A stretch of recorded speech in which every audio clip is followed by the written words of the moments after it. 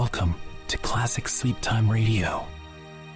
Tonight, I invite you to relax, let the noise of the day fade into the distance, and allow yourself to be carried into deep, restful sleep. All the episodes in tonight's audio are from the beloved old-time radio western, The Six Shooter, starring James Stewart. This show is a quiet, thoughtful take on the classic American frontier, filled with justice, heart, and the slow rhythm of prairie life. It's not about action-packed shootouts. It's about stories with soul, characters with depth, and the kind of pacing that gently lulls the mind. You'll hear tales of honor, redemption, and quiet strength, all wrapped in the warm, familiar voice of James Stewart. To deepen your rest, this audio is layered with Delta Wave Binaural Beats, low-frequency tones that help guide your brain into its natural sleep cycles. For best results, please wear headphones or earbuds while you listen. That way, the binaural beats can work properly by delivering slightly different tones to each ear, helping your mind ease into sleep even more effectively. This session runs for over 10 hours, uninterrupted, ad-free, and designed to play all night long. You don't need to follow along with the story. There's no pressure to stay alert or keep track of the plot. Instead, let the voices and soundscapes become background companions. Let them drift through your mind like wind over a quiet plain, soothing, slow, and steady. So go ahead, settle in, let the stories do the work of gently quieting your thoughts, and may the calm spirit of the frontier guide you into peaceful dreams. Your journey into sleep with the Six Shooter begins now.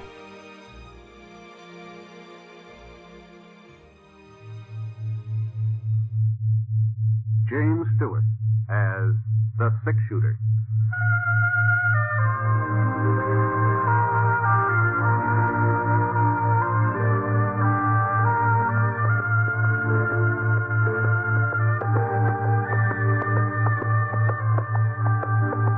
The man in the saddle is angular and long-legged. His skin is sun-dyed brown. The gun in his holster is gray steel and rainbow mother of pearl, his handle unmarked. People call them both the Six Shooter.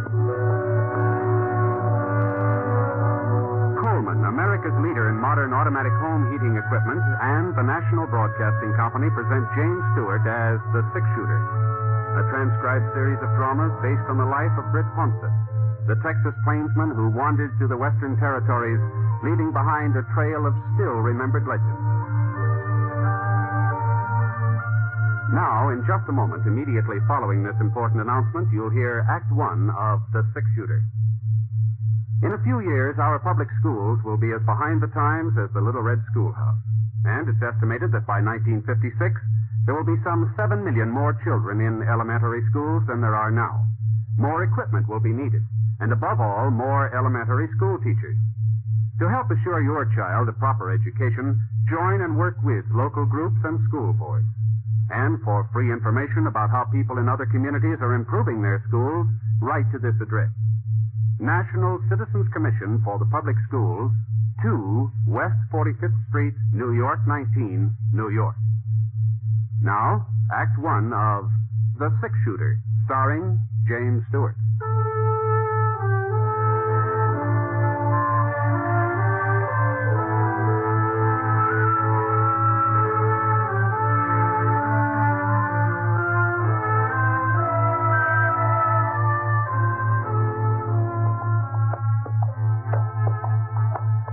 It was hot that afternoon. A low, crawling kind of heat that seemed to be following us as we rode along.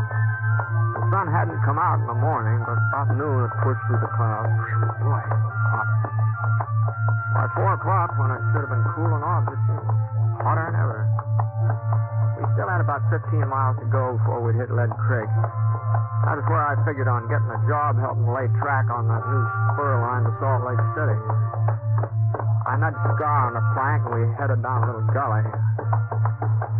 His ears pricked up, and he jerked his head. I wasn't sure whether he'd heard something or just sensed it. You know, with a horse, it's pretty hard to tell where hearing leads off and sensing begins. What's the matter, boy? Hey! And then I heard it, too. I wheeled Scar off the trail. 20 yards before I saw him. He was lying in the shade of a yellow boulder in a clump of mesquite. A young fella, just lying there. He looked comfortable and relaxed like he was taking a siesta. But he couldn't have been enjoying himself too much, not with a big red stain like that across the front of his shirt.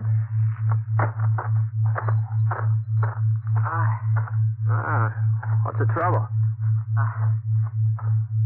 I had a little accident. Yeah, it looks that way. What happened? My horse threw me a couple hours ago. Must have landed on my gun. It went off.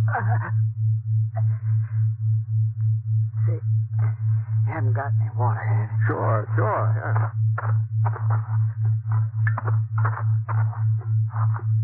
Thanks.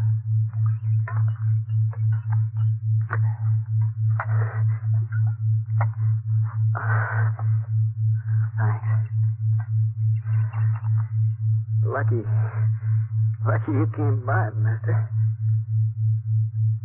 You're a stranger, ain't you? I'm just passing through.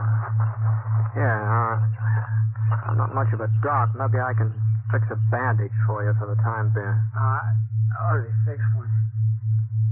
Here's my shirt tail. Don't seem to be doing much good. Oh, yeah, let me see if I can tighten it. Hold on now. You think you can ride? I don't know. You ain't seen my pony yet. Hello, with a half moon on his flank? No, I can't say I have. Not to run off. Oh, now, just don't worry about him. My horse will get us into Lead Creek. Lead Creek? Yeah, it's close to town, isn't it? Yeah, I guess it is. All right, now, let me give you a hand here. It ain't no use, mister. No, you gotta try. Now, just lean your weight on me. I'll never make it at this. Okay. That's it. There's a cabin past a mile or so west. I might be able to ride that far. Oh, that'd be better than staying here. Now, I'm gonna lift your feet up. Now, that'll hurt plenty. Once you're in the saddle, you'll be all right. Here we go. There we are. I'll take it real slow. I'll walk alongside. There you are. Was it west, you said, huh? Yeah. I sure do appreciate this, mister. I sure... He keeled over in the saddle. I managed to keep from sliding out and we started off. About 15 minutes later, I saw the cabin he'd been talking about. It wasn't much more than a shack, only 2-3 rooms, and a couple of acres of fenced-in pasture and a barn. I led Scar up to the front stoop and lifted the young fella off. He was still unconscious, which was all of it good, of course. I carried him up to the front door and gave it a couple of kicks. Kicked again, and he sprung open. Anybody home? Hello?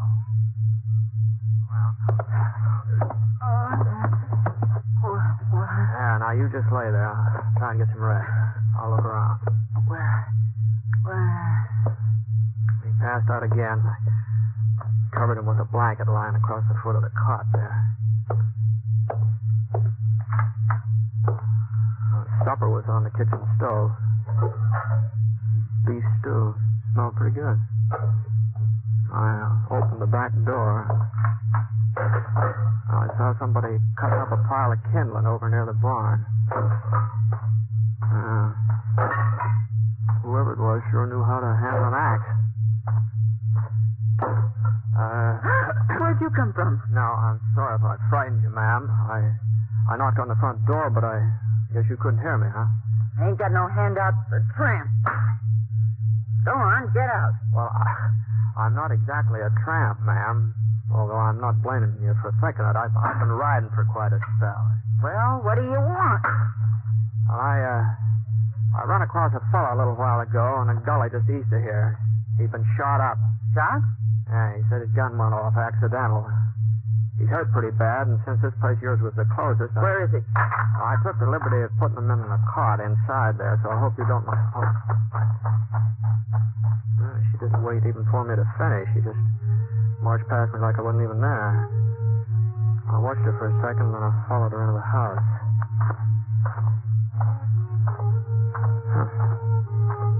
I'd never run into a woman exactly like her before. At first I thought she was a man. You know, the pants, the checkered shirt she was wearing, and the way she chopped up kindling, they fooled me. She walked like a man, too. Stiff, square-shouldered. But her eyes, they were a woman's eyes, all right. Kind of soft and young and frightened. Yeah. The rest of her had been pretty as her eyes. She'd been a real fine-looking girl.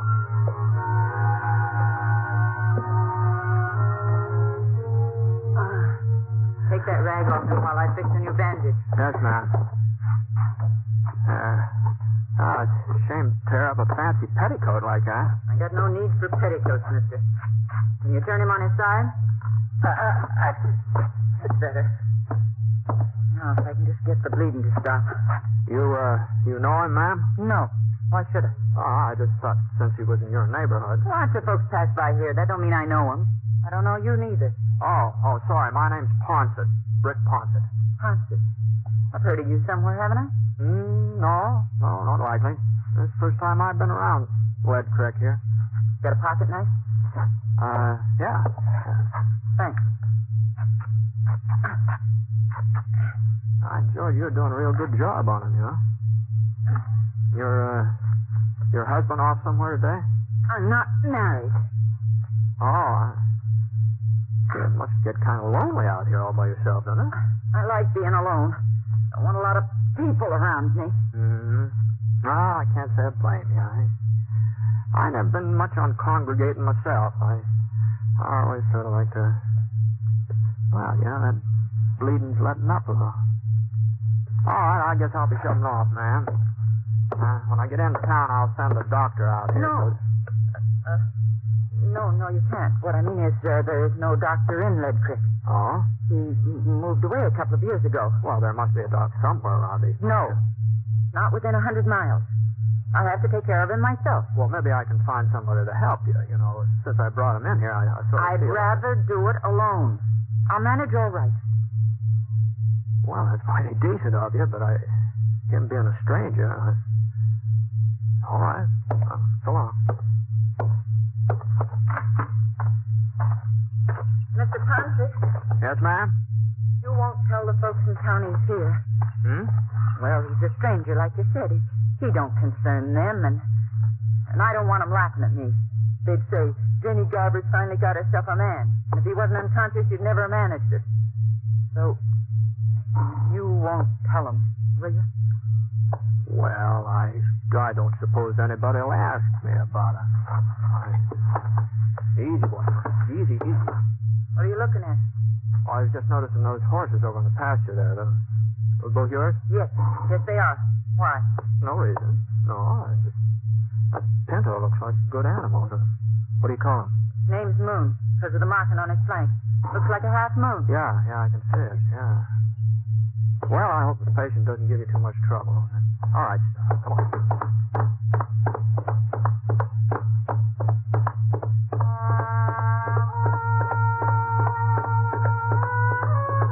The sun went down, but it didn't cool off much. Maybe when the moon came out, there'd be a little breeze. I've been riding for a couple hours since I left the cabin. Still had 5 or 6 miles to go before I hit Lead Creek. We were coming through a narrow canyon when I heard a little rustling sound. First I thought maybe it was that breeze I'd been waiting for. The next thing I knew, I was behind a rock. I wasn't quite sure how I got there. I guess my legs sort of took over without me having to tell them what to do. You ain't got a chance, Ned. We're all out here. Come out from behind those rocks and keep your hands up. Well, I'd be glad to oblige, but I ain't Ned. Whoever he is. Hold it in there, Sheriff. Oh. Well, looks like they made a little mistake, boys. You all right, mister? No serious damage, I guess. Well, sorry to bother you, but what are you doing out here anyway? Well, I was heading for town. I heard there might be some work on the new railroad. Thought I might sign up for a spell. Oh, well, I guess they can always use another man. My name's York. Sheriff Jim York. I'm pleased to meet you, Sheriff. I'm Britt Ponset. Ponset? fellow they call six-shooter? I didn't know you were in these parts. Boys, meet Britt Ponset. Britt, this is Sam Norval, Tom Jackson, Harry Potter. Howdy. Britt's the man who brought in the Phoenix Kid. Kid had the drop on him, too, but he never got a chance to pull a trigger. At least, that's the way folks tell it. Yeah, well, between the doing and the telling, there's have to be some exaggeration. Well, anyway, I'm sure glad we run into you tonight. That 6-gun of yours may come in handy. Oh? Yeah, we're looking for Ned Landy. That's who we thought you was at first. I figured something like that. Now, what's this Landy been up to? Trouble for the last 3 months. Hold up a couple of shooting sprees. Broke into Harry's bank last night and killed Harry's brother. I see. I've taken a posse after him before, but we always seem to lose him in these hills. We'll get him tonight, though. Picked up his trail this morning. Even spotted him for a minute or two on the far side of Devil's Canyon over in the trees. I got off a shot. Thought I'd hit him for sure. But I guess my aim was off. Anyway, he gave us the slip again. Oh, what's he look like? Oh, he's young, about 23, I'd say. Short, wiry, black hair, rides a Pinto. Pinto, huh? Mm-hmm. You ain't seen him. Yeah, I guess I have. Yeah? Well, where was he? I left him at a cabin about 9 miles back. And, your aim was all right this morning, Sheriff. He's carrying a bullet in his stomach. Of course, he said he'd shot himself by accident. The only cabin out this way is Jenny Garber's. That's the woman. That's the woman that lived there. Well, come on, boys, let's go. Ain't you coming too, Britt? Oh, no, you won't need any help, Sheriff. Landy's not likely to last long enough for you to get him into town, I don't think. Well, we'll get him in all right. Doc will see to that. The doc? What? But I understood there Sure. wasn't any... Sam here's the doctor. See, that's what he's been claiming for the past 20 years. Yes, huh? Just wait a minute, Sheriff. Just hold on. I've changed my mind. I think maybe I will ride up there with you.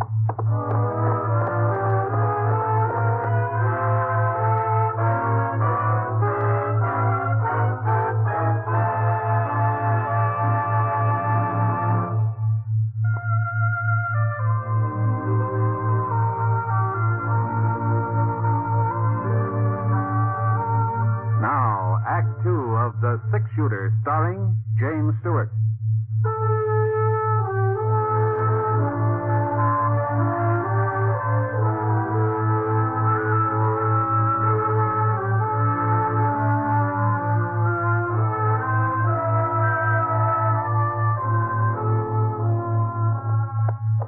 About an hour and a half after I met up with the sheriff, we came to a little stream trickling down the hill just off the trail. I'd missed it when I passed by before.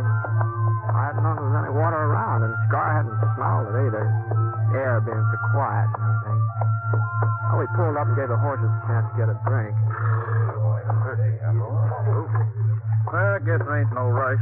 And that's as bad off as you say. Yeah. Was something funny, Sheriff? Well, I was just thinking about Jenny Garber. Oh? Yep, she's finally got herself a man. He's going to be real temporary, though. I can tell you that. Yeah, and if he didn't have a bullet in him, I'll bet he'd take off the first time he got a look at her. Well, it takes more than a bullet to keep me there. Me too, Sheriff. What is there something wrong with Jenny? Well, you've seen her, ain't you? Yeah. Well, I guess she's no beauty.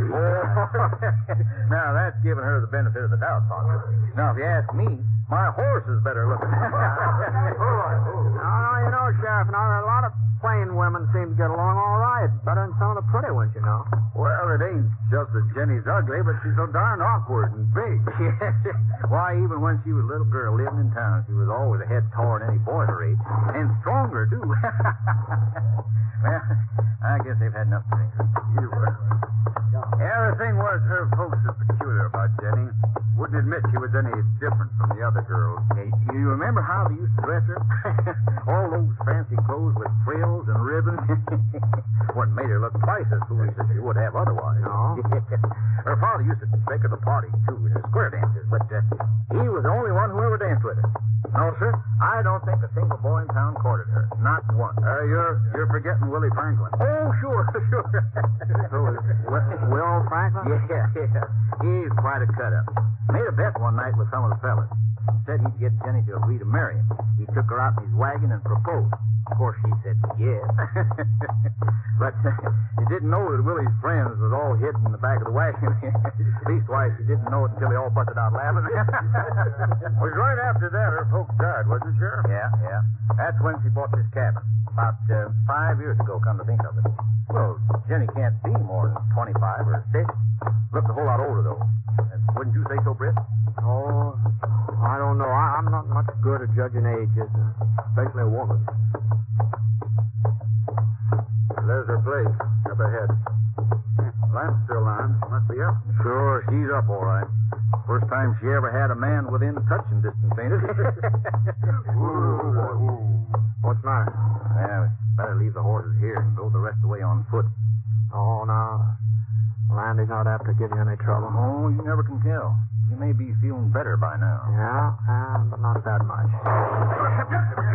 Hey, he's seen us. Didn't waste no time about it, neither. Guess he wasn't as sick as you thought, Britt. Or else he made a mighty fast recovery. We'll never hit him from down here. What do you suppose happened to Jenny? I don't know. Forgotten about her. He's probably got her half scared to death. Well, we'll have to rush him. Ain't gonna be easy, Sheriff. With this moon, he's sure to spot us. Well, that's all we can do. Sam, you and Harry see if you can make it up to the fence over there. Right. You okay? Okay. Now, I'll fire twice. That'll be the signal to close in. Now, hold on a minute, Sheriff. Just hold up here a minute. Now, if we go plowing up in front of that cabin, somebody's going to get hurt. Well, what's the matter, Ponset? You've been shot at before. Well, that doesn't mean exactly I like the idea. And besides, there's another way of getting in that door around back. And there are a couple of trees back there, too. Oh, no, he'll be watching the back door. That's no fool. I know, but it's worth a try, eh? All right, I'll go with you. Now, wait a minute. Now, you just let me go alone. One man ain't as apt to be seen. Now, you just keep firing. And if I ain't back in 5 minutes, well, we'll take him your way, huh? 5 minutes. We won't wait no longer.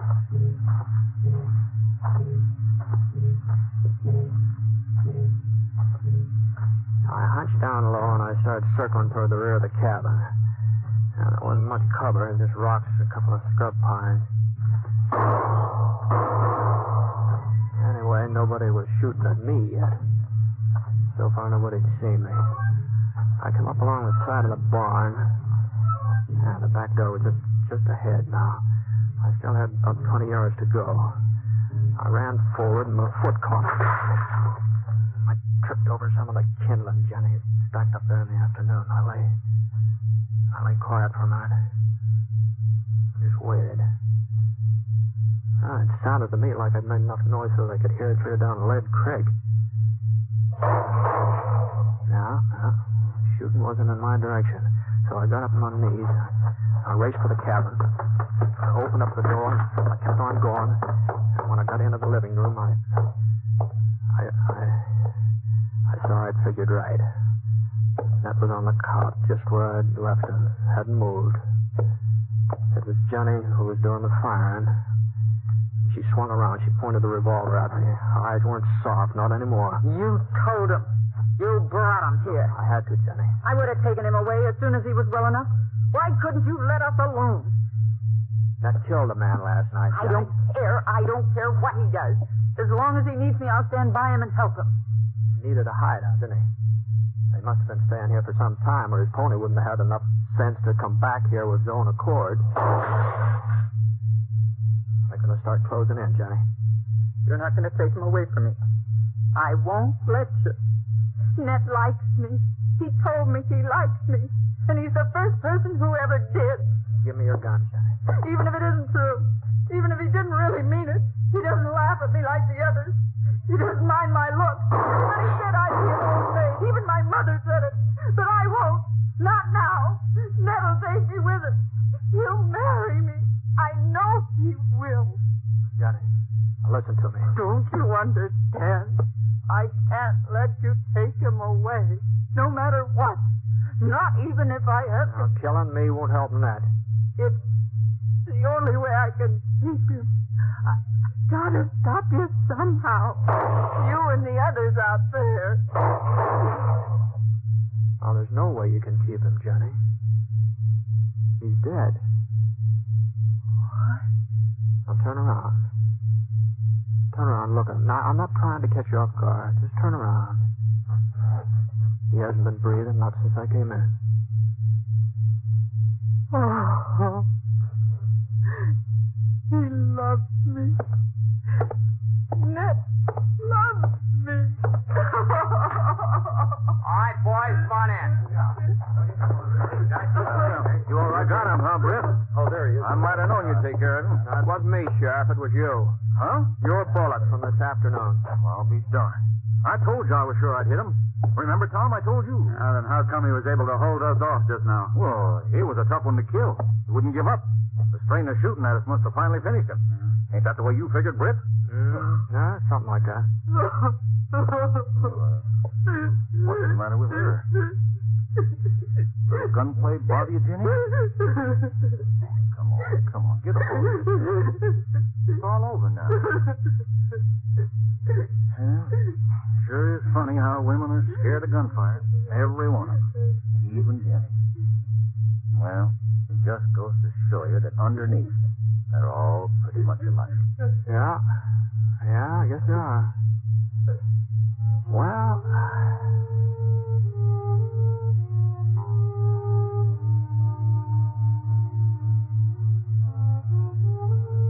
Ned was buried the next day, and there was one bunch of flowers at the funeral, wild daisies. Folks just couldn't figure out who sent them. And, they tell me that it was right about then that Jenny Garver started acting different. Oh, I don't mean she got pretty or anything like that, but she did seem more confident. She just seemed a little more sure of herself. People said if they didn't know better, they'd swear that a man had something to do with the way she changed, but of course they all knew better.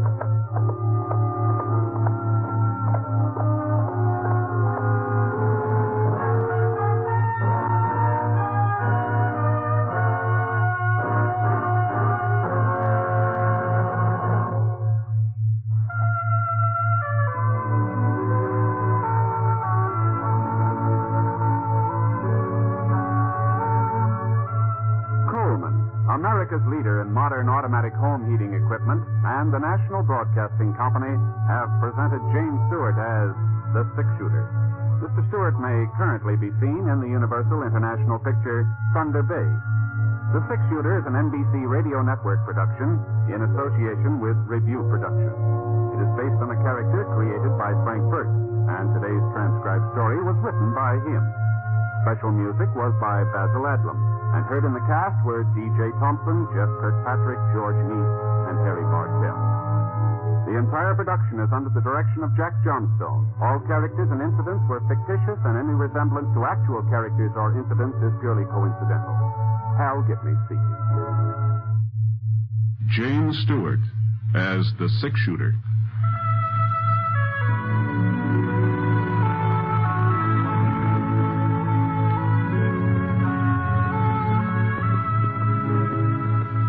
The man in the saddle is angular and long-legged. His skin is sun-dyed brown. The gun in his holster is gray steel and rainbow mother-of-pearl, its handle unmarked. People call them both the six-shooter.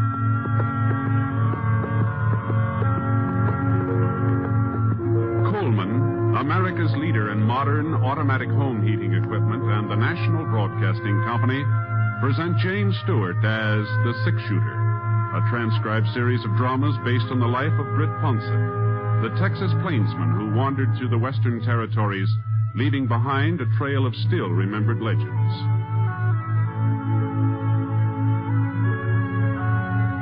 Now, in just a moment, immediately following this important announcement, you will hear Act One of The Six-Shooter.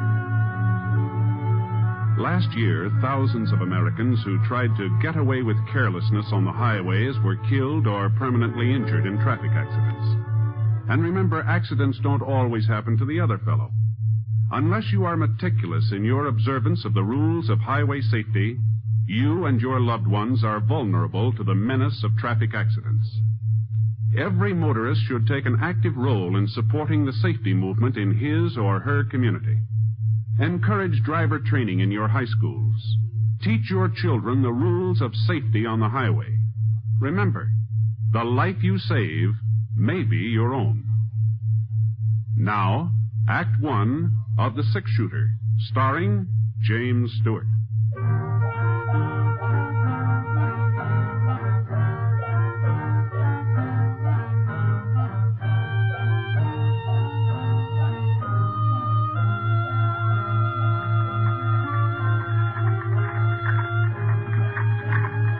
Grandstand seat, a rocking chair on the front porch of the Temple City Hotel. Not that there was much to watch. A couple of women looking at the bonnets in the windows of Bradley's Mercantile, and some kids playing mummy peg over in the alley next to the bank, and the checker game in the shadow of a big elm across the street. But it was a couple of days before I was due to pick up some cattle in Atterbury for Mrs. Pritchard, and, well, Temple City seemed as good a place as any to stop over. I was considering taking a little nap when I saw Will.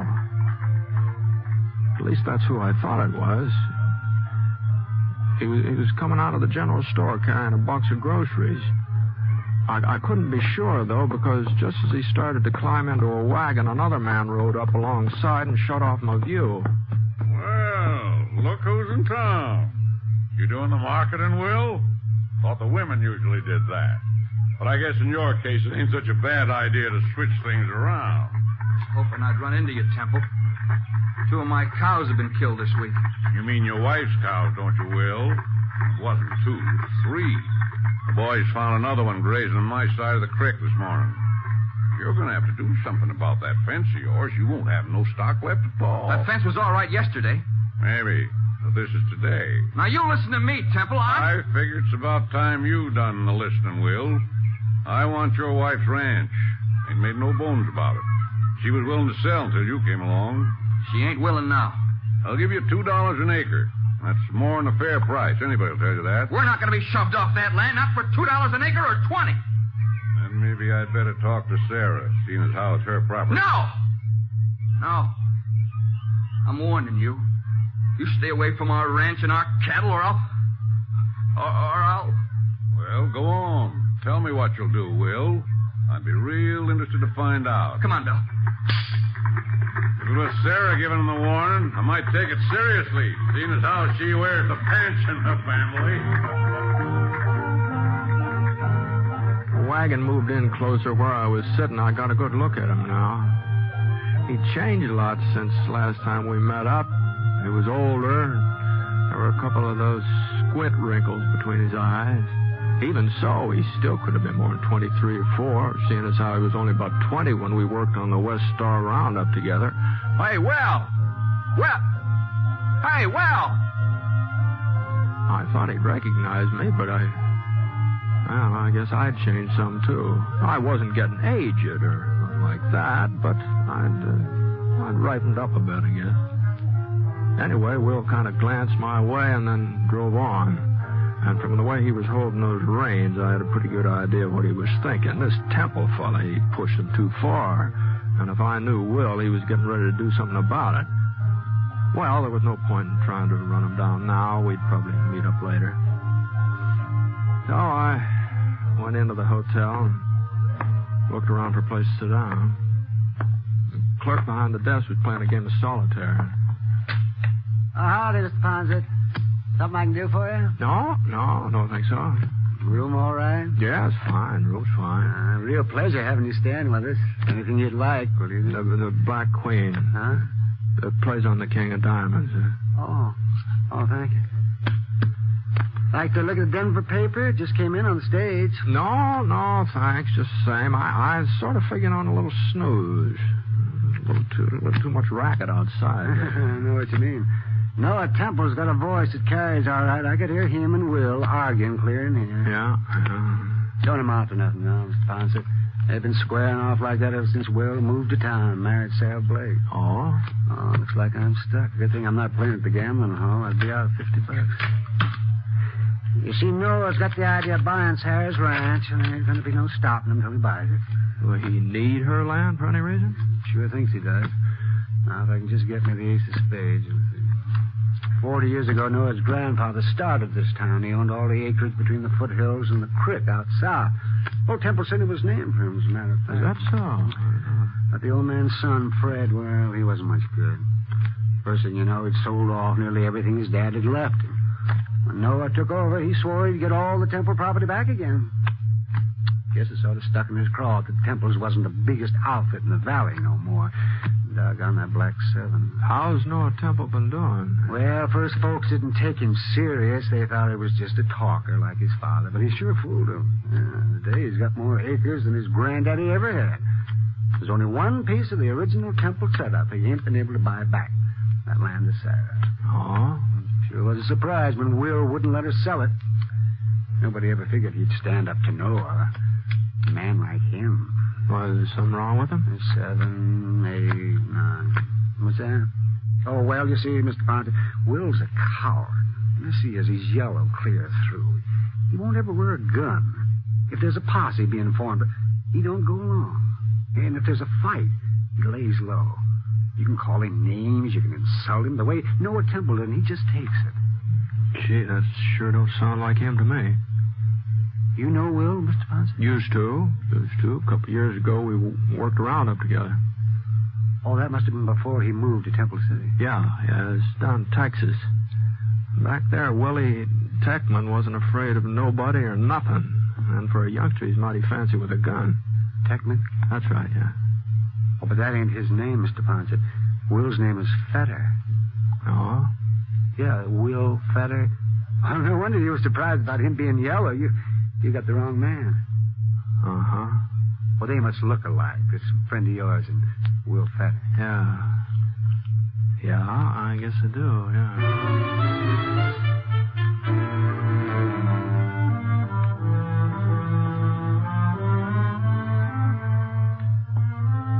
I went upstairs to my room, started to pull my boots off, you know. It's funny, I hadn't been doing anything but sit all day, and my feet hurt worse than I'd been walking 20 miles. Oh.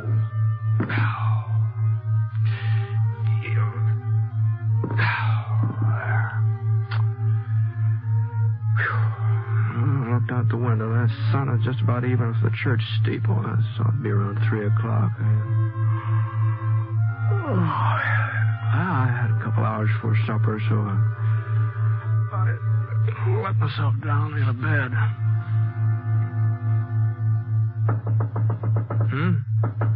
Yeah. Well, come on in.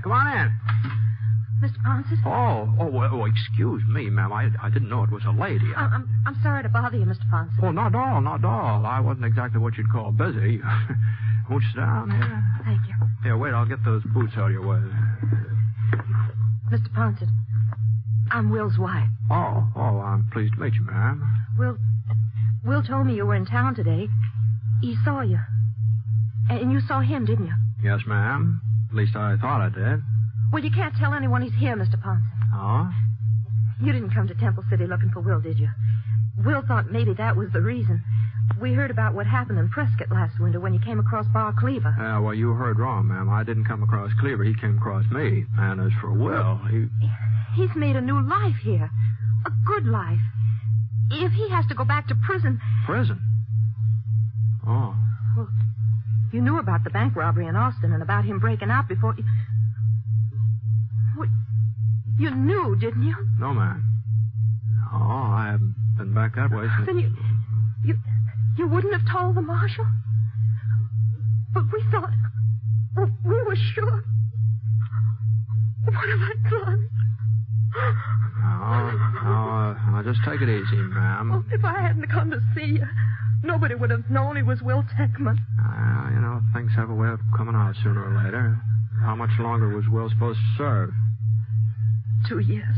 Uh-huh. Well, that's not so long when you're young. We're going to have a baby, Mr. Ponset. But I almost wouldn't want to have him if he was going to grow up knowing his father'd been in prison. Why should Will have to go back? Why? Well, I guess maybe you'd better ask the judge who sentenced him, ma'am. What I mean is they say it's so a man will live a decent, respectable life when he comes out. And Will's already living a decent, respectable life. He works hard. He never makes trouble for anybody. He doesn't even wear a gun, and he promised me he never will. Was that your idea, not wearing a gun? Before we were married, he told me about the trouble in Austin and how he broke out of prison. I suppose I should have made him go back. But I was so much in love I couldn't. So I asked him to give me his word he'd never use a gun again. Never even carry one. Well, it must have been kind of hard on a fellow like Will to keep holding himself back that way. It hasn't been easy. I've heard what men like Noah Temple call him. But Will takes it. He's kept his word. This fellow Temple, the way he and Will were going at it today, it sounded like they were heading for trouble. Won't be anything serious. Will just doesn't want us to be pushed off of the ranch. You can't hold that against him. No, there's not. Then you won't tell the marshal over in Atterbury? Or anybody? Well, I don't imagine Marshal Sanders would like me mixing into his business. This is his district. I guess he can take care of it. Anyway, he has so far. But now, look here, Thank you, Mr. Ponset. Thank you. Now, and thanks for Will, too. Wait, wait. Well,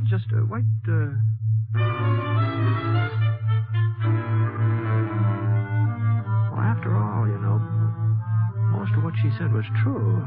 Sending Will back to prison might do more harm than good, and it wasn't up to me to sit judgment on him. I was going to be leaving town a day or so anyway, and if anything happened after that, wouldn't be my concern. So, of course, a man does have certain duties even if he's not wearing a badge. A man who spots a wanted criminal, he's supposed to report it. And I always had before.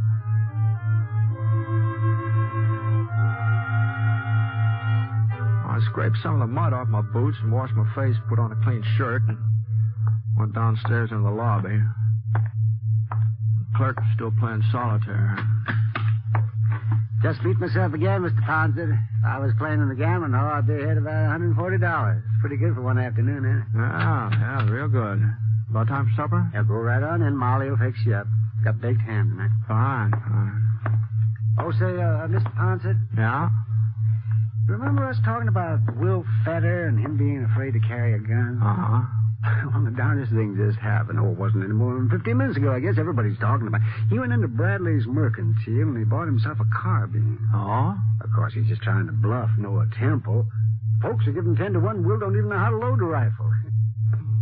Where you going, Miss Ponset? Dining room's over there. I guess maybe I'm not hungry yet. Say, whereabouts is Will's ranch? I think maybe I'll take a little ride. Maybe work up an appetite.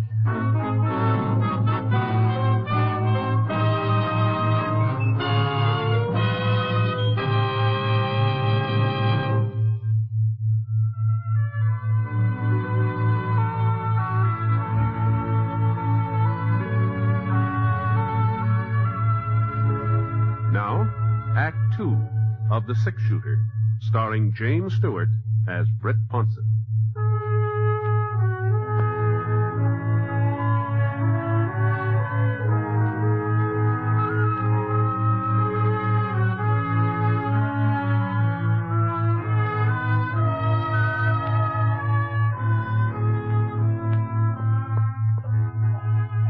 Fetter Ranch was about 2 miles south of town, and from the outside looked neat and comfortable, well kept up.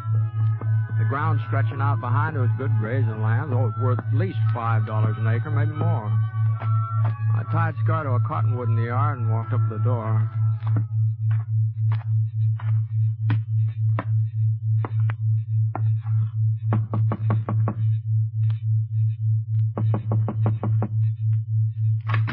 It's about time you got home, Will. Supper's... Oh, Mr. Ponset. Evening, ma'am. Come on in. Will's not here? No, he was gone when I came back. He must be out tending the stock. Uh-huh. What's wrong, Mr. Ponset? You haven't changed your mind, have you?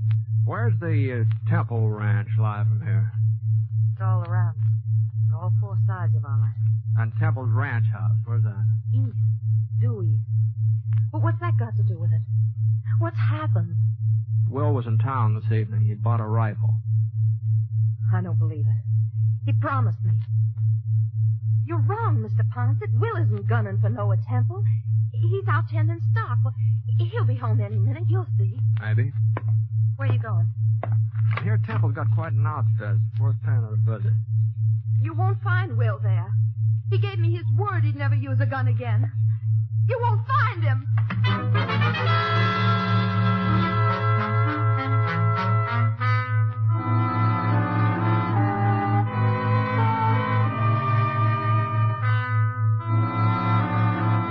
I headed due east for about a quarter of a mile, and when I came to the edge of Will's property, I saw a sorrel tethered to a fence post.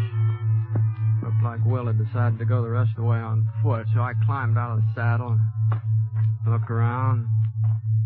There was a big break in the fence, but the cattle hadn't made it. That barbed wire had been cut. And there were 4 heifers and a couple of steers lying just over the Temple boundary. Well, there just wasn't much question about it. They'd been shot. So I crawled through the opening and went right past a big sign that said, Temple Ranch, trespassers will be shot. I found some footprints. I figured they were Will's.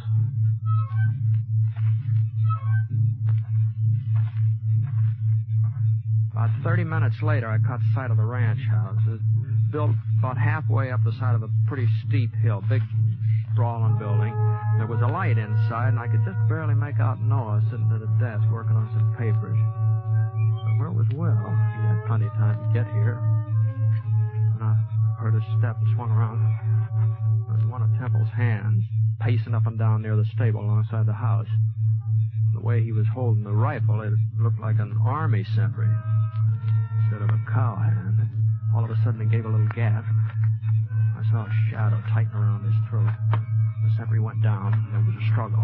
Not very noisy, though. Not noisy enough for Temple to hear it. And then everything was quiet. The shadow stood up. It was Will Tackman. He was inching his way toward the house, toward the window where Temple was sitting. I came up behind him. I pulled out my gun. He was starting to aim his rifle. Will. Drop it, Will. Yeah. I might have known you'd turn up. Give me your rifle, Will. Could get off a shot. At me, but not at Temple. Temple gets our ranch and I go to prison, is that it? We'll talk all about that as soon as we get back to your place. Now, come on.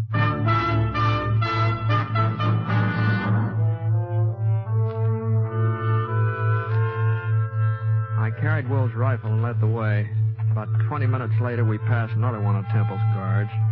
He was dozing and didn't notice it. Still had a couple of miles to go before we'd reached the fence where we'd left the horses. Will was sort of panting for breath. All right, let's rest a minute. Okay. Thought you promised your wife you'd never take up a gun again, Will. Mr. Ponset, see them dead heifers over by the fence? Yeah? Had a bout wipes I heard of. I found them. I had to do something. As long as you knew who I was anyway, as long as I was going back to prison, I had to fix it so Sarah wouldn't have the ranch taken away from her. You wouldn't think a piece of land would be worth everybody getting so excited about. I've been shoved around, Britt. Ever since I was a kid, I've been shoved around. Even when I held up the Austin Bank, I wasn't the one who... The one who what? Nothing. Since I married Sarah, well, I've had to take a lot that other men wouldn't put up with because of her and because of her knowing what I was. This thing with Temple got under my skin. I made up my mind to stand up to him. A man's got to take a stand sometime, somewhere. Oh, I'm sorry, Will, but... Hey, what's that? Get down, Will. Yep. We've got you dead to rights, fella. Trespassing. I ain't alone, Temple. Britt Ponset's with me. Ponset? That's right, Temple. I might have known fella wouldn't come along. Well, I guess 4 of us can take care of 2 of you. He won't be much use to you, Ponset. Ponset. Not enough fight. Okay, boys, move in. I could see one of his boys firing from behind a tree behind him. So I aimed at his arm. And the bullet hit him on the shoulder, and he lurched forward. That meant only 3 of them now, but they were closing.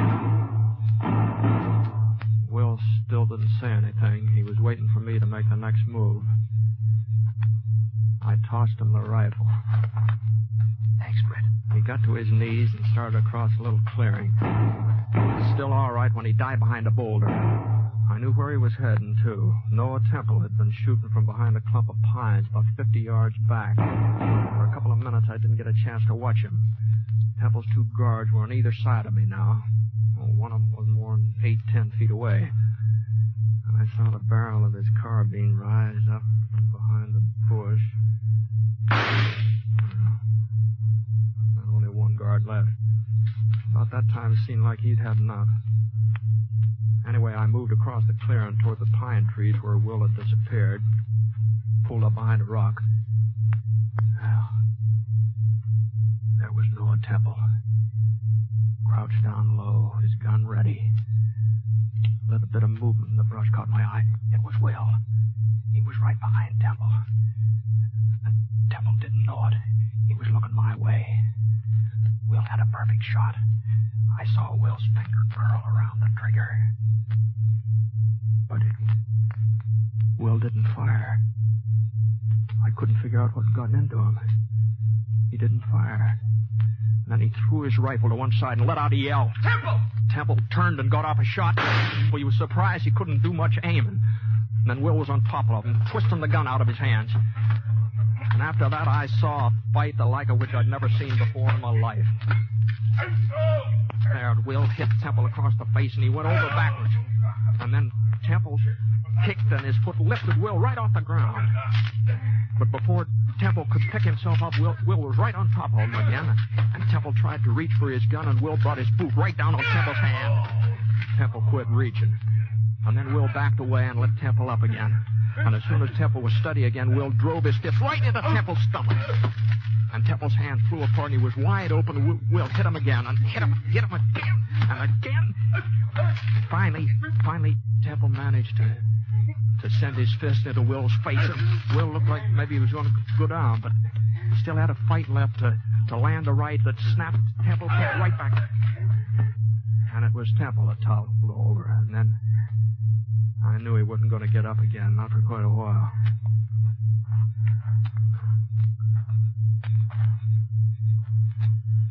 Feel better, Will?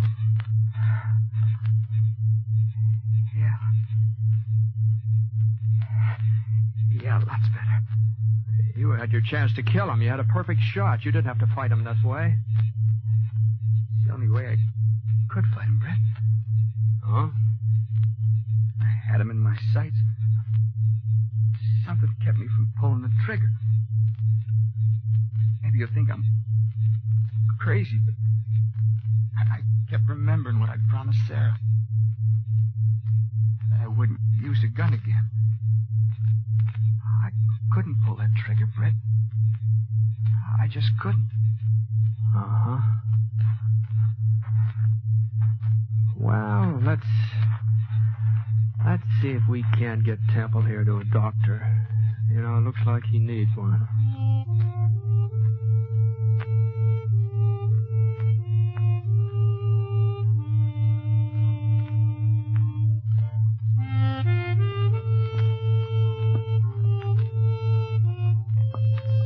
We left Noah with the doc, Temple City, and I started off for Atterbury. I've made up my mind to tell the marshal about Will, all about him. Sarah and Will, they agreed. They think I should, too. But then again, the way I see it right now, the state of Texas is looking for a gun-toting bank robber named Will Techman, and I just don't think Marshal Sanders would be very much interested in a law-abiding rancher who's called Will Feather.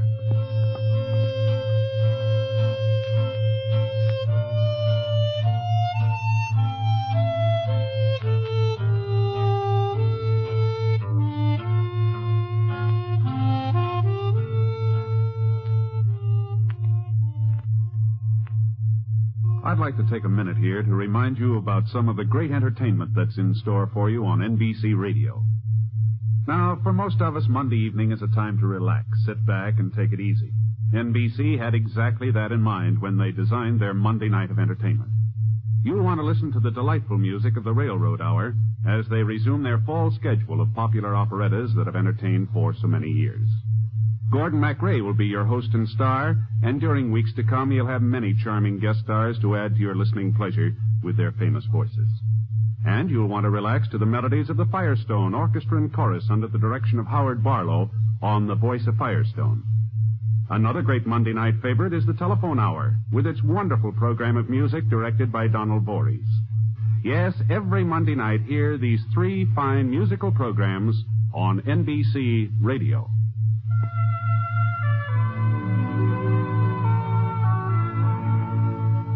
Coleman, America's leader in modern automatic home heating equipment, and the National Broadcasting Company have presented James Stewart as the Six-Shooter. Mr. Stewart may currently be seen in the Universal International picture Thunder Bay. Others in the cast were Michael Ann Barrett, Herb Ellis, Howard McNear, and Will Wright. The Six-Shooter is an NBC Radio Network production in association with Review Productions, and it is based on a character created by Frank Burt, and today's transcribed story was written by him. Special music was by Basil Aslam, and the entire production is under the direction of Jack Johnstone. All characters and incidents were fictitious, and any resemblance to actual characters or incidents is purely coincidental. Hal Gibney speaking.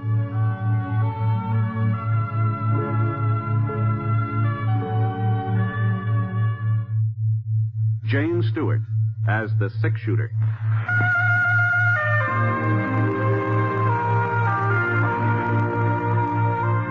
The man in the saddle is angular and long-legged. His skin is sun-dyed brown. The gun in his holster is gray steel and rainbow mother of pearl, its handle unmarked. People call them both the Six-Shooter.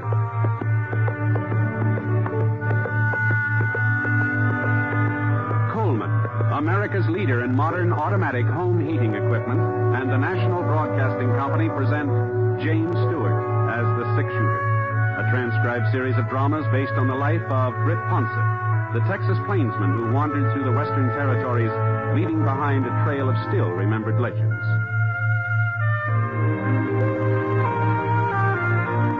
Now, in just a moment, immediately following this important announcement, you'll hear Act One of The Six-Shooter. Have you heard about the Joneses? They're going to Europe for 6 weeks. They'll start in England, then visit Holland, Belgium, France, and Italy. It'll be a wonderful trip, a lifelong dream come true. And someday, it can be your turn to do just as they did. Put your money where it will earn $4 for every $3 you invest in United States savings bonds. Start planning today. United States savings bonds can take you to Europe, too. Now, Act One of The Six-Shooter, starring James Stewart.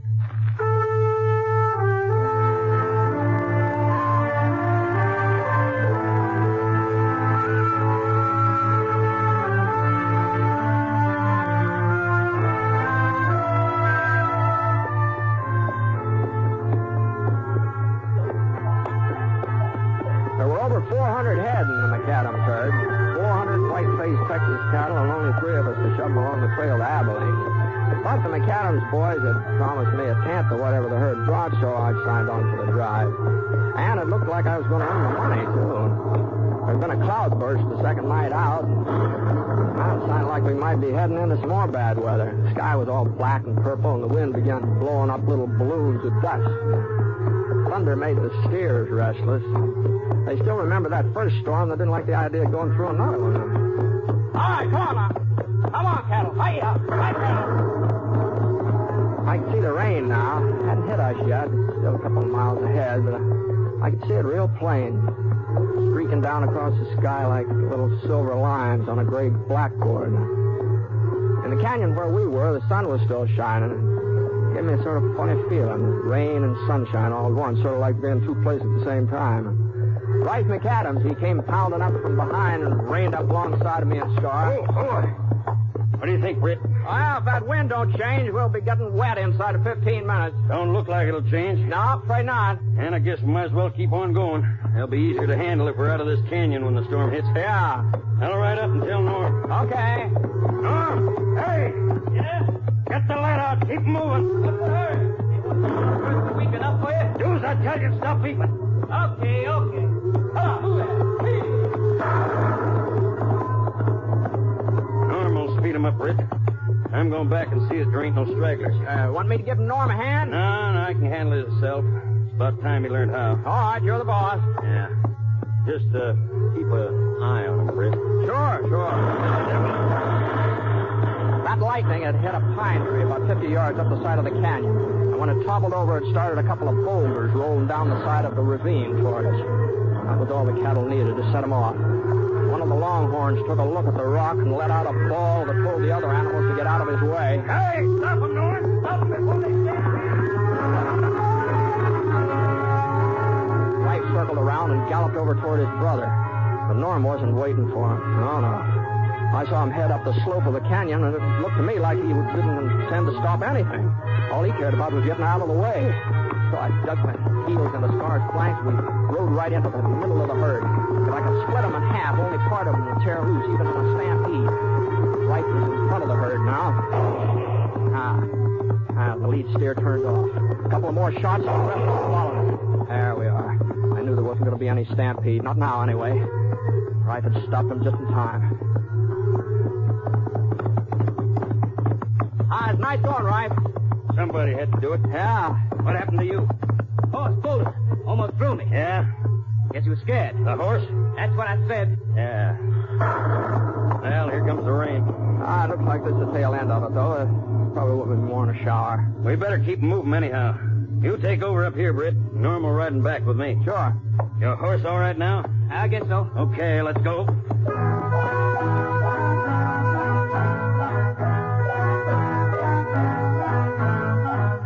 About half an hour later, the rain let up.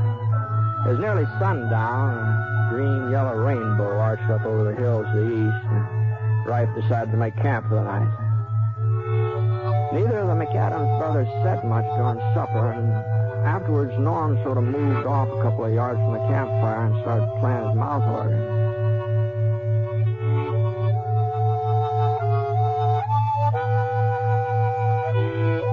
What you staring at, Rife? Huh? You heard me.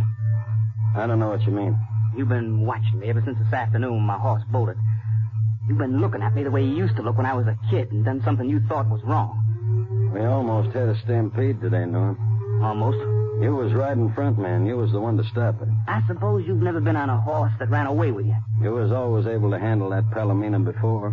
Why do you have to keep nagging? I'm no cattleman. I didn't want to come on this drive in the first place. It's our herd. It's your herd. It was up to me, would have sold the ranch years ago. Yeah, maybe you're right. Maybe we ought to sell out. We'll talk about it when we get back home. Hold up a minute. Thought it was my turn to look after the cattle tonight. It's been a pretty hard day. You're probably tired. I'll wait till... I'm no more tired than you are. Okay, Norm. I'll be over on that hill over yonder. Well, you're not serious, right, about selling out, are you? There's something in what Norm says. He's no cattleman. Well, maybe not, but you are. I can always get work somewhere. Carrie'd probably be happier in town anyway. Carrie? My wife. Oh, well, I didn't know you were married, right? Yep, last winter. She's staying with her folks in Bradley while we take the cattle north. Is that so? Carrie's a fine girl, Britt, younger than I am, about Norm's age. Young and pretty. You'll like her, everybody does. Yeah, even Norm. First time in our life him and me have ever agreed on anything or anybody. Well, she told me not to take him with us on this drive, said he'd never make it. I should have listened to her. Now, he's pretty young, Rife. This is his first cattle drive. For all we know, his horse maybe did run away with him, you know. Norm did the running, not his horse. He's no good, Britt. I guess it's my fault. I guess I brung him up wrong, but he's no good. No, you're not his father. You're not to blame for how he turned out. I'm the only father he ever had. Our old man died when Norm was just a baby, and Ma just lasted a couple of years after that. Oh, I'm sorry. I was 13, practically full-grown when she passed on, but Norm was only 4. She made me promise I'd look after him, see that he got his schooling and a chance to mount to something. Yeah. Fire's almost out. Oh, here, I'll fix it. I sent him to school, bought him books, but he wouldn't stick it out. It was too much like work. That's his real trouble, Britt. He's lazy, he's selfish. Expects everything to be handed to him all tied up in a fancy ribbon. Like this afternoon, he wasn't afraid of the cattle. He just couldn't be bothered stopping them. He didn't care that much. Oh, maybe he's had it too easy, right? Maybe if the chips are down, he'd surprise you. Maybe. Well, I'm not making the same mistake again.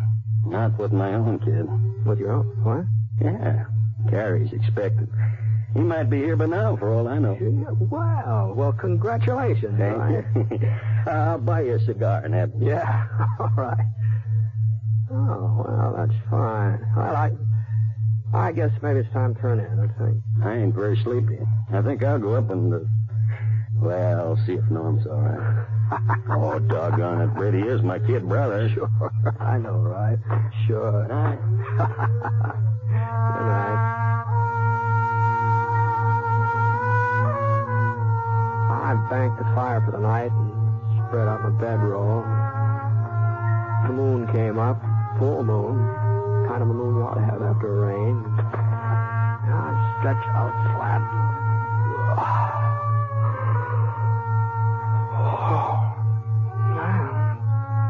Except for a couple of rocks right in the small of my back. Well, I felt about as comfortable as a man has a right to feel.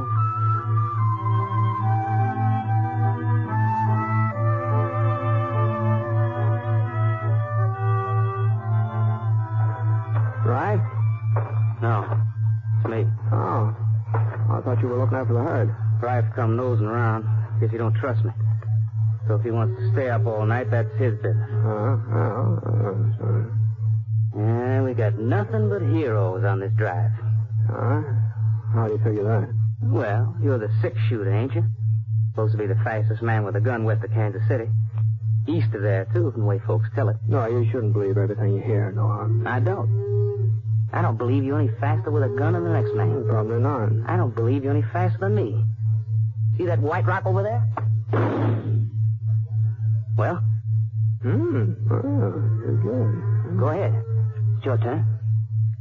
Well, I'm afraid I'm sort of out of practice at shooting at rocks. I used to do it, but I haven't tried it recently. What do you mean by that? I'm still a kid? I didn't mean anything. You're a good shot. Now, good night. Maybe you think it was an accident I hit it. I hit it. I can do it again. There. See that? Good night. Oh.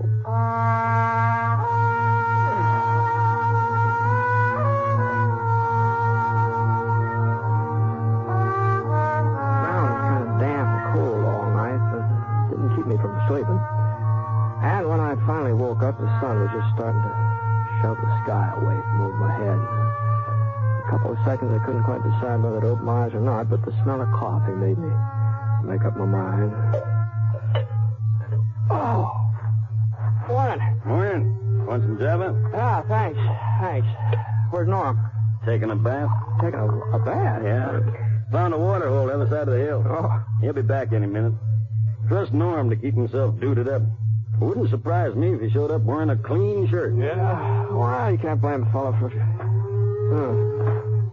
Yeah, what's this? That looks like a letter. Oh, here, it's yours. Mine? Well, it says Love, Carrie. Isn't that your wife's name? Carrie? Yeah. Yeah, well, here.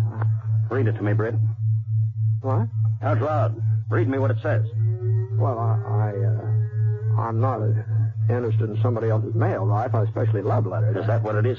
Well, you ought to know. It's yours, isn't it? No, Britt, it ain't. Carrie ain't never written me. She knows I can't read. It's Norm that had the schooling. Remember, Britt, I told you last night. Yeah, I remember. Read me what it says. Go on, Britt, read it.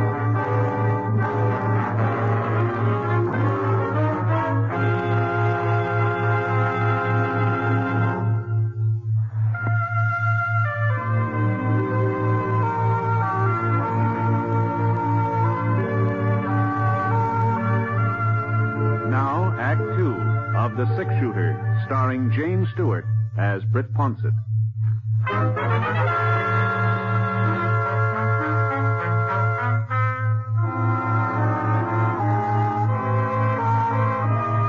The sun was warming the back of my neck as I stood there facing Rife, holding that piece of lavender paper in my hand.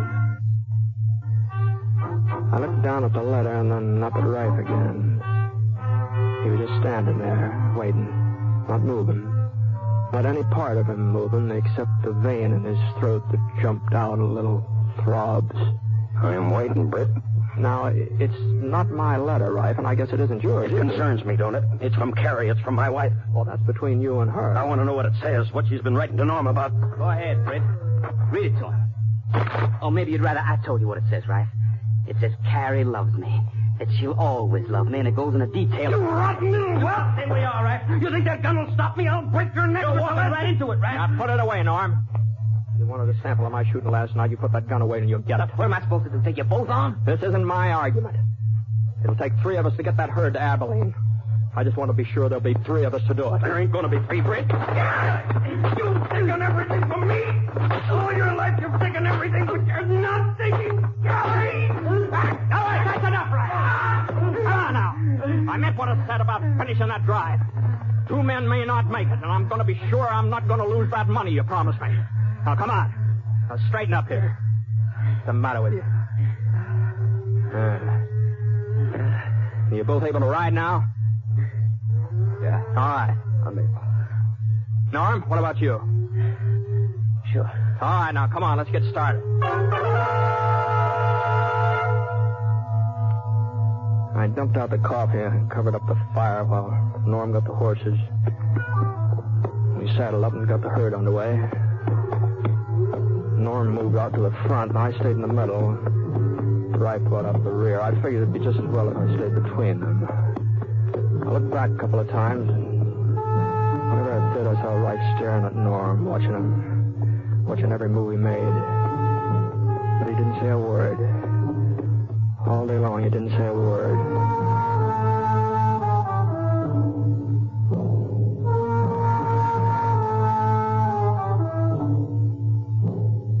And then at supper time, Rife, he sat off one side just pecking at his food. I noticed there's nothing wrong with Norm's appetite, though. Any more beans? Yeah, it looks like you finished them up, Norm. Oh? You're kind of hungry tonight, huh? Why not? Just a kid still doing my growing. At least that's what some people think. Uh-huh. Well, as long as you're so full of energy, maybe you wouldn't mind looking after the cattle, huh? Huh? Well, you missed your turn last night, didn't you? Say, you taking over this outfit, Ponset? No. Just a suggestion. I guess somebody's got to run things. Don't look like my brother's holding a very tight rein. See you in the morning. Yeah. Come on, Rife. How about some shut-eye? Okay. Good night. Night. I waited till Rife dropped off, and I closed my eyes. I didn't sleep very long, though. But an hour later, something woke me up. At first, I thought it was a coyote. And then I saw Rife edging off through the brush. You going somewhere, Rife? Huh? Coyote woke you up, too, huh? Yeah. That gun ain't gonna do much good if you're figuring on killing it, Rife. What do you mean? It's empty, Rife. You ain't got no right to interfere. Oh? I'm just thinking about that 10% of the herd. I'm gonna kill him, Britt. You can't stop me. Nobody can. He's your brother. No, he ain't. Not anymore. Would a brother do what he did to me? I ain't never had anything I could really call my own. If he wanted something, he took it. I never stopped him. But Carrie's my wife. She belongs to me, and this time I'm going to stop him. You'd better wait and talk it over with her. I waited too long already. Why do you think she didn't want Norm to go with us on this drive? It wasn't because she was afraid he'd never make it. She wanted him there, with her. And at a time like this, she's... Easy now, Rife. Probably want to take over the baby, too, when it comes along. No, come on now. You've got to get some sleep now. You'll feel better in the morning. Come on now. No, I won't feel better in the morning, Britt. I won't feel no better until I'm even with him.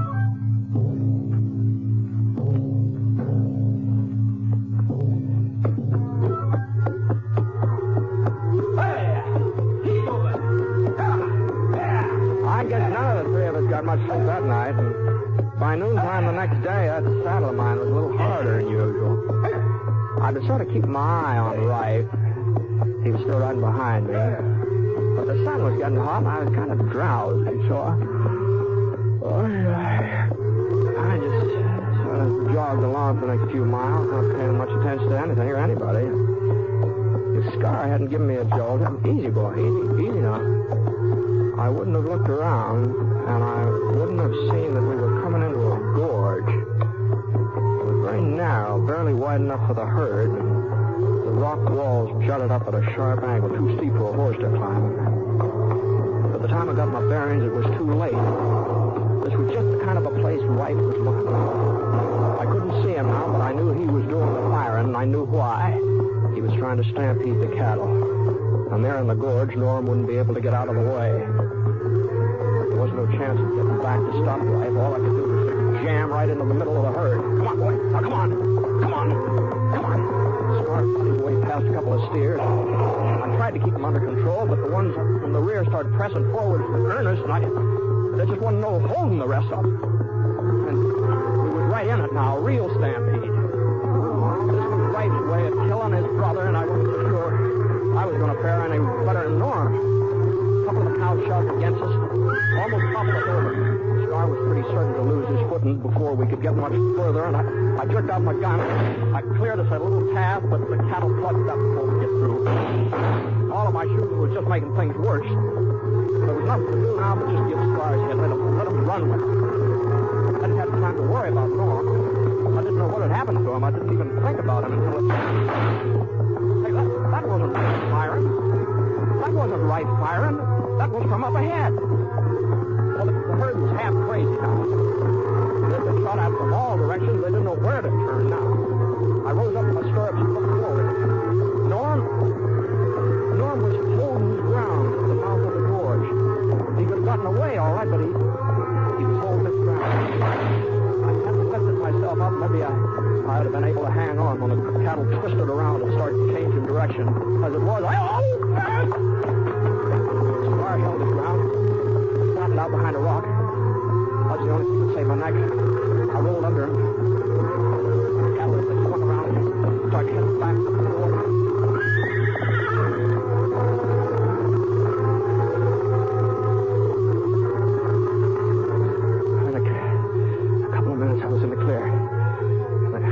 Passed me by. I pulled myself up to my feet, and I looked around. The herd was still out of control. They're charging out the other end of the gorge. And then I got a flash of Wright. Norm must have heard it too. Right! Norm came pounding past me, firing at all the way like a crazy man, trying to get through to his brother.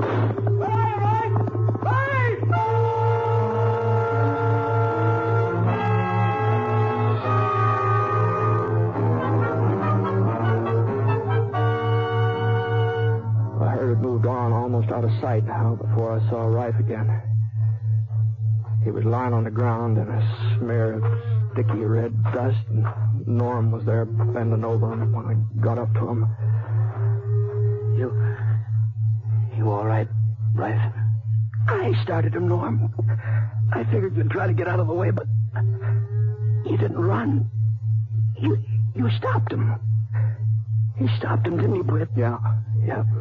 I didn't mean for him to turn on you, Rife. I swear I didn't. I know that. I know it. I saw you trying to get through to me. Why did you want to help me, Norm? I started them so they'd kill you. Why did you want to help me? You're my brother. You're all I got, all I've ever had. You hear that, Britt? You don't hate me. Rife, listen. About Carrie. About that letter. It's all right, Norm. I don't blame you. I don't blame Carrie. But she loves you, Rife. That letter was written a long time ago, before you and her were married, before she even knew you. A long time ago? Yeah, I've carried it with me ever since. I was in love with her, but she wasn't in love with me, not ever. And when you come along, she realized that she's never had anything to do with me since. I only kept the letter so I could show it to you when you got to riding me the way you did yesterday. You're telling the truth. You know I am, don't you? Yeah, I guess I do. Sure. I guess I've known it all along. When Carrie told me about us having a baby, I was so happy and proud it almost spilled over.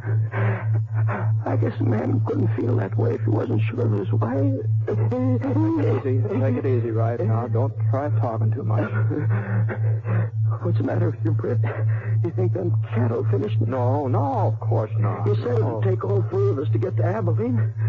That's the way it's going to be. All three of us. Sure. You and Norm and me. It'll be a while before I can get on my legs, but you just give me a couple of hours rest while you're rounding up the herd. A couple of hours and I'll be around to...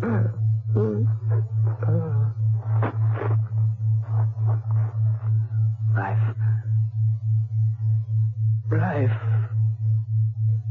He's dead, Norm. But it can't be. He was feeling better. You heard him. Well, a man don't always know when he's dying, Norm. Sometimes a man's lucky. Britt, Yeah. It's only kids that cry, ain't it? I guess this makes me a kid. No, I wouldn't say that, Norm. I'd say you've done a lot of growing up today.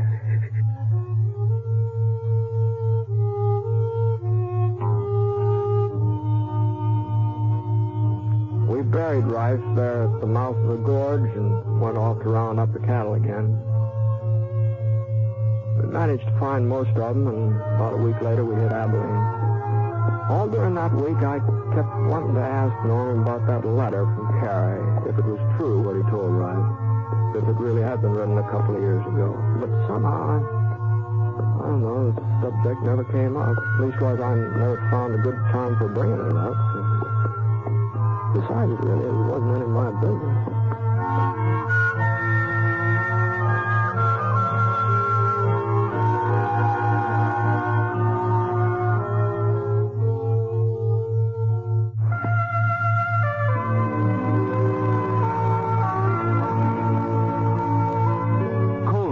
America's leader in modern automatic home heating equipment, and the National Broadcasting Company have presented James Stewart as the six-shooter. Mr. Stewart may currently be seen in the Universal International picture Thunder Bay. Others in the cast were Lou Merrill and James McCallion. The Six-Shooter is an NBC Radio Network production in association with Review Productions and is based on a character created by Frank Burt, and today's transcribed story was written by him.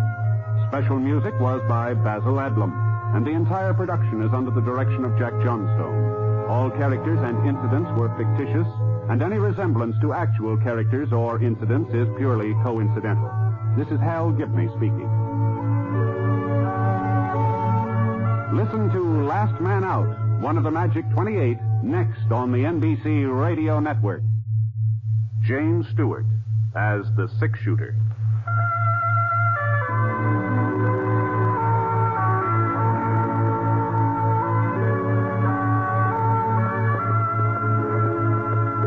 The man in the saddle is angular and long-legged.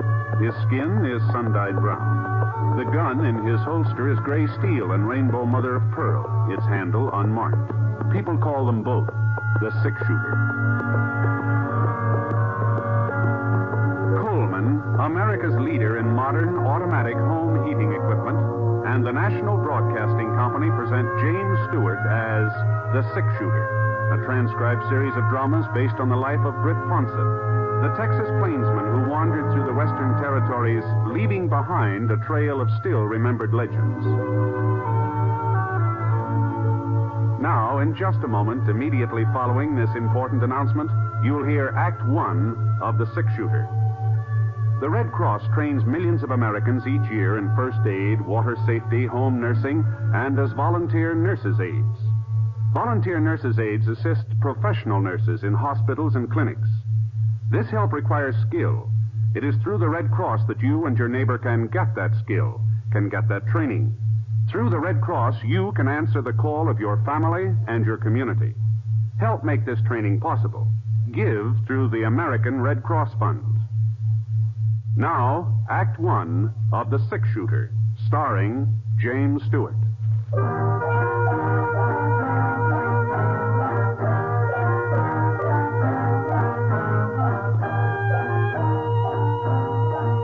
trail to Virtue City was over the crest of Bare Neck Mountain and then down the northern slope. That's why you couldn't see the town until you were almost there. That and the clouds. There always seemed to be a stack of thick marshmallow clouds along the side of Bare Neck, and by the time you got through them, the town was right in front of you. Anyway, it was about 2 o'clock in the afternoon when I hit the city limits, and at least what had been the city limits 10, 15 years ago.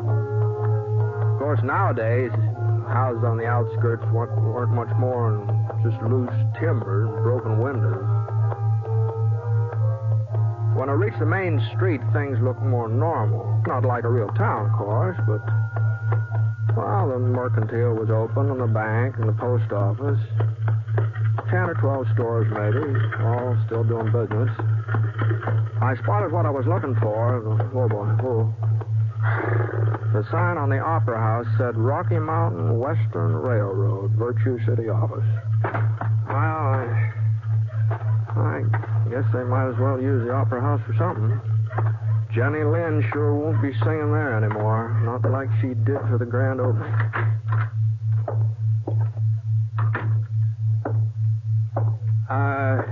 Howdy. Afternoon. Excuse me.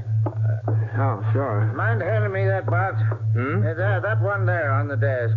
Oh, this one, yeah. Yeah, I want to put these papers in it. Yeah, thanks. You're cleaning out the office, That's huh? right. I see. Moving to another place. Yeah. Well, I guess there's plenty of vacancies in Virtue City, isn't there? There'll soon be one more. Oh, wait a minute. What? You leaving town? I sure am, mister. In 3 weeks. That's what I wasted here. 3 weeks. Well, I'm not wasting any more time. Tomorrow night, that's the deadline, then I take the stage. Virtue City doesn't deserve a railroad, and they're not getting one. Well, what's on your mind? Well, under the circumstances, I'm not exactly sure. That's no surprise. Nobody's sure of anything around here. No, what I mean is I was figuring on signing up with the railroad. I've laid track before, and I thought that I heard the new line was going through Virtue City. You heard wrong, mister. Uh-huh. Well, I'm sorry to have troubled you. There's other folks who should be sorry. Gave me their word. Said they'd have the right of way free and clear. Ought to sue 'em. That's what we ought to do.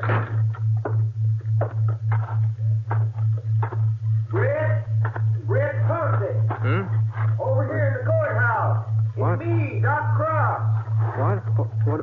Oh, hello, Doc. Come on in. I say come on in. Oh, well, sure. Doc? Second office, Britt, on your right. Oh, say, I didn't know you were still living on a... What in the thunder are you doing on a wheelchair, Doc? Oh, I fell off my horse a couple of months ago. It was his fault, not mine. Oh, his fault. Oh, sure, yes. Did you break anything? Well, I ain't positive. I had to send for Doc Sampson over to Watsonville. He says I broke my leg. Oh, butcher, don't think he'd know a broken leg from a floating kidney. If you ask me, he's keeping me off my feet so he'll get a crack at all my patients. Oh, well, Doc could do you good. Get a little rest. Maybe. Hey, sit down, Britt. Sit down. Thanks. Well, I was kind of surprised to see the courthouse still open. I thought they'd moved the county seat over to Fort Gray. Politicians. Yeah, those people in Fort Gray bribed the legislature. That's what they did. But we'll get the county seat back again. Just you wait and see. Meantime, we're using the courthouse for a city hall. I guess we got just about the fanciest city hall west of Denver. Yeah, wouldn't be surprised. I'm the mayor now, Britt. Oh, yes, wow. What about you? What brought you to Virtue City after all this time? I hope you ain't just passing through. No, I'm afraid so, Doc. I was aiming to sign up at the railroad, but since they ain't coming this way... Not coming this way, but who told you that? Well, that fellow over at the Opera House. Oh, that's Nelson, Thad Nelson. Don't pay no attention to him. Well, he works for the railroad, doesn't he? Well, yes, he does, but he ain't never wanted the line to go through Virtue City anyhow. He'd rather rent the way of Watsonville. If you ask me, Watsonville is paying him off. Oh? That's the reason he's been looking for an excuse to get out of our contract. He figures this trouble with Annie will let him off the hook. Annie? The Silver Annie. You remember her, Britt. Annie Huxley. Annie Huxley. Oh, sure. Well, I thought she'd moved away. No such luck. She's still setting on the old Huxley mine like a hen hatching eggs. Only thing is, there ain't no eggs in that mine, not anymore. Well, what's she got to do with the railroad, then? Well, Britt, the route's been surveyed to go through her property. Town agreed to secure all the right-of-ways the railroad would need. We're willing to pay for them and a good price. But Annie's not satisfied with what you're offering. We don't know. She won't talk to us. Won't even let anybody near her shack. Oh. She just sits there day and night, right by the window with her shotgun poking out. Anybody comes on her land, she lets go. Oh. Got some fool notion there's still silver in that mine, and folks are trying to get it away from her. Well, I'm crazy. That's what she is, if you ask me. Oh, I wouldn't say that, Doc. Maybe Annie's living the past a little bit. She's got quite a past to live in, too, you know. Gee whiz, I remember about her wedding to Sin Huxley. But how he put down a street of silver dollars all around the church. You remember that? Yes, well, that's beside the point. I sent for Clyde Huxley. Clyde? Yeah, he's a relative of Sin's, a distant cousin or something like that, but a relative. We had to pay his fare all the way out from Chicago. Mm-hmm. He seen Annie yet? That's where he is right now, and he'll straighten her out. You see, he's a lawyer, and he's not the kind to put up with any nonsense. So, well, Mr. Huxley, I didn't see you ride up, and I've been watching the street. I didn't ride. I walked. Oh, now, don't tell me that horse of mine threw you, too. I'm just didn't throw me. Where will I find the chief of police? What? I'm charging that woman with attempted murder. No, you don't mean Annie. I certainly do mean Annie. She ought to be locked up. And if I've anything to do with it, she will be. Oh, then she wouldn't sign over the right-of-way. Not even for you, her own kin. I didn't get a chance to discuss it. She shot at me, point blank. Don't look like she hit you. It was a miracle she didn't. Well, I guess she just didn't know who you were, Mr. Huxley. She didn't recognize you. I told her who I was. Right after that, she fired. Yeah, some folks just don't cotton to relatives, seems like. Well, she tried to kill me. Oh, no, she was just defending her property, Mr. Huxley. If she'd wanted to kill you, you wouldn't be walking around now. Annie knows how to handle a gun. Well, now, we gotta do something, Britt. If we don't have that right away by tomorrow, Nelson, he's the railroad man, Nelson will leave town. The railroad will go through Watsonville, and that'll just about wash up Virtue City once and for all. Well, now, there must be some way of explaining things to Annie, Doc. I throw her in jail. That's just apt to make her more cussed than ever, you know. But, say, maybe there is another way. Sure. Somebody she trusted, somebody who didn't have no axe to grind. She'd listen to him. Now, Doc. You got those papers all ready for her to sign, Mr. Huxley? Doc. Then give them to Britt. Doc, now, this ain't my affair, Doc. Now, I don't want to get mixed up with this. Oh, I know you, Britt. No, you but don't let us down, not at a time like this. Go on, Huxley, give him the papers. Now, wait a minute. We'll never forget what you're doing, Britt. The whole town will be in your debt. Just get her to sign them. The places are marked with an X. Doc.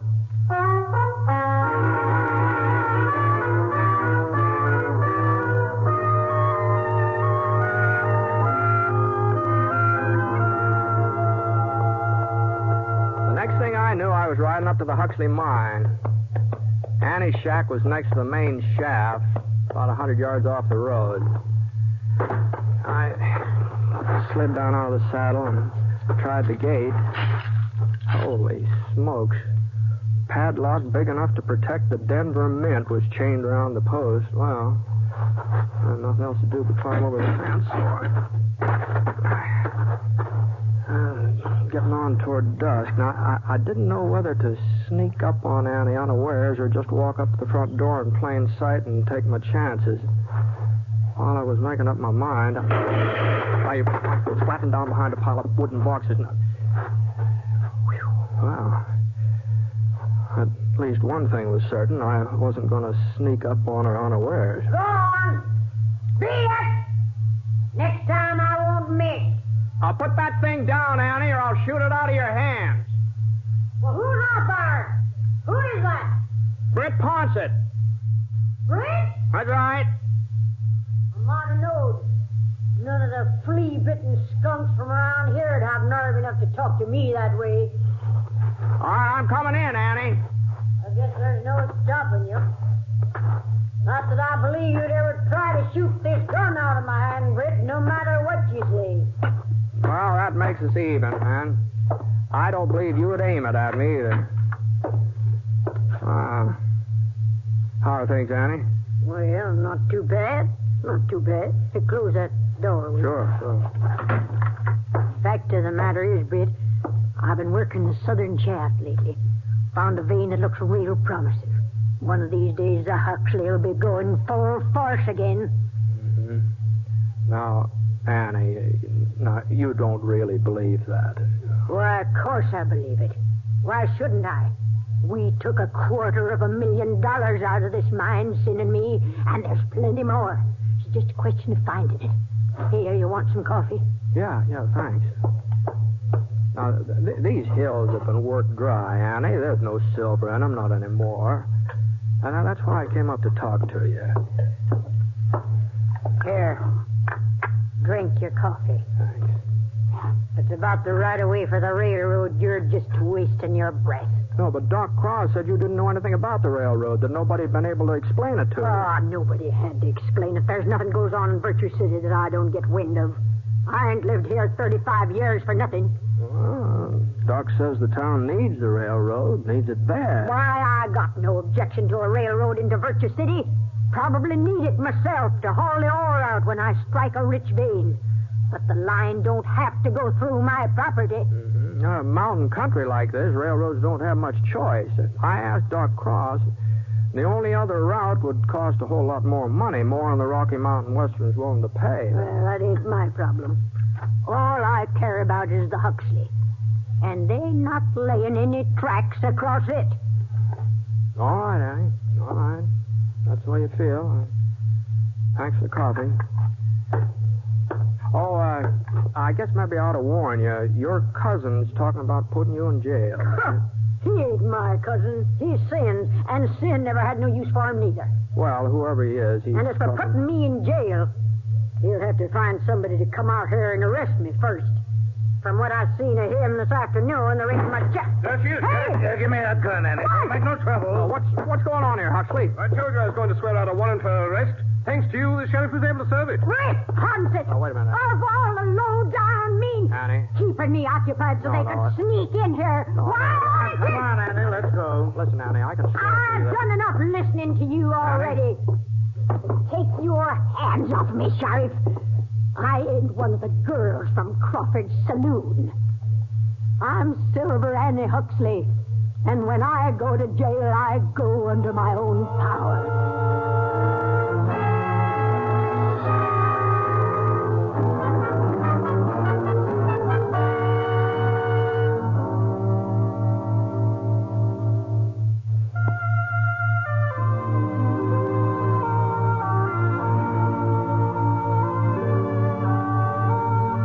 Now, Act 2 of The Six Shooter, starring James Stewart as Britt Ponset.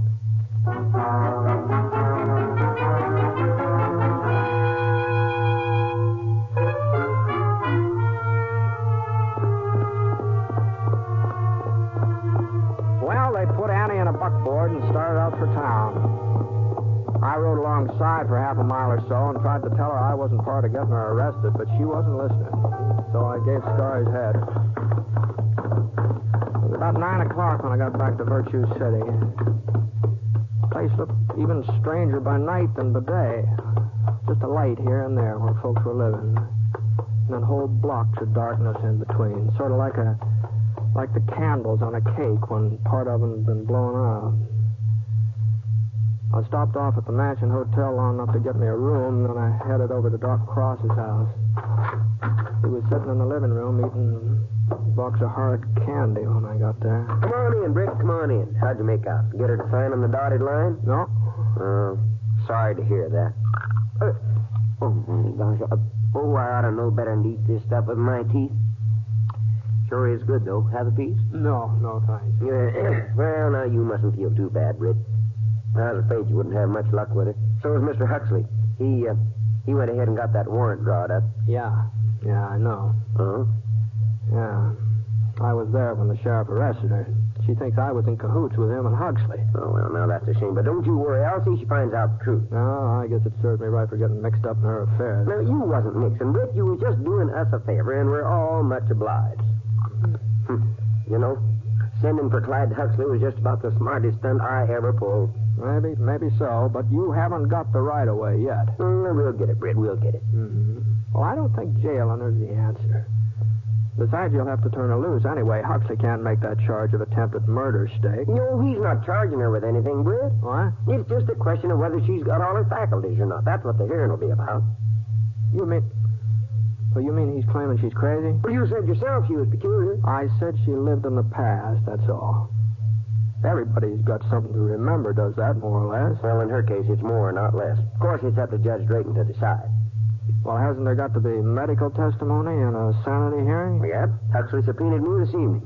Doggone it, Doc, now. This just isn't right. Huxley's her only relative. He looked up our state law. It says the nearest relative can demand a sanity hearing if there's sufficient cause. You take that mine away from her, you'll break her heart. Now, wait a minute, Britt. You said yourself this wasn't none of your business, that you were sorry you mixed into it. Sure, but it just looks like I got mixed up in it. All right, good night, Doc. I'll see you later. Now,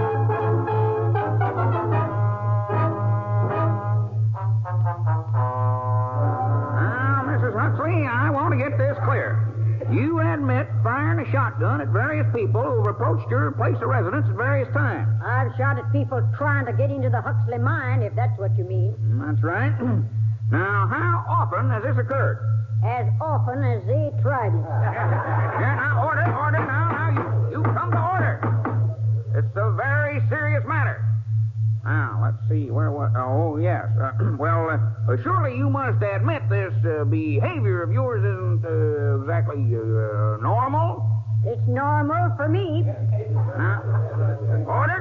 What I mean is, the average person doesn't use firearms on harmless visitors. The average person don't own the Huxley mine. I do. Yeah. Go ahead, Mr. Huxley. This is the crux of my poor cousin's delusion. This feeling of hers that the Huxley mine is of some great value, that it still contains silver, when we all know that it's worthless. And just how do you know that? You proved it to us. For 10 years you've lived there and searched the shafts every day. Have you found silver? Even a trace of it? No, I ain't. You see, Your Honor. If that makes me crazy, then Sin must have really been out of his head. He spent 12 years prospecting that mine before he made his first strike. I still got 2 years to go before I'll be even with him. Yes, but there was silver there then. There is now. Your Honor. I'm sorry, Mrs. Huxley, but after what Doc Cross said and then what you yourself say, well, I'm afraid that the law allows me no alternative but to... Excuse me, Your Honor. Now, see here. We're not going to have any more interruptions. Who is that man, Doc? Britt Ponset. Ponset, the six-shooter? Yes, but now don't you let me talk to Well, if there's something you wish to say, Mr. Ponset, this here court will be happy to hear you. Oh, thanks, Judge. I've been listening to this hearing, and like Mr. Huxley says, it all seems to hinge on whether or not there's any silver in the Huxley mine. What I mean is, if there was silver, then Annie's actions wouldn't seem so strange, would they? Well, no, I suppose not. She'd be protecting a valuable piece of land. But... Yeah, well, now, I think maybe you ought to see this report here.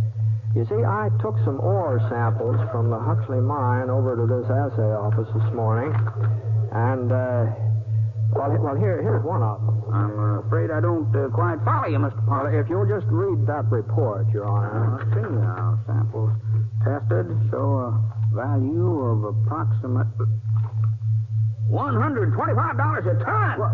125? Yeah, I figured they'd run a little higher, but I guess here. The assay Let me see that, Judge. I can't believe it. Well, that's what it says, all right. 120. Britt, this ore come from the Huxley? Yeah, that's where it came from. Listen, everybody.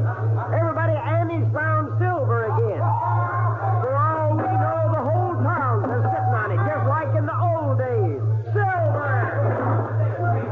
Yeah, but what about the railroad? You got a contract with my company. We don't need your railroad, Nelson. We've got silver. Please. Order. Now, I wouldn't be too hasty, Doc. Of course, there's no possibility of bringing the line through the Huxley now, I suppose. But there is that other route. It'd cost Mr. Nelson's company a little more money. That might be arranged. Of course, I'll have to check with the main office. Oh, you would? Oh, well, that seems a shame. Too bad you can't sort of make the decision right now on the spot, before another railroad hears about the silver and tries to beat you in here? Oh, no. On second thought, there really isn't any reason to delay the matter. If you'll just drop by my office, Dr. Cross, I'll send the contract and give the order to begin construction on the other route. I think Well, I guess that takes care of everything, except Annie and the sanity hearing. You were just about to hand down a ruling, Judge, weren't you? Now, you come to order. Well, there's no question about her sanity. And I'm surprised at you, Mr. Huxley. A lawyer of your standing, pressing a complaint like this. Why, Silver Annie Huxley is one of Virtue City's outstanding citizens. Always has been. Always will be. Court's adjourned.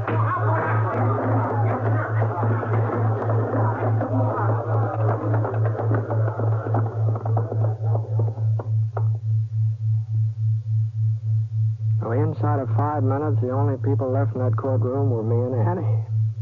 It's a funny thing, She was the only person who hadn't been excited about the silver. She just kind of stared at me without budging. And then the corners of her lips sort of wrinkled up into a smile. Britt Ponset? Yes, ma'am. You better get out of town before they find out. They'd tar and feather you for sure. Well, what are you talking about, Annie? Why? You think I didn't recognize that piece of ore? I ought to. I've been looking at it for 30 years. Them samples have been sitting on my dresser ever since Sin found them in his first strike. No. You saw them last night. You knew they were souvenirs from the old days. Well, they could have been something that you dug up recently, couldn't they? I'm not saying you lied, Britt. All you told them was that the ore was from the Huxley. That's true enough. It's just a good thing they didn't ask you when. Yes, I guess it is. Well, anybody can make a mistake, You knew what you were doing. And you knew the railroad would be coming through the other route before they got wise. No, I wouldn't exactly say that, but under the circumstances, I kind of think maybe I'd better leave town. Don't you think that would be... So long, Annie. Wait a minute, Britt.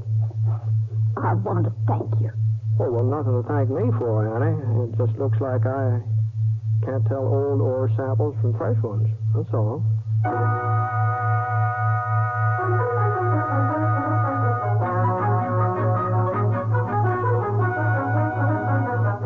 It was a month or two later before I heard about Virtue City again. Bumped into a fellow in Idaho Springs who was heading up that way. Said there'd been a big silver strike near the town. I tried to talk him out of going over there. I told him it was probably just a false alarm. He wouldn't listen. He said there'd been a false strike 3 or 4 weeks ago, and everybody went out prospecting. And the first thing you knew, somebody found silver. The real thing. Fellow had a newspaper from Virtue City to prove it. Editorial on the front page was by Doc Cross about moving the county seat back to where it belonged. Well, things sure have a funny way of working out, don't they?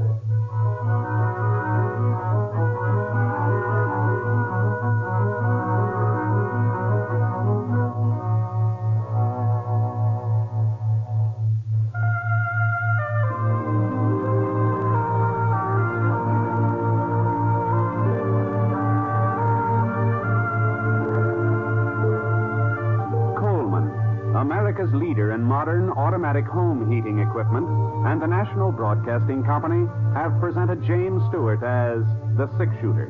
Mr. Stewart may currently be seen in the Universal International picture Thunder Bay. Others in the cast were Jeanette Nolan, Dan O'Herlihy, Herb Vigran, Robert Griffin, and Parley Bear. The Six-Shooter is an NBC Radio Network production in association with Review Productions and is based on a character created by Frank Burt, and the transcribed story is written by him. Special music was by Basil Adlam, and the entire production is under the direction of Jack Johnstone. All characters and incidents were fictitious, and any resemblance to actual characters or incidents is purely coincidental. Hal Gibney speaking.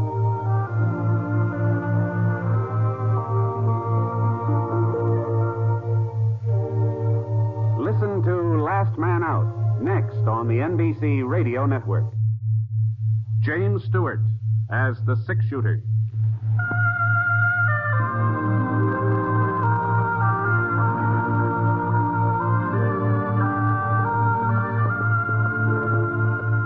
The man in the saddle is angular and long-legged. His skin is sun-dyed brown. The gun in his holster is gray steel and rainbow mother of pearl, its handle unmarked. People call them both the six-shooter. The NBC Radio Network presents James Stewart as the six-shooter, a transcribed series of radio dramas based on the life of Britt Ponset, the Texas plainsman who wandered through the Western Territories, leaving behind a trail of still-remembered legends.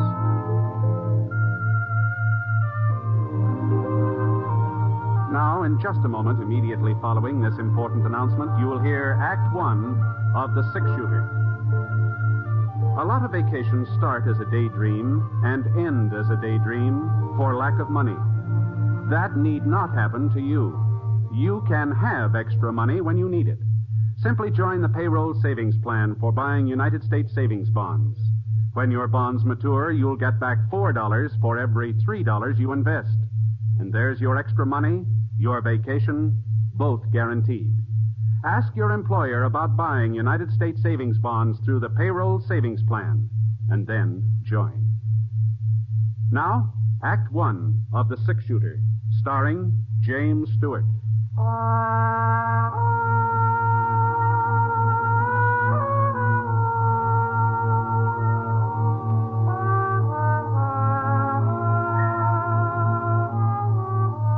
Died down, and it was quiet now.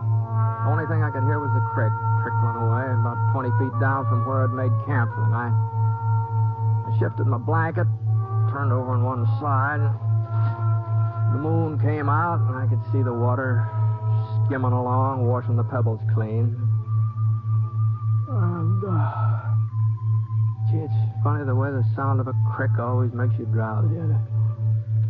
I started to close my eyes, and then I got that same feeling again. That feeling I'd had all day. Scar fella, too. Ever since we turned off the main road into the trail to Petersville, I'd had a hunch that there was another horse not very far behind. Whoever was riding him managed to keep out of sight, but it was the same kind of a hunch you get when you feel a pair of eyes drilling into the back of your neck and then turn around and spot somebody staring at you. Scar hadn't been traveling very fast. Anybody could have caught us to us real easy. The fellow back there hadn't wanted to catch up. That is, if my hunch was right. It wouldn't be the first time I played the wrong hunch. No point of losing sleep over it, anyhow. It was Scar that woke me up. I could see a shadow over by my pile of grub, not more than 6-8 feet away.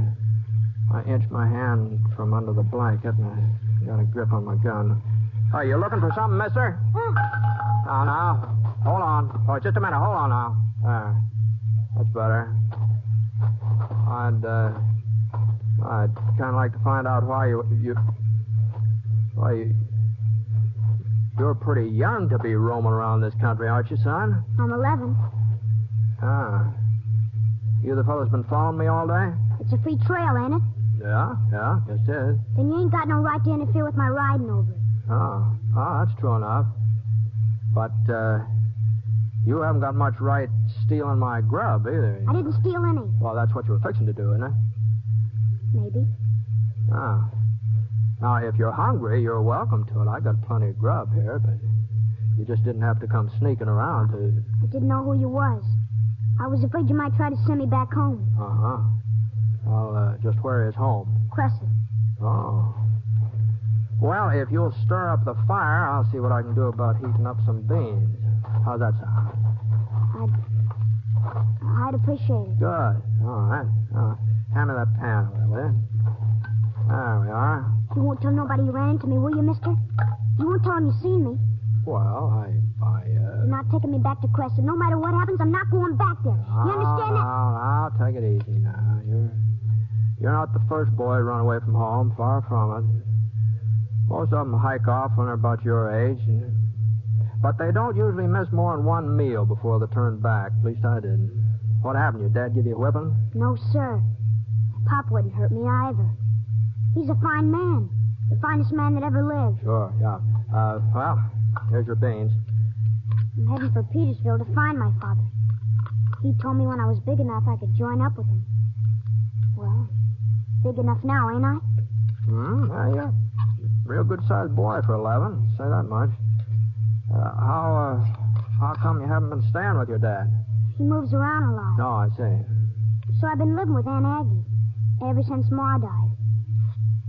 It's not the same as being with your own pa. No, I guess it isn't. I made up my mind. As soon as I found out where he was, I was going to him. You sure your dad's in Petersville? Aunt Aggie got a letter from here last Monday. I heard her talking to Uncle Ray about it and heard him mention Pa's name. He sounded kind of worried, like something had happened to him. Uh-huh. Then when they saw me, they shut up. You reckon Pa's sick? You reckon that's what they were talking about? Oh, I don't know, son. It could be that. I asked them what was in the letter, but they wouldn't tell me. Now I'm going to find out for myself. Well, seeing how I'm heading for Petersville, too, I guess there's no reason why we shouldn't ride along together. And if we're going to be traveling companions, we ought to introduce ourselves, don't you think? My name's Larkin. Rink Larkin. Oh, pleased to meet you, Rank. I'm Britt Ponset.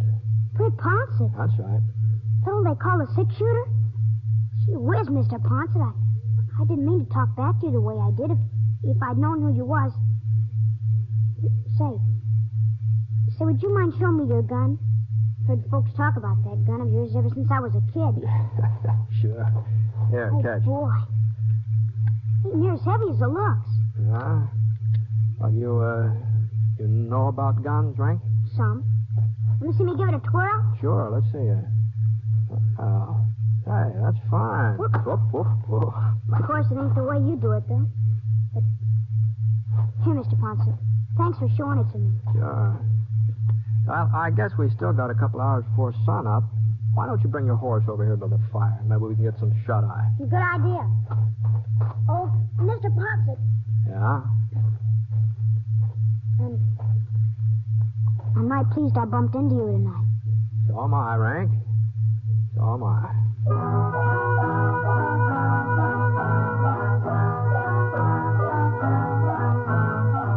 We got an early start the next morning. That is, considering that it took me almost half an hour to get Rink awake and on his feet. It was about 4 o'clock when we got into Petersville. I'd been through that way for a couple of years, but the town, it hadn't changed much.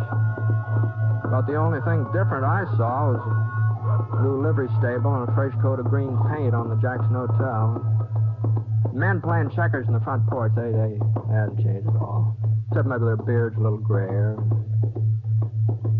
course, my hair wasn't exactly the same shade it used to be, you know. But that was from being out in the sun so much. At least that's how I figured.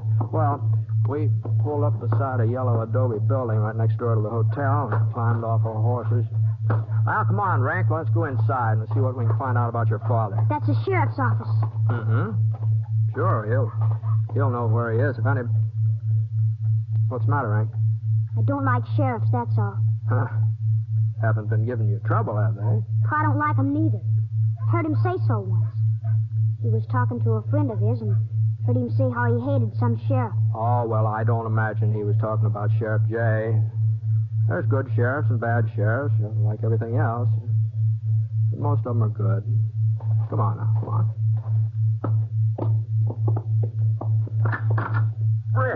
Britt Ponset. Hello, Sheriff. Hi.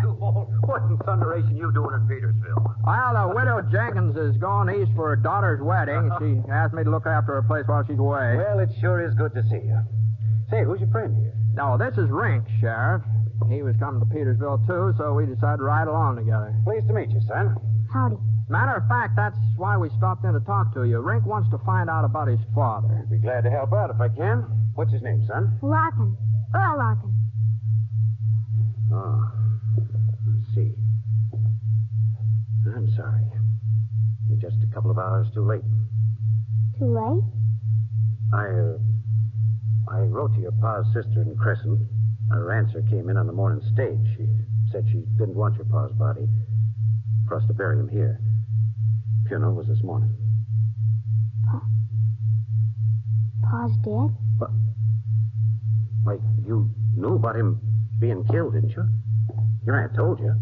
I guess she didn't, Sheriff. Oh, I didn't mean to blurt it out, Britt. I figured... How? I thought... How did it happen? We don't have to talk about that now, son. I want to know. What happened? Look, suppose you come up to my house for supper, huh? After you've had a nice home-cooked meal. It won't do you no good to stall, Sheriff. I want to know who killed him. You'll find out anyway, Sheriff. Yeah, I guess he will. All right, son. It was me. You? Marshal over at Atterbury sent word that Larkin and his pal Cliff Traeger were heading this way. I'd heard about him before. I knew what to expect. He rode into town about noontime. I was waiting inside the bank. I had deputized some of the boys, and they were with me. Your pa and Traeger didn't have a chance, son, but they shot it out anyway. Wouldn't drop their guns, even though we had the draw on them. Traeger, he got away into the hills. But Larkin... I'm really sorry, son. Sorry I had to be the one to do it. And even sorrier, I had to tell you about it. You're a liar. A dirty, stinking liar. My pa never tried to rob no bank. You take it back, what you said about it. I'll make you take it back, every word. Now, you... Dirty, rotten... Now, Rink, here, get a hold of yourself here now. No, you want me to kill my pa? He's a murderer. Rink! I didn't want to hit you, Rink, but I... Why shouldn't you hit me? You're his friend, ain't you? He killed my pa and you're his friend. I think I ought to go after him, Britt. Try to explain. No, I expect it's best to leave him by himself for a while. But this wasn't the first holdup Larkin and Traeger tried to pull, not by a long shot. I didn't have no chance. Yeah. Well, someday the boy will understand. Someday when he's older. Yeah. Well, the trouble is, things don't wait for a person to reach the understanding age. They happen anyway, whether a person's ready for them or not. It doesn't look like Rink's ready. Not for this, anyway.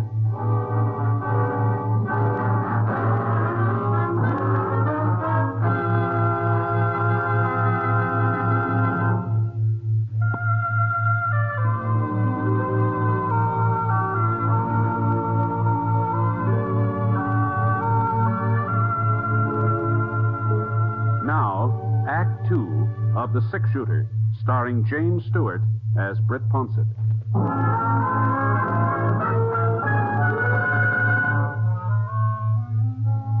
After I made sure of a room for the night, I started out looking for Rink.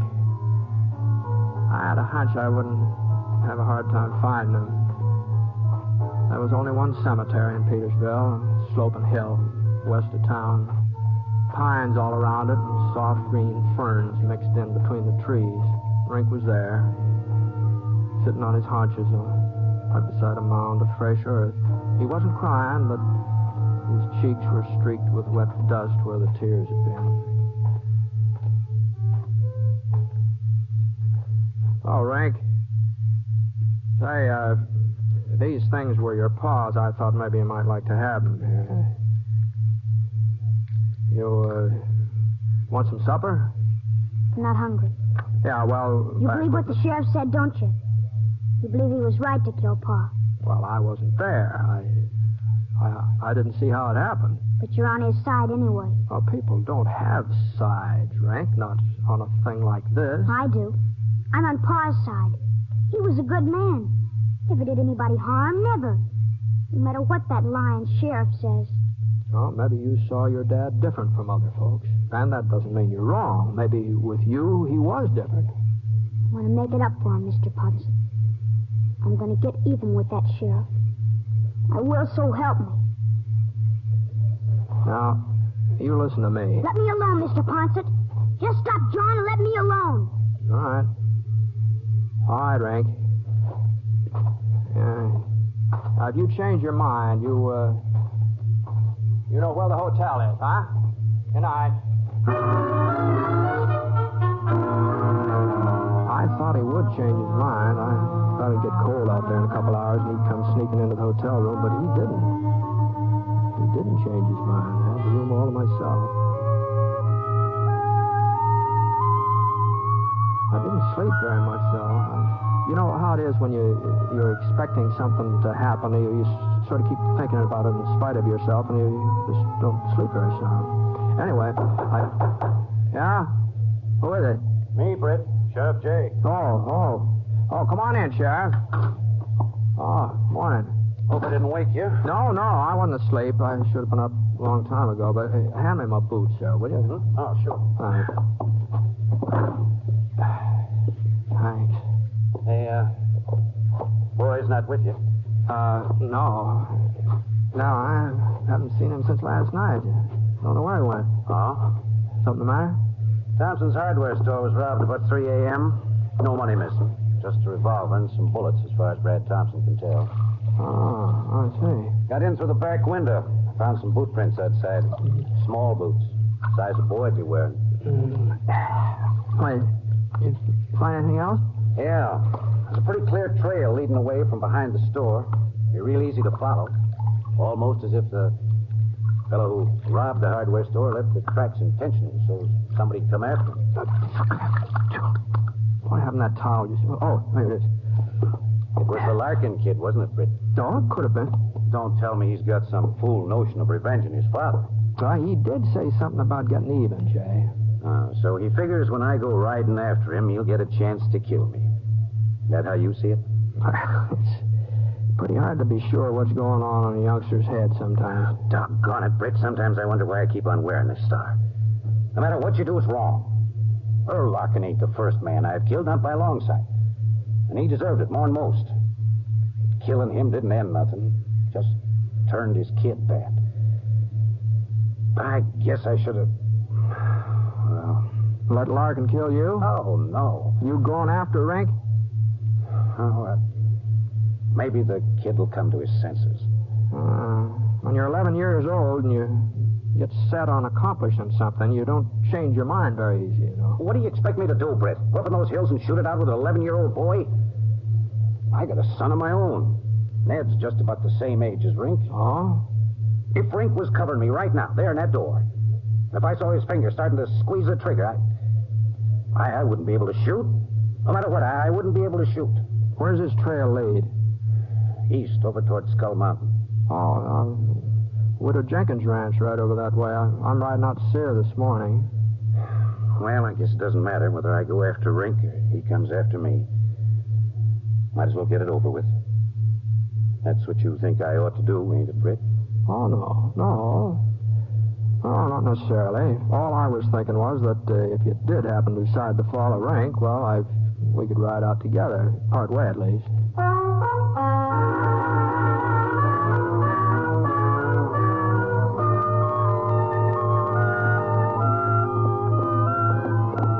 We're getting pretty close to Black Canyon, aren't we? Yeah, it's only about half a mile. Yeah. If somebody wanted to set up an ambush, that canyon would be a good place, wouldn't it? Yeah. Well, here's the turnoff to the Jenkins ranch. Huh? Oh, yes, yeah. That's right. Well,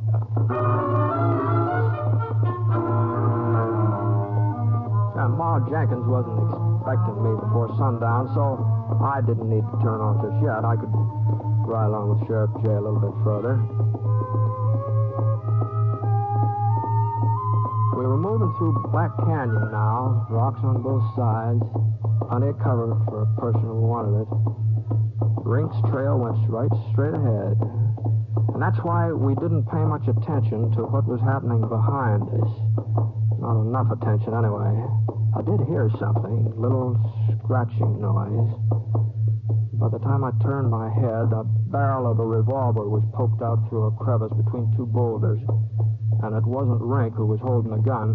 All right, boys. What? And don't reach. Trigger! Told you not to reach. Next time won't be your hand. Who are you? My name's Ponset. Britt Ponset. Oh. Sure took your time coming after me, Sheriff. Were you waiting for somebody like the 6-shooter to give you a hand? I never thought you'd be fool enough to hang around. I give you credit for having good sense. I'd have been glad to move on, but my horse went lame on me. Besides, you put a bullet through my shoulder, remember? Just hold still, Sheriff. The wound is healed now. Okay, climb out of the saddle. But don't hurry things. Come down slow, one at a time. You first, Ponset. Your turn, Sheriff. Now, walk forward a couple of steps. Away from your horse. Hold it. Oh. Why, forget it. What happened to Larkin? I said... He died a couple of hours after you and him held up the bank. That's the way it goes. All right, now let's... You haven't seen his kid, have you? What? Larkin's kid? Yeah, a boy about 11 years old. And what would I be... You mean he's in these parts? Yeah, he's gunning for the sheriff here. Sure takes after his old man, don't he? What do you mean, Traeger? Huh? Well, it was Larkin's trouble. Liked the gun too much. Oh? Sure. Wasn't so bad when we first teamed up, but after a while he wasn't happy unless he could start a gunfight. Ask the sheriff. You know how he was there at the bank. Now, if it had been up to me, we'd have given up when we saw he had us cornered, but not Earl. Anyhow... You might have been better off if you'd given up. No, not me, Ponset. Earl, maybe, but not me. Anyway, he'd have been killed sooner or later. Fella's always blazing away. Someone's always going to blaze back at him. Uh-huh. Now, me, I'm different. I don't enjoy killing the way Earl did. Uh-huh. No, of course, that's good. There's times when a man don't have no choice. Traeger... Like today, maybe. I gotta have a horse, and I gotta make a break out of these hills. Now, look, Traeger. Well, as I see it, there's only one way of getting a horse, and to making sure you boys don't follow me. Traeger! At least that's how I see it. So I guess it don't leave me much choice, does it? He cocked his gun, and a ray of sunlight glinted off the barrel as he tilted up just a fraction of an inch. And then his trigger finger started curling back real slow, like he was playing with us, making us wonder which one of us. I wasn't sure which one of us was going to get it first. If it was me, Sheriff J might have a chance to draw before Traeger could fire again. If it was the sheriff, then his aim was right between us. He was taunting us, and he knew it. And the slightest move by either one of us. Yeah, that's right. Keep on wondering. Keep shaking. Nerves. Which one you thinking? But it's going to be both of you. Because you're nice and close. And his trigger finger kept tightening. Slowly. And boys, it's going to be now. So... For a split second, Trigger just stood there, not moving. Then he fell down on his face. And I saw Rink rise up from behind a rock about 8 feet away. Rink! Hello, Sheriff. Mr. Ponset. Hello, Rink. You... Holy mackerel, son. You sure turned up at the right time. You been hiding behind that rock all the time? You seen me, didn't you, Mr. Ponset? When I snuck up behind that rock? That's why you kept talking about Pa. I thought I saw somebody. Figured it might be you. Sure hoped it was. I'm glad I heard what he said, Mr. Ponset. Otherwise, I'd never have believed about... I'm sorry I called you a liar, Sheriff. I'm sorry I tried to get you out here so I could... No, don't you worry about that, Rink. We're mighty grateful for what you did, both of us. You sure know how to handle a gun. Pa taught me. I still don't see how he could have been the kind of man who was also so good to me. Sure, Rink. Oh, I know. Well, sounds like Traeger's still got some life in him. Oh, yeah. Well, we better be getting him back to town. Come on, Rink, give us a hand.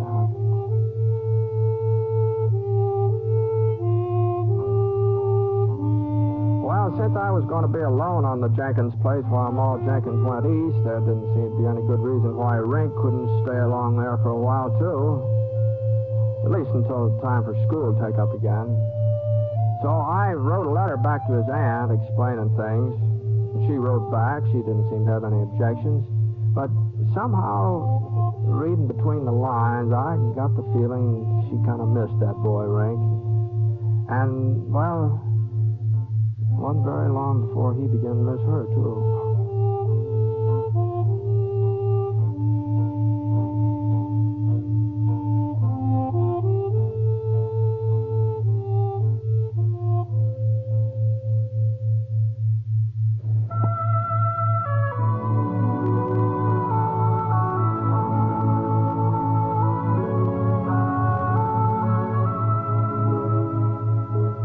Shooter is an NBC Radio Network production in association with Review Productions. It is based on a character created by Frank Burt, and the transcribed story is written by him. Mr. Stewart may currently be seen in the Universal International picture Thunder Bay. Others in the cast were Sammy Ogg, Russell Thorson, and Tony Barrett. Special music for this program was by Basil Adlam, and the entire production is under the direction of Jack Johnstone. All characters and incidents were fictitious, and any resemblance to actual characters or incidents is purely coincidental. This is Hal Gibney speaking.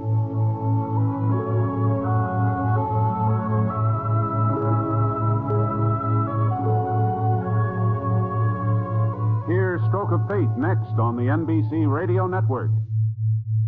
James Stewart as the six-shooter.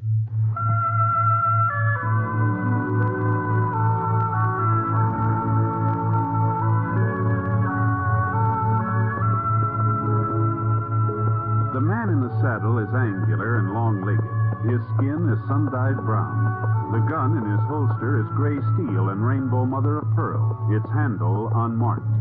People call them both the six-shooter.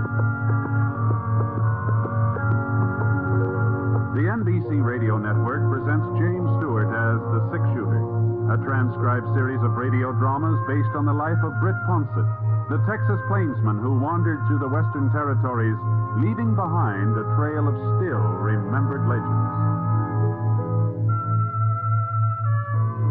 Now, in just a moment, immediately following this important announcement, you'll hear Act One of The Six-Shooter.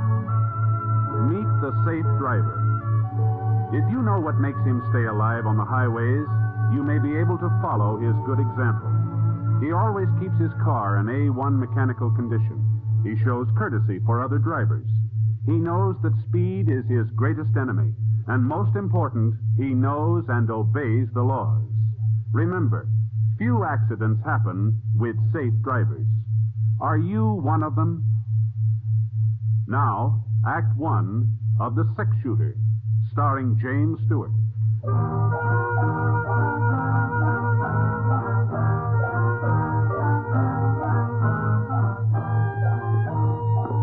I hadn't seen Mary and Dan for pretty near 3 years, not since they left the Panhandle. So I figured as long as I was riding up through the Platte River country, I might as well swing out on my way a piece and look in on them. Now, we'd been real good friends for a long time. It was kind of like going home. And the closer I got, the more I kept thinking back, remembering, kind of daydreaming. You know, riding across prairie flat sort of does that to you. Your horse, he kind of finds his own trail mostly, and you just slouch easy-like in the saddle and listen to the hoofbeats, steady, regular. Things you haven't thought about for years sneak into your head. Anyhow, I still had a day to go, and I was watching out for a good spot to bed down when I saw this campfire up ahead. Well, the way I figure, human beings are always better company than coyotes, so I gave Scar a flick with the reins and headed up toward it. Whoa, easy now, boy. There, well. Easy. Ah, howdy. Hiya. You'd rather camp private? Well, climb down. Pour yourself some java. Oh, thanks. Easy, boy. That smells good. Yeah. You, any notion about how far it is Walnut Creek? 20 miles so, I reckon. That where you're going? Yeah, I was stopping over there. A couple of friends there I haven't seen in quite a while. Uh-huh. Yeah, a fellow there I ain't seen for a while, neither. That's all. Hey, by George, there's good coffee. Yeah, I've been hunting him for over 3 years. Finally located him. I'm going to kill him. Uh-huh. How come? He murdered my kid brother 4 years ago in Laredo. Shot him down in the street. Yeah. Well, another killing won't bring him back. Oh, nothing will bring him back. And after I killed Dan Mailer, nothing will bring him back neither. Dan Mailer? That's right, Ponset. Huh? Yeah, I know who you was. As soon as you rode up to that fire and I got a look at that gun of yours. Britt Ponset. The fellow they call the six-shooter. Well, you must have known I was a friend of Dan's. How come you told me all this? Well, I figure you'll warn him. And that's fine with me. I want him to know. Have time to get scared, maybe try to run away. I'll like it if he runs a while first. I'll catch up with him. You tell him that, Ponset. You tell him Red Lawson's coming to kill him. And there's nothing he can do about it.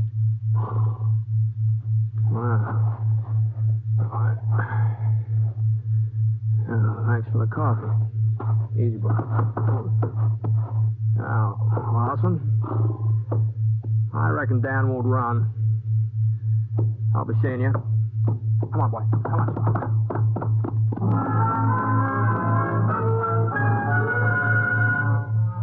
That's the trouble with the past.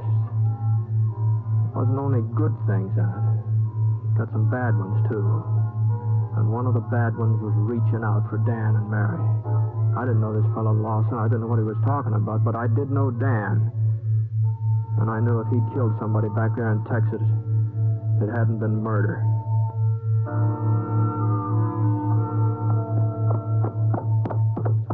It was long about the middle of forenoon when I rode up the dirt road between the rows of cottonwoods, turned into the yard. An old hound dog came charging around the side of the house, sounding a lot meaner than he looked. Whoa, boy. Whoa, Scar. Here now. Now quit it. Yeah, you don't want to bite anybody. Nice fella. Go on, tell him you got company. Go on, boy. Go on. Go on. The place had a good feel to it. Quiet, peaceful. And then I remembered Lawson. Britt Ponset. Britt. Oh, I just can't believe it. Hiya, Mary. Yeah, it's been a long time, hasn't it? Dan, come on up and see who's here. Hurry. He's been working in the barn fixing up one of the plows. How are you? Hey, you haven't changed a bit, Mary, unless you're a little prettier than me. Oh, you're Hi, Dan. Son of a gun. Oh, you stayed away too long. Well, things came up, Dan. You know how it is. Yeah. You're sure looking good, both of you. Oh, feeling good, too. Settling down is what does it, Britt. Yeah, she took a good saddle man and turned him into a poor plowman. What do you think of that? That's not true, Dan. You've got the best stand of corn west of the Omaha. What's really great, though, Britt, is peace. Peace? No more gunfighting, no range wars. Never knowing whether Dan would come home sitting up in his saddle or tied onto it. That's all in the past now. Why, Dan doesn't even wear a gun anymore. And that's the way I want it, Britt. It's the kind of life I want from... Oh, have we got a surprise for you? Oh, well, you know, kind of hard to surprise, you know. You remember? That's what you think. Come on inside. Now, don't you tell me that. Oh, you'll see, Britt. Let's see. What, could one of those newfangled player pianos, is that it? Oh, no, a piano. That's the most ridiculous guess I ever heard of. Well, it sure couldn't be anything that... Well, I'll be darned. I'll be doggone. It's a baby. Well, which kind is it, Mary? Not it. He. That's young Britt. He'll be a year and a half old next month. That name was Mary's idea, Britt. I sure wouldn't have wished it on him. Well, I'll be doggone. Oh, upset, hasn't had his nap out. Britt, you'll have to look him over later. You and Dan go on outside now and let me quiet him down. Oh, sure, Mary. I can't have my namesake all upset. Are you hungry, Britt? Oh, I'm always hungry. You know that, Mary. Good. Got some buttermilk cornbread in the oven. Be ready in a minute. You know, Britt, Mary is right. This is a good life. I never thought I'd settle down and like it, but I sure have done it. Yeah. Yeah, Dan, I guess Mary can't hear us out here, can she? No, she can't hear us. Why, what's the matter, Britt? I met a fellow on the trail last night, Dan. Name's Red Lawson. Lawson? Says you shot his brother in Laredo about 4 years ago. Lawson. Kurt Lawson. Yep. Yeah, I did, Britt. He was one of the Bracken gang, that bunch of rustlers that pulled an ambush on me when I was working for the Circle J ranch. Well, I guess I better dig out the shooting irons and go after him. No, wait a minute, Dan. Wait nothing. He's probably holed up in town. The odds will be better if I go after him instead of waiting for him to come to me. Yeah, but what about Mary? Well, that's just it. If I catch him in town, it'll keep him from coming out here. What about her, Britt? What do you mean? Well, she's happy now, Dan. She figures this kind of thing was all over and done with. Well, she'll sure find out different if he comes out here gunning for me. Well, maybe he won't, though. Maybe, Dan, maybe I can do something. Britt, I've always fought my own battles. But you've got Mary now. You've got the baby. And you're a lot faster with a gun than I am. Is that what you're trying to say? No, Dan. There are just other answers besides killing, that's all. Or maybe we can find one. Anyway, we can try, can't we?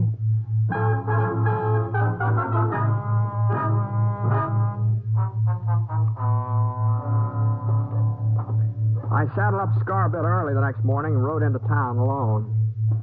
Figured I'd have a talk with the sheriff. After all, this was his job when you come right down to it.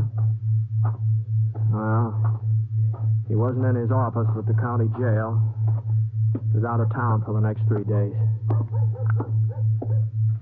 So I walked down the main street trying to figure out what to do.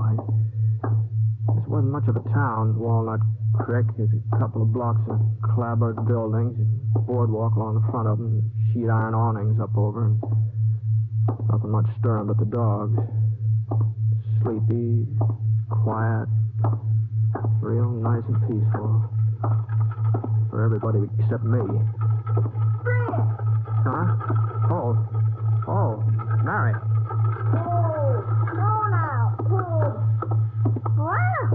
You were certainly an early bird this morning. Well, Mary, does Dan know you came into town by yourself? Oh, I don't know, Britt. I come in alone every day or two. Why shouldn't I?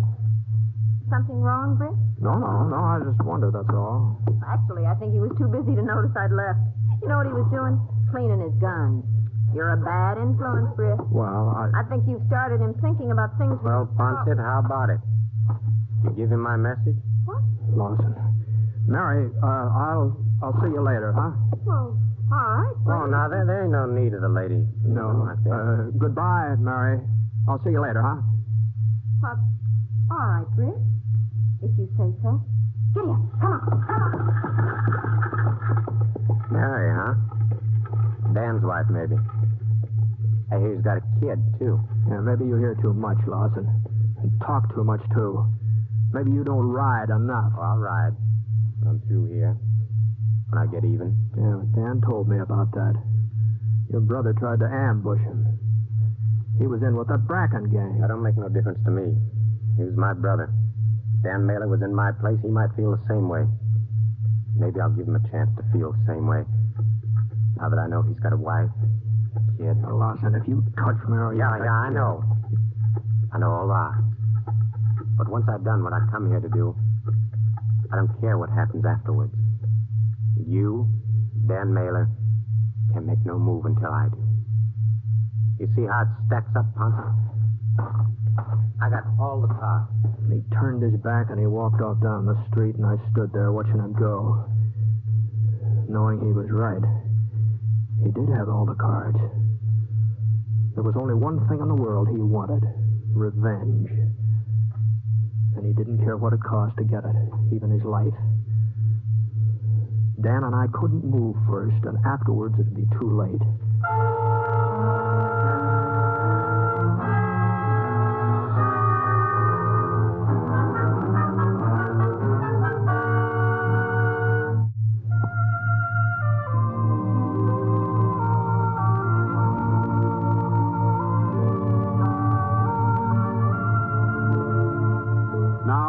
Act Two of The Six Shooter, starring James Stewart as Britt Ponset.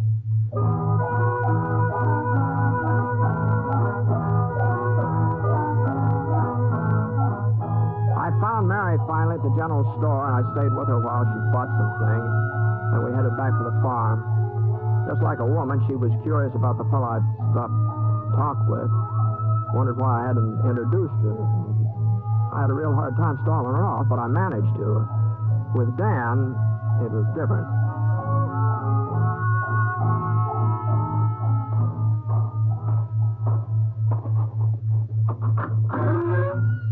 Dan? Are you in there, Dan? Yeah, come on in, Britt.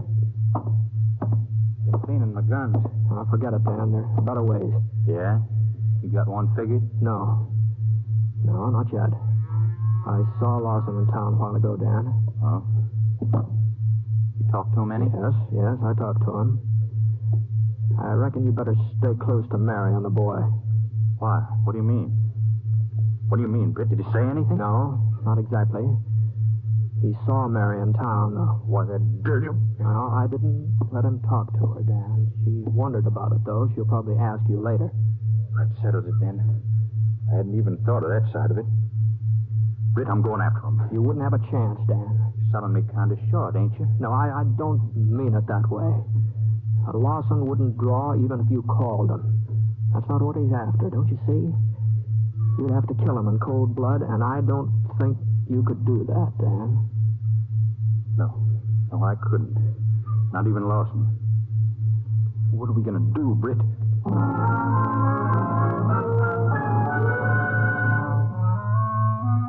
We waited. We watched. The day passed. No sign of Lawson. Nothing happened. But instead of feeling easier, we just got more keyed up. Mary didn't seem to catch on anything was wrong. Then supper was over and the night started to come on. We just sat around talking while Mary got the baby off to sleep, singing to him and rocking him. The katydid started chirping close. Way off toward the hills, the coyotes took up and answered them.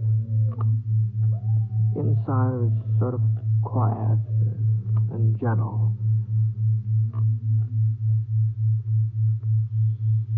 I think he's finally drifted off. Yeah, he looks sound asleep. Just look at him lying, completely helpless, and so lovable you could just eat him. Well, I suppose he'll get himself some hair and teeth someday. Maybe look a little more human then. Dan, that's a fine way to talk about your own son. That's when I heard it. Sound outside. A horse stamped just one or two times, like somebody was holding too tight a rein on him. Scar and Dan's stock were all in the corral, over next to the barn. This was right up close to the house. I didn't let on to Mary or Dan. What's the matter, Britt? You getting restless? No, it's too many years on the trail, I guess. I think maybe I'll amble outside. I get a little fresh air. Well, watch out for the coyotes, Britt. They grow them big around here. Dangerous, too. Yeah, I'll keep an eye on it. Coming out of the light that way, I was blind as a bat. I stopped on the porch. I waited a minute so I could get used to the dark. I stood there listening to the sounds coming out of the night. The katydids, the coyotes. Then I heard it again. I moved around the corner of the house. It was all quiet. No sign of anybody. I drew fast and fired at the flash. Then I could hear a horse getting away. Britt, you all right? Yeah, Dan. Lawson, he got away. What in the name of heaven were you trying to do? You all right, Mary? Well, thanks to you if I am. That first shot didn't miss me or the baby by more than 6 inches. Well, I'm sorry, Mary. There was a coyote out there, and I didn't realize... Didn't realize, you fool. You might have killed us both, and you didn't realize. Stop it, Mary. Britt was... No, she's right, Dan. It's my fault. I just didn't think, that's all. Britt, I think you've worn a gun so long it's beginning to affect your mind. Yeah, maybe you're right. Look, I think maybe I'll ride into town for a while, if nobody minds. I'm awful sorry, Mary. I'll see you later, I ought to go with him, Mary. Why? After a fool trick like that, he ought to be alone. Nobody should be around him. It isn't safe to be. Oh, you don't understand, Mary. You just don't. Yeah. Well, let's go back in the house. Yeah. What? Let's all go back in. Dad. Lawson. Why, you... Easy, Mailer. You see how it is. Gun ain't pointed at you. One crazy move and your wife will get it. All right. Let's all go inside. Go on, move.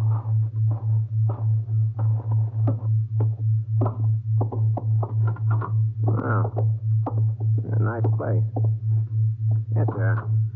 Real nice place. Got a storeroom over there? Mailer. Yes. All right. Get inside, both of you. I said get inside. Come on, Mary. Ah. That have to hold you? Huh?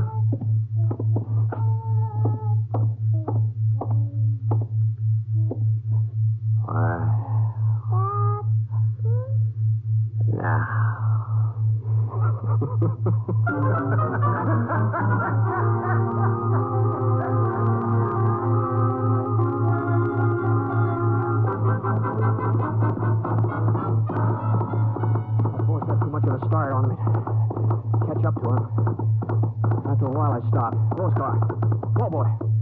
Hold up here. Oh. I could hear him up front. I could hear him. I've heard a lot of horses on the trail. Enough of them to know that this one had an empty saddle on him.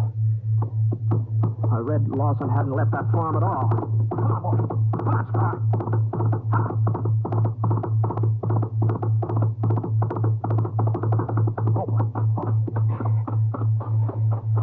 Lawson could be anywhere around here. Dan?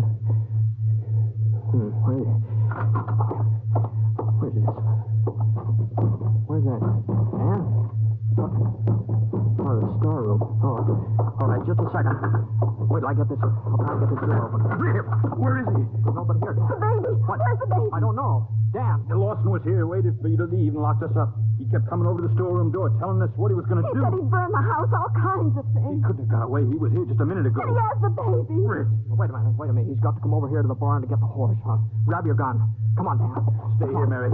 Don't come out of the house.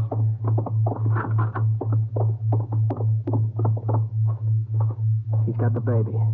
This won't be easy. I know. I can't figure why he waited. He had all of us. I can't figure it.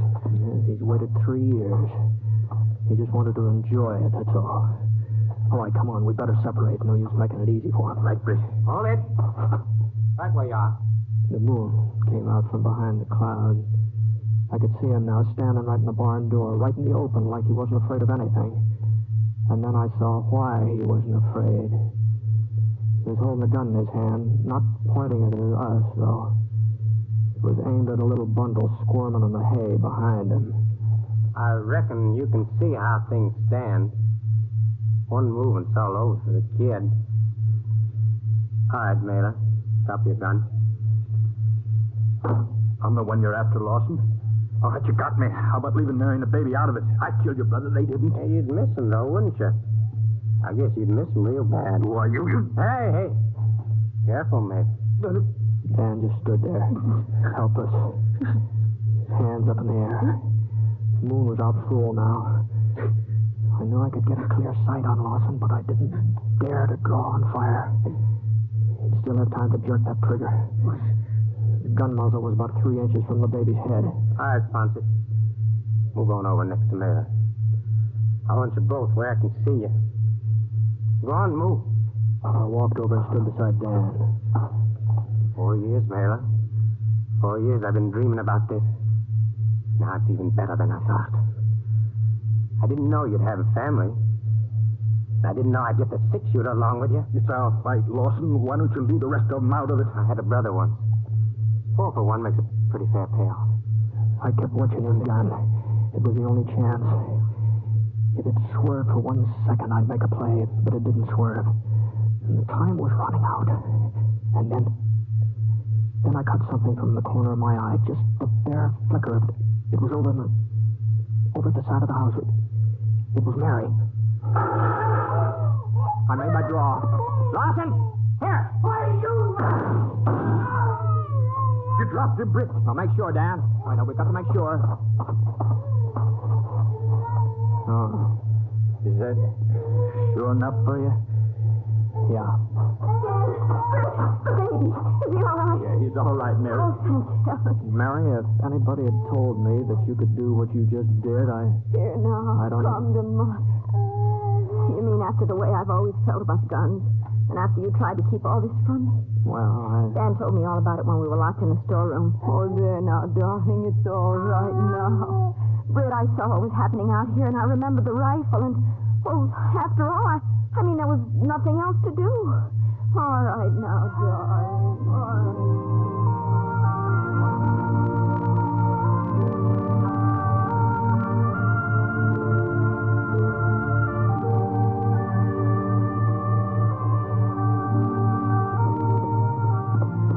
About 3 days later, I said goodbye. But I knew I'd be coming back that way someday. Dan and Mary aren't just the kind of friends a man forgets. Dan is a tough cowpoke from the range country, all settled down and liking it. And that Mary, she was gentle and sweet, firing at a killer to save a baby's life. And that baby, naming him Britt the way they done, that gives you kind of a funny feeling having a baby named after you. Kind of a good feeling. I figured I'd probably be telling the boys all about that when I got to Wyoming.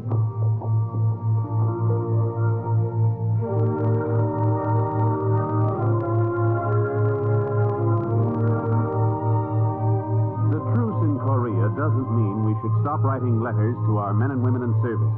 Mail from home is just as important now as it ever was. In some respects, it's even more important.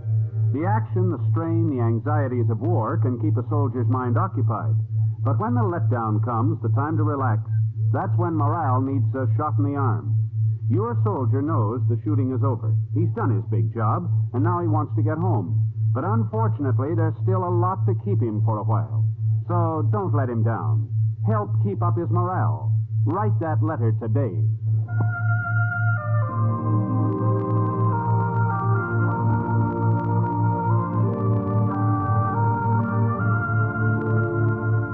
The Six Shooter is an NBC Radio Network production in association with Review Productions.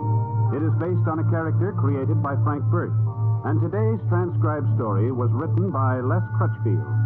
Mr. Stewart may currently be seen in the Universal International picture Thunder Bay. Others in the cast were Shirley Mitchell, Leon Ledoux, Paul Richards, and Barney Phillips. Special music for this program was by Basil Adlam, and the entire production is under the direction of Jack Johnstone. All characters and incidents were fictitious, and any resemblance to actual characters or incidents is purely coincidental. Hal Gibney speaking.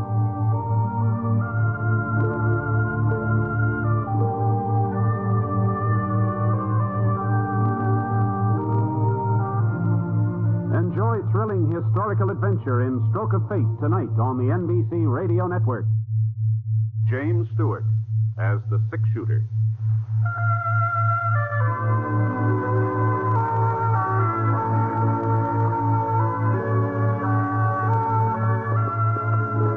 The man in the saddle is angular and long-legged. His skin is sun-dyed brown. The gun in his holster is gray steel and rainbow mother of pearl, its handle unmarked. People call them both the Six Shooter.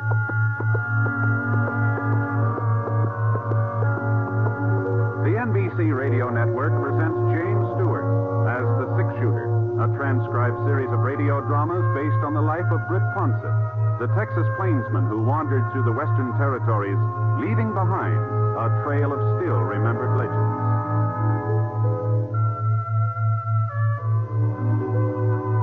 Now, in just a moment, immediately following this important announcement, you'll hear Act One of The Six Shooter.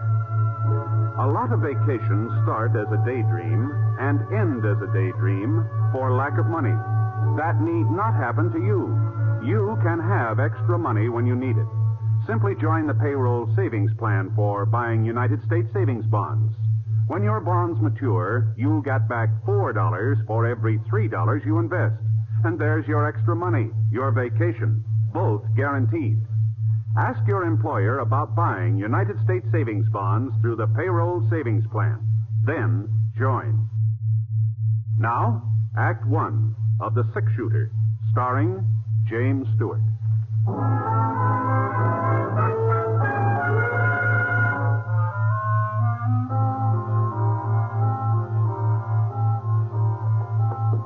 The rain had stopped, but the wind still carried slivers of moisture that cut into the boy's face as he rode along the edge of the creek. When he saw the yellow light from the back of the office, he pulled up, slid out of the saddle, then tied a wet bandana under his eyes and walked slowly, quietly to the door. All right. Put him up over your heads. Reach. What's that? Way up, both of you. Stay away from that shotgun. Now, look here, young fella. You, get over to the safe. Better hurry it up, mister. Open it. I said open it. That's better. Now, toss me that sack. Okay. Don't try to follow. Thanks a lot. See you. Dirty young. I'll show you. I'll show you. Rotten little.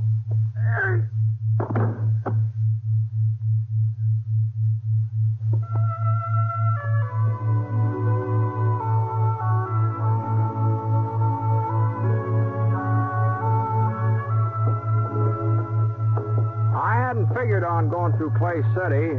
It was an hour out of my way, and I was already a day late to the Jefferson Ranch where I'd signed up for the roundup, but scars started limping from a loose shoe, and I didn't have much choice. So we had to head to the nearest blacksmith shop, so we turned north.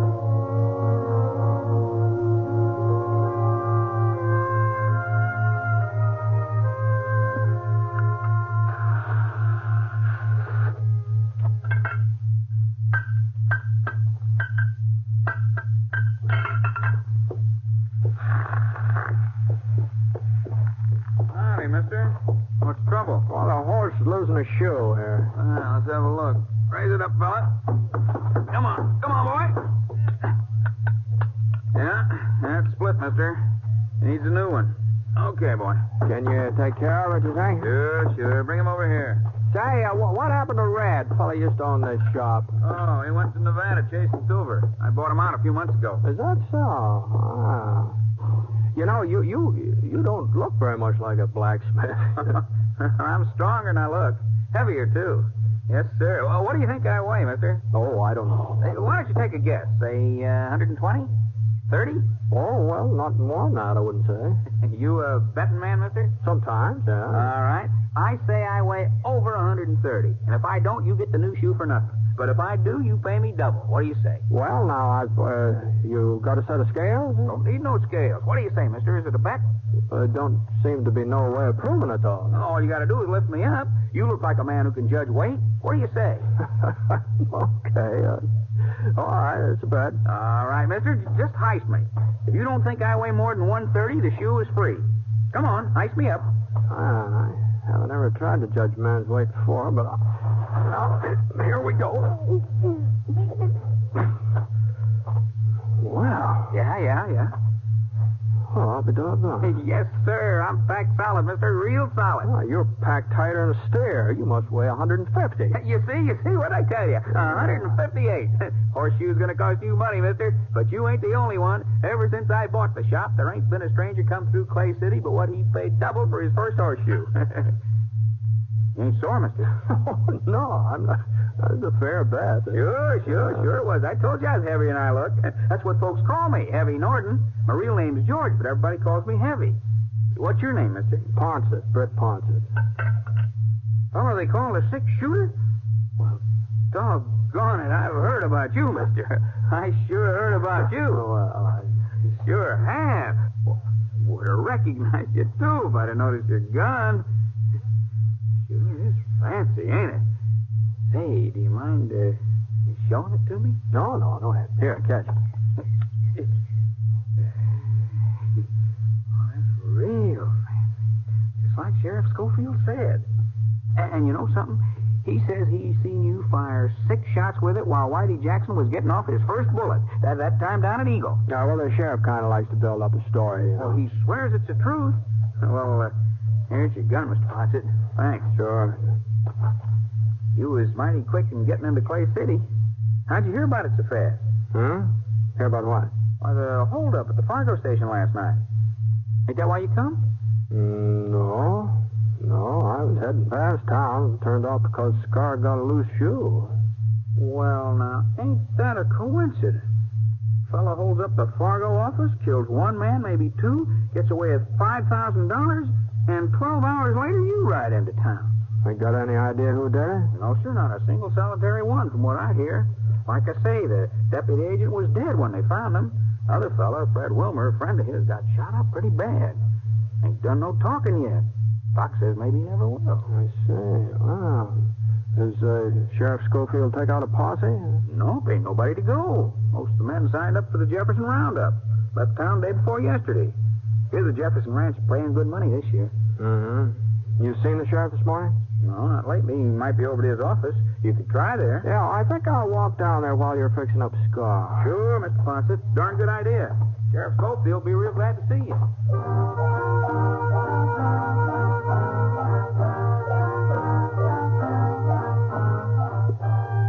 A couple of doors this side of the sheriff's office, I saw the Wells Fargo sign nailed up next to the window. The place wasn't locked, so I went inside. One of the chairs was upset, and there were some damp stains on the floor. The cast iron safe against the wall was standing wide open, so I kicked it shut. And then I went out in the back stoop. There was some more blood on the steps, and then just red mud. Right at the edge, I saw the hoof prints. They trailed off the side of the creek, and whoever made them had headed west. I let one knee down into the mud and looked at the prints real close. The horse had been wearing one shoe different from the other 3. A sharp rock must have cut into it somewhere or another. Not enough to split it, but just enough so that the print left a sort of a jagged line, like fancy handwriting. Huh. You find something, Britt? Huh? Oh, hello, Sheriff. Just heading out your way. Yeah, just so heavy. He told me he was in town. Did you find something? I don't know. Did you see these hoof prints? Yeah. Well, don't mean nothing. Trail gives out a mile or so down the creek at the fork. Has Clay City had any other trouble lately, Ed? No, not a bit. I guess any town's got to expect a hold up once in a while. Well, I heard it was more than that. Yeah, that's right. Fred Wilmer able to talk yet? I'm afraid not. Doc said he'd let me know first time he come around. Took him out to his ranch on the other side of town. You been out to see him since last night? There wasn't no reason. Well, it might be a good idea to be there just in case. I thought maybe I ought to stick in town. Well, it don't look like anything more's going to happen here. Why don't I'll get Scar and meet you out at Fred's place, huh? I can handle this alone, Britt. Well, sure. I was just offering to keep you company, Ed. I'll meet you there.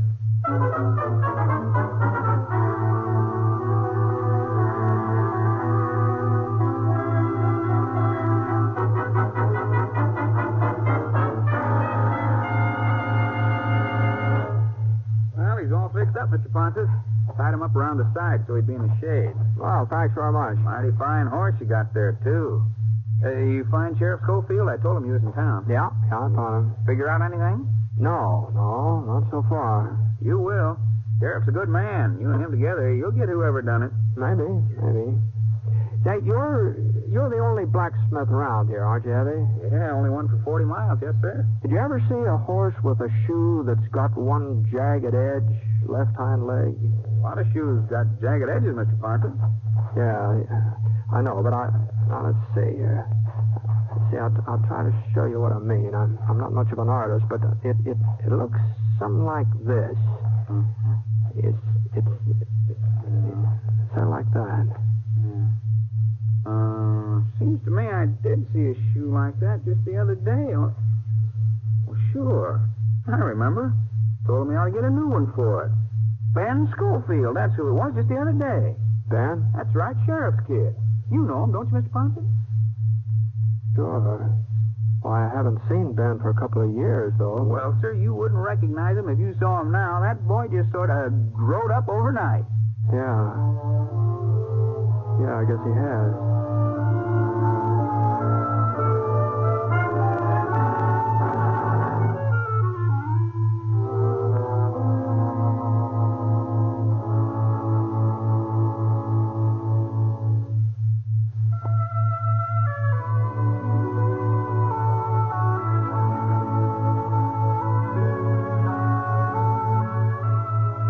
Now, Act 2 of The Six Shooter, starring James Stewart as Britt Ponset.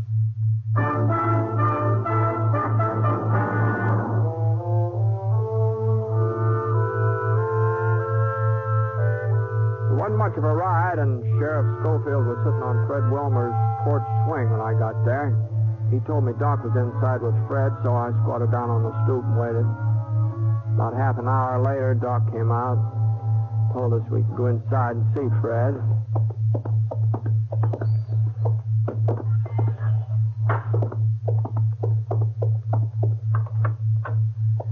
Fred was lying on a cot, breathing hard. The white cloth across his chest was stained pink, and his voice sounded like it was full of air. We was just sitting talking, Sam and me. Didn't hear the back door open. Must have left it unlocked. Turned around, and there he was, holding his gun on. Did you get a look at him, Fred?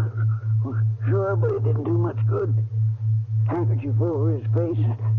Couldn't see nothing, just the gun. Told Sam to open the safe. Wasn't nothing else Sam could do. Sure. Took the money, walked over to the door. Yeah? Looked at us for a minute and then fired. Didn't have no reason. Hit Sam in the face, hit me in the chest, and didn't have no reason. Yeah, now take it easy, Fred. It's just like he enjoyed shooting at us. That's how it was, like he enjoyed it. Maybe he was scared. He wasn't scared. He didn't have no reason. Thought he killed us both. Started down the steps. I got my hand on the shotgun and I let him have it. You hit him? I don't know, maybe. He gave a yell and rode off. You go out back after him? I couldn't go nowhere, Britt. What kind of a fellow was he? Young? Old? I couldn't see his face. He's a young fellow, I'd say, though. How young? Oh, 17, 18. He was full grown. You sure? He sounded young. He moved young. Tall? Short? Medium. About the size of your kid, Ed. About that size. That enough for you, Ed? Yeah, that's enough. You think you get him, Britt? Sure, Fred. Sure, we'll get him. Come on, Ed. Didn't have no reason to shoot.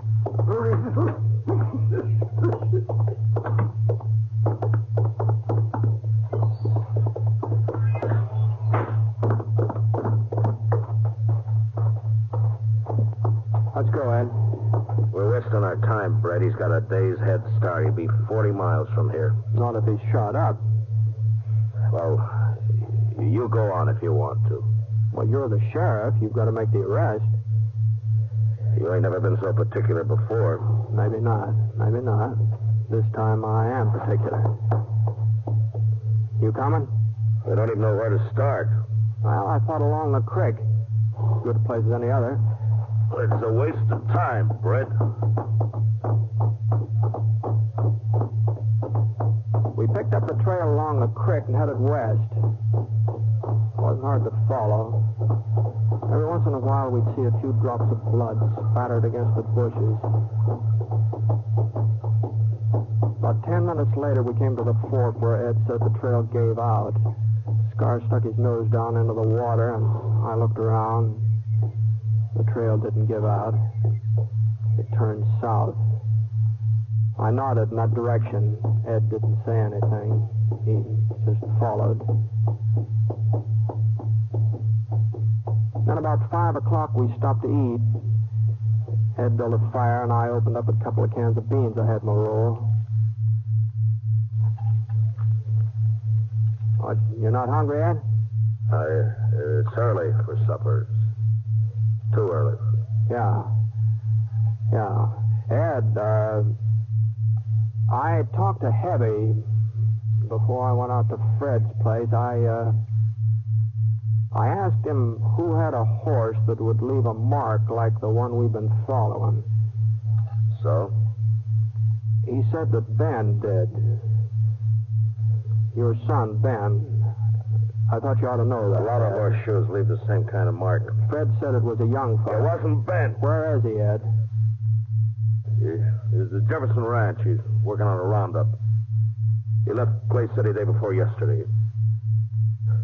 He couldn't have been Ben. There's a lot of wild youngsters in these parts, but Ben's a good boy. He couldn't be him. You sure? That mark don't mean nothing. Plenty of horseshoes leave the same kind of mark. You know that, Britt. You got enough to eat? Yeah. All right, let's go.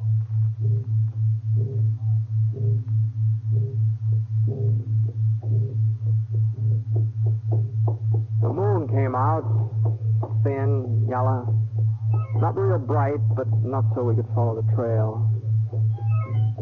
For about 3 miles, there wasn't any blood sign. He must have wrapped something around the wound, wrapped it real tight, and then we found the bandage. A piece of shirt tail sopped through. For the next mile, he'd been bleeding a lot, much worse than before. He was hurt pretty bad, Ed. Yeah, looks like it. He couldn't have gone much further, could he? Hold up, Scar. Ed. Yeah? Pull up. Pull over here. Look. Over there in the gully, that cabin. Yeah? Whose is it? I used to belong to Jake Levant. He died a couple of years ago. Ain't nobody living there now. There's somebody living there. What? Out back. There's a pony. We'd better go on foot.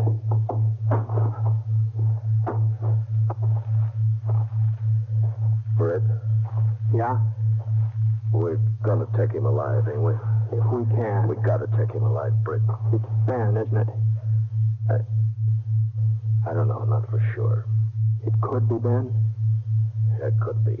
Where's he been the last couple of days? I don't know that either. I had an argument with him 2 nights ago. He needed some money. He'd been playing poker. He lost a lot. Now, the $5,000 that was taken out of that safe is a lot. I wouldn't give him none. He got mad. He said he'd get it himself. And I hit him. I hit him hard across the face. Hit him twice. He started to hit me back, and then he walked out of the house, and I ain't seen him since. I wish he had hit me back. Now, we've got to get across this clearing, Ed. Over to that clump of trees. Well, he may see us. We'll have to take that chance. You ready? Yeah.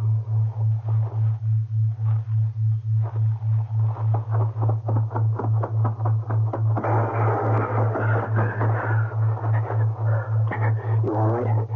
Yeah, sure. We'll stay in these trees for a couple of minutes. Okay. And then we'll rush him. It's not going to be easy to take him, Ed. Now that he's spotted us. Britt, you ain't going to kill him. I'm not going to let him kill me. It ain't his fault, Britt. It's mine. You know that's not so. No, it's the truth. It's my fault. I broke him. I broke him like you break a wild horse. Tried to take all the fight out of him fast. You know what happens when you do that to a horse? He gets tame, but the fight's still there, and someday he turns wild again. He ain't really broke at all. I'm going to rush him alone, Ed. No, stay here. Sam Norton's dead. Maybe Fred Wilmer, too, by now. Tell him Ben won't bring him back. He's my son. I'm sorry, Ed. No, we're going back to town. Not without him. We're going back. Now, you can outdraw me, Britt, but I'll still have time to get a shot off. I'll try to get him alive, Ed. I'll try.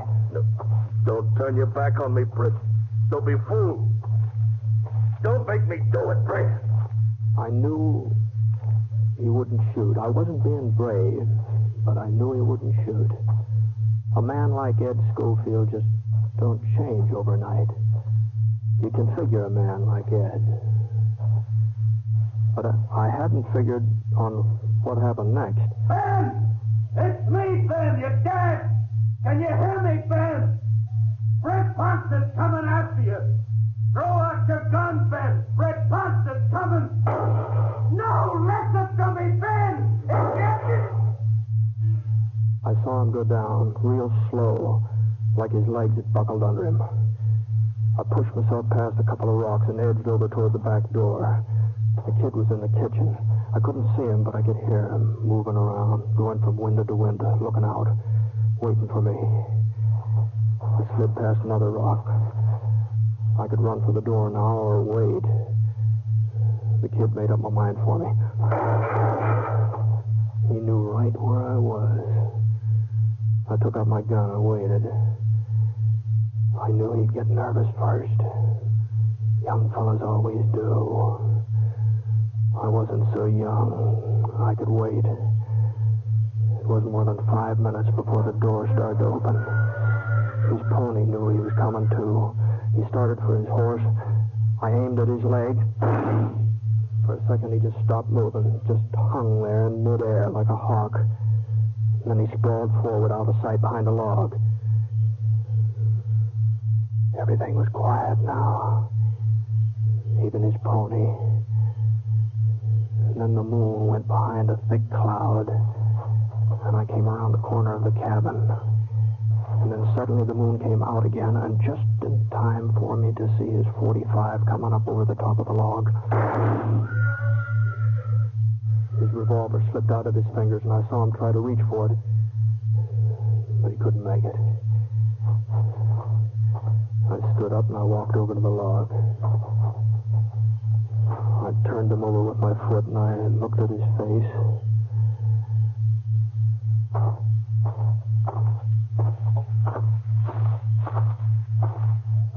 Ed? Ed? Over here. Where'd he get you? The shoulder. But I'll be all right. Is he... Did you have to... Britt? No, he's not dead. Oh, thanks. I guess he didn't hear me calling to him, didn't know who I was. It isn't Ben. What? It isn't Ben, Ed. You sure, Britt? Yeah. This kid's got red hair. There ain't no reason to lie to me, Britt. I ain't shot up bad. I'm not lying. Ed. I knew it wasn't Ben. While I was going up there after him, I knew it. What are you talking about? Well, it just came to me. I don't know. A man don't change overnight. Neither does a boy. Well, if it ain't Ben, it's... Oh, there's a lot of tough kids in these parts. You said so yourself. Where do you suppose Ben is? Where you said he is. Jefferson's Ranch, working on the roundup. The pay's good. Boy, don't change overnight, Ed. Yeah. You were able to ride back to town? Yeah, sure.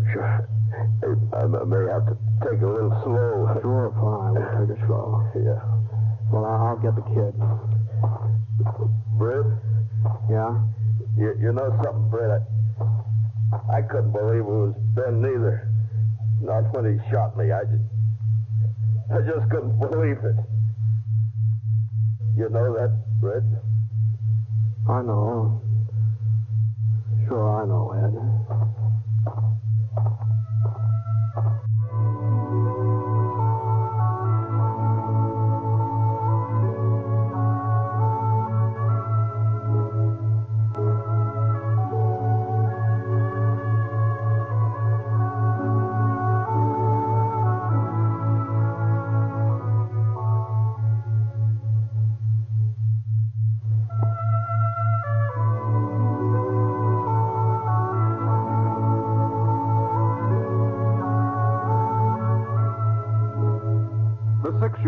NBC Radio Network production in association with Review Productions. It is based on a character created by Frank Burt, and the transcribed story is written by him. Mr. Stewart may currently be seen in the Universal International picture Thunder Bay. Others in the cast were Parley Bear, Jimmy McCallion, Herb Vigran, and Bill Conrad. Special music for this program was by Basil Adlam, and the entire production is under the direction of Jack Johnstone. All characters and incidents were fictitious, and any resemblance to actual characters or incidents is purely coincidental. Hal Gibney speaking.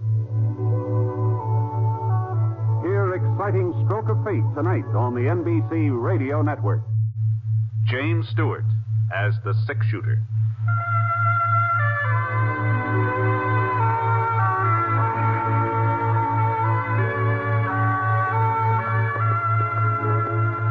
The man in the saddle is angular and long-legged. His skin is sun-dyed brown. The gun in his holster is gray steel and rainbow mother of pearl, its handle unmarked. People call them both the six-shooter. The NBC Radio Network presents James Stewart as the six-shooter, a transcribed series of radio dramas based on the life of Britt Ponset, the Texas plainsman who wandered through the Western Territories, leaving behind a trail of still-remembered legends.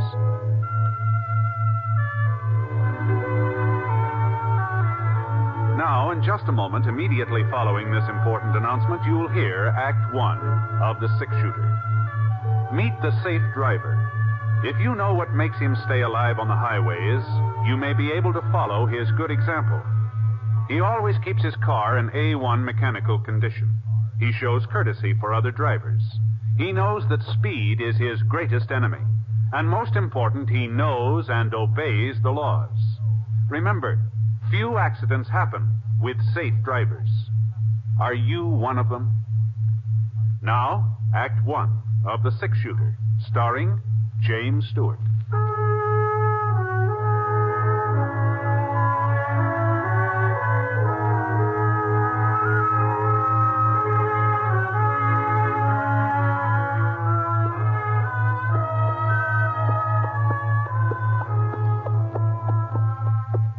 I sure couldn't figure it. I'd ridden down the whole main street all the way from Seth Tooley's bank to Ma Benson's rooming house, and I hadn't seen a single solitary person. The stores were closed, shut tight. There wasn't even a wagon or a horse out in front of them.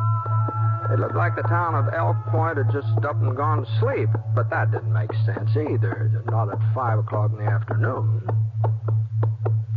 Whoa, Scott, whoa.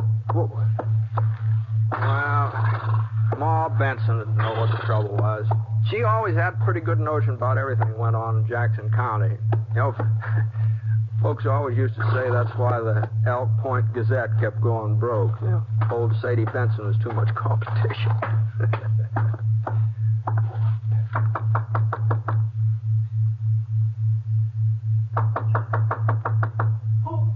Who is it? Britt Ponset. Britt? Yeah. Well, how do I know it's you? Well, opening the door might be one way of finding out. Does sound like you're all right. But if it ain't, I'm just a poor widow woman without a cent to my name. I don't think you're going to Oh, come on now, come on, Ma. Open up the door. Oh, Britt, thank goodness. Thank goodness. Well, don't just stand there. Get inside, quick, so I can lock up again. Oh, sure. All right. You can't imagine what a fright you gave me when I heard you knocking out there. Oh, but I must say there ain't anybody I'd rather see today. Well, now that's a very flattering greeting, Ma, but what's behind that? Oh, now stop joshing me, Britt. At a time like this when we all might be murdered any minute. Murdered? Stacy Gault is headed this way. Don't tell me you didn't know. Gault? That's what I said. Stacy Gault. Stacy Gault? Oh, I hadn't heard he was in these parts.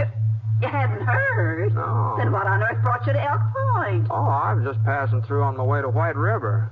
I thought I might stop off long enough to have one of those fine home-cooked meals of yours. Isn't that reason enough? Well, you're heaven sent, Britt Ponset. That's what you are. Heaven sent. Come on out in the kitchen with me while I give you the news. Sure. I was fixing a batch of cornbread. I had to do something to keep myself from thinking about what might happen. Oh, you can draw up that stool there if you like. Oh, thanks. Before you sit down, hand me them eggs, will you? Eggs? Oh, sure. Here they are. Here you are. Well, now, the first sign of trouble was when Gault held up the Fargo station over at Fort Shafter. That was 10 days, maybe 2 weeks ago. Well, Shafter's 200 miles from Elk Point. That's why folks didn't get too excited. Not then, anyhow. We never figured he'd come this far west. He never had before. Yeah, I guess that's so. But last Monday, he was in White River. Oh? Robbed the White River First National. Got away with over $50,000. $50,000. Marshal Andrews, he's the district marshal over to White River. He trailed Gault 5 or 6 miles out of town, and then he lost him. But there wasn't no doubt which way Gault was fixing to go. Oh, now where to put that pen? Oh, yes, here it is. Well, anyhow, just this morning, Ed Scott came barreling into town. He's got the old McBride Ranch out in Easter Canyon, you know. Yeah, I remember that. Well, Ed seen him last night riding through the canyon. He's Gault, huh? Couldn't have been nobody else. Ed recognized him right off, he did. He did. I thought you said Gault had never been around Elk Point before. Well, there's pictures of him, ain't there? On them wanted posters? Yeah. Oh, yeah. Now, I know I've left something out of this batter. If I could only think what... Oh, my stars, bacon powder.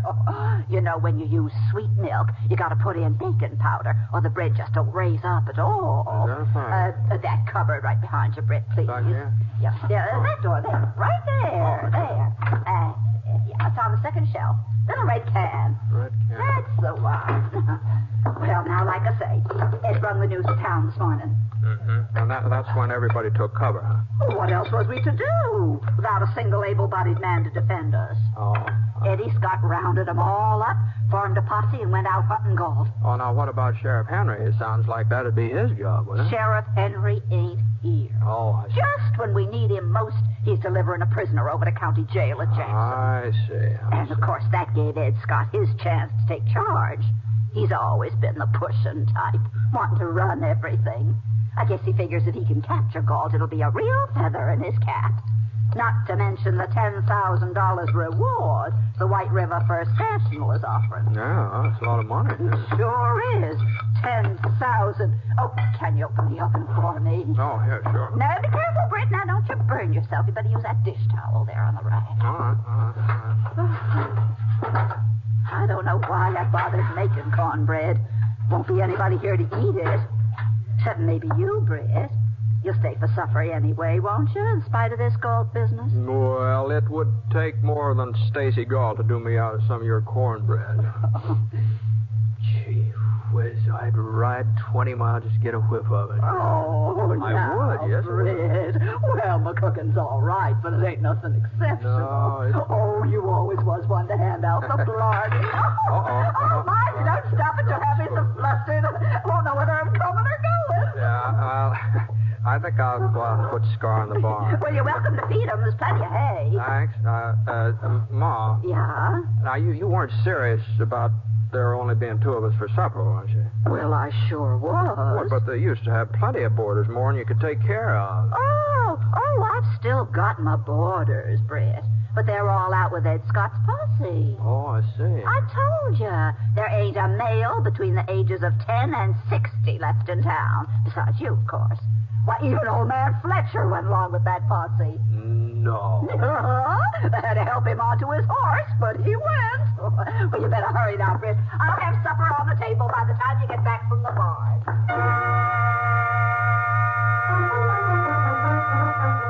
Hey, it was quite a supper, too. Baked ham with brown sugar dripping down the sides. Mashed potatoes swimming in gravy. Enough green lima beans to feed the whole population of Elk Point. And that cornbread, gee whiz, it just light yellow and fluffy with homemade maple syrup to pour over it. I tell you, when I started eating it, I figured I'd have a hard time making a dent in the plate Ma put before me, but the next thing I knew, I was asking for seconds. No, just a thin slice, Ma. No, that's too much. That's too much. Now, I'll only have to throw it away. Just go easy on it. No, I don't know, though. There. A few more potatoes? No, I don't want any more potatoes. All right, Britt, just a few. No, I don't want any more Now, beans. you can't eat ham with nothing to go with it. No, I don't want any. Goodness. Here you are. Well, gee, well, how about you, Ma? You've hardly touched any of your food. Oh, what you cook yourself don't taste as good somehow. Oh, you're not still worrying about Stacy Gault, Oh, certainly am not. Not since you showed up. If he come into town now, you take care of him. No, I don't imagine he'll get past that Scott's posse. And you don't know Ed Scott very good. Why, he'll have that posse running around in circles. I'll bet you could drive a herd of cattle right through the middle of them men, and they wouldn't even notice.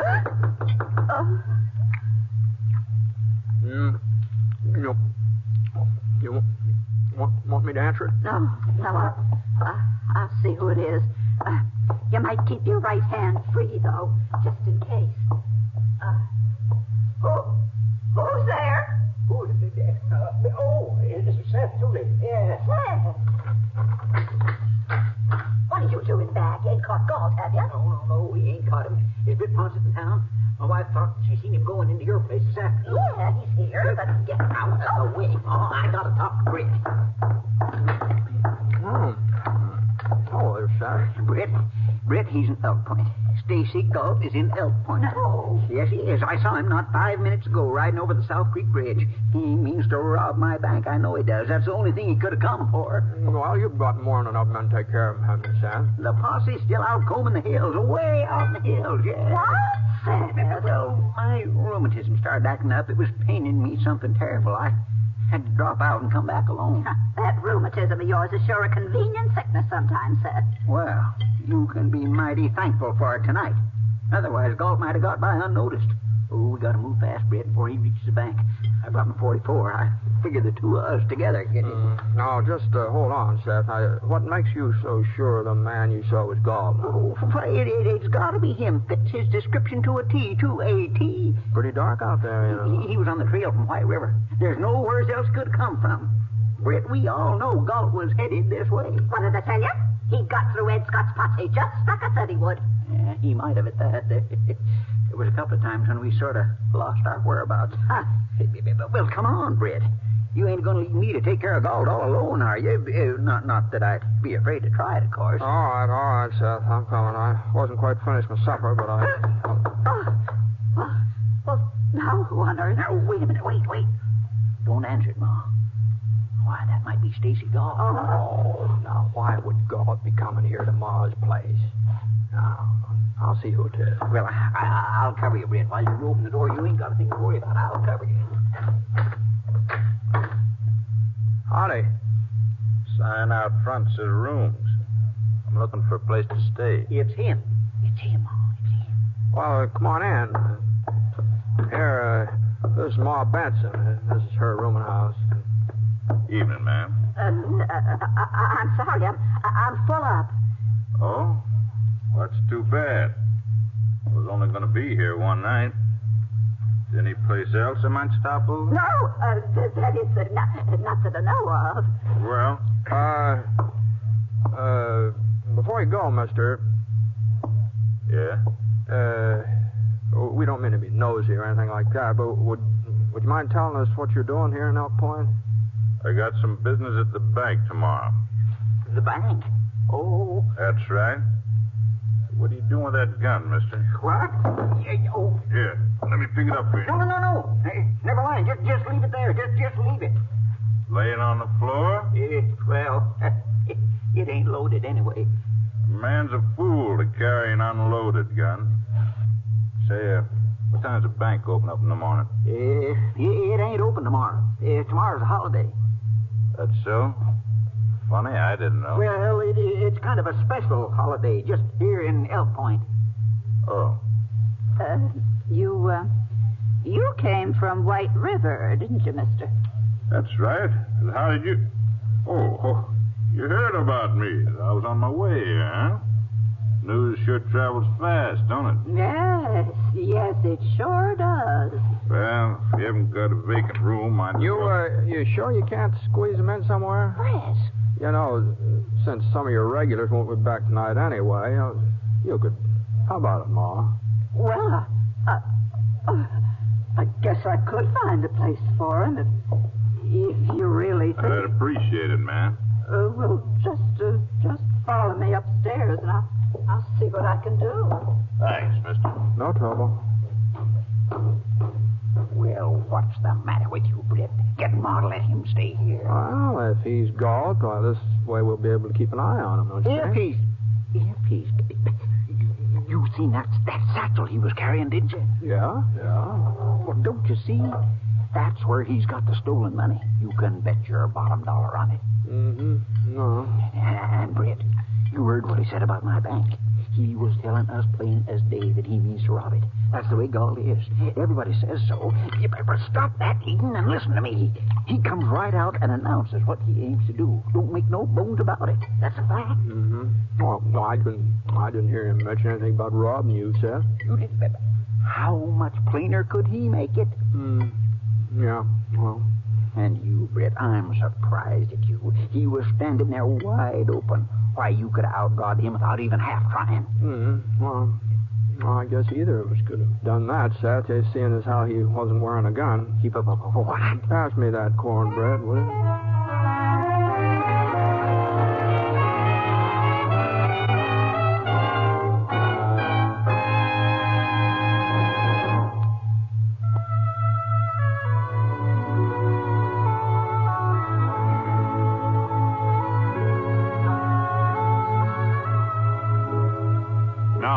Act 2 of The Six Shooter, starring James Stewart as Britt Ponset.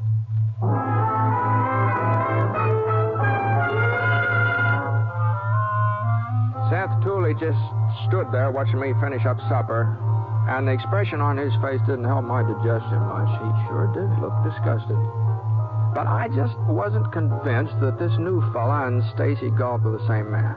I'd never seen Gault before, of course, and the fellow Ma took upstairs did look something like the wanted posters, and he had come from White River. That was all true, but no done.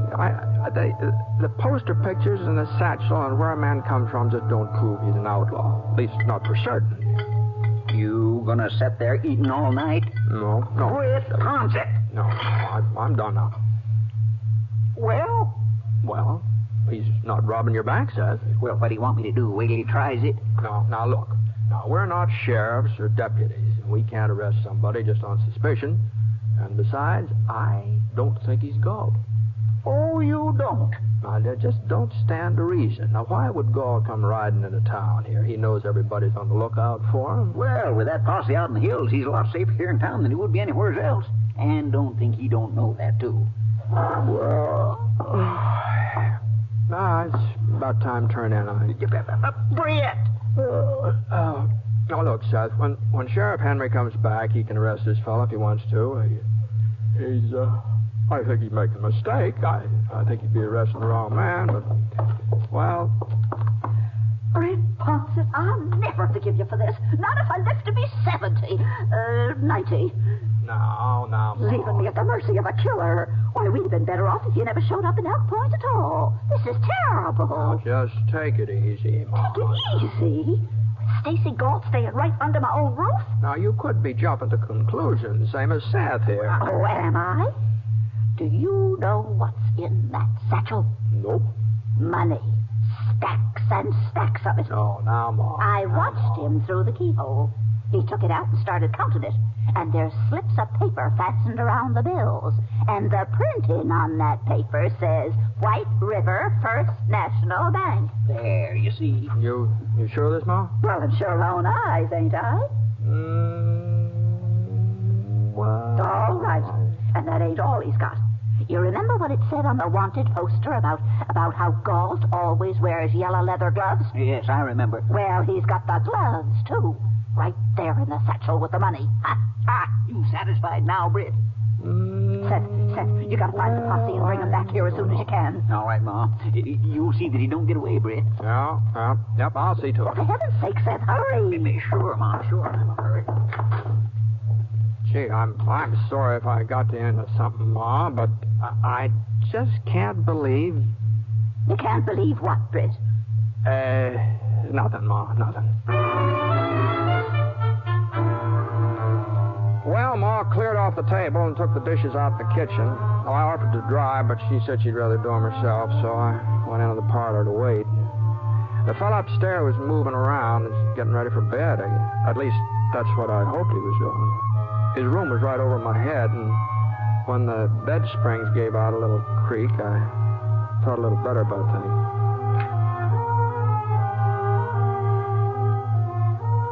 About 20 minutes later, Ma came out and sat down in her rocker beside the fireplace. She was crocheting one of those doodads you put in the arm of a chair, you know. We didn't do much talking. Not for the next couple hours, we didn't. And then about 11 o'clock, the posse came riding up. Well, must be them, Ma. Oh, it's about time. Well? Maybe you'd better wait in the kitchen in case there's any trouble, huh? There won't be no trouble now, thanks to Seth Foley. Yeah. Well, anyway. Oh, all right, Britt, all right.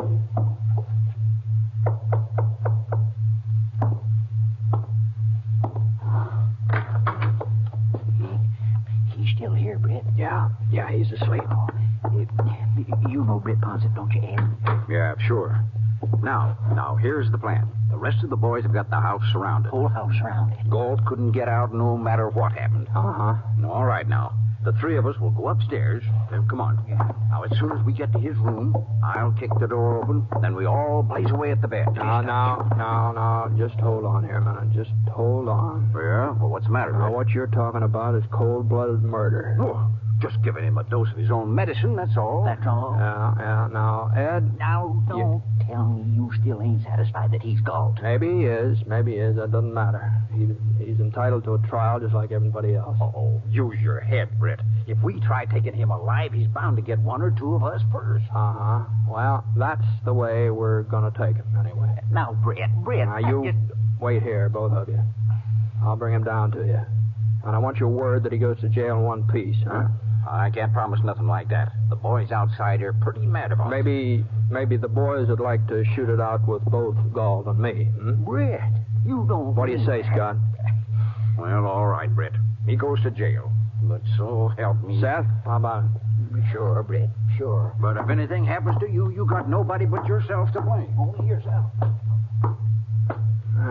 Upstairs hall was pitch dark. I moved along quiet as I could. I'm trying to remember where the doors were. It's been a couple of years since I'd stayed at Benson's. I wasn't just sure which room. I pressed my ear against the door and listened. I couldn't hear anybody breathing inside, so I headed for the next door. Right there now. I had my hand on the knob when I hooked my leg on the hall table and I reached out to catch him. Oh, he'd be awake now, so I had to move fast. I swung the door open and brought up my gun. Who's there? What do you want? Stay where you are, and don't reach for anything. What? Huh? What are you talking The lamp right beside his bed gave off enough light so I could see him. I leaned over and turned it up. He hadn't moved. He just sat there, eyes wide open, blinking. What's going on here, mister? I think you better put your clothes on. Oh, sure. Whatever you say. But why? What's all this about? Well, there's some boys downstairs want to talk to you. Me? That's right. I don't know anybody in these parts. Well, they know you. At least they think they do. Oh? Yeah, they claim you're Stacy Gault. Gault? That's right. Why, they're crazy, plumb crazy. They are? Ain't they heard? How could I be Gault? What do you mean? Gault's in jail, White River. He was captured, locked up the day before yesterday. You sure of that? I ought to be. I captured him. You... The proof's right there in my satchel. Reward money. White River First National paid it to me yesterday. No. And Marshal Andrews gave me Gault's yellow gloves as a sort of memento of the occasion, along with a letter of congratulations. Yeah. You see him? You captured Stacy Gault? Well, it was kind of accidental. You see, I'm a drummer. travel around selling gadgets and things. I didn't know the cabin was Gault's hideout. Looked like any other cabin to me. Thought there might be some kids living there, so I was getting up my samples when the door opened. Guess he thought the six-shooter I was holding was a real thing. Of course, it did look mighty genuine for an imitation. You sure make realistic-looking toys these days. And he didn't try to shoot it out with you? No. All he said was, okay, you got the drop on me. I didn't know what he was talking about, but I was too surprised to say so. Yeah. Next thing, he handed me his gun, and, well, it was about then Marshal Andrews come riding up. Marshal was real nice about giving me all the credit. Want to see the letter he wrote? No. But you bring that down along with you, will you? What I want to see is Ed Scott's face when you show him that letter. That's what I want to see.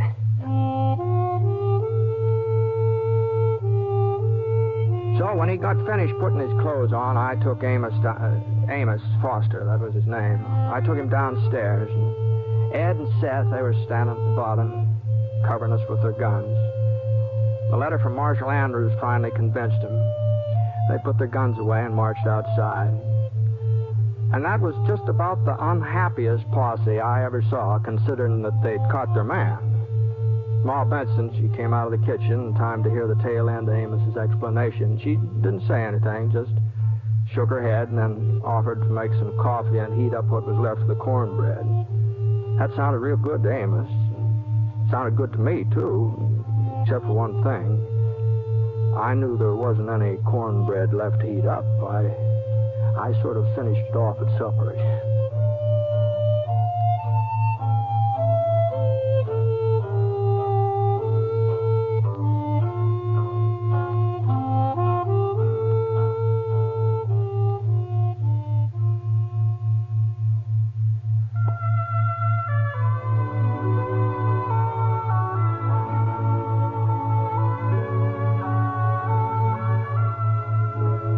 The Six-Shooter is an NBC radio network production in association with Review Productions. It is based on a character created by Frank Burt, and the transcribed story is written by him. Mr. Stewart may currently be seen in the Universal International picture Thunder Bay. Others in the cast were Eleanor Audley, Barney Phillips, Forrest Lewis, and Seth Tooley was played by Parley Bear. Special music for this program was by Basil Adlam, and the entire production is under the direction of Jack Johnstone. All characters and incidents were fictitious, and any resemblance to actual characters or incidents is purely coincidental. Hal Gibney speaking. Hear Exciting Stroke of Fate tonight on the NBC Radio Network. James Stewart as the Six-Shooter.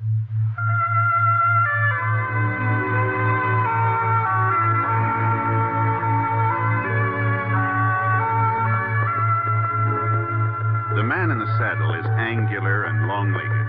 His skin is sun-dyed brown. The gun in his holster is gray steel and rainbow mother of pearl, its handle unmarked. People call them both the Six-Shooter. The NBC Radio Network presents James Stewart as the Six-Shooter, a transcribed series of radio dramas based on the life of Britt Ponset, the Texas plainsman who wandered through the Western Territories, leaving behind a trail of still-remembered legends. Now, in just a moment, immediately following this important announcement, you'll hear Act One of The Six-Shooter. A Christmas gift with a future. That's how everyone feels about a gift of United States savings bonds. Because when those bonds mature, they pay back $4 for every $3 invested. What's more, they can be held as long as 10 years beyond maturity and earn even further interest. Give a gift of United States savings bonds. Now, Act One of The Six-Shooter, starring James Stewart.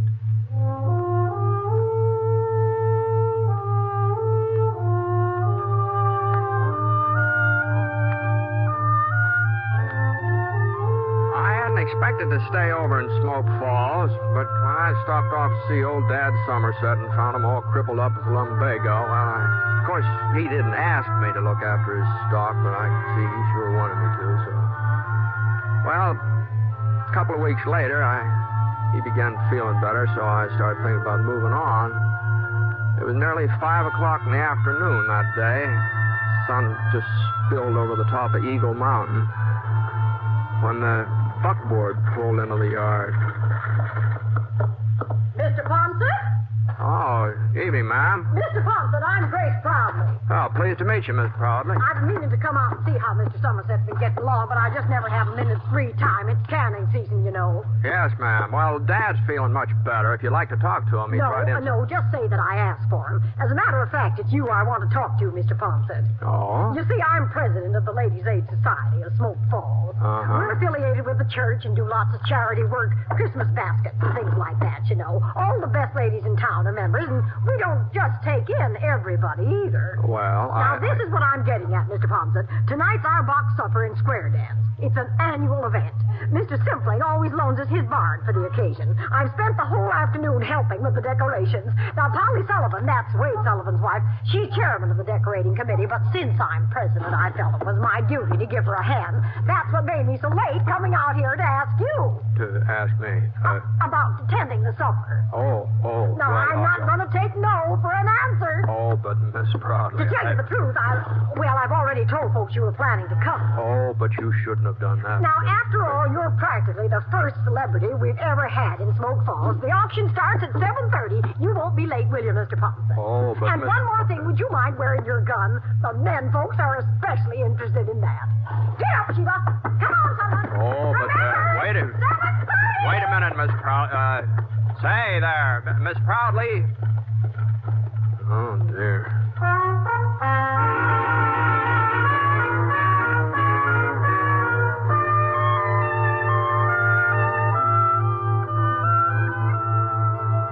Well, after I gave Dad his supper, I washed my face and wet down my hair and started off for old man Simpling's barn. When I got there, Miss Proudly met me at the door and introduced me around. The only name that sank in was her daughter, Ellen. Pretty girl. I figured that when the box supper sheet pack was put up for sale, the bidding would be mighty serious. All right, everybody, we're ready to begin the auction. We don't want the music now, Wilbur. Wilbur! Now, just gather around the table here so you can get a good look at what you're buying. But remember, you can't judge a book by its cover. Now, which one shall we start with? Oh, my, look at this one. Pretty pink ribbon and white tissue paper. Why, I'll just bet you there's a whole fried chicken inside this bottle. Now, who's going to make the first bid? $1.50. Don't forget, gentlemen, a pretty lady's company goes with the supper. I'll give a nickel. Now, Spud Hooker, you stop joshing. You know we don't take any bid less than a quarter. Now, who'll offer a quarter just to get things underway? Look at this lovely box. Just think some nice young lady spent the whole day fixing it up. Then she'll be too tired to dance.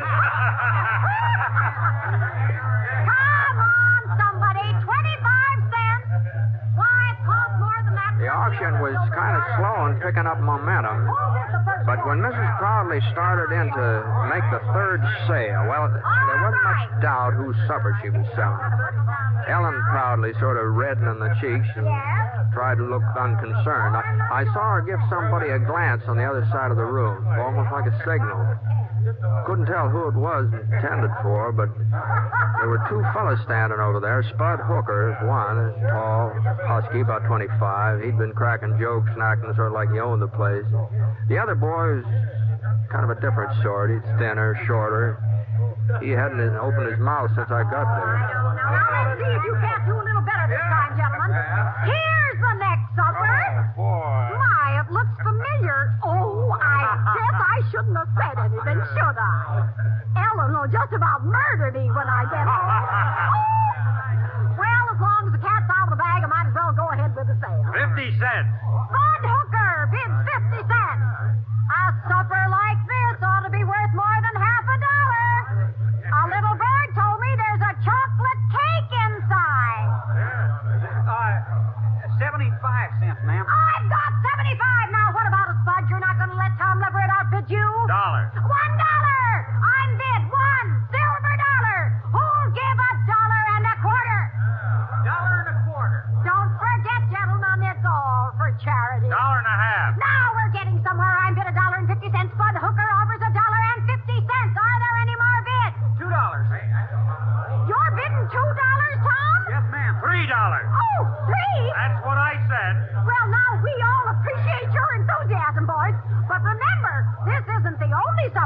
buy. It's the only one I'm buying, and I'll take it right. $4. Huh? Well, all right. Going once, going twice, and it's sold. $5. Now, Spud, are you sure? $6, Miss Crowley. You're making a fool of yourself, Leverett. Ellen wants to eat with me. My bid's $6. $7. Now, boys. 10. Oh, now you don't mean that, Tom. You can't afford $10. No, I mean it. Well, all right. I bid $10. Are there any more bids? Going once, going twice. Go ahead, sell it to him. It ain't gonna do him no good. Now, we don't want any trouble, Spud. Ellen's my girl, and she's eating with me. I'll take that box, Miss Proudly. Here's your money. Didn't you hear what I said? She's eating with me. Get out of the way, Spud. You're not man enough to make me move. Now, give me that box or I'll take it away from you. Okay, Tom, you hurt me. Hold on there. Now, just a minute here. Now, hold on. Don't concern you, Ponset. No, maybe it doesn't. Maybe it doesn't concern me. It just seems to me that there ought to be a better place for settling things, that's all. Mr. Ponset's right, Spud. Let's go out. Hey, where's Britt Ponset? Dad Somerset said he was over here. Yeah, I'm Ponset. Oh, Mr. Ponset, Sheriff Tinsmith told me to find you. What's the matter, Jake? Dink Falk just broke out of jail. Yes. He shot the sheriff in the back while he was getting away. Oh, he did? Yeah, well, we took him over to Doc Foster's, and he's bleeding pretty bad. He wants to talk to Mr. Ponset before he... I'll get my horse.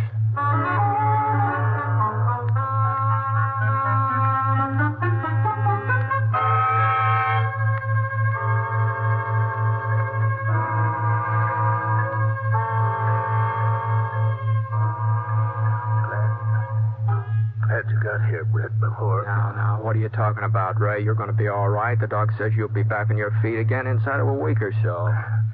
Don't know what I was thinking of. Letting Dink Falk get hold of my gun while I was serving his supper. Must be getting careless in my old age. Well, you're not the first man to have trouble with Falk. He had a pretty fancy reputation, from what I hear. Yeah, that's why I had to see you, Britt.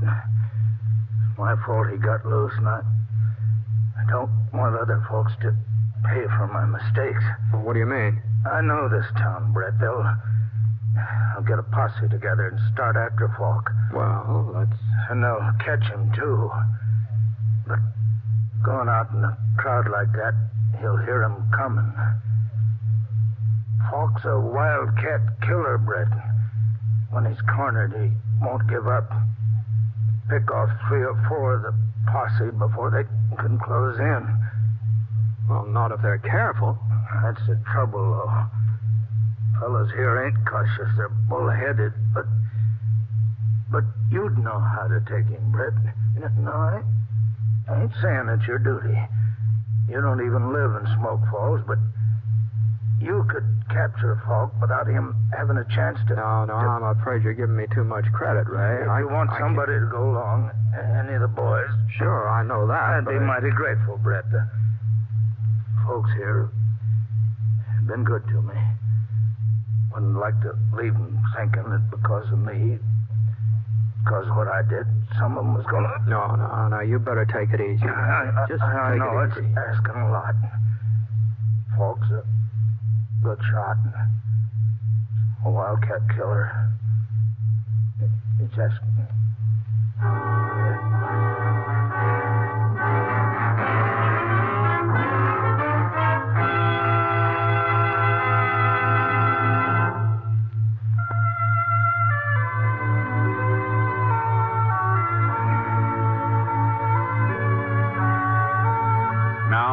Act 2 of The Six Shooter, starring James Stewart as Britt Ponset.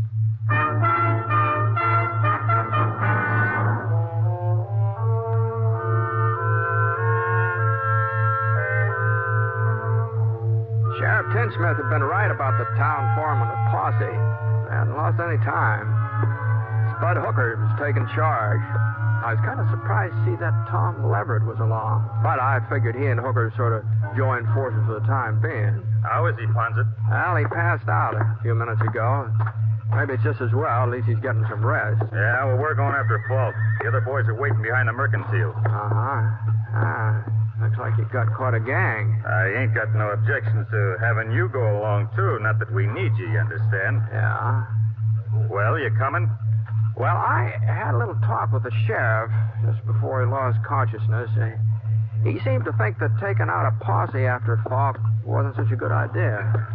What's he want us to do? Let him go scot-free? No. Sheriff Tinsmith sort of suggested maybe one or two men would have a better chance of catching him. They can make faster time, maybe sneak up on Falk unaware. Oh, yeah? Yeah. Well, it's okay with me. You going to be one of the boys who goes after him, Ponset? Well, I hadn't exactly made up my mind. You better make it up faster. I'll take somebody else. Oh, I see. Well, in that case, Whoa. Say, your name's Leverett, isn't it? That's right, Mr. Ponset. Tom Leverett. Mm-hmm. You want to ride along with me? What? Why, sure. Wait a minute here. I thought you said one or two men. Mm-hmm, I did. Well, we don't need Leverett then. Well, I tell you, I sort of figured maybe you ought to stay in town, Hooker. So if Tom and I get into trouble, well, you could bring the posse out later. Huh? You're trying to make a fool out of me, Ponset? No, I'm not. Everybody knows I'm twice the man Leverett is. I can ride better and shoot faster, and I'll fight him 2 to 1. Mm-hmm. You want the credit for catching Falk yourself, don't you? Well, it ain't going to work out that way. Come on, boy. I'll find Falk myself, and I'll bring him in alone. That's how I...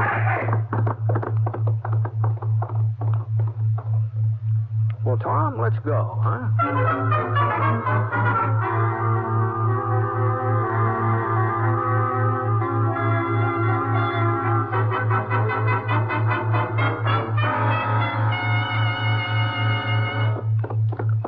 Falk's trail headed west, up toward Eagle Mountain. And the moon was out, sort of a half moon, but it gave us enough light so we could follow the hoof prints Falk's horse had left. Along about midnight, we spotted another trail, fresher. It couldn't have been more than a couple minutes old. It cut in from one side and then went on ahead in the same direction Falk was riding. You see that, Tom? Yeah. Looks like Spud Hooker took a shortcut. Yeah. You reckon he'll beat us to him? Oh, you never know. Never know. If he does, he might save us some grief, wouldn't he, huh? You're not anxious to tangle with Falk, are you, Mr. Ponset? No, I'm not anxious to tangle with anybody, Tom. But I thought, well, you brought in other outlaws before. Oh, some. Not as many as folks think, but I've never enjoyed tangling with any of them. Why'd you pick me? Spud's right. He is twice the man I am. That's shooting, maybe. Yeah. But there's more to trailing a killer than being able to shoot. You know, lots of times it's more important for a man to know when not to shoot, you know. Huh? Yeah. Fellow's itching to pull a trigger like Spud. Well, he's apt to pull it too soon. And, hey, look at that. The moon's going down. We might as well get some shut-eye. Whoa, boy. Oscar. You couldn't see the trail anyway. Spud won't be stopping for sleep. No, don't suppose he will. That's another reason I picked you. I kind of figured he'd want to keep pushing on all night. Doggone it, God, along about this time, I just get tired.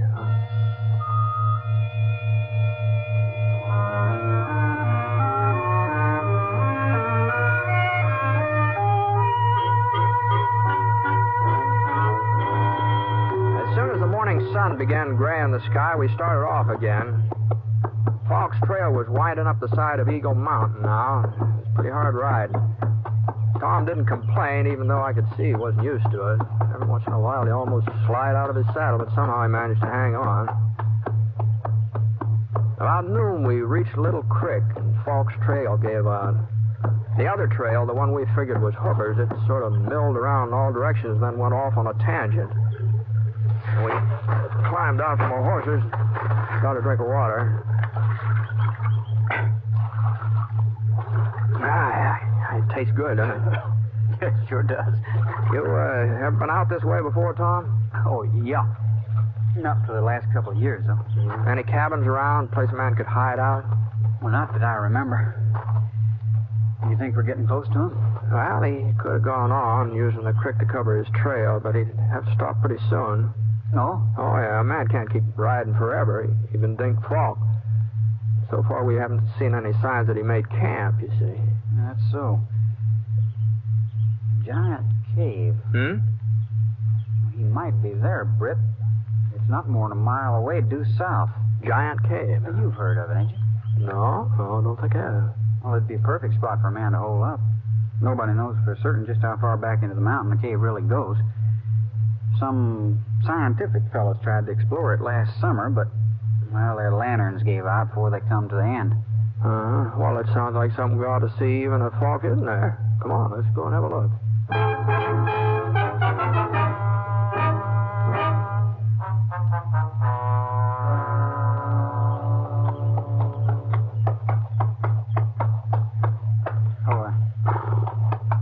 That's the entrance there, Britt. Beside that slab of yellow rock. Uh-huh. I don't see any sign of Falk's trail. I guess he could have come up from the other side, though. Yeah, that's what he must have done. Huh? That pony over yonder. That clump of bushes grazing. Oh, yeah, I see him. Easy, Sorrel. Scar. Easy, whoa, boy. You know, Jake Watson said Falk stole a sorrel when he made his getaway. Mm-hmm. Now, we'd better close in on foot.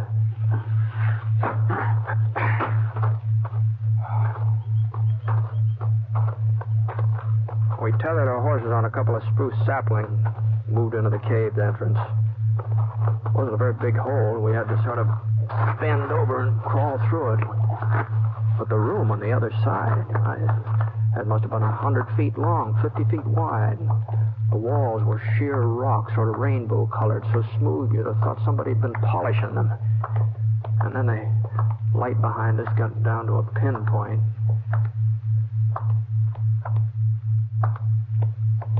He wouldn't be hiding here in the dark, would he, Britt? Maybe. He heard us coming.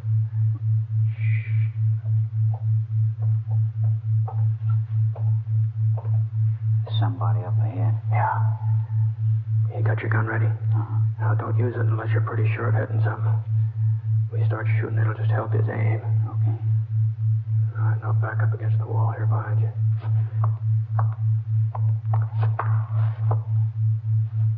Falk! We know you're in here, Falk. You go any further, you'll get lost. You'll never find your way out. Hey, you hear me, Falk? You're wasting lead.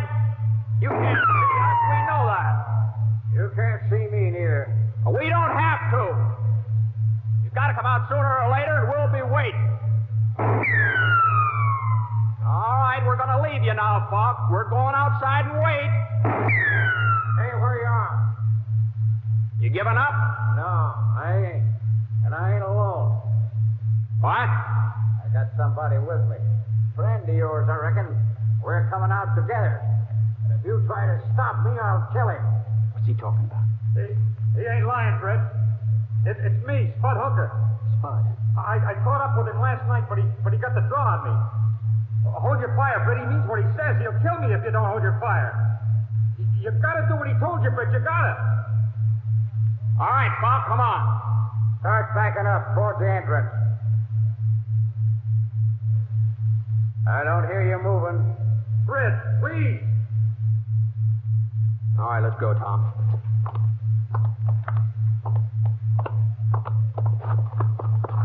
We backed out into the daylight, Tom and me, and waited for them. About a minute later, Spud Hooker marched through the mouth of the cave, half scared to death. Dink Falk was right behind him, holding a .45 aimed at the smallest Spud's back. I was pretty sure he wouldn't hesitate to pull the trigger either. Sheriff Tinsmith was right. He's just a wildcat killer. He had that stampede look in his eyes as he stood there blinking against the sun.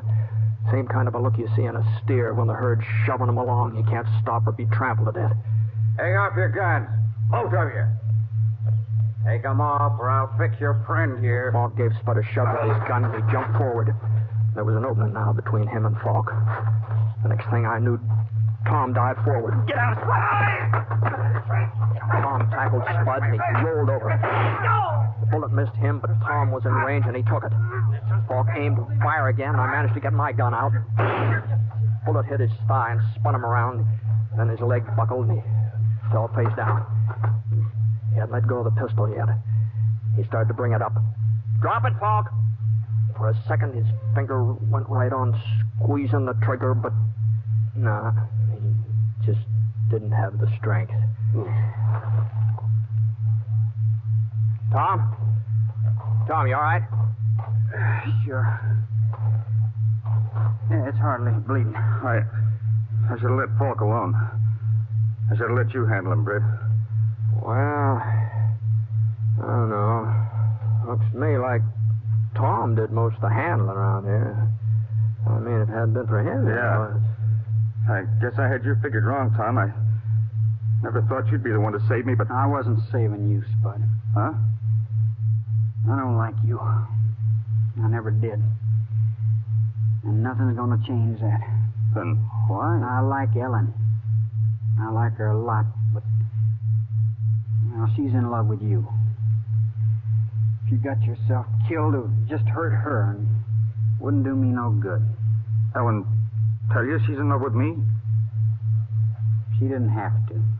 When she finds out what happened today... She ain't gonna find out. I'm gonna tell her. I'm gonna tell her myself. I don't want her to know. It's for me to decide. Now listen here, Spud Hooker. You do the listening for a change. No, I thought I caught you a lesson last night, but it looks like... Now, hold on now. Now, I think we ought to get Tom to a doctor, don't you? If we don't, Ellen won't have no way of choosing him even if she wanted to. Now, come on, Spud. Come on, give me a hand.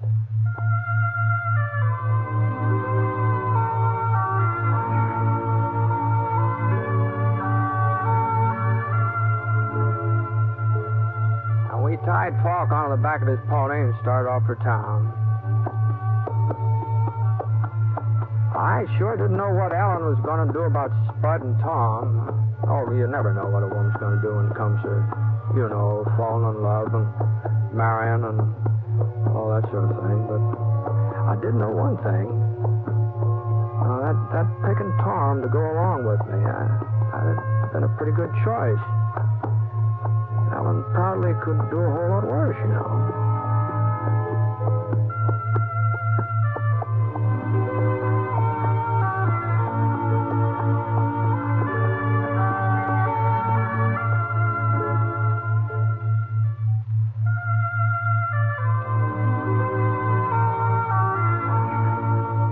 The Six Shooter is an NBC Radio Network production in association with Review Productions. It is based on a character created by Frank Burt, and the transcribed story is written by him. Mr. Stewart may currently be seen in the Universal International picture Thunder Bay. Others in the cast were Jeanette Nolan, Frank Gerstle, Robert Griffin, Forrest Lewis, and Sam Edwards. Special music for this program was by Basil Edwin, and the entire production is under the direction of Jack Johnstone. All characters and incidents were fictitious, and any resemblance to actual characters or incidents is purely coincidental. And incidentally, a great many of our friends have written in to thank us for putting the Six Shooter on the air. And a surprising number of letters have requested the name of the theme you are listening to right now, and where it might be obtained. Well, we're sorry, but it is music that has been recorded exclusively for broadcast, and is therefore not available for home use. But we are grateful nonetheless to all of you who have written. Your kind letters are always welcome. This is Hal Gibley speaking.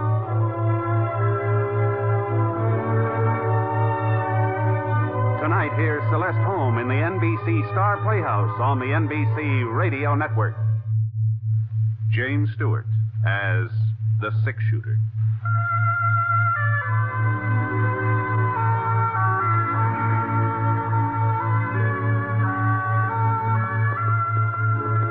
The man in the saddle is angular and long-legged.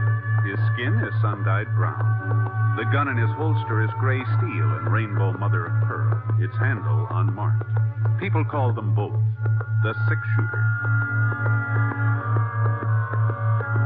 The NBC Radio Network presents James Stewart as the Six Shooter, a transcribed series of radio dramas based on the life of Britt Ponset, the Texas plainsman who wandered through the Western Territories, leaving behind a trail of still remembered legends.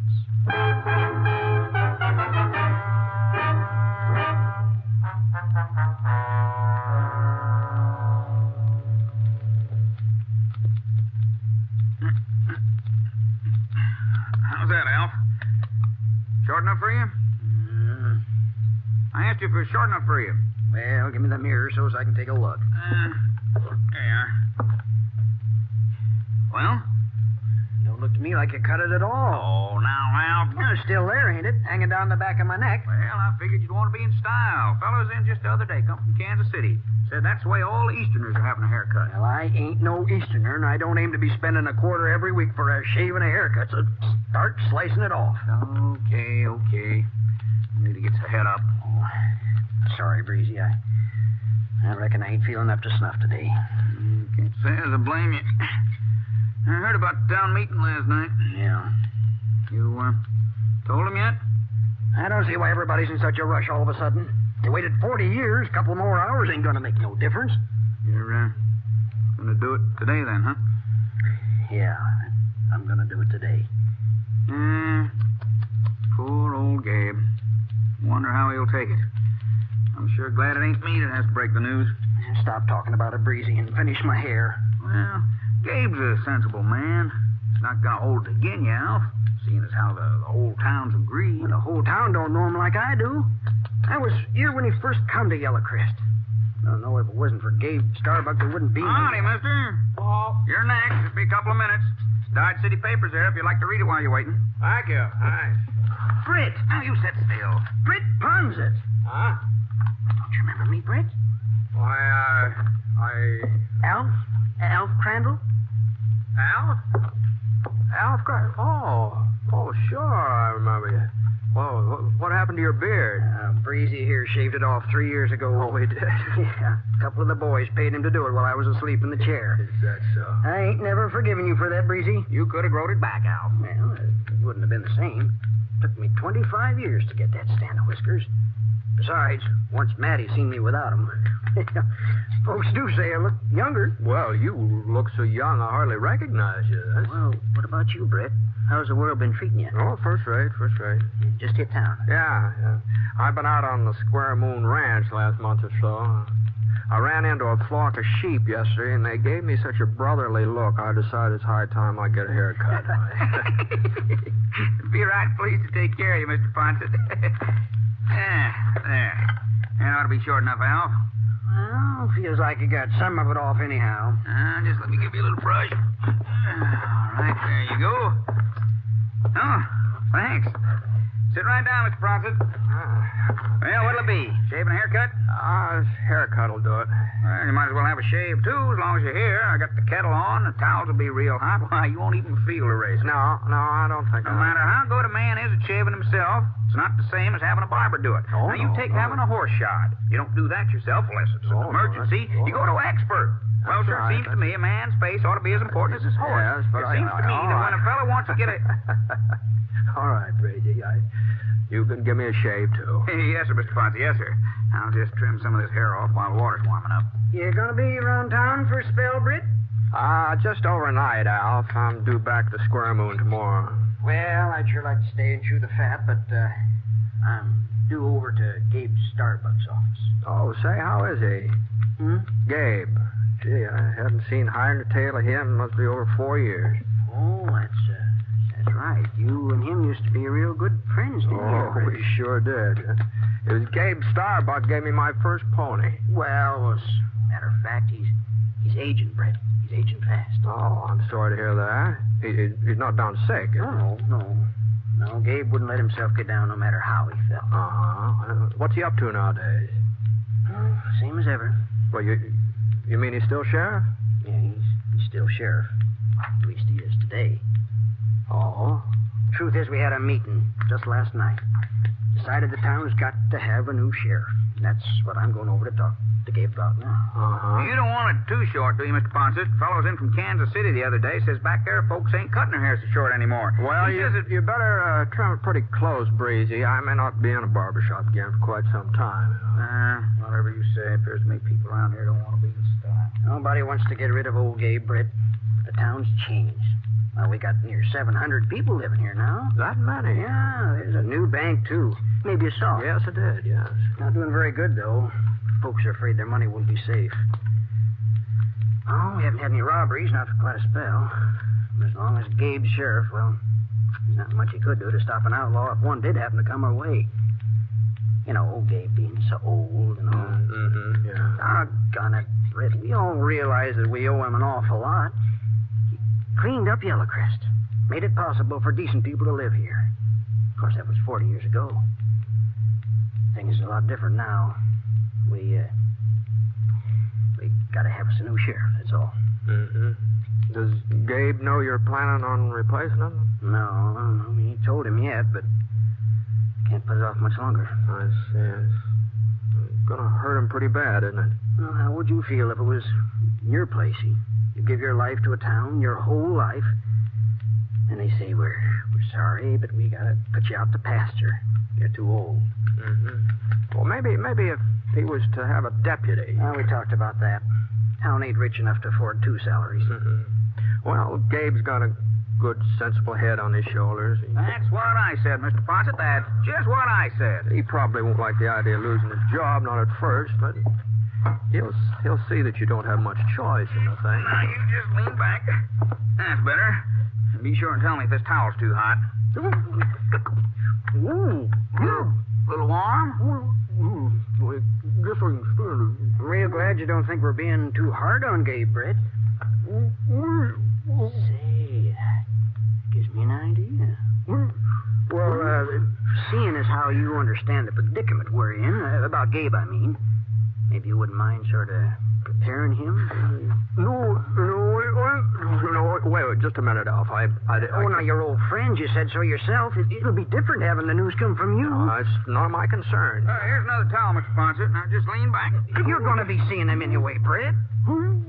Now, all you have to do is kind of lead the conversation around to him retiring, lay the foundation, and then later on, when everything gets... I won't do it, Al. I won't do it. Now, you're just wasting your breath. You just... How in thunder am I going to get this lather on, Mr. Ponset, if you keep moving around like that? I'm only asking you to talk to Gabe because, well, I'm apt to say the wrong thing. You know me, Britt, always putting my foot in my mouth. And I'll hold still. Now, Al, I tell you, you're not going to put... Your own fault, Mr. Ponset. Now, I told you to keep quiet. Please, he's right. Just sort of take it easy, Britt, while I sort of explain what I have in mind. And then if you still aren't willing...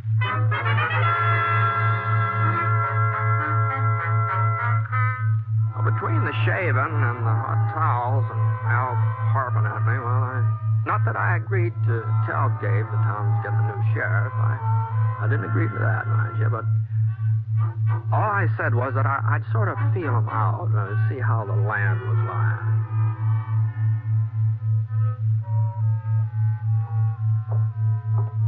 Anyway, about 20 minutes later, I was coming along the boardwalk heading for Gabe's office.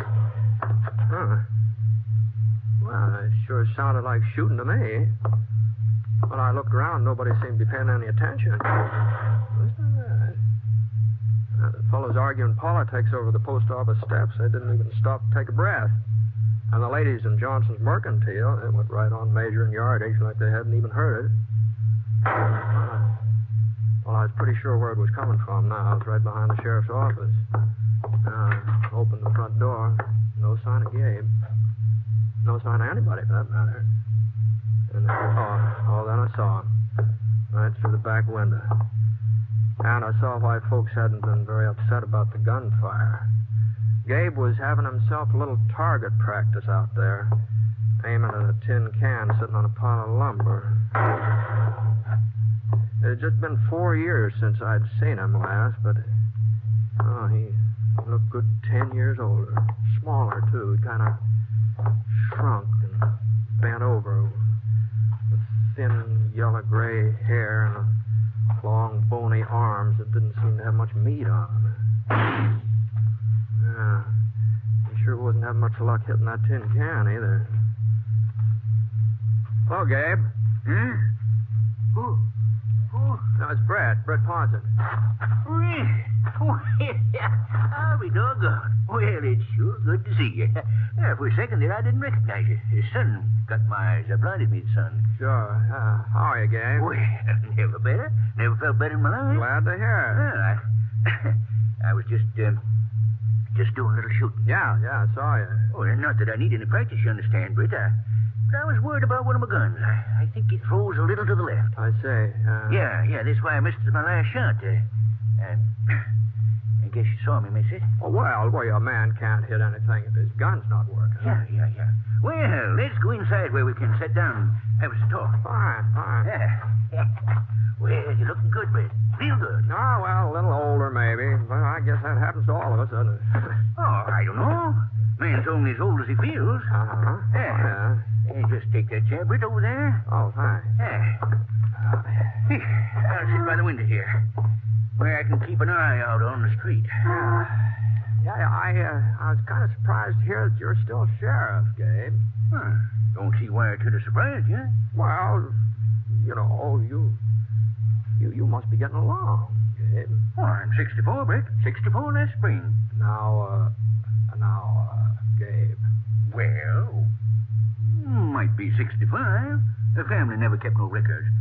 But I ain't no older than that. No. Don't look no older. No. Do I? Oh, no. No. Huh. You still living alone? Well, of course I'm still living alone. You think I need a keeper or something? Oh, no. I was just wondering if you ever got a hold of that ranch you used to talk about. That's all. You remember? Ranch? Yeah, don't you remember that? When I was a kid, you always said someday you're going to have a ranch. After you'd retired from being sheriff, of course. Oh, I still aim to do it. When the time comes. Of course, there ain't no sense in thinking about it now. Oh? No. Yellowcrest is growing, Britt. Growing fast. That's when the town needs law and order the most. When it's busting its britches. And seeing as how I'm the only experienced lawman in these parts, well, it's my duty to stay on the job. I owe it to the folks here. Why, if I was even to think about retiring, well, they just wouldn't know what to do. They'd be plumb helpless. Well, I ain't got no choice, Britt. You know how it is. Sure, Gabe. I know.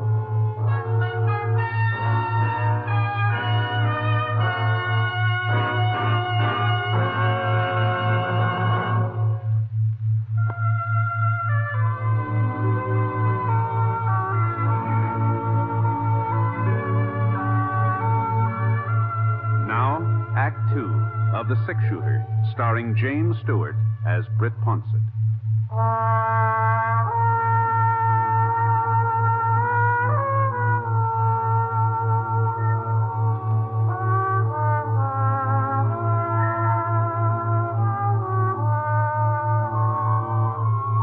had a long talk, Gabe and me, sitting there in the office watching the wagons creak along outside the window.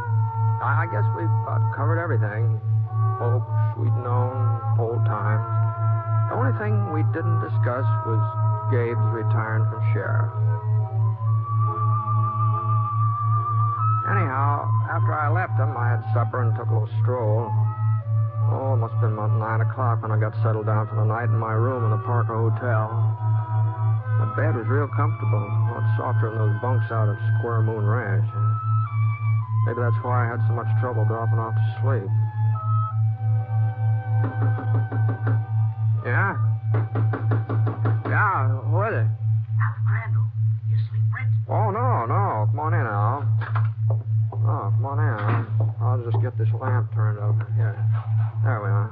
I didn't mean to wake you. Ned Parker told me you only turned in a few minutes ago. Yeah, I'll pull up a chair. Thanks.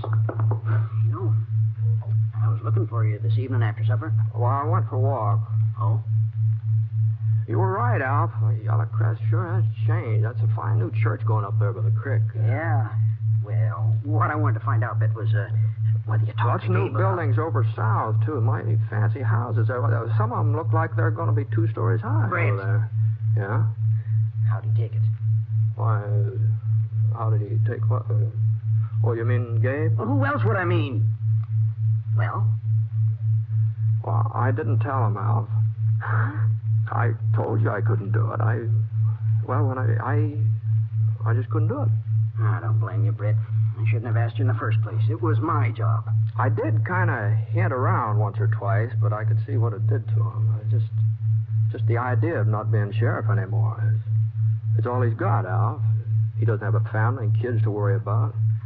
Gabe's the sheriff of Yellowcrest, and if he ever stops being the sheriff, he won't be anything. I know, Britt. I know, but what can we... What's that? The alarm bell.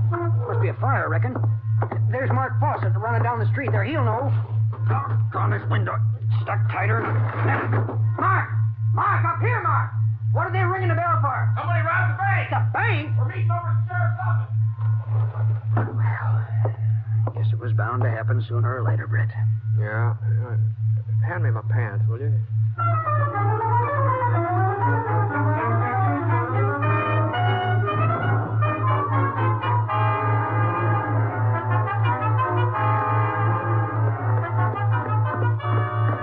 Still ringing when Alf and I rode up to Gabe's office. Everybody in town must have heard of it by now. There were 10 or 12 men standing around the streets, others coming up from all directions. Gabe was standing right by his horse, right in the middle of things, taking charge. There wasn't much doubt about it. He was still sheriff of Yellowcrest. Britt, you boys know Britt Ponset, don't you? Now, what happened, Gabe? Well, it was just an accident. I seen him. An accident, pure and simple. They was riding out of the alley from behind the bank, giving the horses a spur. Couldn't get a look at their faces, but the way they was riding, that made me suspicious. Uh-huh. So I thought maybe I ought to see if everything was all right at the bank. Went around to check. Back door was broke open, wide open. People scattered around inside. Jim Waterby's over there now trying to find out how much they took. You try to follow them, the outlaws. Well, they was gone before I knew they was outlaws. Before I knew for certain, that is. But I seen which way they headed. East. That don't make sense, Gabe. They'd have to cross the Salt Flats if they went east. Sure they was. That's the way they went. Right toward the flats. You must have been seeing things. Man, to be a fool to strike out that way. 200 miles without a water hole. Oh, I bet they turned off, went up in them hills. Well, I'm the one who seen them, ain't I? $2,500, Gabe. That's what they stole. Oh, that's so, Jim. Sack of gold and a sack of currency. 2,500 as close as I can figure it. Well, boys, let's see if we can pick up the trail. Easy, Rusty, easy. They'll determine to chase him out onto them flats. Yeah, we want to catch him, don't we? If we do, we got to use our heads, Gabe. Men smart enough to rob that bank ain't going to take a chance on dying out there in that salt. They go for the hills. Mark is right, Gabe. You tell me I can't believe my own eyes. Well, it was pretty dark. Maybe you got confused. Maybe it looked like they was heading east. Now, we're only wasting time arguing with him. Let's go. I'm the sheriff of Yellowcrest. I'm running this posse, ain't I? Gabe, we're riding toward the ridge. All right. Come on, Rusty. Come on. Gabe! Hey, Gabe! You can't stop him, Britt. When he gets his mind set, nobody can stop him. Guess this just proves we was right about Gabe. He ain't up to the job of being sheriff no more. I guess you're right, sure. Okay, boys, I'll lead the way. Come on, this Britt. Oh, you got enough man without me. Search yourself. I watched them winding along toward the rise of purple hills west of town. After a couple of minutes, the night swallowed them up, and the hoofbeats trickled off into silence. All right, Scar, come on. I turned Scar east. It wasn't like Gabe to be stubborn about something as important as a bank robbery. Oh, I'll grant you, it didn't seem very sensible for a couple of bandits to take off across the salt flats. And Gabe's eyesight wasn't what it had been once, of course. I just couldn't believe he'd be dead wrong.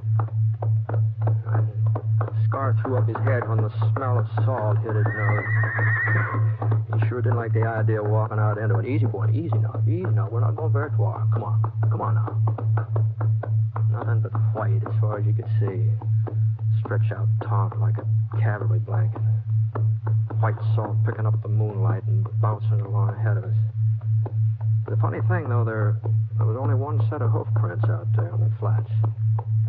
Well, about 10 minutes later, I spotted Gabe. Oh, boy. Oh, boy. He wasn't riding very fast, so I slowed up. I figured it was just as well Gabe didn't see me. I didn't want him to think that I'd tagged along because I was worried about him, you know. And then the darndest thing happened. He swung his horse around and started backtracking. Here, boy. I eased Scar over behind a couple of gray boulders so we'd be out of sight, and Gabe came right toward us. At first, I thought he knew where we were. Then he turned his horse again and walked him out in the salt. For a couple of minutes, I couldn't figure out what he was up to. It seemed to me like he was just wandering around, no purpose at all.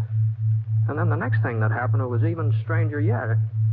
Gabe jerked his gun out of his holster and he began firing. And he wasn't aiming at anything. As far as I could see, he was just shooting up into the sky. He left off 2 or 3 more shots and wheeled around and galloped past me on his way back to town.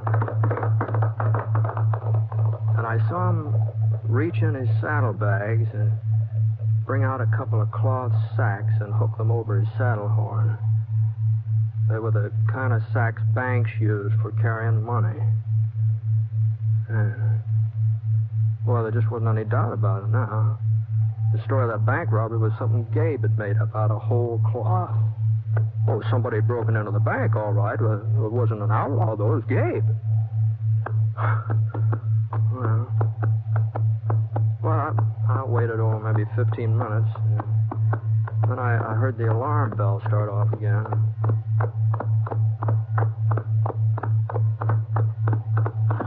The posse would pull up in front of Gabe's office. Bell must have brought him out of the hills. Gabe was handing the cloth sacks to Jim Waterby.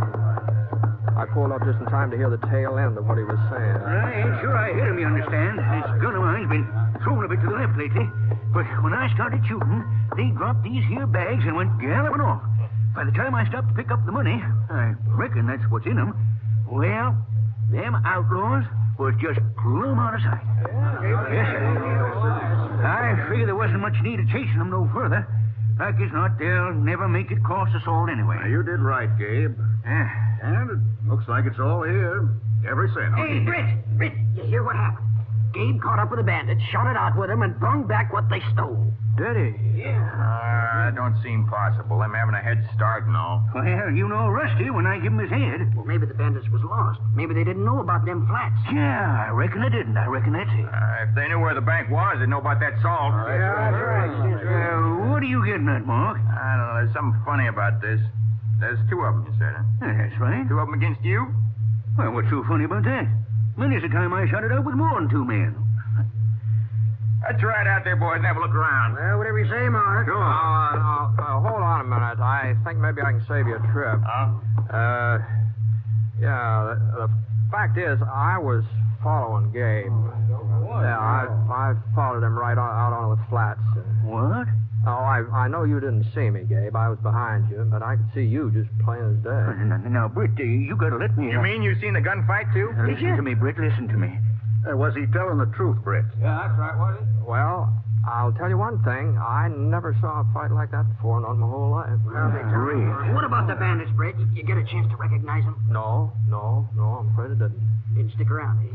Once Gabe started shooting? No, Well, as a matter of fact, when Gabe was through shooting, well, it was like they hadn't even been there. No. I'll be darned. Mm-hmm. That's what it was, all right. Just like they hadn't been there at all.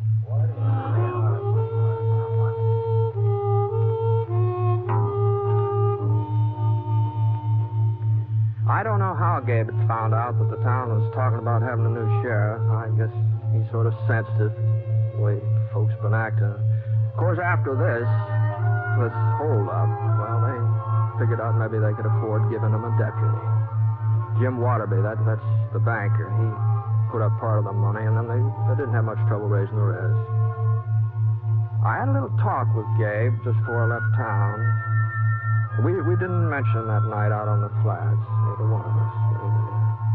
But he did give me his word that the next time there's any trouble, well, he'd let his deputy do a good share of the taking care of it. But the way things worked out, though, there haven't been any more robberies in Yellow Crest.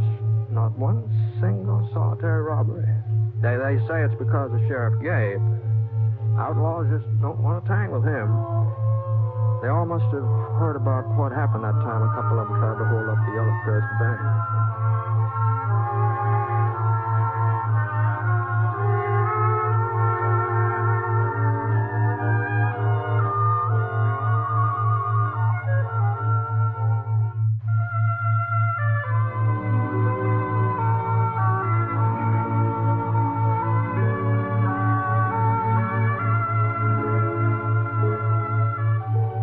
Six-Shooter is an NBC radio network production in association with Review Productions. It is based on a character created by Frank Burt, and the transcribed story is written by him. Mr. Stewart may currently be seen in the Universal International picture, The Glenn Miller Story. Others in the cast were Herb Vigran, John Stevenson, Lamont Johnson, Dal McKinnon, and Old Gabe was played by Bill Johnstone.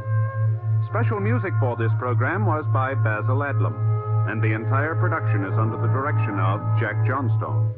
All characters and incidents were fictitious, and any resemblance to actual characters or incidents is purely coincidental.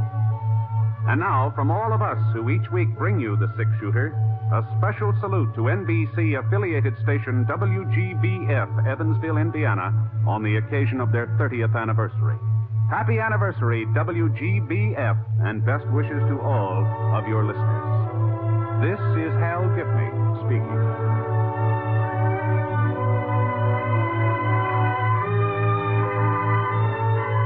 Tonight, hear Lily Palmer and Brex Harrison in the NBC Star Playhouse on the NBC Radio Network. James Stewart as the Six-Shooter.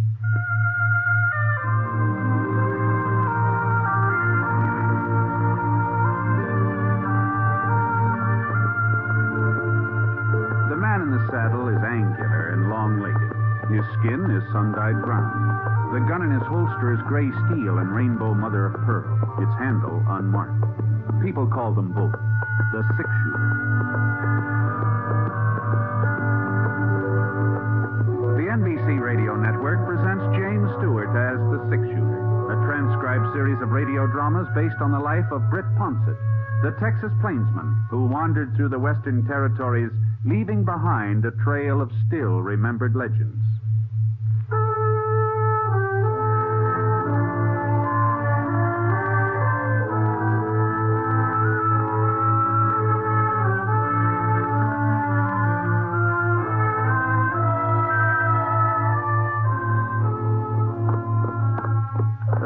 Beginning to melt by the time I reached Dawson. You could hear it dripping from the eaves, hitting the boardwalk along the main street. I'd figured on being in town a couple of days earlier, but that storm sort of threw me off schedule. Not that I had to be there any particular day, but my winter job at Dave Engelman's ranch would be waiting for me whenever I showed up. But the sooner I got to Dave's, the sooner we could start moving his herd down to lower ground. Oh, Scott. Oh, boy.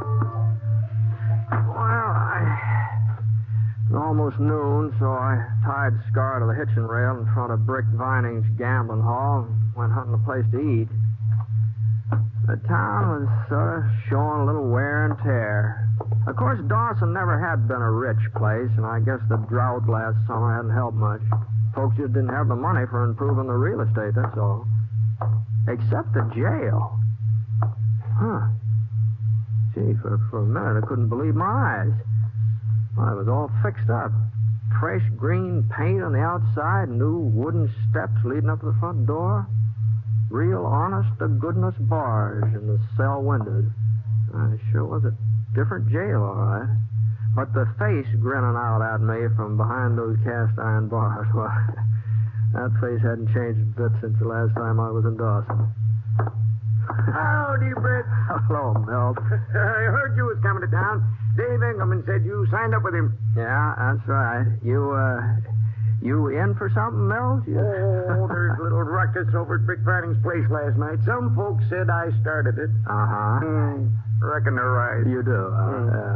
It seems to me like you were in jail when I left Dawson a couple years back, isn't it? Was it Saturday night or Sunday morning? Could have been. I don't remember exactly. Well, if it was a Saturday night or Sunday morning, like as not, I was here. I ain't missed being thrown in more than 2 Saturday nights since they first built the place. Mm-hmm. Well, at least you're living in style. George, this jail looks a lot fancier than it used to be. Yes, yeah. New sheriff fixed it all up. New sheriff, huh? Sure. Oh, you heard about Saul Gordon being killed, didn't you? No.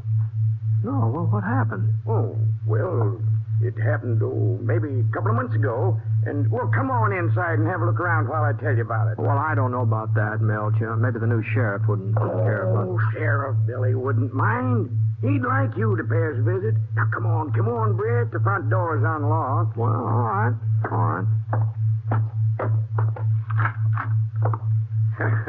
That's some desk, ain't it? Solid mahogany. He had it shipped here, all the way from Frisco. Is that so? Mm-hmm. He paid for it out of his own pocket, too, Billy did. Town couldn't afford a desk like that. Oh, no. Don't suppose it could. Well, what about Sorrel? What happened to him? Well, like I said, it was around 2 months ago.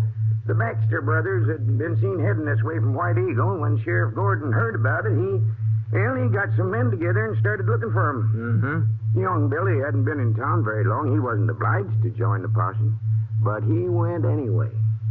Billy Riddle. That's his name, Britt. Uh-huh. It wasn't a very big posse, and when one of them Baxters shot the sheriff, well, that'd have been the end of it if Billy hadn't have took charge. Why, he managed to get off a couple of shots, and the next thing you know, both of them Baxter boys surrendered. So when Billy come back to town, well, nobody else was very anxious for the job of sheriff, so he seemed to be the logical man for it. You know, the way he handled the posse and all. Sure, Of course, some of the folks thought he was a little young for the job. Well, can't be more than 22 or 23. But he's got a good, firm grip on himself. He does. Oh, he ought to be showing up about now. He always turns me loose some time from a Sunday dinner. Real nice young fella. You'll like him.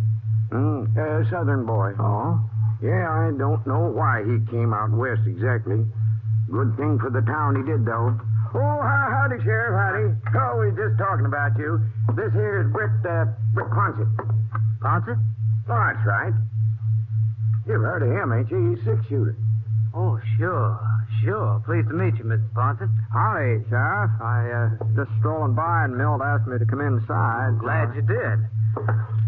Well, Milt, I reckon you'd like to be on your way. Oh, I don't know, Sheriff. This jail's getting to be a darn sight more comfortable than my cabin. What with all your improvements? Well, if you want to stay... Oh, on second thought, I'd better be getting home now. Thanks for the hospitality anyway. Well, don't mention it.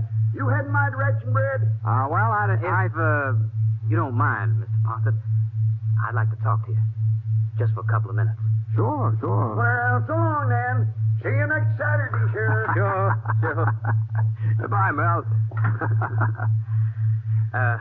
I trust I'm not keeping you from anything, sir. No. I was just thinking about eating a little dinner, maybe, if there's a cafe open. Old Cotton serves a pretty good meal on Sunday. That's Cotton all? White, yeah. His place is right around the corner. Fine. Well, I'll give that a try. You wouldn't care to join me, would you? We could talk while we're eating. That is, if you don't have any other plans. Oh, thanks, Mr. Ponset. I'd like to join you. You see, I'd been hoping you'd turn up in Dawson.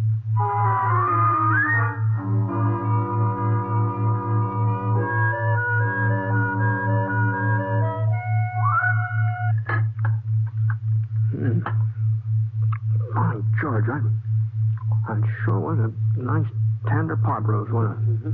Oh, boy, I ate too much, though. Oh? My belt's cutting into me like a cinch here. Wait, What was it you had in your mind, Billy? My name's Riddle, Mr. Ponset. Bill Riddle. Uh-huh, yeah. Milt told me. The name doesn't mean anything to you? No, not offhand. I heard a lot about you, Mr. Ponset, since I came to Dawson. Folks say you've traveled a lot around this part of the country. Covered it all from one end to the other. Boy, I've done my share of moving about. What I wanted to know was if you ever ran into anybody else with the same last name as me. Riddle? Blake Riddle. That's the full name. Relative? My father. Oh. It's not a very common name. If you heard it, you'd be likely to remember it. Yes. Here's your pie, Sheriff. But what's that plate, though? It's hot. Thanks, God. No, I don't think I ever heard that name before. Well, I wanted to be sure. Was your father in these parts? I don't know. I know he was once. Not here in Dawson, but somewhere in this territory. Mm-hmm. You haven't heard from him lately? No, I've never heard from him. Oh? Fact of the matter is, I've never even seen him. You see, he brought my mother out west here before I was born. Wasn't the kind of life she'd been used to. She was born and raised in the South. Family had a plantation. I see. Those days, the frontier must have been pretty wild. Anyway, when it came time for me to be born, she went back home. And your father didn't go with her? No. Uh-huh. Maybe they had a quarrel. Maybe he didn't like her leaving him. I don't know. Uh-huh. Later on, she told me he was dead. But I found out that wasn't true. At least it wasn't true when she told me. Oh? Anyhow, Mother died last year. In her things was a letter from Dad. It had been mailed from Denver about 15 years ago. Said he was going to buy a ranch somewhere around Phoenix. He asked Mother to bring me along and meet him. From the way it was written, you could kind of tell he didn't expect her to come. Yeah. Well, some folks don't bear up very well when they're transplanted, you know. They take root in one place and then no point in trying to move. Yeah, I reckon they just weren't suited. But now, well, I thought maybe if Dad was still alive, I thought maybe he and I... Tell you the truth, Mr. Ponset, I guess I'm his son, even though I never saw him. More his than Mother's. I see. And ever since I can remember, I wanted to come west, even before I knew about him. And I've been happy out here, too, happier than I've ever been in my life. Of course, I didn't figure on being sheriff. That was just an accident. Well, be that as it may, you're the sheriff, and Milt says you're a darn good one, so you've at least got one satisfied customer. I'm going to try, Mr. Ponset. I'm going to try hard. I just wish that Dad... Well, if you should ever run into him, why... Sure. What the Sam hell's that? Sounds like somebody's getting frisky. There he goes, Sheriff. Over by the mercantile. Yeah. Oh, he ain't doing no harm. He's just shooting up in the air that way. He ain't doing no good either. Looks like he's running out of lead.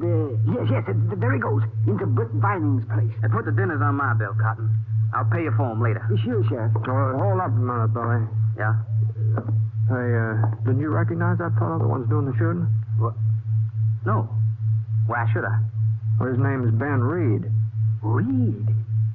You sure, Mr. Ponset? Yeah, I'm sure. I thought he was in jail over at Fort Lyon. I thought the marshal arrested him last month. Well, Ben Reed's been in a lot of jails, but he always sort of manages to break out somehow, you know. He won't break out of mine. You gonna arrest him, Sheriff? He's an outlaw, ain't he? Why, sure, but he's mighty fast with a gun. At least so I hear. Ain't that right, Mr. Ponset? Yeah, that's what folks say. Well, I guess there's only one way to find out.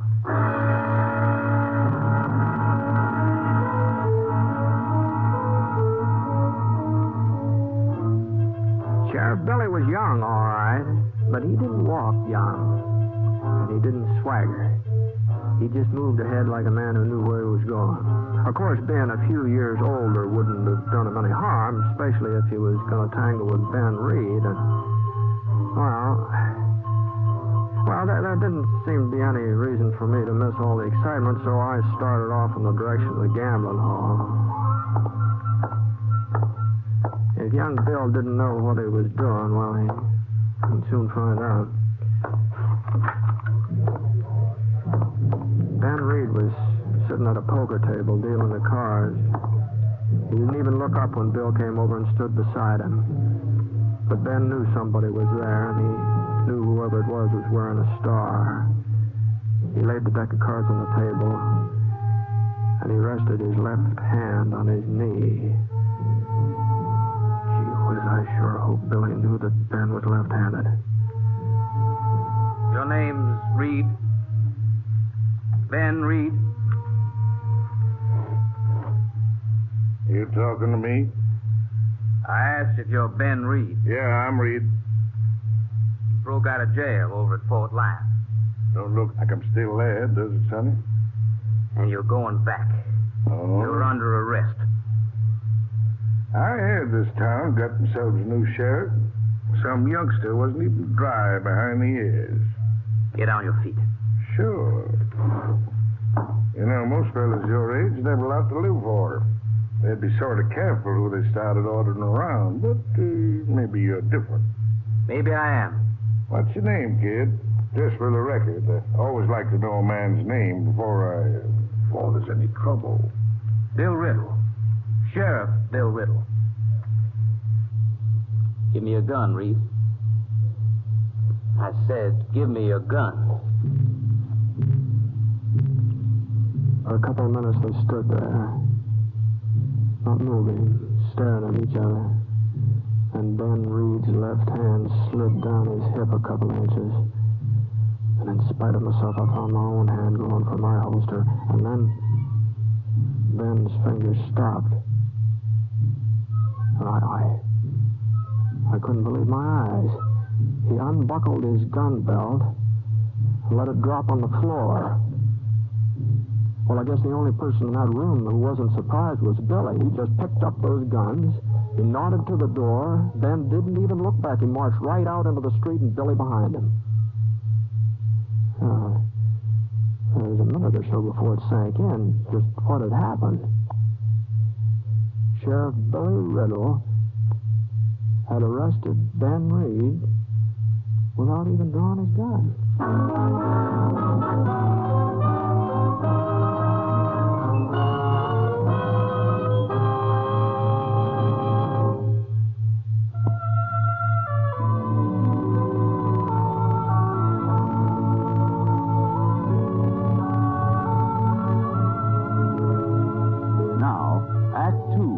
The Six-Shooter, starring James Stewart as Britt Ponset.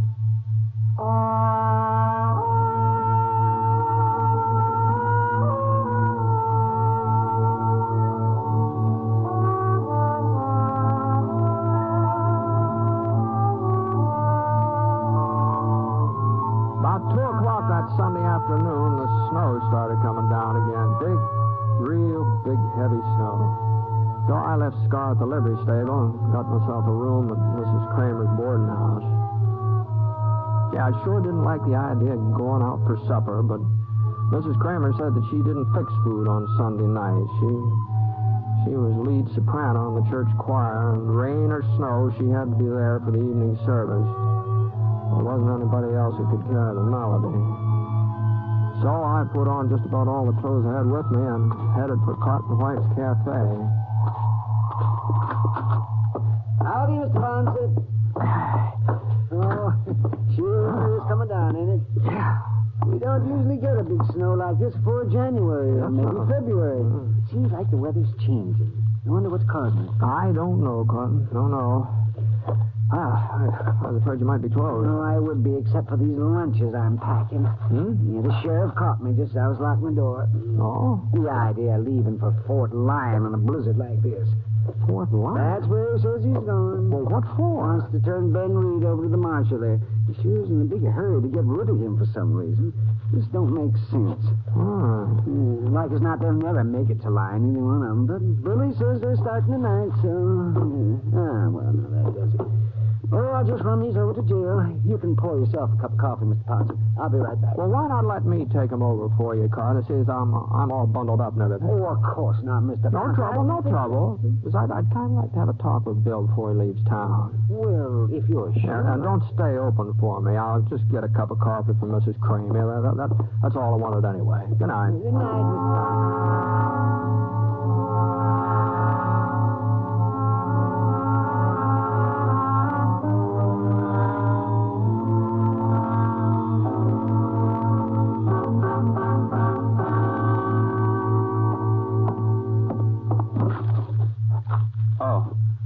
Thanks for bringing them over, Mr. Ponset. Good night. Hey, Billy, you serious about striking out for Fort Lyon tonight? Yeah. Well, it looks to me like he's as safe here as he would be anywhere else. Guess he don't appreciate my company. That's right. I don't. Well, you're the sheriff. Yeah. Fort Lyon's a 2-day ride in good weather. No telling how long it'll take you to get in a storm like this. Don't worry about that. Was something happened, Billy? I don't know what you mean. Well, I guess it's none of my business, whatever it is. No, it isn't. Sorry, Mr. Ponset. What's the use? Somebody will find out sooner or later. I'm not taking him to Fort Lyon. As soon as we get out of town, I'm going to turn him loose. What? And I'm not coming back to Dawson. I'm going home to Georgia, where I belong. Well, I suppose you've got your reasons. I told you. I only came out here to find my father. And I told you this was my lucky day. I found him. Of course, he wasn't quite what I expected. He's a thief, an outlaw, and a killer. You mean Reed? You knew it too, didn't you? No. No, I didn't know anything of the kind. Well, you must have guessed it then. When they let me take him without lifting a finger to stop me. You said yourself he was fast with a gun. Well, I said that's what I heard. But the fact a man lets another man arrest him, well, that doesn't necessarily prove kinship. I got the proof right here. What? Yeah.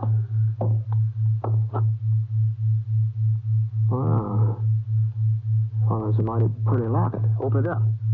Huh? Go on, open it. That's my mother's picture when she was a girl. It's copied from a picture that hangs in our parlor back home. And he was carrying it fastened to his gun belt.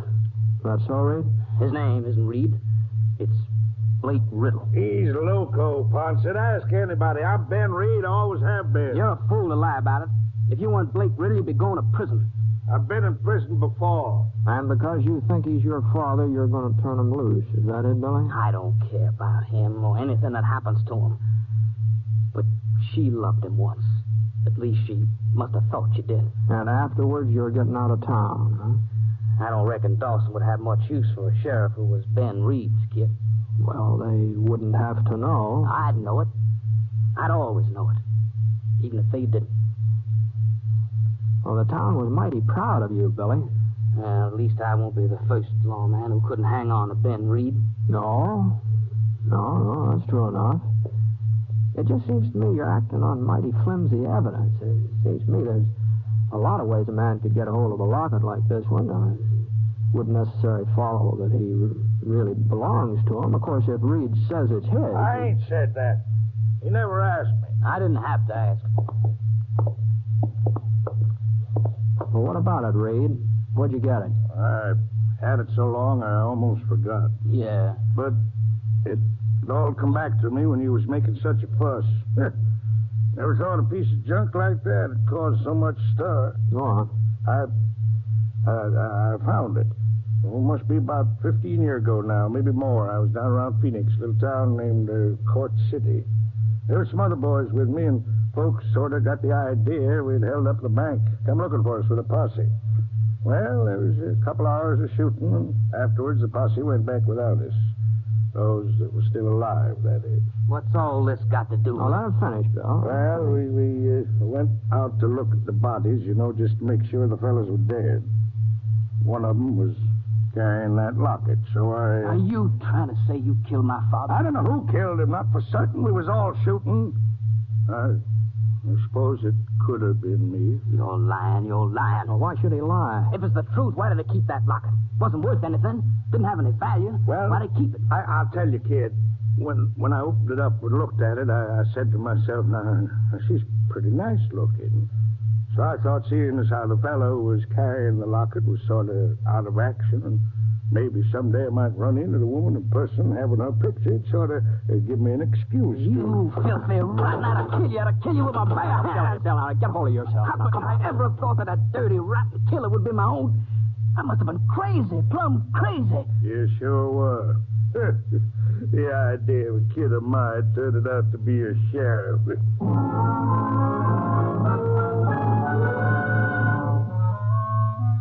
took Billy Riddle a little while to simmer down.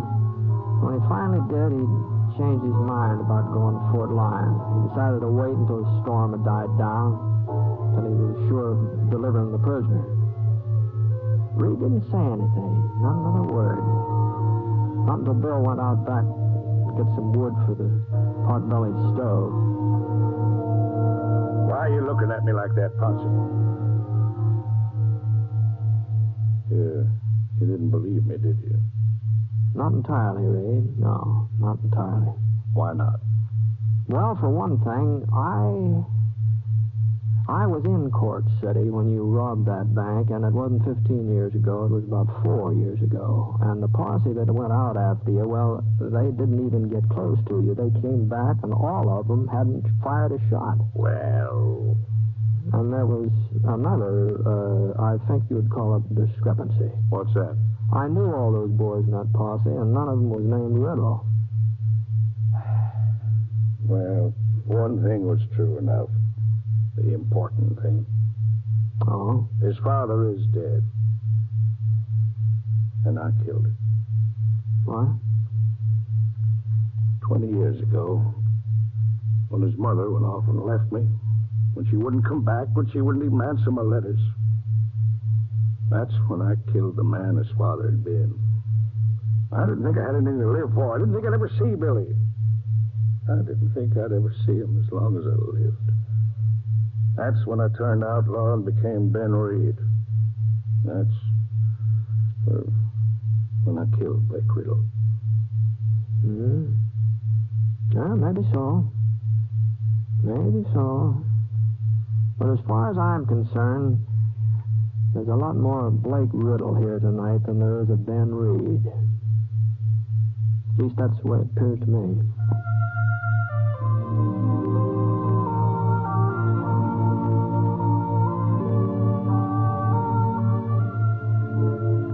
Well, it was a couple of days before that storm let up, and Sheriff Billy could take him over to the marshal at Fort Lyon. And he got him there, too. No trouble at all. Of course, a lot of folks said that afterwards Ben Reed would just break out of jail again like he always had before, but, you know, so far he hasn't even tried to. People just don't understand it. He's practically a model prisoner.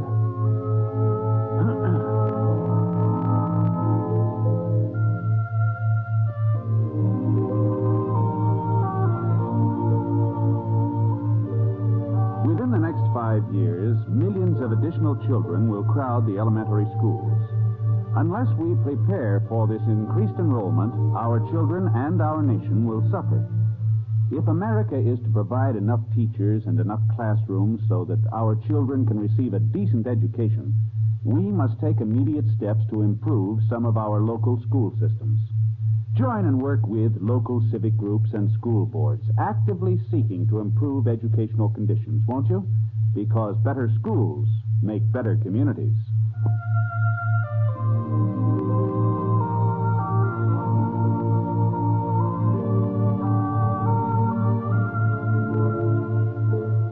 The Six Shooter is an NBC Radio Network production in association with Review Productions. It is based on a character created by Frank Burt, and the transcribed story is written by him. Mr. Stewart may currently be seen in the Universal International picture The Glenn Miller Story. Others in the cast were James McCallion, Ken Christie, Howard McNear, and Alan Reed. Special music for this program was by Basil Adlam, and the entire production is under the direction of Jack Johnstone. All characters and incidents were fictitious, and any resemblance to actual characters or incidents is purely coincidental. This is Hal Gibney speaking.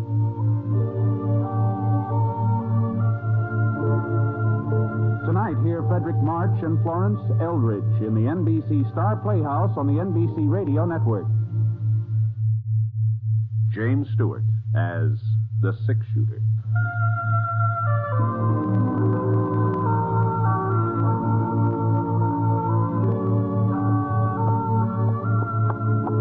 The man in the saddle is angular and long-legged.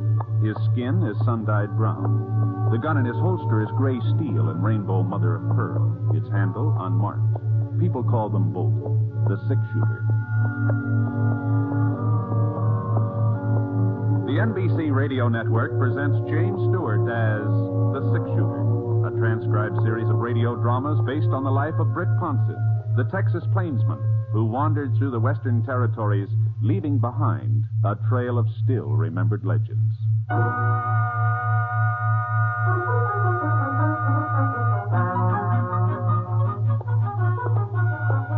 About the last place I expected to be that Tuesday was the town of Powder Creek. The Double G ranch where I'd been working was clear on the other side of the territory, about 200 miles away. But when Sam Griffith, he's the owner of the Double G, when Sam got a chance to buy off Forrest Trent's herd, he sent me over to close the deal. So the next thing I knew, I was walking down the main street on my way to the bank where I was supposed to meet Trent. Gee whiz, it sure was a nice day. Kind of Indian summer-like. A lot warmer than it had a right to be in October. The sun had fooled the maple trees into thinking it was spring. A couple of them beside the Civil War cannon in the square were even starting to bud. The two fellas sitting underneath it playing checkers in their shirt sleeves, well, it looked like the sun had fooled them, too. Howdy. Just a minute, mister. Just a minute till I make this move. There. That ought to hold you, Jonah. Yeah. Now, what was it you wanted, mister? Oh, I didn't want anything. I just said howdy, that's all. Oh, howdy. Well, speak to the man, Jonah. He spoke to us. It's my move now. I'll do my talking afterward. Yeah. Howdy. It's a nice day. Yeah? Well, so long. Hold up there a minute, son. Say, see that gun of his, John? Yep. You ain't Britt Ponset, the six-shooter. My name's Ponset, yeah. You hear that, Jonah? He's Britt Ponset. Yeah. And we was kind of wondering when you was going to show up, Mr. Ponset. Been expecting you for the last month or so. What's that? Yeah, when you got to jump, you got to take it. That's the rule. All right, Jonah. All right, I know the rules. Well, we'll take it then. Take it. All right. Yeah. There. You satisfied? You said something about expecting why, me. Sure. Ever since we heard the news. Congratulations. What? He said congratulations. Now, let's get on with the game. All right. Sure move, ain't it? Yeah, how in thunder should I know? All this chattering going on. Well, I don't like to keep you interrupting, but I wonder if you would mind explaining just what you meant by... Jonah's trying to say. Yeah, I know, but what I don't want him to claim I beat him because we kept him from concentrating. No, of course not. No,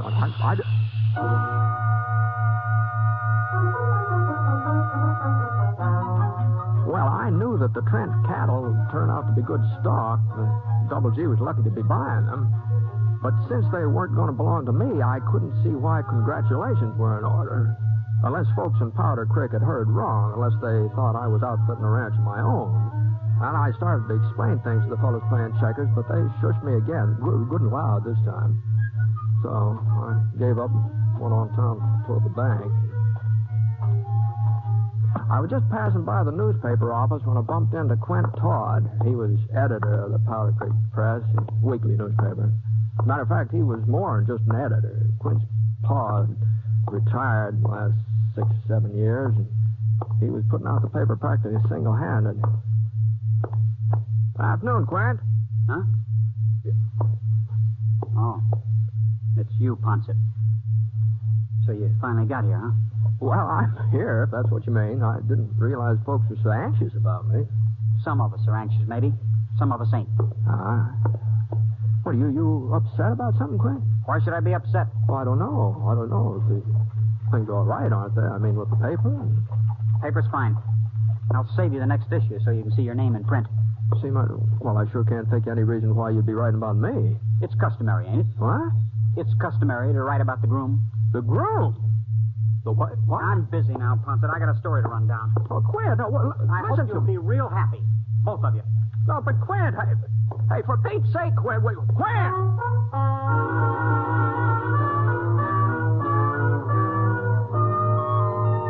Well, he'd lost his senses. That's the only explanation of that. Quint Todd had just plain lost his senses. That me being a groom. Me? And who in the Sam Hill did he think I was going to marry? I hadn't even been keeping company. Not that I have anything against marriage, you understand. Like people say, it's an institution, a noble institution. Why, some of my best friends are married. And I suppose someday, not right away, of course, not very soon, but someday, maybe I'll... Hello, Britt. I was on my way to meet you. Huh? What's the matter? You look like you just fell off a bronc. Oh, hello, Trent. I guess I was kind of preoccupied. I was thinking about something. I reckon we shouldn't expect you to have all your faculties in good working order. Not at a time like this, huh? What? Oh, sure was a surprise. Never thought I'd see the day when some woman would put a saddle on you. What? Well, we better get over to the bank. I told Mr. Frederick he'd be there by 3 about. He's drawn up the papers. Sure. Trent. Yeah? Now, about me getting married, the fact of the matter is, Oh, Fred, you know I was just joshing with that saddle talk. Oh, yeah. Oh, I know. To tell you the truth, it's high time you did put down some roots. Maybe so. Maybe so, Trent. You just wait till you got a family of your own. Why, you'll be a different man. Oh, that's possible. That's possible, Trent. But just where did everybody get the notion that I was almost ready to... You didn't think you could keep it a secret, did you? Secret? Well, you ought to know Minnie better than that. Minnie? Yeah, that's who told me. Well, of course, there'd been rumors going around for several weeks, but until I heard it from Minnie herself... Oh, wait, hold on. You mean Minnie Flint? Well, who else would I mean? It's her niece you're marrying, ain't it? What are you acting so strange about? Look, now, I just want to get this straight. Minnie Flint told you I was marrying her niece? Well, she told everybody. I see. Well, now, Britt, I know how a man feels when he's getting ready to jump overboard. I felt the same way myself, sort of awkward and embarrassed. Well, be that as you it wish may. folks didn't know about it so they wouldn't poke fun the way they always do. But you can't blame Minnie for spreading the news. Well, I sure do blame her. Well, now, Britt, Minnie's been like a mother to Helen, raised her since she was a baby. Well, Helen ain't never had no folks of her own. I know that. Well, then, you shouldn't mind Minnie being proud. Why shouldn't she do a little bragging, huh? Well, of course. The women folks around here seem to think you're quite a catch. Oh, now listen, Diane. Now, Trent, let me tell you something. Here's the bank. I suppose you'll want to get this business done with pronto so you can get straight over to Minnie's place, huh, Britt? Yeah. Yeah, I would like to get over to Minnie's. I'm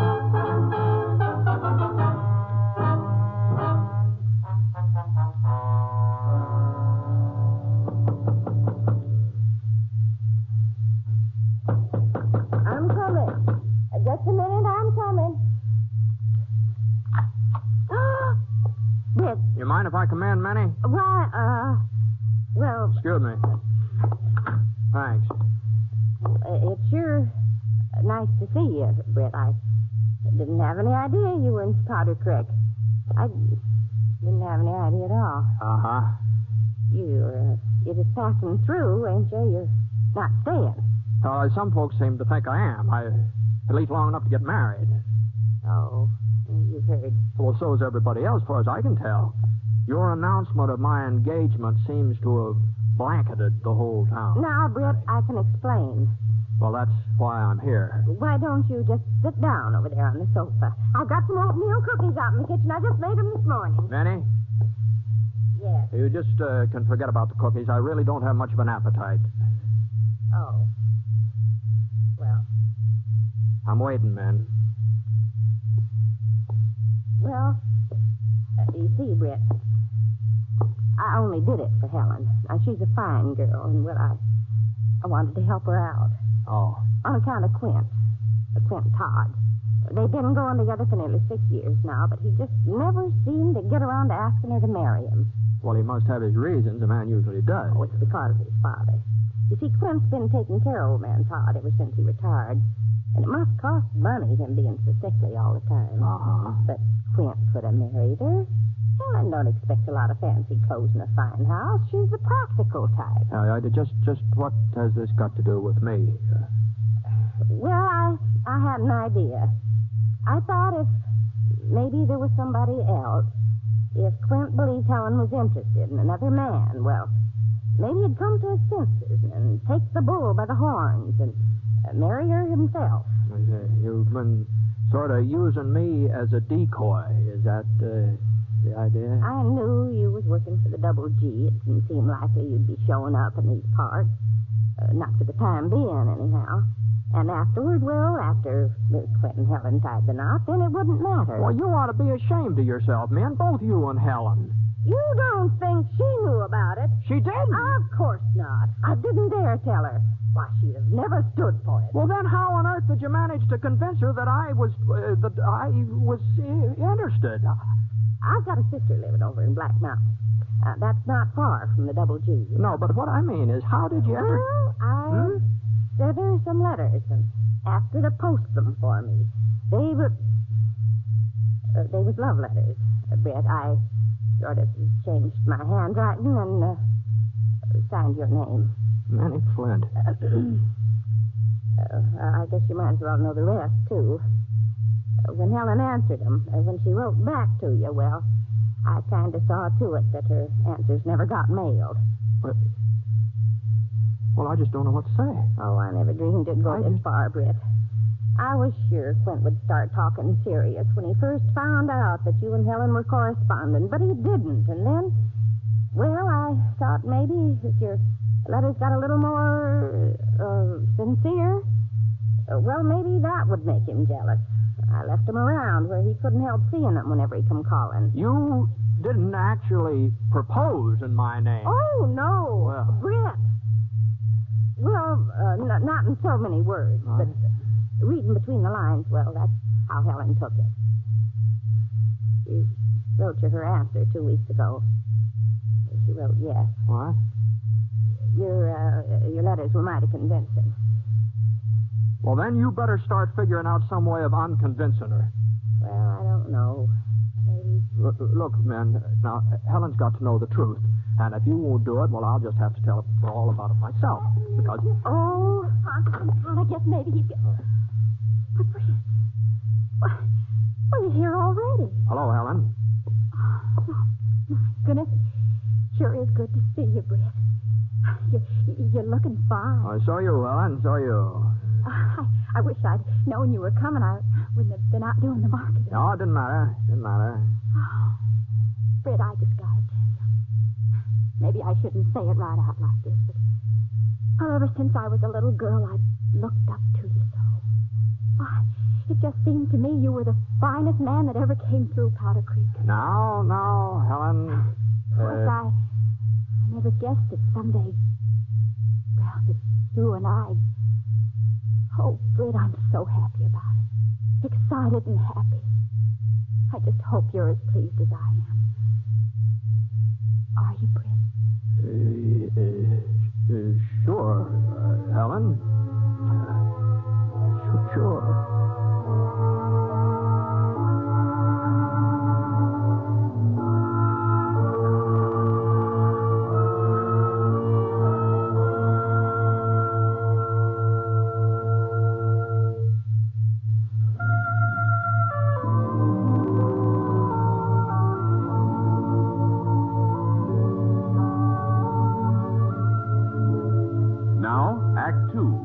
The Six-Shooter, starring James Stewart as Britt Ponset.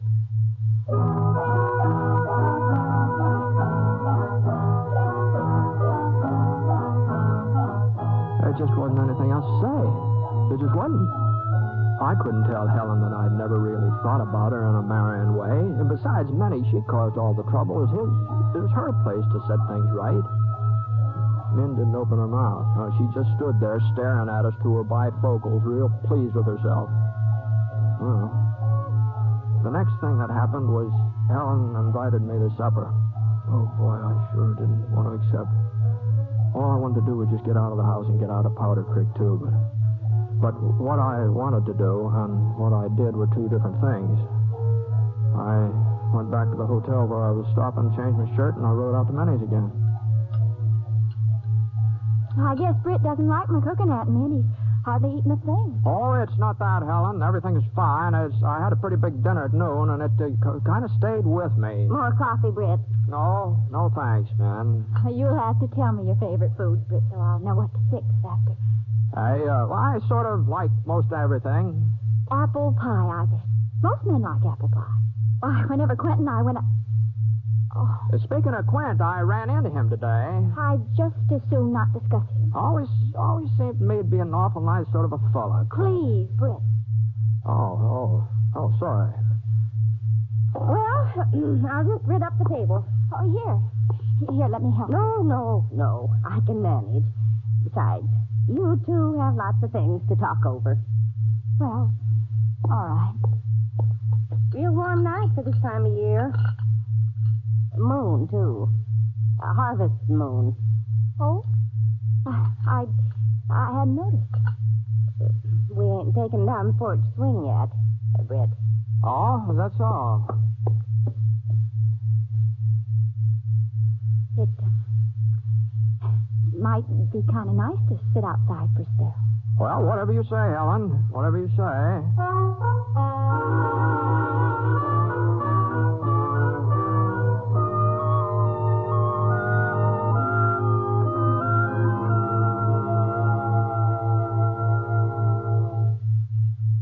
You sure you're not too cold out here? Oh, no. No, I'm fine. Besides, if I do get chilly, you could sort of... Helen. Helen, about us getting married. We may not be able to have the wedding right away. Oh? Well, you see, over at the Double G where I'm working, there's no place we could live. What? You wrote me you had a cabin all to yourself. I did. And you said it would fix up real easy, that there'd be plenty of room for both of us. Well, it would. It would have fixed up easy, Helen. But last week, there was a kind of a fire, and that cabin just burned right down to the ground. I see. There's nothing left of it now but just a few ashes. And that's one of the reasons I came over here to Powder Creek to explain about us having to postpone the ceremony, you see. Well, you don't have to stay at the Double G, do you? Yes, I do. Yes, I do. I signed up for all of next year. Don't have any choice, so maybe we ought to not be formally promised. I mean, if somebody else came along, I wouldn't blame you not for waiting. Britt, there won't be anybody else. Oh, you never know. You never know. And a year isn't very long to wait. A year isn't long at all. No, I guess not, but just in case. Wait a minute. I've got an idea. We don't have to wait. Hey. We can be married right away before you go back to the Double G. Then afterward, I can stay on with Aunt Min. There'd be times when we could be together, when you come over to Powder Creek for a week or so, like now. I never thought of that. You don't seem very anxious, Britt. From the sound of your letters, I thought you wanted to get married. Oh, sure. It's just, Well, looks like somebody's riding up this way. It's Quint Todd. Oh. I'm going in the house, Britt. I don't want to talk to him. Oh, now, I thought you and Quint used to be pretty good friends. That's all we were, just friends. He didn't mean anything to me, not really. Oh, well, you sure start running every time the name's mentioned. I'm not running. Oh, all right. Yeah, well, good evening, Quint. Hello, Ponset. Helen. Good evening. You left word at the press office you wanted to see me.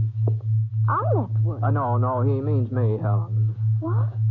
Well, I figured he'd want to get the details on our plans. The paper comes out tomorrow, doesn't it? That's right. Yeah, well, I just want to tell you couldn't have come at a better time. You see, we just finished settling things. The ceremony's going to be this week. Haven't decided on a day yet. How's Friday, Helen? Oh, well, yes. The sooner the better. The sooner the better. Friday, then. Church wedding? Oh, of course. I want everybody to come, everybody in town. You better say so in the paper. There won't be time to send out formal invitations. You're invited, too, of course, Quint. I'll try and make it. There won't be much of a honeymoon. I'm heading back for the Double G first part of next week. Helen's going to stay here with her aunt. She's going to stay in Powder Creek? For the time being, anyway. Don't sound like much of a marriage to me. Well, it's not the way we prefer it, but of course, you can't always fix things up perfect. You have to take the bitter with the sweet, Yeah, well, when I get married, I'll have a house for my wife and some money in the bank. There are more important things than houses and money. You never said so before. I never said I wanted a house of my own, did I? Well, no. But I couldn't ask you to move in with me and Pa, the way he's ailing all the time. That was just an excuse. If you loved me, you'd have asked. I did love you. You must have known I did. How was I to know? There's no point in hashing it over now. Good night. No, hold on now.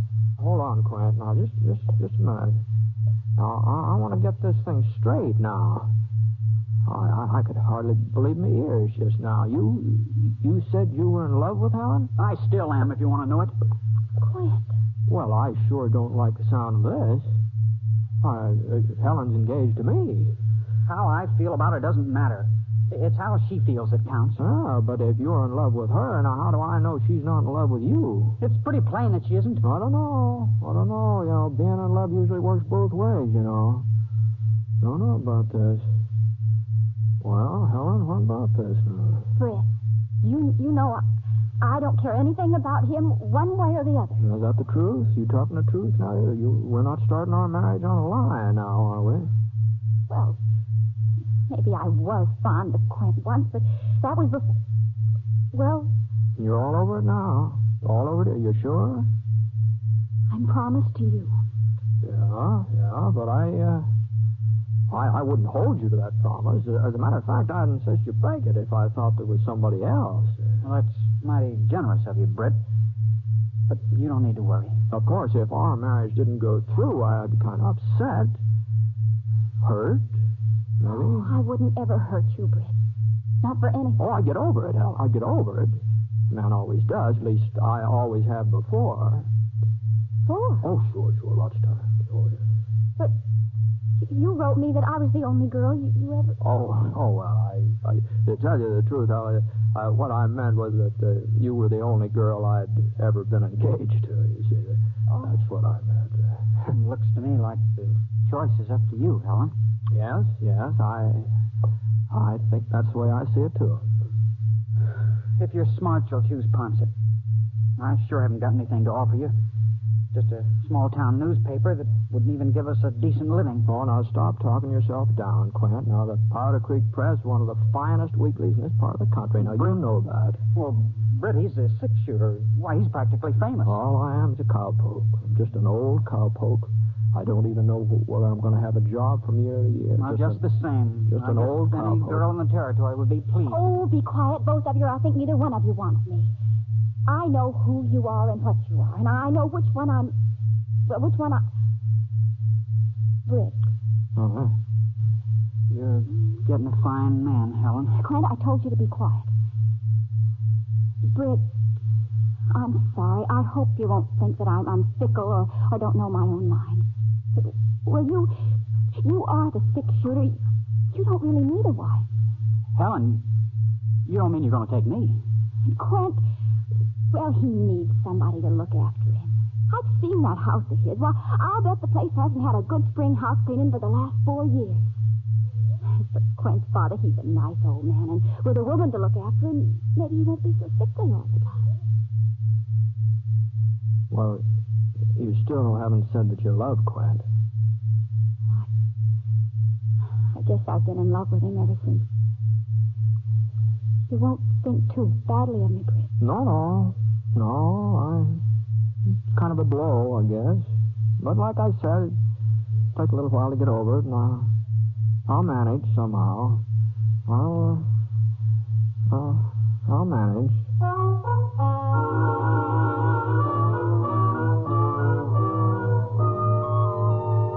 I left Quint and Helen standing out there on the porch. I went inside to get my hat. Minnie was hovering by the front window. When she saw me, she shut it real quick and tried to appear innocent. Well, it looks like your scheme finally worked out, man. My scheme? Seems to me it was more yours than mine. So what are you talking about? You know very well that your asking Quint over here tonight was what brought things to a head. Well, I just wanted to make certain he had all the facts about our wedding, that's all. So the story in the paper would be accurate. Oh, sure, Britt, sure, I know. Poor Quint. What? Well, I guess he deserves it after making her wait all this time. Well, what do you mean, Minnie? Well, I was just thinking. He's going to have to toe the line real close, and he's not going to win many family arguments, neither. Well, I don't see why not. Well, I'll tell you why not. Every time Helen has trouble with him, all she'll say is, "Don't forget I could have married the six-shooter, but I gave him up for you." And Quint will just have to sit there and take it, no matter how often she says it. Oh, now, man, you know.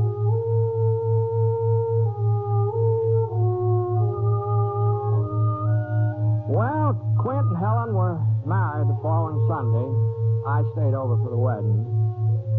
Matter of fact, I was best man. Both of them insisted on that.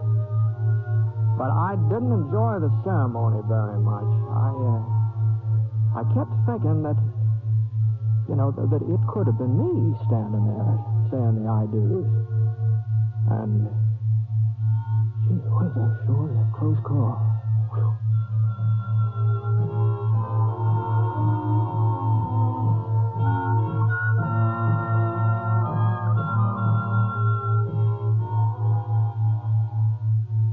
The Six Shooter is an NBC Radio Network production in association with Review Productions.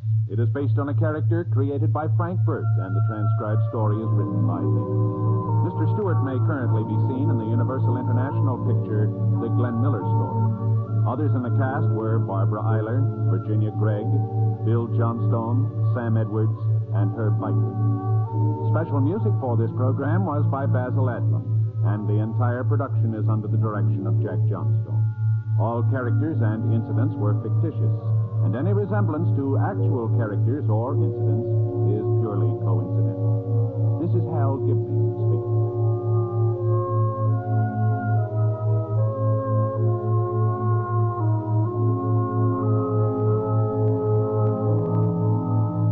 Tonight hear Angela Lansbury in the NBC Star Playhouse on the NBC Radio Network. James Stewart as the Six Shooter.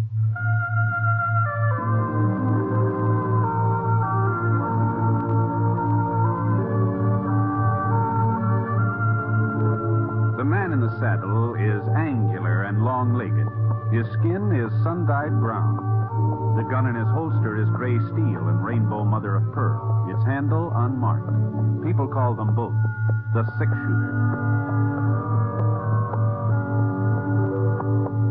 The NBC Radio Network presents James Stewart as the Six Shooter, a transcribed series of radio dramas based on the life of Britt Ponset, the Texas plainsman who wandered through the Western Territories, leaving behind a trail of still-remembered legends.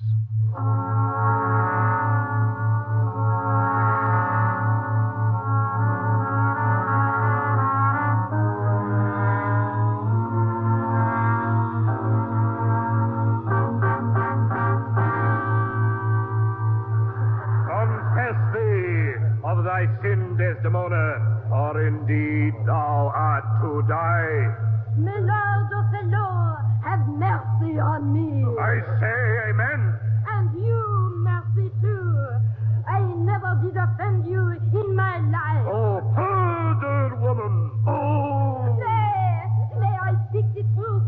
I never did offend. You're offending us, lady. Hey, who is this guy Shakespeare anyway?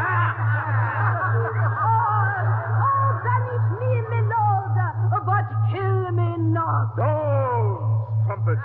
Kill me tomorrow, but let me live tonight. Please say kill her tonight. Yeah, let's get it over with. Nay. Lady, if you strive. But half an hour. Holy mackerel, not another half hour of this. Go on, Othello. Put her out of her misery. How about our misery? Ladies and gentlemen. Ladies and gentlemen. He certainly don't mean us. Ladies and gentlemen, it appears that our thespian efforts do not meet with your approval. Appears? My company and I have played before all the crowned heads of Europe. We thought the enlightened community of Virtue City would welcome an opportunity to witness the works of the immortal bard as performed by Madame de la Seine, the distinguished French actress, and by your humble servant. We were mistaken. To err is human, to forgive divine. I forgive you. The performance is concluded. Good night. Hey, now, just a minute. You mean you ain't going on to the end of this thing? You have understood me correctly, sir. What's Shakespeare gonna think? Yeah, what about the money we paid? Do we get it back? What about... Silence! Silence, please! My company has more than earned a meager pittance. You ain't earned nothing until the show's over. That's right. Either you finish up your acting up there, you give us our dough. This ultimatum ultimatum is outrageous. I reject it flatly. Just you stay up there on that stage, mister. I said... Please, sir, please, there are ladies present. Someone might be injured. You going on with the show, ain't you? Well? The performance will continue. But under protest, sir. Under severe protest.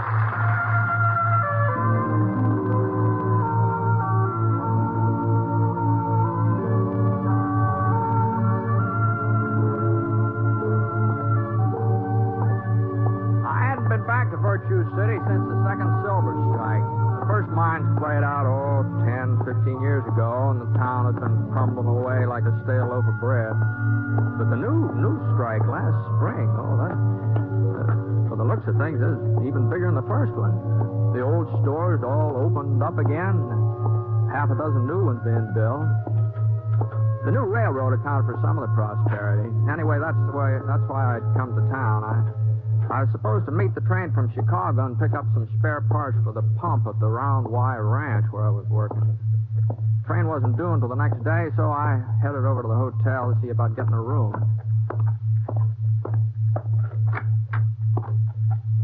The clerk was sitting behind the registration counter looking through some kind of a contraption. I didn't know what it was. Sure had never seen a gadget like that before.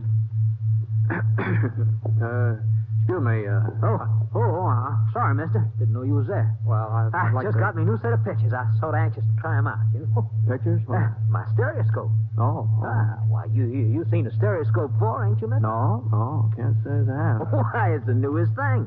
All the folks back east have got them. Here, just let me show you, huh? Now, you wait a minute. Just wait till I find Niagara Falls. Yeah, here it is.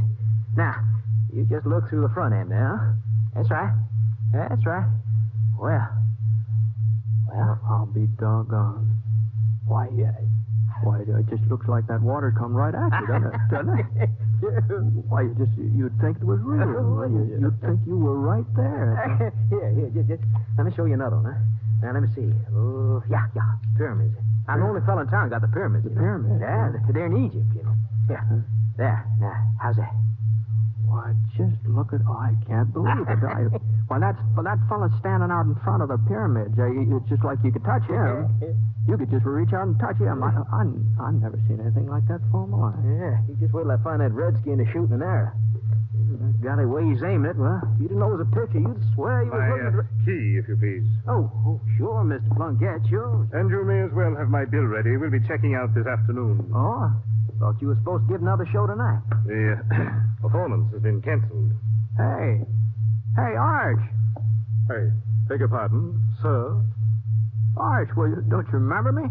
You seem to have the advantage, sir. I don't believe that Britt Ponset. Well, what the thunder are you doing in Virtue City, Arch? Why, I haven't seen you since our triumphal tour of Texas, wasn't it, Britt? What? When we were the honored guests of the governor, my company and I. You remember he insisted that we stay at the executive mansion? Now, Arch. I shall never forget the warmth of our reception there. The people of Texas have a true appreciation of the art of the drama, unlike some of our more recent audiences. Audiences? Well, come along, old boy. Come along. You must join us for a spot of tea.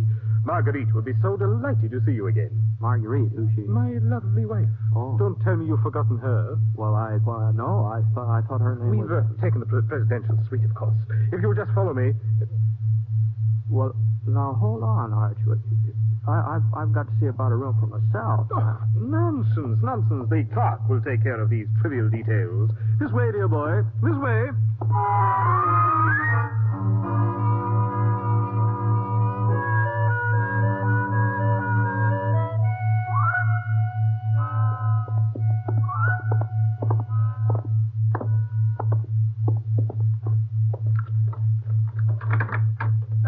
Here we are, my dear Britt. Enter. Hey, what the Sam Hills happened to you, Arch? What happened to your voice? All in good time, my good man, all in good time. Marguerite? That's you, Arch? Yes, my dear. I've brought someone with me. I have been, how you say, taking a little nap to snooze the nerves. Why, Brad! Why, you son of a gun, Well, where did you come from? Oh, Maggie, how are you? He was downstairs in the lobby, Mag. I had to get him up here fast before he spilled the beans. Oh, that's right. You don't know we're in the profession, do you, Brett? Oh, the what? Show business, Britt. Show business. Maggie and I are actors now. We got our own company. No. Permit me to introduce myself. Archibald Plunkett, late of London, Paris, New York, and, for an unpleasant moment, Virtue City. Plunkett, eh? Couldn't keep on calling myself Archie Plunkett. Once I gave up the dry goods emporium and started acting. Oh, I see. And this charming lady is my wife, the toast of the continent, Marguerite Delassane. What do you mean you changed your name too, Maggie? Oh, just fancied it up a speck. I used to be Maggie Rivers before I married Arch. Well, we looked on a map. There's a French river called the Seine, so, Just don't seem fair somehow. What do you mean, Britt? Well, your folks give you a handle. It seems like you ought to stick with it. Oh, not when you're in the profession. Is that so? Sure, most actors have to change their names. They do. Yeah, lots of them. Well, I guess if it's customary, Gee whiz, you're actors now, huh? Well, Arch wasn't much good at business, Britt. You know that. He always hated to stay in one place. And then when the drought hit, well, we were cleaned out. Yeah, it was right about then Doc Ryder come through with his medicine show. Remember the Doc, Britt? Oh, yeah, sure. His guitar player left him flat. Run off with that girl who used to do the singing, the one with the yellow tights. Yellow tights? I don't think... yeah. So the Doc needed somebody to take their place, and, well, Maggie always had a real sweet singing voice, and seeing as how we were broke anyhow. Doggone tights never did fit me. Well, you're not still with the medicine show, are you? Oh, we sure ain't. Anyhow, we struck out on our own, started in doing serious acting. You know, Shakespeare. Shakespeare? Oh. To be or not to be, that is the question. I see. Whether 'tis nobler in the mind to suffer the slings and arrows of outrageous fortune, or to take up arms against a sea of troubles, and by opposing. That's pretty good. That's Hamlet. Oh, yeah. Oh, that's... To tell you the truth, Britt, I was going to appear as the melancholy Dane this very evening. But circumstances have compelled us to abandon the production. Is that so? Yeah, there was little trouble during our performance of Othello last night. You mean the folks didn't like the show? Well, when they started shooting up at the ceiling, that was the impression that we got. Well, now, they shouldn't have done that. I couldn't agree with you more completely. Anyway, we're going on to Rocky Falls. Maybe folks there will have a little more... Oh, who on earth? Right, now, you won't say anything. You won't give us away. Oh, no, of course not. Your servant, sir? Forgive me for intruding. Are you Archibald Plunkett, the actor? I am he. Delighted to meet you, Mr. Plunkett. And what may I do for you, sir? I happen to be spending the day in Virtue City, and I saw a theatrical poster advertising a performance of Hamlet, one of my favorite plays. Unfortunately, when I tried to buy tickets, I was informed that your company isn't appearing this evening. That is correct, sir. A sudden change in our schedule. We have so many engagements, we're unable to fill them all. Now, I understand, Mr. Plunkett. I understand. The vagaries of show business. See, I happen to be in the theater myself. Indeed? My card. Oh, thank you. I'm sorry I won't have the opportunity of witnessing your performance. Good afternoon. Good afternoon, sir. Old faker. Why, I bet he's no more in show business than you are, Britt. Probably thought we'd give him a couple of free passes. Oh. Oh, no. Oh, Arch, what's the matter? Oh, no. It couldn't. I've seen things. Britt? Here, Britt, what's it look like to you? The name on this card. What's it say? Let's see. It says Barnum. P.T. Barnum. Yeah, that's the name, all right. Printing's real clear.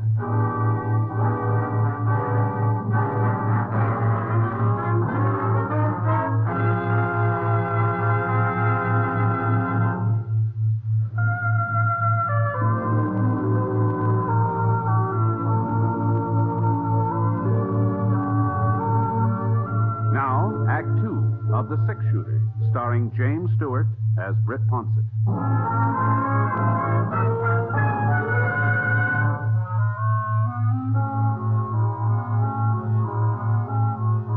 For the next couple of minutes or two, Arch and Maggie just stood there, looking at each other.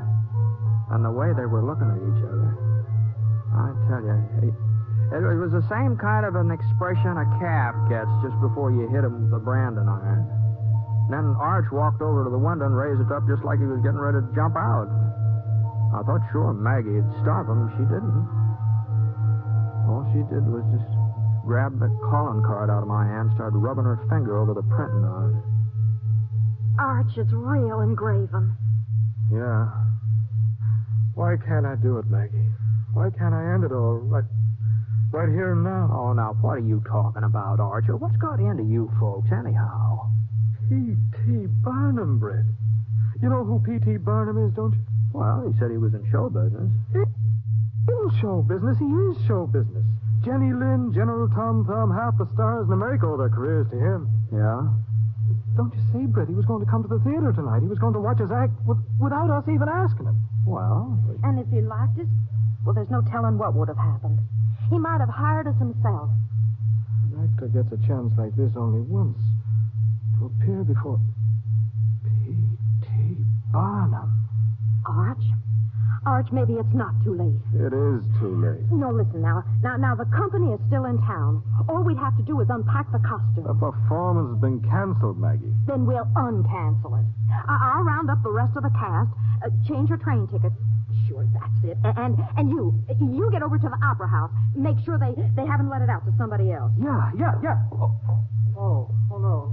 No, what about an audience? Oh, yeah, Well, I tell you, give some of the kids around town passes. They'll spread the word quick enough.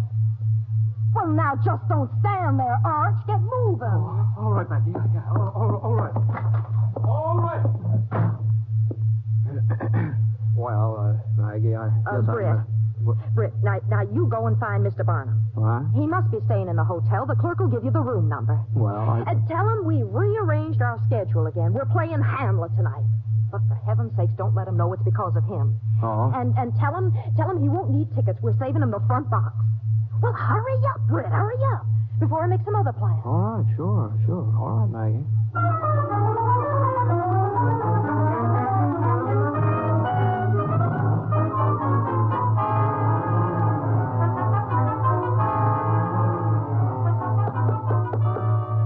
Come in. Mr. Barnum? Yes? Oh, hello there. Howdy, my name's Britt Ponset. I'm glad to meet you, Mr. Ponset. What can I do for you? Well, my friends, the Plunkets, the Plunkettes, they asked me to find you. Oh? And they've sort of changed their plans. It seems they're going to stay over in Virtue City tonight and give the show. Oh, I see. And they asked me to tell you that they're saving a box for you if you'd care to use it tonight. That's very considerate, Mr. Ponset. I'd be delighted. Are you with the company? How's that? Are you one of the performers I'm to have the pleasure of watching tonight? No. I'm just a friend. Oh. Well, thank you for delivering the message. Don't mention it, Mr. Barnum. Don't mention it.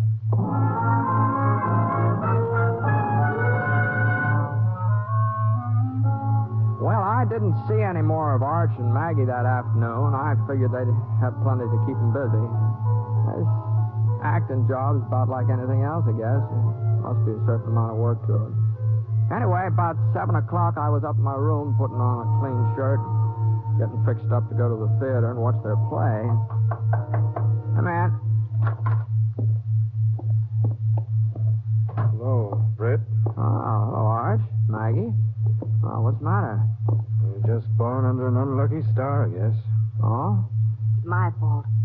I never should have suggested giving a performance tonight in the first place. Well, what, couldn't you get the Opera House? No, it's available. Well, Mr. Barnum's coming. He told me so himself. Oh, heaven forbid. Well, I thought you were so anxious for him to see you. Not just to see us, but to like us, to appreciate our talent. Oh, if I'd only stopped to think, Arch. Oh, don't blame you, my dear. Blame myself. Should have realized the whole idea of our playing tonight was out of the question. Now I've sent those kids all over town. Well, maybe we can catch an early train. Sneak away before anyone knows. Now, hold on there. Now, what are you both so down on the mouth about? Now, you got the theater, and you're going to have an audience, Mr. Barnum included. Well, that's just it, Britt, the audience. Huh? It'll be the same folks who came last night. Oh, I see. Of course. Make fun of us. Probably start shooting again. And what'll Mr. Barnum think? We're the worst actors he's ever seen. That's what he'll think. Yeah, but there ought to be somewhere maintained in order. What about the sheriff? He's the man to do it. Already seen him. Yeah? Oh, what'd he say? Said we ain't any better than we was last night. He's advising the boys in the audience not to aim at the ceiling. Is that so? One big opportunity, Britt. And it's ruined before we ever got started. Well, maybe there won't be any trouble. Maybe the audience will like this, what is Hamlet? Maybe they'll like that better than the one you gave them before. They won't. It isn't one of our most successful presentations. You couldn't try something else, could you? We only do 2 plays, Britt. Othello and Hamlet. I see.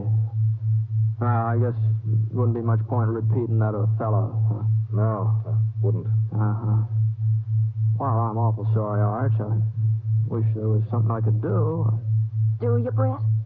Do you really wish there was something you could do? Why, sure, Maggie, sure. Well, as a matter of fact, we did have one possible solution. So? It sort of involves you in a way. What, me?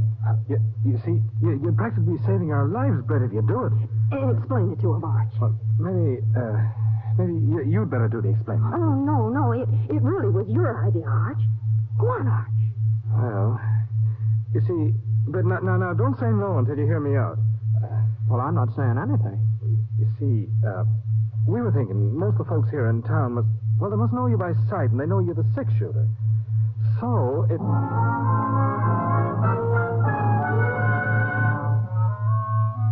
Well, I said no. You can be darn sure of that. And I kept saying it over and over and over again for the next hour and a half. Well, what they were suggesting was just tomfoolishness, that's all. I just had to turn them down, that's all. Just had to do it. And they must have known I wouldn't agree to a thing like that. But no matter how hard I talked, they just talked harder. And being actors, they had strong voices, too, you know. Well, the next thing I knew, somehow they'd managed to drag me along with them to the opera house. Anyhow, after the piano solo by Thelma Featherhill, the curtain went up and the show got underway. Started out all right, too. Audience seemed to be paying attention. Nobody was creating any ruckus or anything, at least not at first. Oh, that this too solid flesh would melt. That it should come to this, but 2 months dead. Oh, frailty, thy name is woman. Oh, Iron! Oh, I! Yes, on you too! Yet the source of most unrighteous tears has left the flushing in her galled eyes. She married. Sounds like old Lady Crandall. She only waited 2 weeks after Jed Crandall kicked the pocket. No, it cannot come too good. But break my heart, for I must hold my tongue. Better get a good grip on it, mister. You see, Britt, you just gotta do it. I can't do it. Oh, look at poor Arch out there. Isn't it just enough to break your heart? Weary, stale, flat, and unprofitable seem to me all the uses of this world. Your acting's a little flat, too, mister. Go on, Britt, that's your cue. What cue? Go on, that's it. Oh, good Horatio, I'm glad to see you well. Hail to your lordship, Britt. Huh? Hail to your lordship. Oh, yeah. Hail to your lordship. What make you from Wittenberg, Horatio? How's that? A truant disposition. A truant disposition. Clap, get to school, kids. Here comes the truant officer. Not hear your enemies say so. Nor shall you do mine ear that violence to make it cluster of your own report against you. Oh, he's bringing out the report card. Sid, you better take it easy. Huh? Don't you see who that is, that other actor fella? What are you talking about? It's Britt Ponset. Ponset, the 6-shooter? You must be crazy. He's staying at the hotel. I've seen him this afternoon. Well, what's he doing up there on that stage? He's a friend of them actors. Oh. If I was you, I'd keep my big mouth shut from here on in. That ain't no sword he's wearing under that rig. That's a 6-gun, plain as day.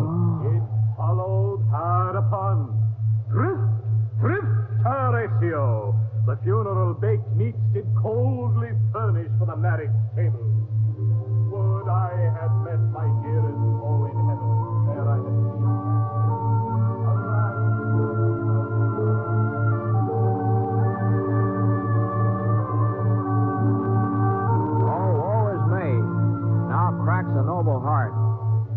Good night, sweet prince.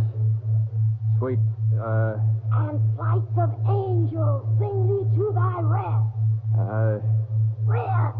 And flocks of angels sing you to your rest.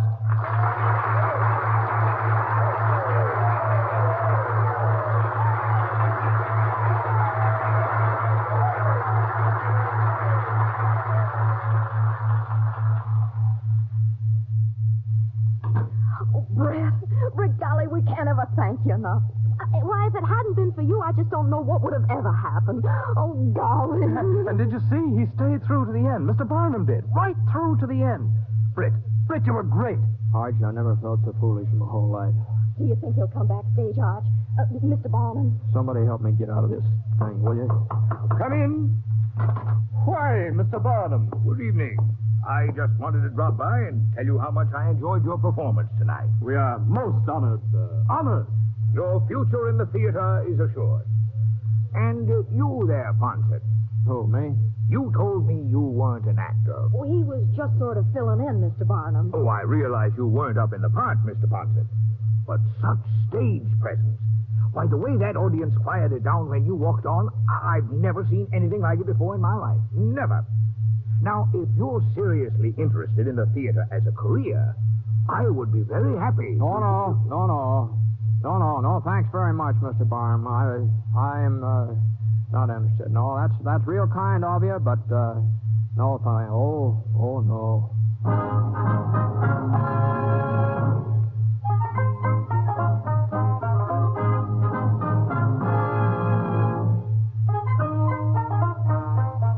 Well, sir, I got out of that theater just as fast as my legs could carry me. Gee, I just don't see how anybody can set out to be an actor. All those people staring at you and that sweat running down the back of your neck. Holy smoke. Worse than any gunfight ever saw. Of course, that applause, after it was over, that applause, that did sound kind of good. And Mr. Barnum, he's very nice about saying that I had stage presence, whatever that means. I suppose a man could get used to play acting if he had to. Sure is a scary business.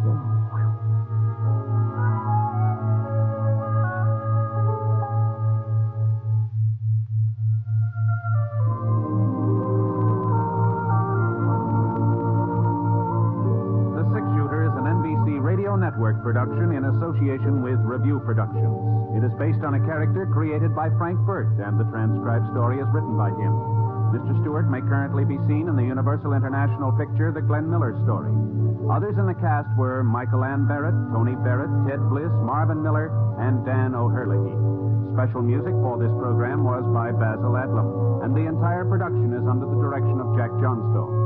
All characters and incidents were fictitious, and any resemblance to actual characters or incidents is purely coincidental. This is Hal Gibney speaking. James Stewart as the Six Shooter.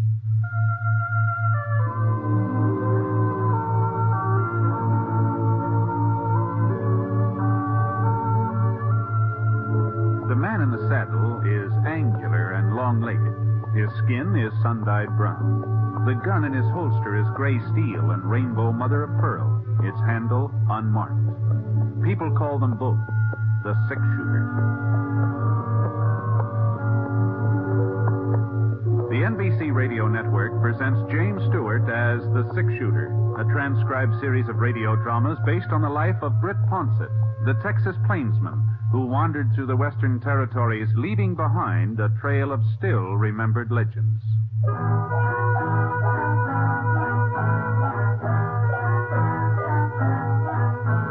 There was a nip in the air, not a freezing, biting, angry nip, but a sort of tingle that made the morning stars shimmer and swung them out of their orbits a little closer to the earth.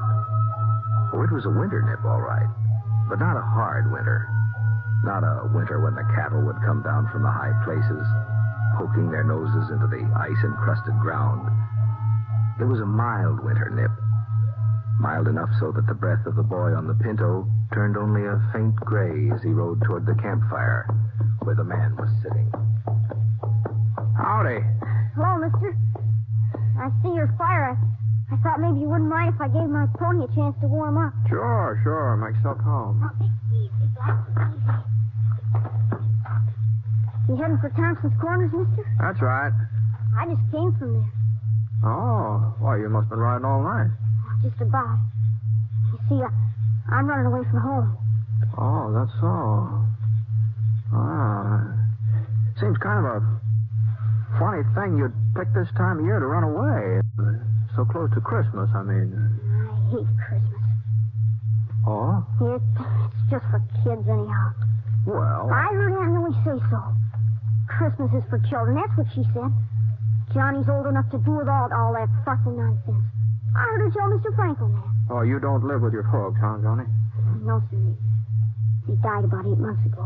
Oh, I see. Christmas was all right when I was with them. Of course, I was a lot younger then. Oh, yes. It just beats me the way folks take Christmas so serious.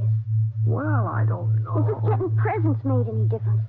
As if I really cared about that knife. Well, is that what you wanted, a pocket knife? I don't want a knife. I don't want anything. I just wish there wasn't any Christmas, that's all. Uh-huh. Well, I guess you aren't the first person to feel that way.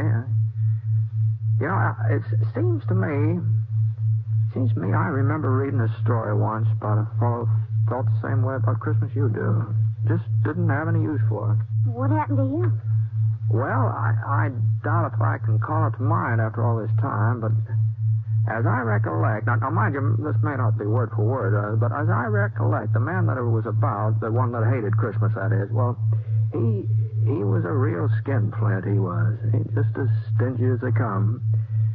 His name was, let me see, Eben, something like that.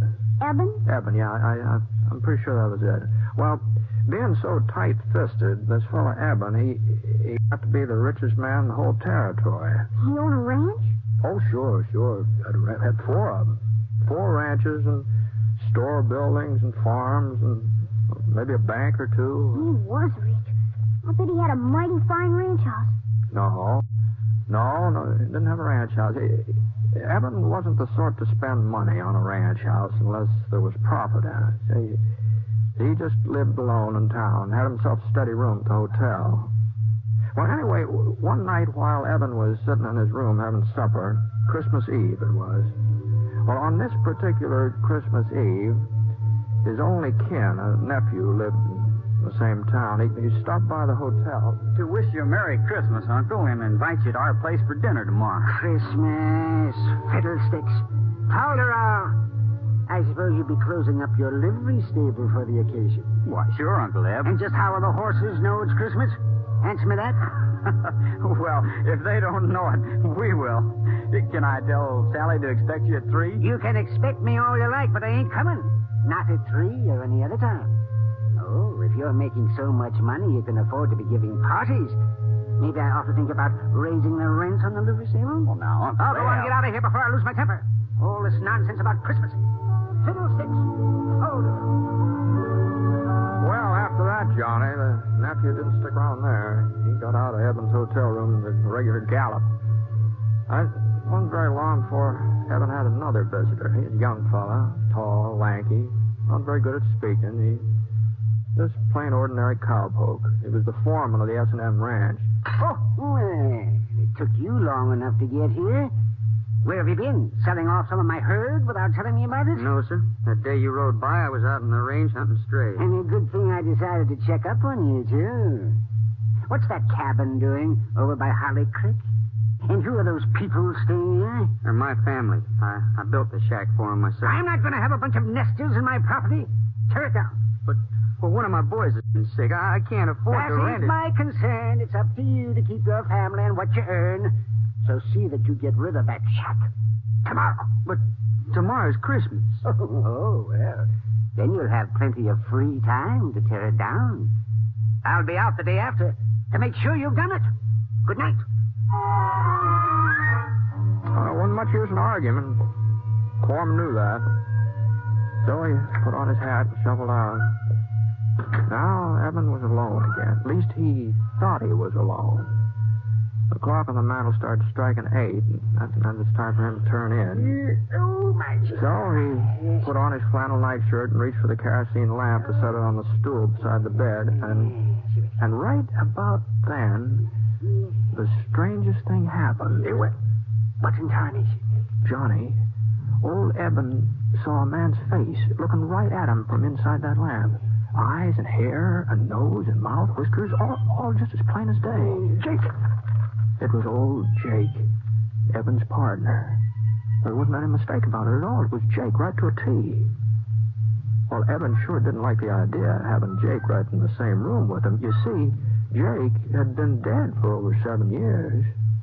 Not that Eben really believed in ghosts or haunts or anything like that. He told himself he'd just imagining all this. Yeah, I got to get a hold of myself. He put out his hand to turn down the wick, but all of a sudden his fingers started trembling.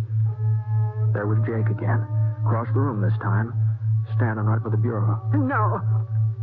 And when the lamp slipped out of Eben's hand, the room didn't get dark at all. Jake seemed to be surrounded by a splotch of bright yellow light, and he was wearing the same boots and breeches and leather jacket that he'd had on 7 years ago, the day he died. But as Jake came closer, Eben could see that he was wearing something else.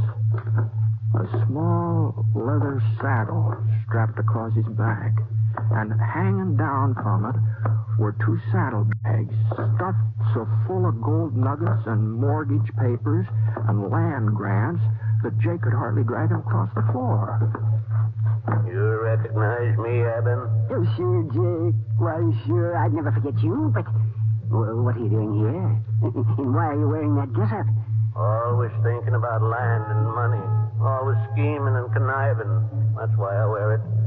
And that's why I've come to warn you, Eben. The saddle you're fixing up for yourself is even heavier than mine. But I don't know what you mean, Jake. I ain't done no wrong. I ain't never done folks no wrong. Have you ever done them any good? Any good at all? Oh, why, sure, I've worked hard. I've saved my money. I ain't been a burden on anybody. Why, you should see our ranches, Jake. Oh, the way I've built them up. I have seen them many times, and I've seen a lot more than that, too. That's my punishment.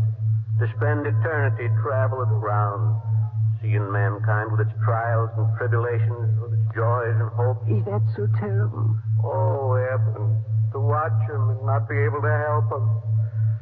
You'll find out how terrible it is. You'll find out. Well, there must be some way of avoiding this. You always were my friend. Jake, tell me what to do. Eben, you've got to find out for yourself. But how? Tonight, at 1 o'clock, you'll be haunted by a ghost. Another ghost? Pay him heed, Eben. Pay him some heed. Wait, Jake. Don't leave me without it. Jake. The yellow light sort of faded away, and the ghost was gone. It was just like he hadn't even been there. And then something caught the corner of Eben's eye, a little glimmer on the floor, and he bent over to pick it up. A gold nugget. Now where on earth did it... And then he remembered. Those saddlebags of Jake's, they'd been filled clear to the brim with gold nuggets.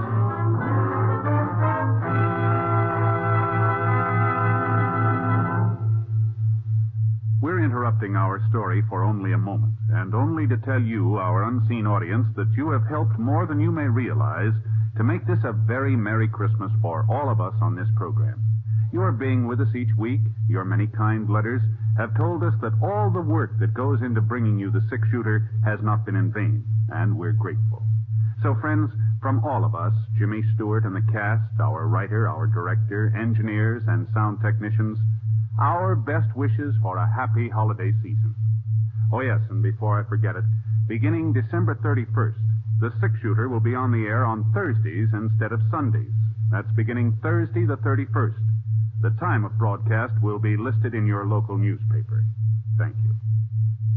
Now, Act 2 of The Six-Shooter, starring James Stewart as Britt Ponset.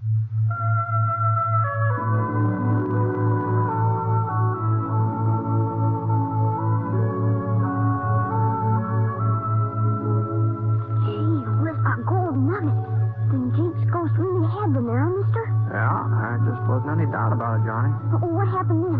Did the other spook turn up? The one Jake said was coming to see Evan? Oh, sure, Johnny, sure, yeah. He was right on time, too. Evan was lying in bed, wide awake, of course. He hadn't been able to do much sleeping. He's too scared. It was kind of peculiar. Evan was half scared the ghost would come and half scared he wouldn't, you see. But before the sound of the clock had died away, there he was. He's sitting in Evan's rocking chair like he'd been there all night long. And this ghost was a young fella. Oh, maybe 18, 19. All duded up the way young bucks like to dress. You know, fancy chaps and checkered shirt and a red bandana tied around his neck. Howdy, Eben. Reckon you've been expecting. Here, Red Eye. I guess so. You ready to take a little trip? Where to? Back. Way back through the years. Oh, but how can I go with you? It's real easy. You see, I'm the ghost of Christmas past. You're past, Eben. Let's shove off.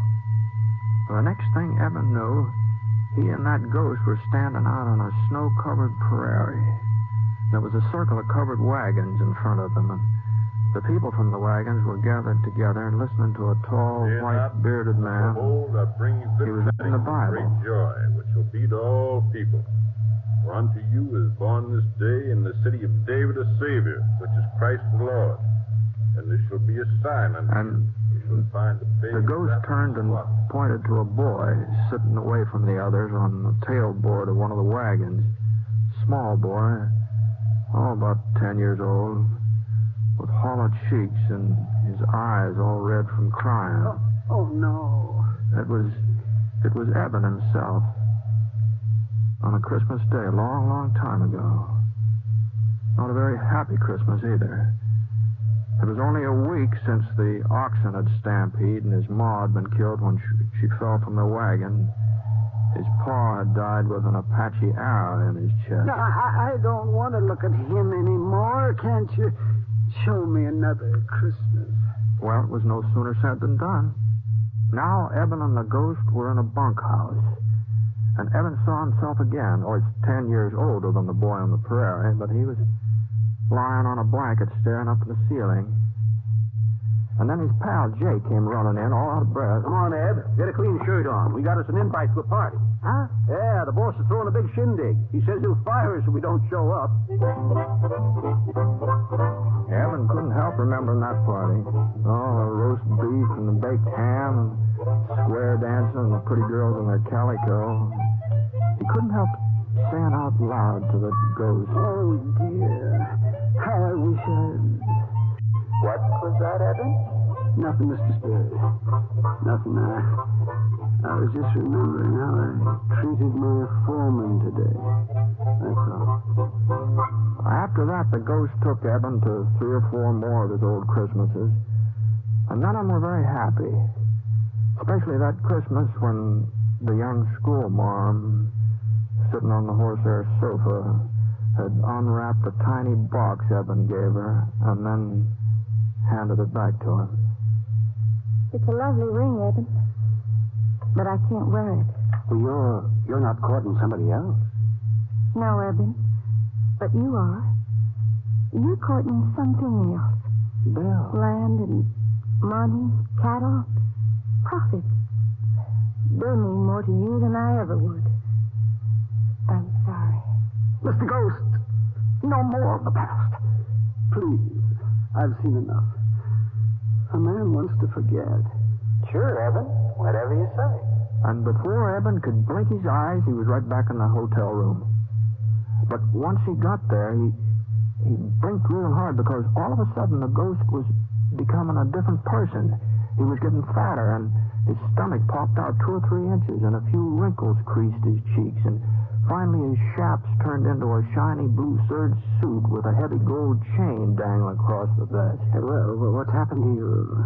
Why are you so different now? You seem to be getting tired of the past, so I thought we might take a gander at the present, if you've got no objection. Well, the hotel room just melted away, and Evan was looking at that cabin his foreman had built on Holly Creek. Well, that cabin sure was crowded. Oh, there must have been 5 or 6 children, all helping their mother get the Christmas dinner, all laughing and talking, as busy as summer coats. But when their father came in, he had a long face and a tired mouth. His wife looked up and wanted to know what was troubling him. Oh, I was thinking about old Eben. It's not a very pleasant thought for Christmas, Bob. By the way, what did you want with you yesterday? Was it about this cabin? Yeah. Oh, no, of course not. Well, let's get on with dinner. Sit down, everybody. Now, where's my Jim, huh? Well, I guess we're just going to have to eat And Bob looked all around the room. He was pretending he didn't see the little fellow in the corner. The boy with an iron brace on his leg and a wooden crutch propped up against the wall. But little Tim, he wasn't going to be ignored. So Bob picked him up and carried him over to the table. God bless this food, this house, and us and our friends. Even old Eben. Amen. The family found that part about Eben a little hard to swallow, but they finally managed, and Tim was the last one to chime in. God bless us, everyone. Eben didn't want to watch what was going on in that cabin any longer, but the next place the ghost showed him wasn't much easier on him. There was a big party going on at his nephew's house back in the livery stable. And one of the ladies was blindfolded, you see, and she was trying to pin the tail onto a donkey. But there was something peculiar about this donkey, about the way it was drawn. It looked more like a person than an animal. Well, Eben recognized who it was supposed to be right off. You see, folks, I invited Uncle Eb to be with us, but he turned me down flat. So I figured we'd have him here in spirit, if not in the flesh.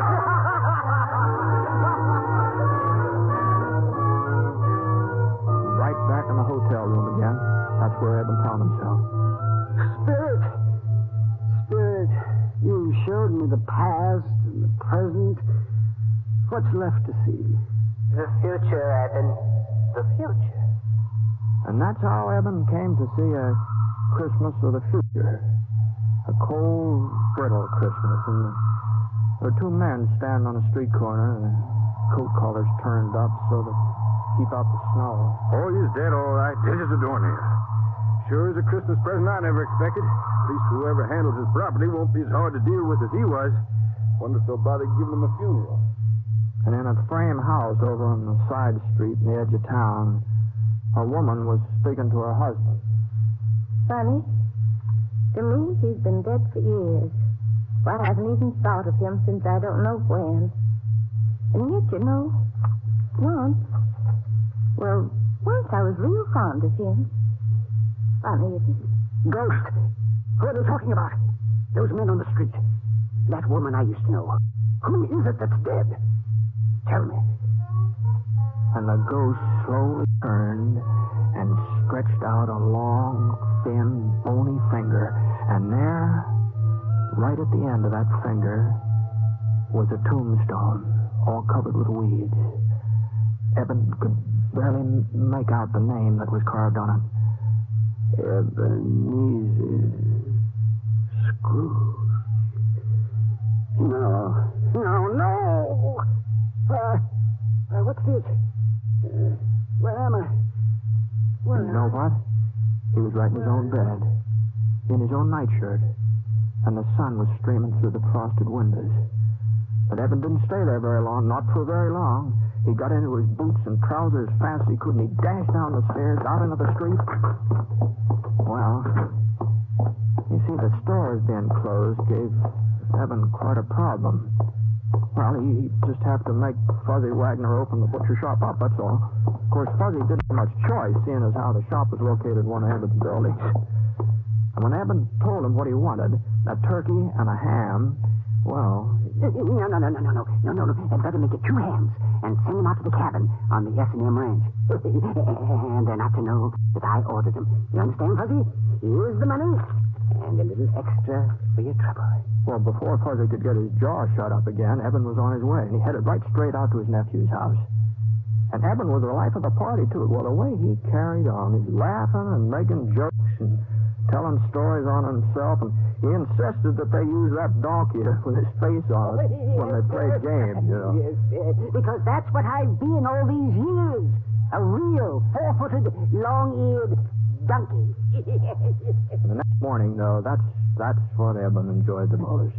He was up bright and early and hitched the team to the buckboard and drove out to the S&M, hurrying the horses all the way. Come on, Bess. Come on, Martha. Step a little lively. If he could just get out there before his foreman started tearing down that cabin. Whoa, Martha. Whoa. Yeah. Well, Robert? Yes, sir? I see you ain't carried out my orders. It was Christmas. I just couldn't tell him I'll do it today. Oh! This is the last straw. I'm not putting up with your shenanigans any longer, young fella. But please... That cabin's coming down and no buts about it. And then we're building a new ranch house in its place. Big enough for you and your whole family. What? Oh, yes. I'm also doubling your wages as of last week. Merry Christmas, Bob. Even if I am a day late. No, not a day. More like half a lifetime. But Merry Christmas anyway. And as your son says, God bless everyone.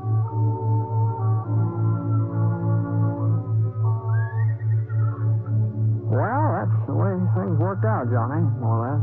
Well, that's a fine story, Mister. Real fine. I reckon I know why you told it to me. How's that? So I'd understand about Christmas and how important it is to do for other people instead of just thinking about yourself. Well, no. I didn't have that in mind especially. The story just happened to come into my head, that's all. Well, maybe if I could give Aunt Millie something, a present, maybe. Shucks, what could I give her? I don't have no money.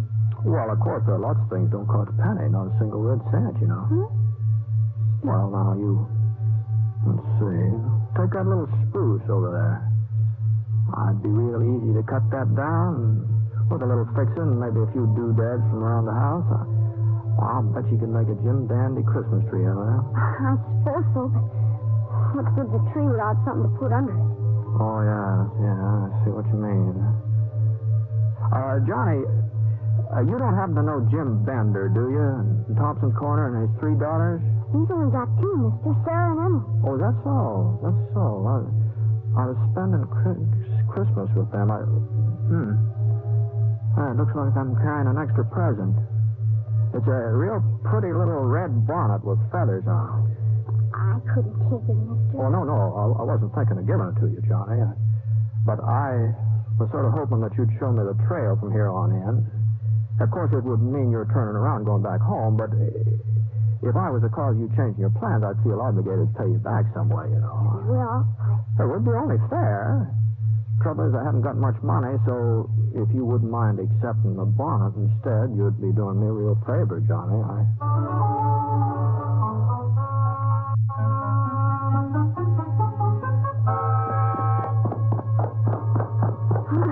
There's Aunt Millie out in the yard. She looks madder than a wet hen. Well, there is a resemblance, I'll have to admit that.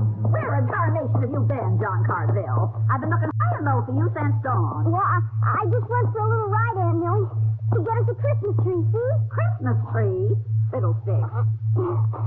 Miss Gentleman won't cut it down. I'll just take it inside. Be right back, mister. If we had any use for a Christmas tree. I suppose he's figuring there'll be a whole lot of presents under it. No, don't think so. But just between you and me, I got a hunch there'll be at least one person waiting for somebody. What are you talking about? Oh, no. It wouldn't be fair for me to speak out before Christmas. You know that. You don't mean he's got something for me? No. You mustn't get too curious so early. But I thought he didn't like me. I thought he just hated having to live here with an old maid. I guess I just don't know nothing about kids. Nothing at all. I don't deserve to get... Well, I think I'd better get moving along. Say goodbye to Johnny for him, will you? And, I wonder if you'd give this to him. Here, tell him the little blade on it's kind of dull, but... A pocket knife? Yeah.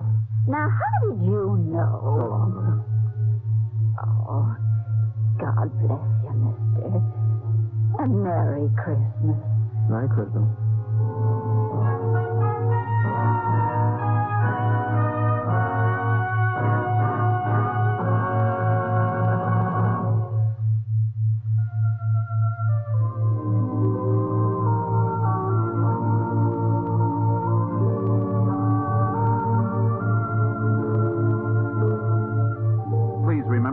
Beginning December 31st, the six-shooter will be on Thursdays instead of Sundays.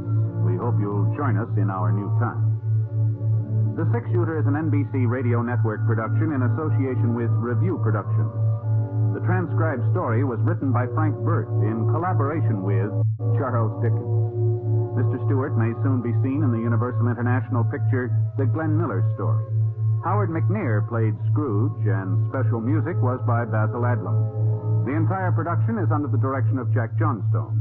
All characters and incidents are fictitious, and any resemblance to actual characters or incidents is purely coincidental. And now, until Thursday the 31st, this is Hal Gibney speaking. Merry Christmas.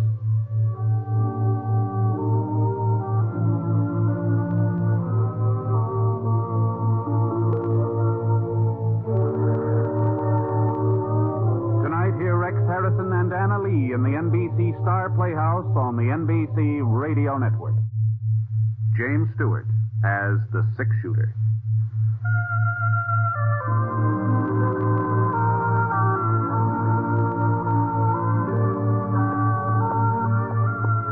The man in the saddle is angular and long-legged. His skin is sun-dyed brown. The gun in his holster is gray steel and rainbow mother of pearl. Its handle unmarked. People call them both the Six-Shooter.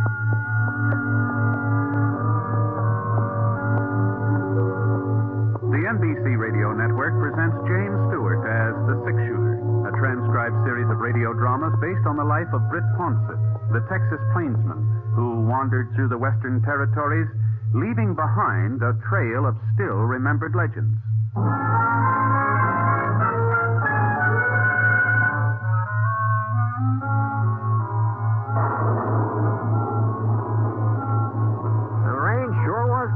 That afternoon in Petersville. It had started all of a sudden, too, just after I left Scar at the livery stable and headed up the main street toward Doc Early's office. All right, real cloudburst. The wind was from the north and strong enough so that the water was beating against the building slantwise. And the way the wheel ruts in the street were turning into puddles. The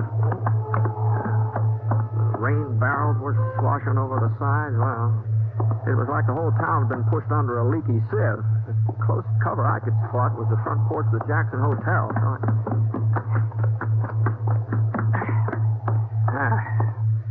That's better. You know, for a minute I sort of shook myself off like a half-drowned pup. Then I noticed the young fellow standing beside me. I didn't recognize him, though, not at first. Britt Ponset? You're Britt Ponset, ain't you? Yeah, that's right. I wasn't sure till I saw your gun. I guess you don't remember me, Mr. Ponset. Calvin Plummer. Calvin Plummer? Oh, I sure remember you, Cal. Say, you really sprung up, haven't you? By George, you're taller than I am. How'd you manage to do so much growing so fast? Oh, I wasn't so fast, Mr. Ponset. It's been 6 years since you were in Petersville. 6 years? Is that long? Right after my 15th birthday, that's when you left. 6 years since I was here, huh?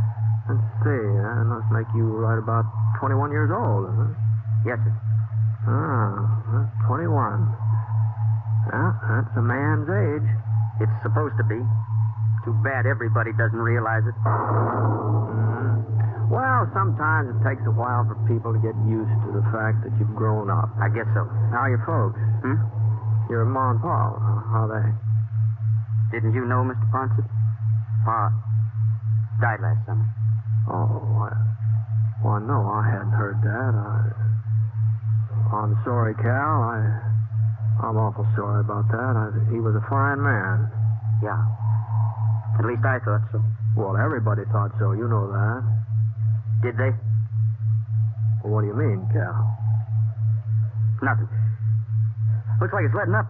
You staying in town, Mr. Ponset? No, just overnight. I kind of twisted my hand while I was branding a calf the other day. Swelling wouldn't go down, so I thought maybe Doc Early ought to have a look at it. If he's still practicing here, is he? Yeah, he's still here.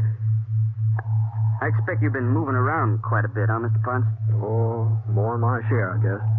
You ain't never been to a place called Elk Point, have you? Somewhere out in the New Mexico territory? Oh, yes. I was out there in Elk Point 2 winters ago, I think it was. What kind of setup is a Quincy ranch? Would you mind telling me? Quincy?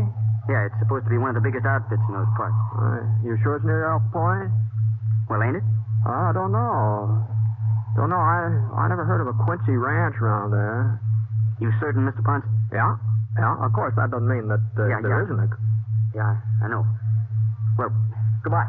Say hello to your ma for me, Cal. She's all right, I trust. Sure. She's fine. I reckon your father... Well, it must have hit her pretty hard, huh? He had a real fast recovery. What? 10 months ain't very long to mourn, is it? Not even a year. Just 10 months. Bye, Mr. Ponset.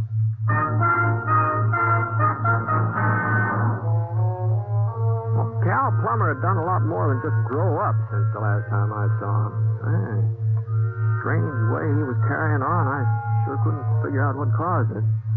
When I talk about his mother, like Cora and Ned Plummer, was just about as well suited as any two people I ever met up with. But you couldn't even think about one without thinking of the other. They must have been married on close to 35 years. Cal, he was their third child. He was the only one that lived. Gee, Ned sure thought the world of him. Petersville wouldn't be the same without Ned. Rain had stopped now. It even started to warm up a little. And the mud puddles out in the street were giving off little whiffs of steam. So I went over to Doc Early's office. It was just around the corner from the hotel.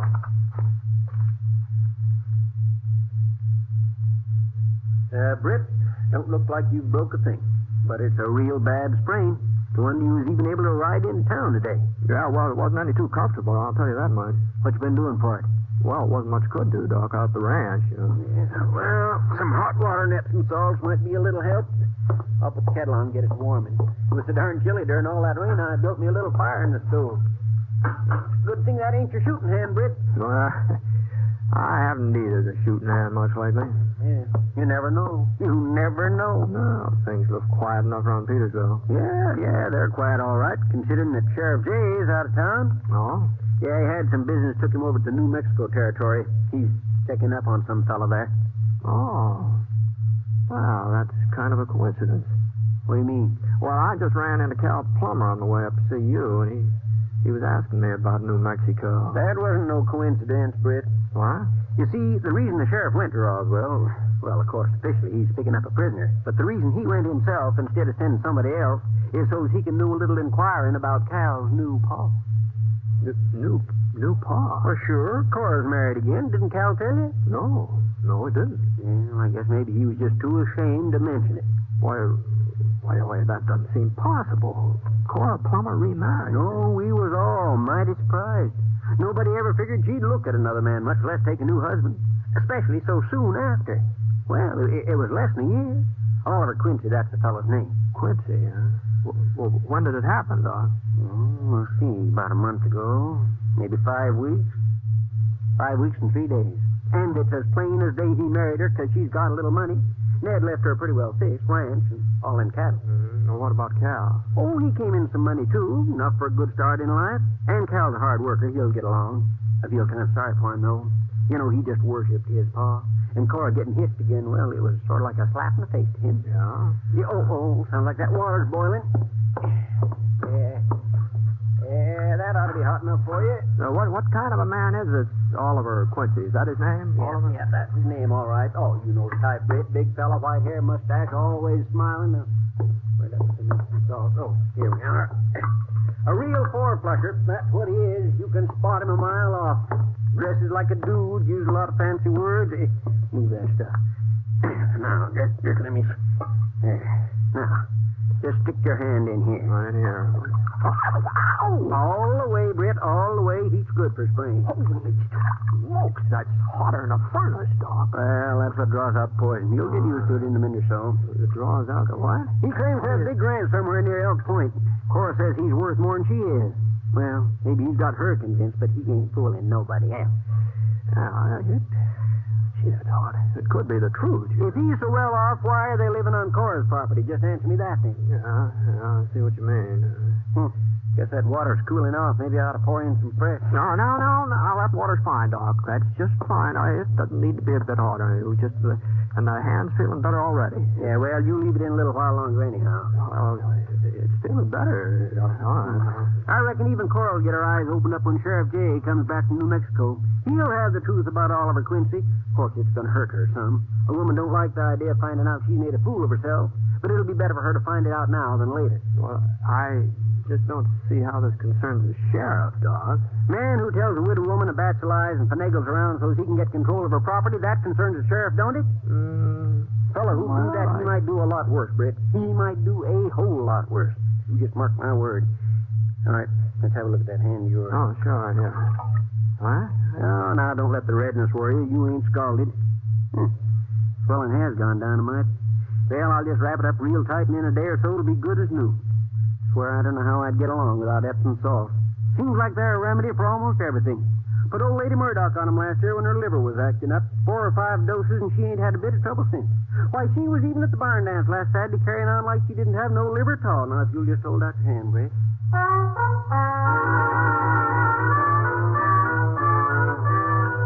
After Doc Early got through with his bandaging, my hand did feel a little better. At least some of the throbbing seemed to go away. So I left his office and I wandered over to the hotel. By the time I got there, they were serving supper in the dining room. Not family style either. They had a real fancy layout. Separate tables with flowers on them. 2 waitresses wearing little checkered aprons sort of matched the tablecloths. Of course, when a place is all fixed up like that, they always make it up on you. You know, Well, you can figure on paying a little extra for your food when they have a place. Now, for instance, the steak I ordered, it was going to cost 35 cents. That's what it said on the menu, 35 cents. There you are, mister. Oh, thanks. Looks like you're going to have trouble cutting it. What's wrong with your hand? It's nothing serious. It's just a sprain. I guess maybe I should have ordered something I could spoon through. Want me to slice up the meat for you? No, I'll manage. I just get this thumb out of here. I'll be all right. Well, if you want anything, just holler. Oh, thanks. Thanks, miss. I don't know why they give me the toughest steak in the whole kitchen. For 35 cents, you think you could have been... Howdy, Britt. Oh, Doc. Were you eating here, too, tonight? No, Britt, I was looking for you. For me? Cal Plummer just come riding into town, says his ma's been shot. Been shot? Cora? That's what Cal says. He don't think it's too serious, but I'm going out the ranch now and see what I can do for her. Oh, of course, sure. Cal told me to bring you along. Me? What for? I don't know. He just told me to find you if I could and bring you. He did, huh? That's funny. Well, Britt, you coming or not? Well, I sure don't see where I figure in this thing, but if Cal wants me, sorry to drag you away from your supper. Oh, that's all right, Doc. I'm afraid I was fighting a losing battle with that steak anyhow.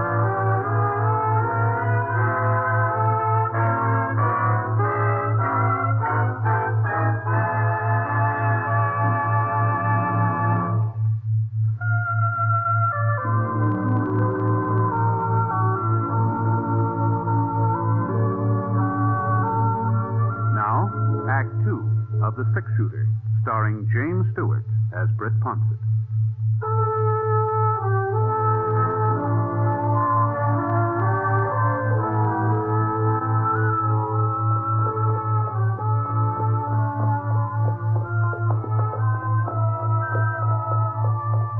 The Plummer Ranch was about half-hour ride east of Petersville.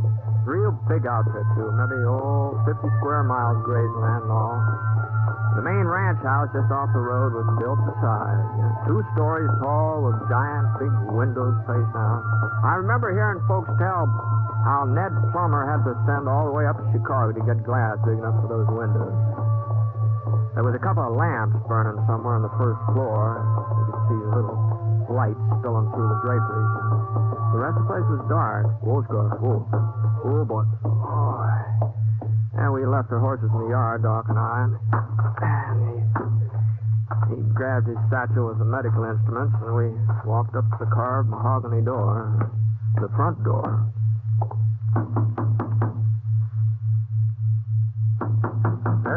Just a minute. Yes? Oh, Doc Early. Evening. Just what can I do for you, Doctor? Well, Cal said that Miss Plummer, that Miss Quincy, your wife, that she was hurt somehow. Oh, I see. Well, it's nothing serious, just a scratch. My gun went off accidentally. A bullet grazed her shoulder. But Cora's perfectly all right now. Matter of fact, I think she's already gone to bed. Is it, Oliver? Sounds to me like she's still up. Oh, I guess I was mistaken. Yeah. Oliver?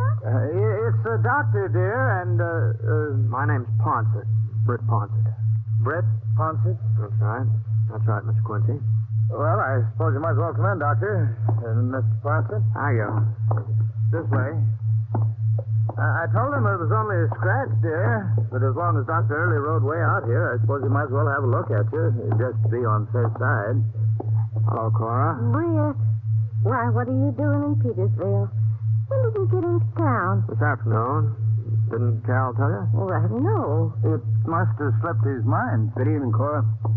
Let me see here. Now, Doc, you shouldn't be troubling over me. I'm all right, really. Well, of course you are, my dear. Of course you are. Bullet barely grazed your skin. I'm afraid the good doctor doesn't approve of my bandage. No. It's perfectly satisfactory. At least it appears to be. I'd like to take it off, though. Make certain there's no danger of infection. You mind stepping in the other room, Cora? Well, Go ahead, my dear. Go ahead. I'll see you before you leave, Britt. No, sure. I'll wait around till the doc finishes out. Nice of you to ride out to Dr. Early, Mr. Ponset. I imagine he appreciates having the company. Well, it wasn't his idea, Mr. Quincy. Oh? No, Cal asked him to bring me along. I'm afraid I don't understand. Mm-hmm. Well, I reckon that makes us even. Whereabouts is he, anyway? Calvin? I don't know. He hasn't been here all evening. He wasn't around when the shooting took place. It was not a shooting, Mr. Ponset. It was an accident. Well, whatever it was. And Calvin was not here. I met up with him while I was riding into town to get the doctor, and he offered to save me a trip. Oh, I guess I was under the impression you said Cora didn't need a doctor. No, she doesn't. But at first, I didn't know how serious the wound might be. Then, when I got back to the house, I saw it didn't amount to anything. And by the time you and Dr. Early showed up, I'd forgotten the whole thing. That's why I was surprised to see you. For a moment, I couldn't think what you wanted. Your gun just happened to go off, huh? I was going to clean it. I thought it was empty. I guess I don't know too much about firearms. What make do you carry? Why... He doesn't carry any make, but I do. I hadn't seen Cal come into the front hall, so I didn't know how long he'd been standing there. He was holding a .45, using it to cover his stepfather. The gun wasn't moving either. Cal's hand was as steady as his eyes. Steady and cold and determined. It wasn't the first time I'd seen a man with a look like that on his face. Now, not a killer's look exactly, at least not the look of somebody who wants to kill. More like somebody who hasn't got any choice. I was wondering how you'd lie out of it, Quincy. The kind of story you'd tell. You weren't very convincing either, considering all the practice you've had. Calvin, listen to me. I know how you feel. You haven't got the slightest notion how I feel. If you'd have left town like I told you a couple of hours ago. Now, take it easy, Cal. I gave him warning, Britt. I gave him fair warning. I said I'd kill him if he didn't get out and stay out for good. I don't know what it is he's got against me, Mr. Ponset. I suppose I don't measure up to his father. Measure up to him? I thought I'd kill you for even comparing yourself. Well, are you going or not, Quincy?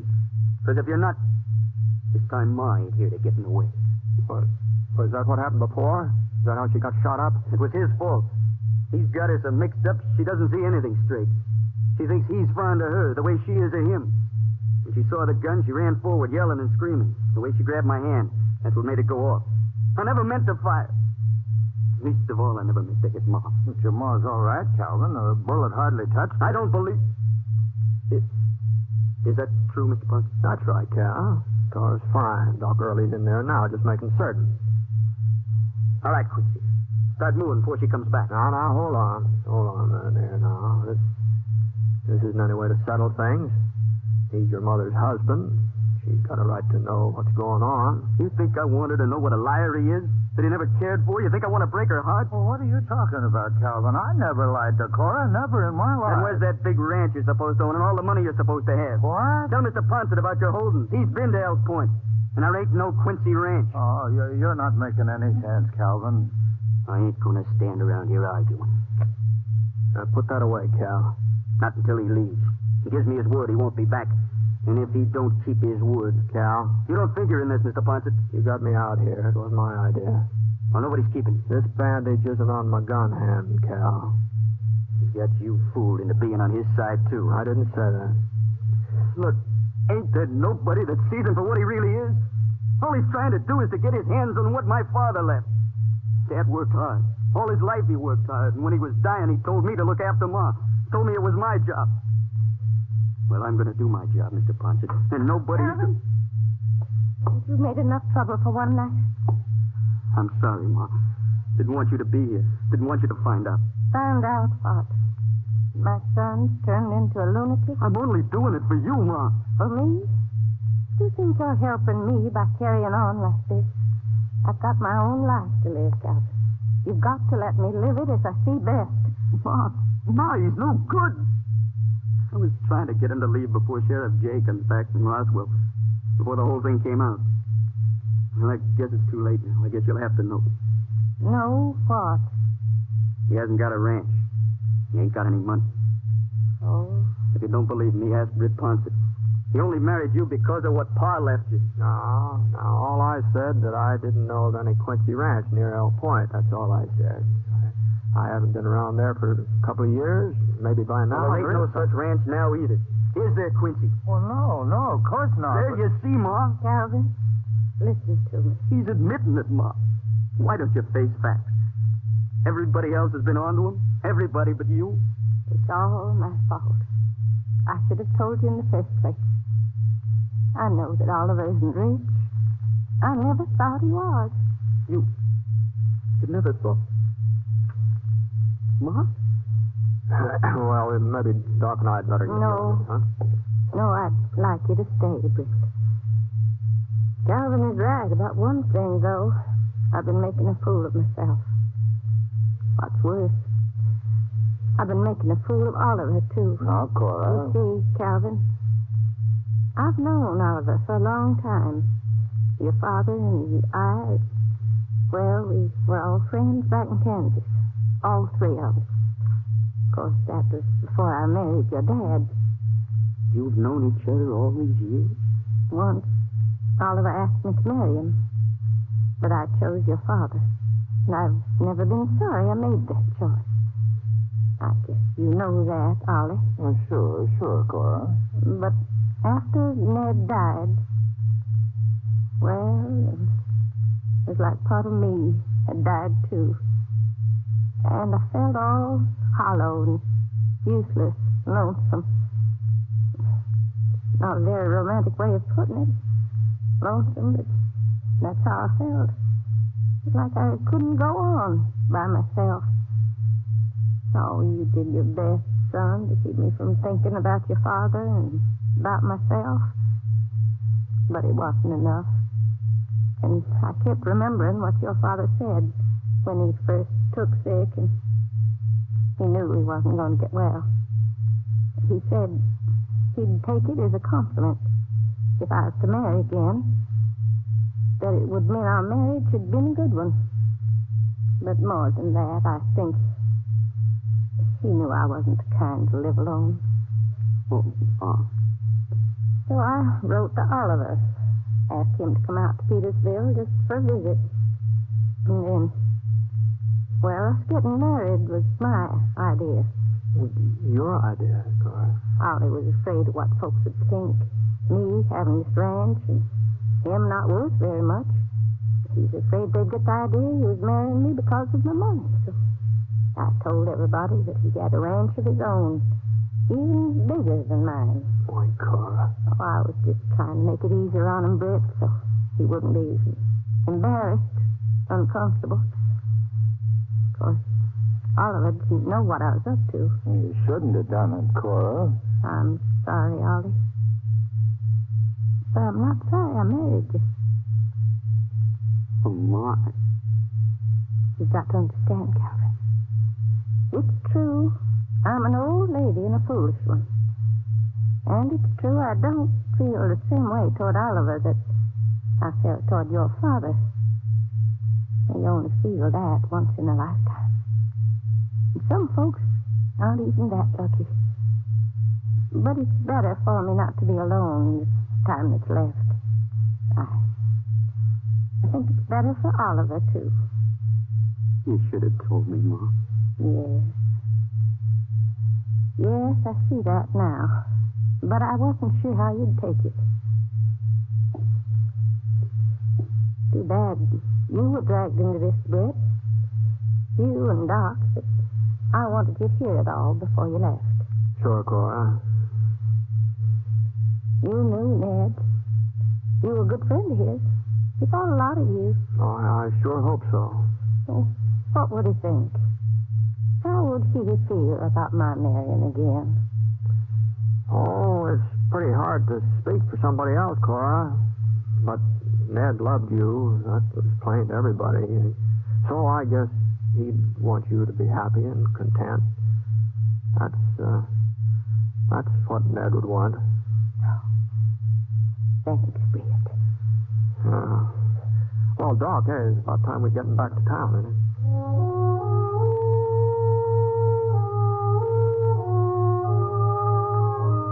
After that, I guess Cal and Oliver started hitting it off real well. Anyway, the last time I was through Petersville, folks were all talking about how much Oliver Quincy had done for the Plummer ranch. Practically doubled the size of the herd, and now he was building a house down on the south pasture for Cal to live in when he got married. As for Sheriff Jay's story about Oliver not owning any property around Elk Point, well, the people just wouldn't believe that, that's all. The sheriff just hadn't done enough checking, that's all. A man like Oliver Quincy, why, he just had to be rich. He was written all over it.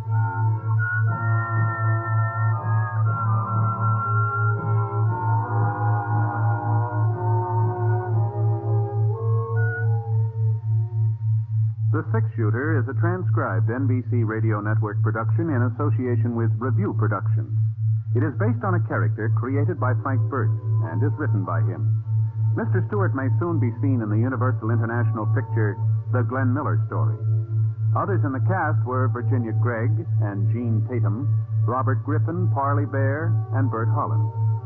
Special music for this program was by Basil Adlam, and the entire production is under the direction of Jack Johnstone. All characters and incidents were fictitious, and any resemblance to actual characters or incidents is purely coincidental. This is Hal Gidley speaking.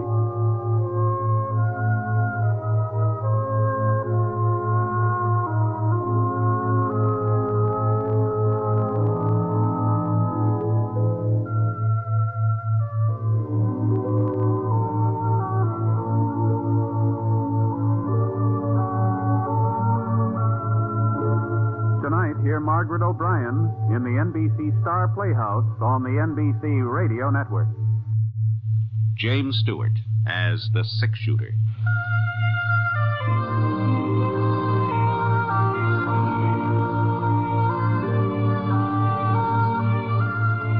The man in the saddle is angular and long-legged. His skin is sun-dyed brown. The gun in his holster is gray steel and rainbow mother of pearl. Its handle unmarked. People call them both the Six Shooter.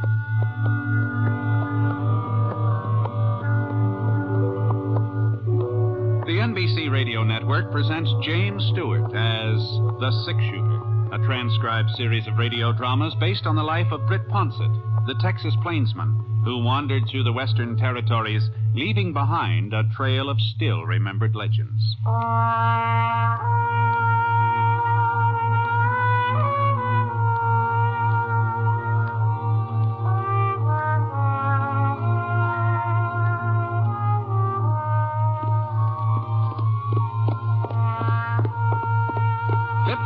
Canyon, that's what folks called it. Probably there was another name, more official, written down on a map in the territorial capital, but the people around Smoke Falls, they just called it 50-Yard Canyon. You see, it was only 50 yards wide, someplace even narrower, but it was close to 35 miles long, and riding through it was sort of like riding between two giant slabs of granite, all polished and smooth the way a gravestone's fixed up. Except that these slabs were close to half a mile high. Well, anyway, that's what we were coming into, Scar and me, following a trail east to Smoke Falls. We were just getting on toward daybreak, and the sky was kind of a oatmeal gray, heavy, wet, waiting for the sun to come up to stir some light into it. We rounded a sharp bend, and Scar flared his nostrils and slowed down to a walk. What's the matter, boy? Come on. Come on. The canyon got a little wider up ahead, and the sides angled up somewhat gentler than usual. I saw some clumps of trees and some mesquite, but it was still too dark to see anything real plain. I got off Scar as fast as I could dive out of the saddle. What the Sam Hill? Now, who in the thunder are you shooting at? I ain't particular, mister. Well, I am. I couldn't make him out. He was just a shadow partway up the canyon wall, maybe 30, 40 feet. His gunfire gave me a pretty good notion where to aim. For a couple of minutes, everything was real quiet. Oh, I didn't stand to reason that I'd hit him with that shot. I hadn't. I inched my way across the floor of the canyon. Started up the side. The bullet nicked a rock right about a foot left of my face. He knew where I was, all right. But then I had a pretty good notion of his whereabouts, too. Well, a man's entitled to a lucky hit every once in a while, if he wasn't faking that yell. It seemed like there was only one way to find out. All right, drop it. Come on, drop it. Okay. The pistol slid out of his hand. His shirt sleeve was stained pink at the elbow. Twisted around, gave me a squint. Just then the sun swung up over the top of the canyon and spilled over the sides. Why, Art. Hey, Art Hamper. Who'd you think you were? Holy mackerel, Britt. Well, I'll be doggone. You're just about the last person in the world I ever expect to bump into out here. Yeah, well, you sure were expecting to bump into something. Yeah. What's the trouble, Art? Who are you gunning for? Somebody's gunning for me. Huh? Clyde's dead, Britt. Clyde? What? He was shot yesterday morning. Shot in the back. Well, what, you know who did it? I know who the sheriff says did it. Me. What, he thinks you killed your own brother? Stepbrother. Clyde and me weren't real kin.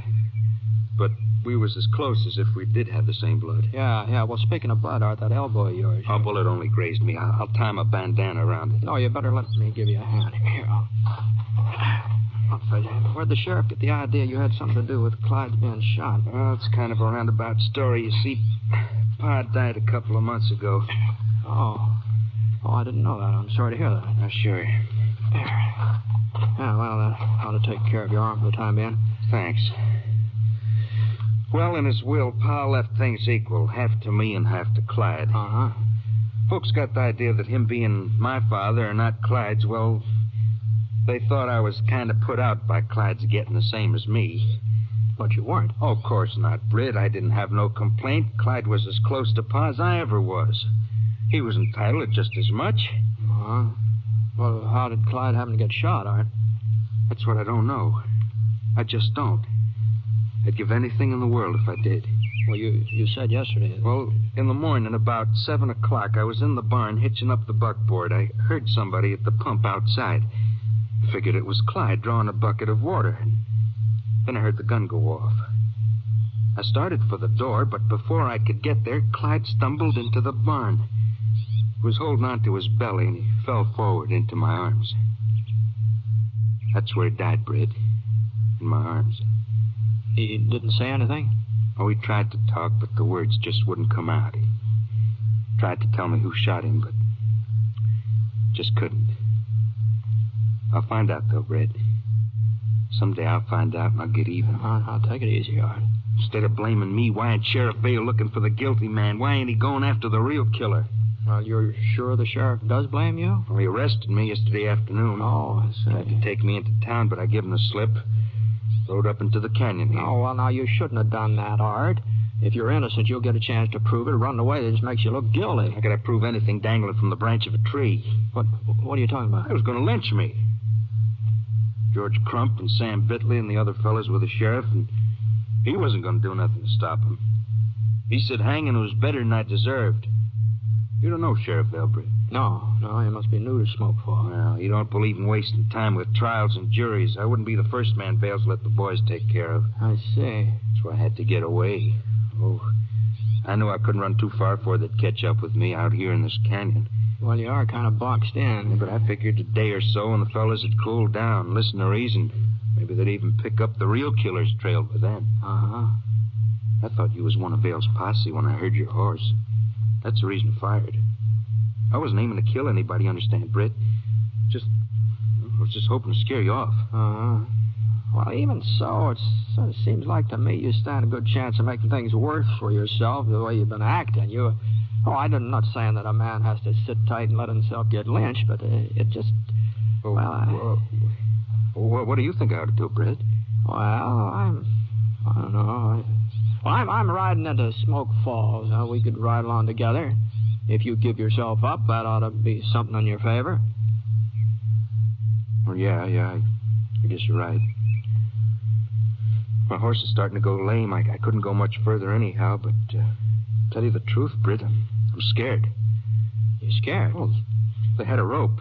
George Crump was carrying it when the sheriff arrested me. And the way the fellas looked, their eyes half closed and their faces red, sort of like they had a fever. I ain't never been a coward, Britt, but I was scared. Well, like you said, they'd probably cool off by now. Well, if there was some way I could just be sure. Britt, maybe if you was to talk to him first. Talk to him? Well, before I give myself up. They must be following me. You're bound to run into them on your way into town. Well, I suppose so. Well, they'd listen to you. They respect you, and they'd have to listen. Even Sheriff Vale must have heard about the six-shooter.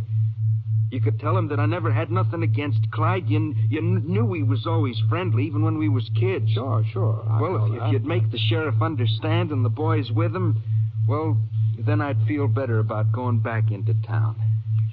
Britt, you ride on ahead. They can't be more than an hour or so away. Tell them I'll give myself up. Tell them to wait for me at Squirrel Rock. You know where that is, don't you? Yeah, I guess so. Well, tell them I'll meet them there at noon. I don't know, Art. You don't think I'd run out on you, Britt? You don't think I'd do a thing like that? No, but I... Well, all right, then. Squirrel Rock at noon. That'll give my pony time to rest up. Afterwards, after I'm all straightened out with the sheriff, we'll find out who killed Clyde. You'll help me find out, won't you? I'll help if I can, Art. Thanks, Britt. There's just one thing, though. Yeah. Now, suppose I don't meet up with the posse. Well, you couldn't very well miss them here in the canyon. No, maybe they've turned around. Maybe they've gone back. Well, in any case, I'll be at Squirrel Rock at noon. If the posse ain't there, you wait for me just the same. I'll go into Smoke Falls with you. All right, Art. All right. I guess you know what you're doing. All right. I'll be seeing you.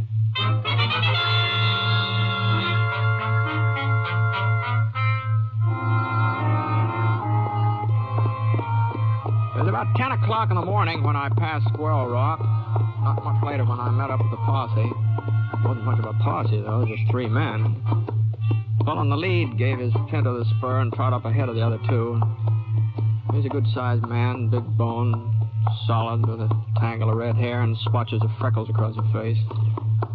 And the way he wore his revolvers and rested his hand against the butt of one of them, you could tell who he was, too.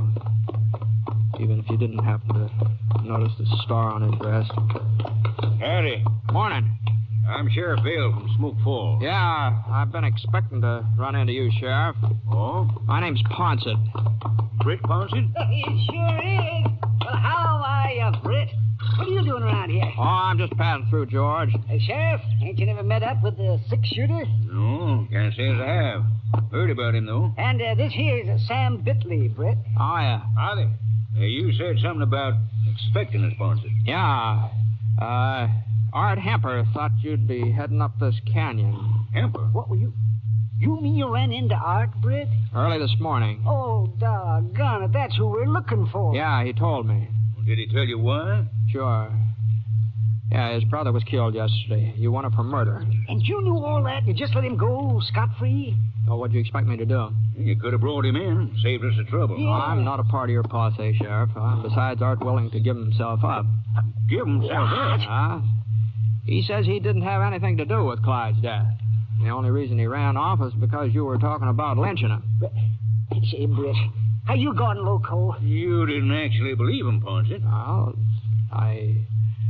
I've known Art for a good many years, Sheriff. Well, looks like we know him a little better than you do. Yeah, I saw it, Britt. The whole thing with my own eyes. I saw the murder. Now, hold on, George. Now, you didn't see it. I tell you, I saw it. I was riding past the Hemper Ranch, and Clyde and Art were out behind the barn. They didn't notice me. They were too busy arguing and shouting.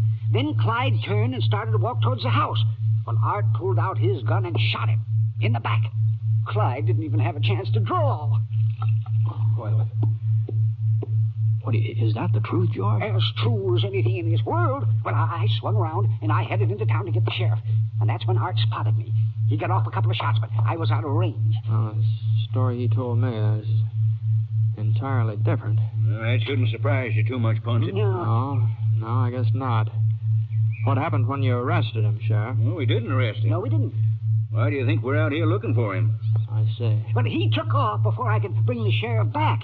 We picked up his trail and followed him into the canyon here. Yeah, and as for anybody trying to lynch him, well, there'll be no lynch law in Smoke Falls while I'm sheriff. Well, that's good, Sheriff. Yes, sir. And besides, ain't no need in his case. Any jury in the territory will convict him on the evidence. Why, of course. Yeah, well, it sure sounds that way, doesn't it? Well, doggone, I just don't know what to say, Sheriff. Well, you aren't to blame for believing Art. You were a friend of his. Before he changed. You went around to see how mean he's got the last few months. Always picking on Clyde and making life miserable for him. As if it was Clyde's fault the old man left him everything. Everything? Well, sure. Ranch, cattle, the whole shebang. The whole shebang. Yes, sir. I guess Jake Hemper knew Art wasn't any good underneath. Guess that's why he picked Clyde to inherit, even though he wasn't a blood relative. Well, you gotta admit, there's one thing Art's good at. Huh? Lying. The way he fooled Britt Ponset, he must be a pretty convincing liar. Well, you'll have to give him that much. Won't you, Britt? Yeah, I'll give him that much.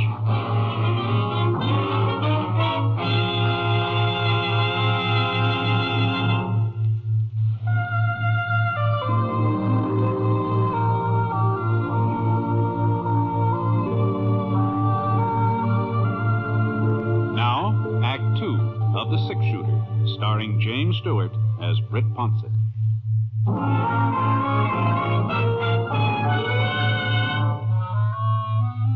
Well, there wasn't anything else I could do but just tell Sheriff Vale the whole cock and bull story just the way Art had given it to me. I felt like crawling in a prairie dog hole. Oh, not just because Art had made a fool of me. It was more than that. We'd been pretty good friends once, all three of us. Art, Clyde, and me. Now Clyde was dead, and sooner or later Art would be brought in for killing him. If I wasn't so doggone gullible, it might have been a lot sooner. Swell rock, eh? It's only 3-4 miles. You must come by it. Yeah, that's where he said he'd give himself up. Oh, that's a... Well, if he told you to wait for him there, you can be darn sure it's the last place he'll be. He's probably still up at the end of the canyon trying to find the pass you come through. Yeah, I guess so. Yeah, sure. Well, we better ride on ahead. You want to come with us, Ponset? No, I think I'll head back for town. Well, suit yourself. I left a couple of the boys along the way in case Hemper gives us a slip and starts backtracking. You might tell him to keep the eyes open, that we haven't caught him yet. All right, Sheriff. Okay, George. Sam, come on, let's go. Come on, boy.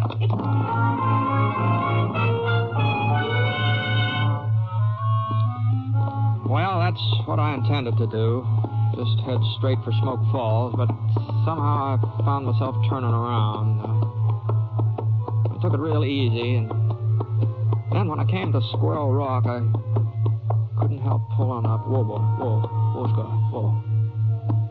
It was just about noon. The sun was square in the middle of the sky. There sure wasn't any sign of Art Hemper either. Not that I really thought he'd be there, not after what I'd found out from the sheriff. I'd never looked at that rock real close before. It was a lot bigger than most of the other boulders along the way, but that was about the only difference. I couldn't figure why folks got the name. It sure didn't look much like a squirrel to me. It's big, though. Wasn't any doubt about that.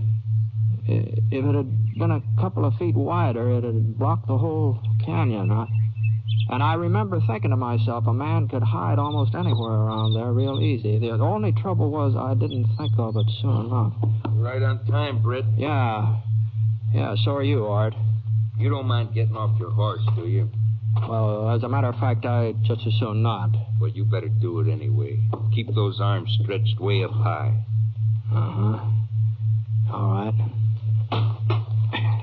Now, you can unbuckle your gun belt, but use only one hand, your left one. Yeah, okay. Thanks. I guess you know I ran into Sheriff Vale. Sure. I told you you would. Him and his boys come riding through here just a few minutes ago. Didn't even stop, huh? I must have figured I was up at the end of the canyon hunting the pass you come through. Yeah.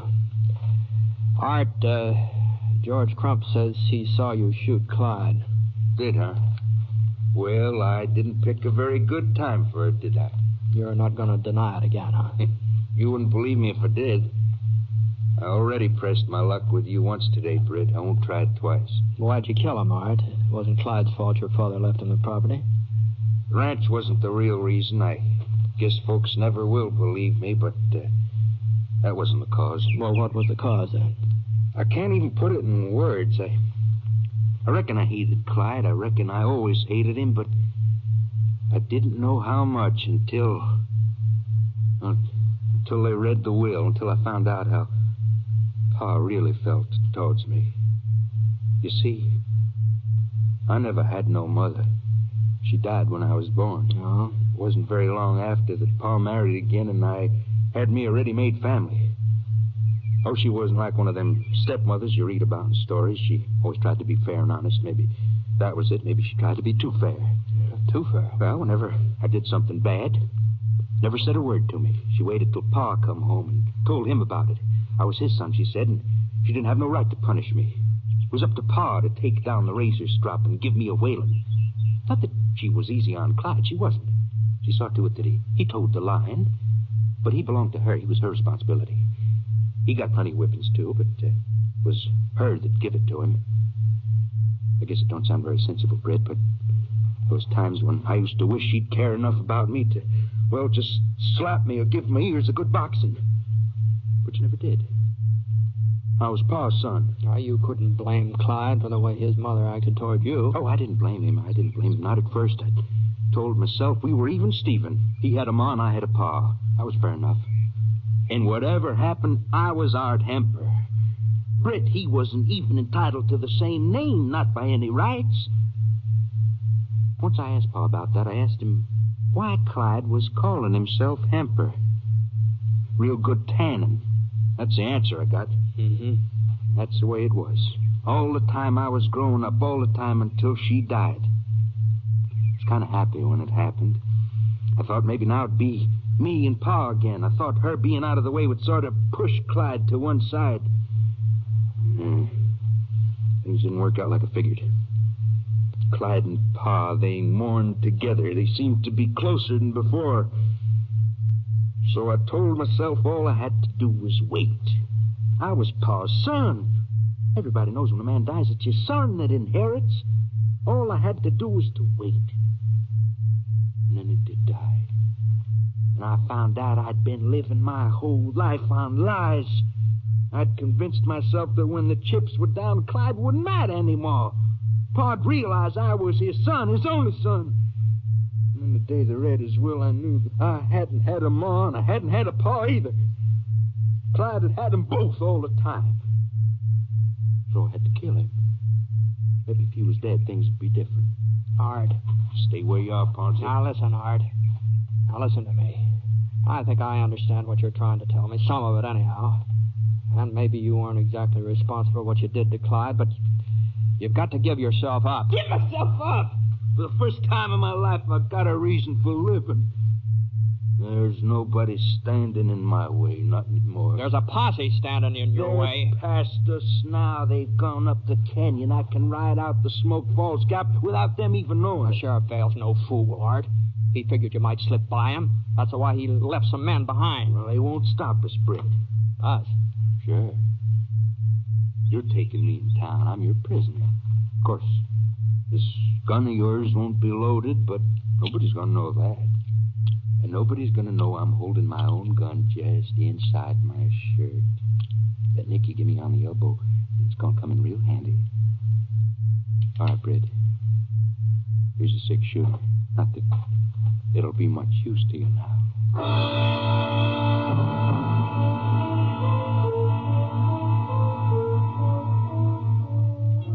Art brought his pony up from behind the rock, and we started down the trail.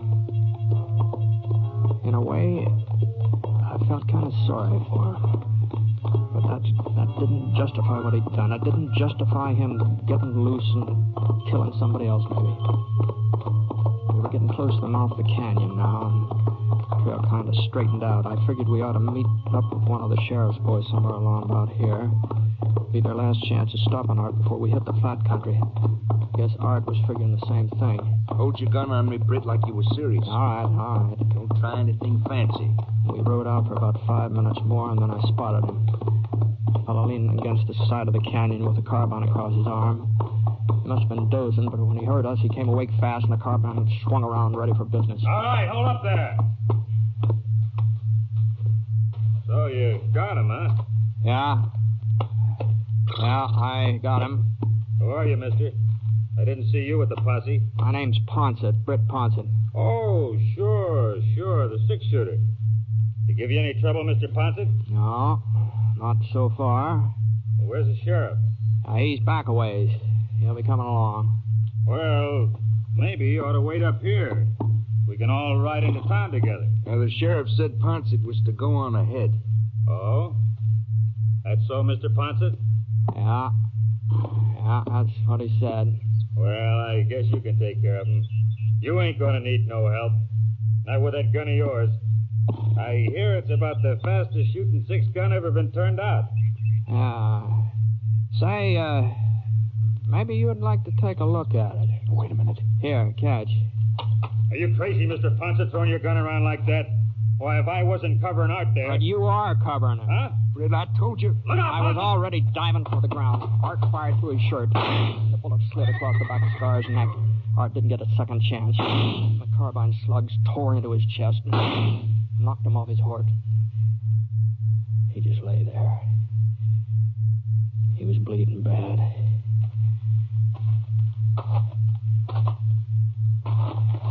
Britt. Yeah? There's something I got to tell you. All right, go ahead. Sorry I lied to you this morning. A man shouldn't lie. That's what my pa always said. And you were my best friend. Shouldn't have lied to you especially. Well, besides, it didn't do me no good. It just goes to show you that lying don't pay. Pa used to whip me whenever I lied. I should have known better, Britt. I should have known that.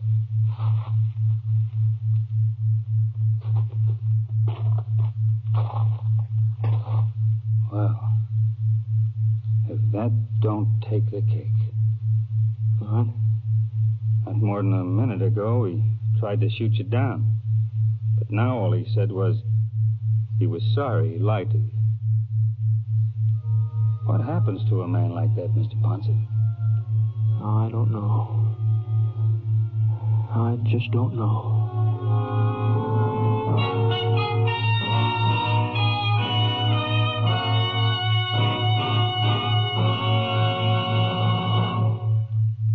The Six Shooter is a transcribed NBC radio network production in association with Review Productions.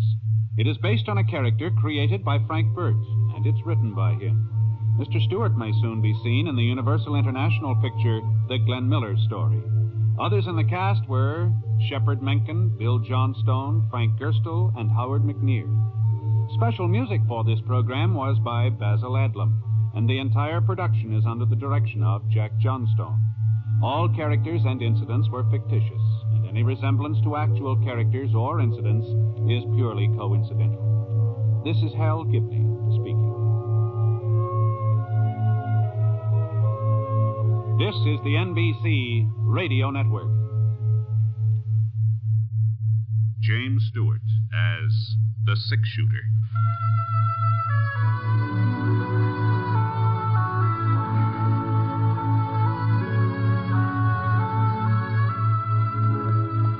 The man in the saddle is angular and long-legged. His skin is sun-dyed brown. The gun in his holster is gray steel and rainbow mother of pearl. Its handle, unmarked. People call them both the Six Shooter.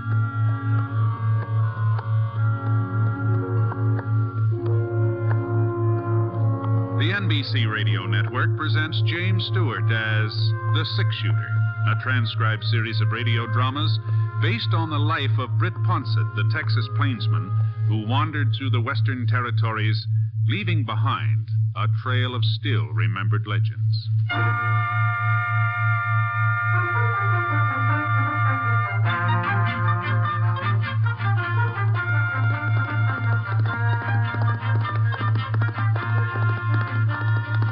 It must have been about 4 o'clock in the afternoon when I rode out of the Saucer Mountains and hit the flat, and Scar stretched his legs and went into a high lope.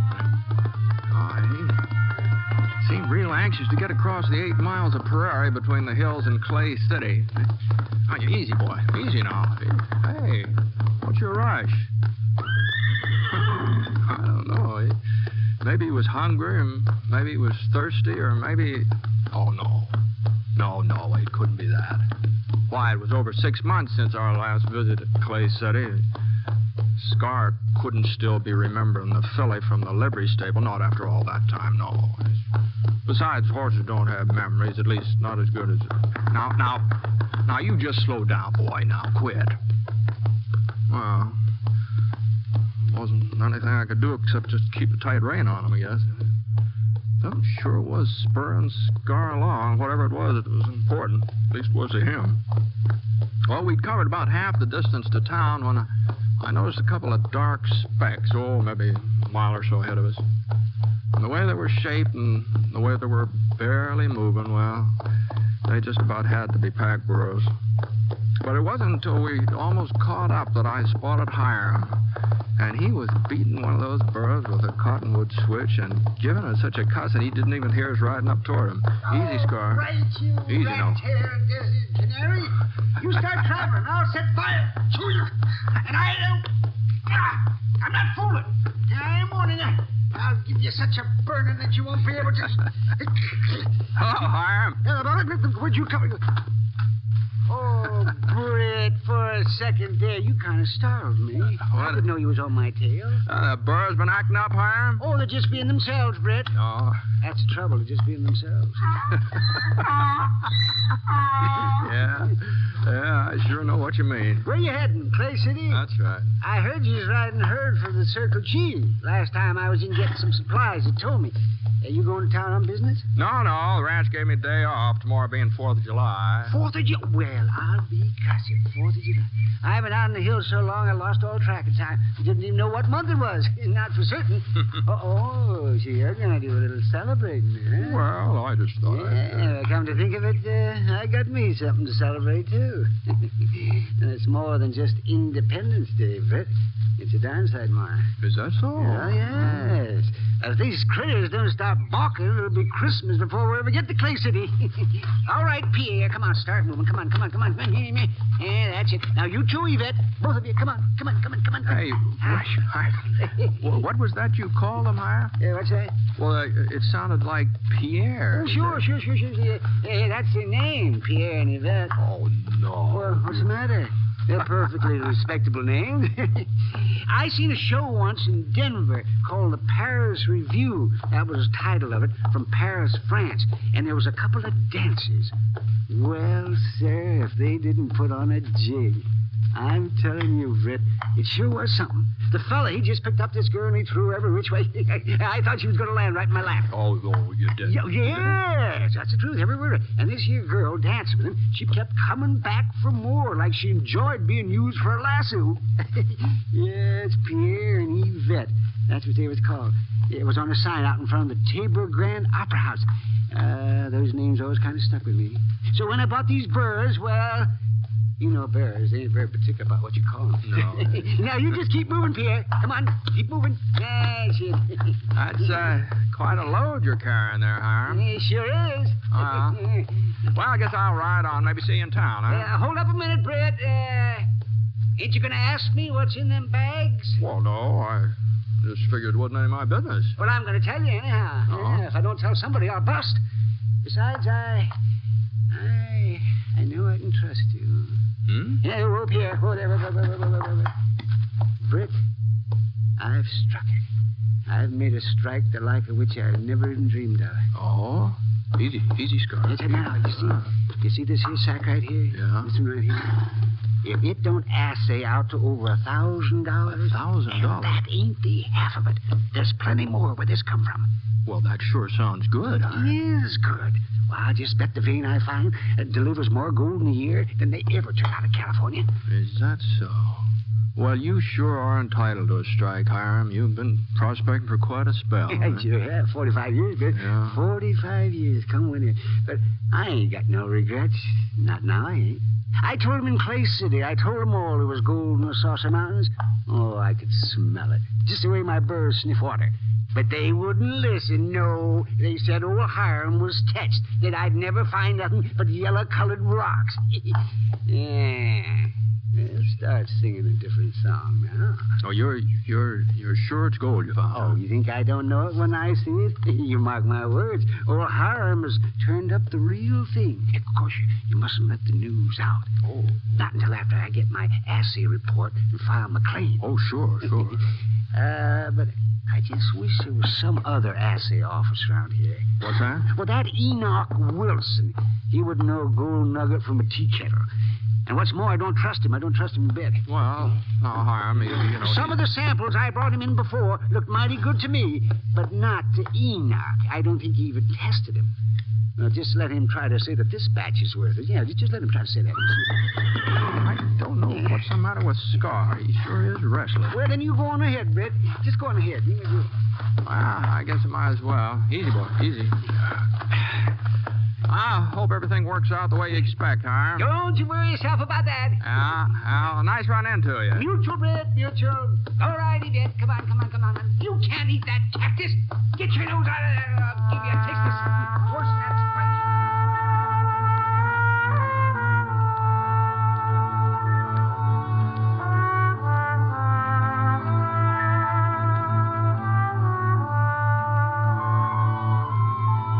The sun was just going down when we got to Clay City. I figured on stopping at the hotel first, making sure of a bed, but Scar had other ideas. He headed right straight for the livery stable. There just wasn't any doubt about it. He'd remembered that filly. Yes, sir. And mind you, I'm not saying that a horse can really get a disappointed expression on his face, but I'll tell you this much. Scar gave a pretty good imitation of it when he saw a big roan stallion occupying what had been that filly's stall. Well, I left him there anyway, and I got myself supper in a room. And about 9 o'clock, I started feeling sleepy, I pulled off my boots. Oh, yeah. Doggone it, man. Sure does get tired and stays up late. Holy smokes, what's that? Well, there's shots right outside my window. I grabbed my gun and and then I saw I wouldn't be needing the gun. A couple of kids shooting off Chinese firecrackers. Well, it didn't look like I was going to get much sleep that night. And the way things worked out, I sure didn't. Well, yeah? Who is it? Hiram, Britt, I gotta talk to you. It's important. Well, come on in. Oh, thanks, Britt. Thank you. What's the matter? What's the matter? You look like you're getting ready for a real hard winter or something. Enoch Wilson. That's what's the matter.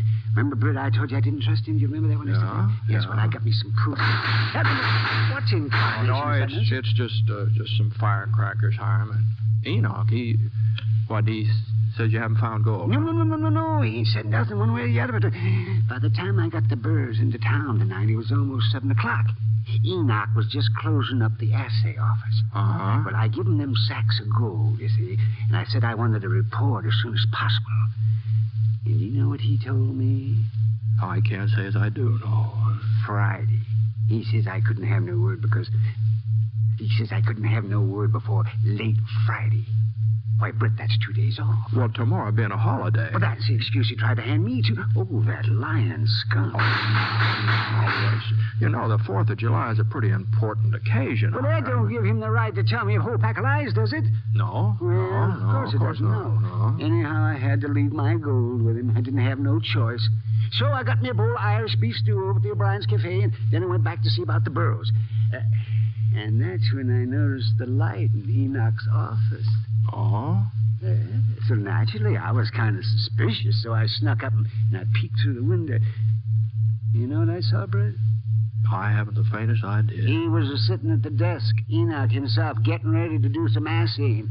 And if those weren't my 3 sacks of gold in front of him, I'll trade you a whole hog for a slice of bacon. That's what I'll do. Well, supposing Enoch was testing your ore, that doesn't prove anything. Don't you see, Britt? He's fixing to take my ore for himself.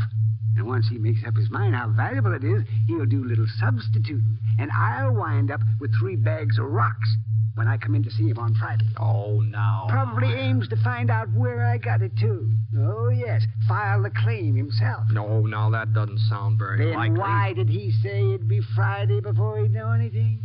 Why'd he tell me that if he was planning to work tonight?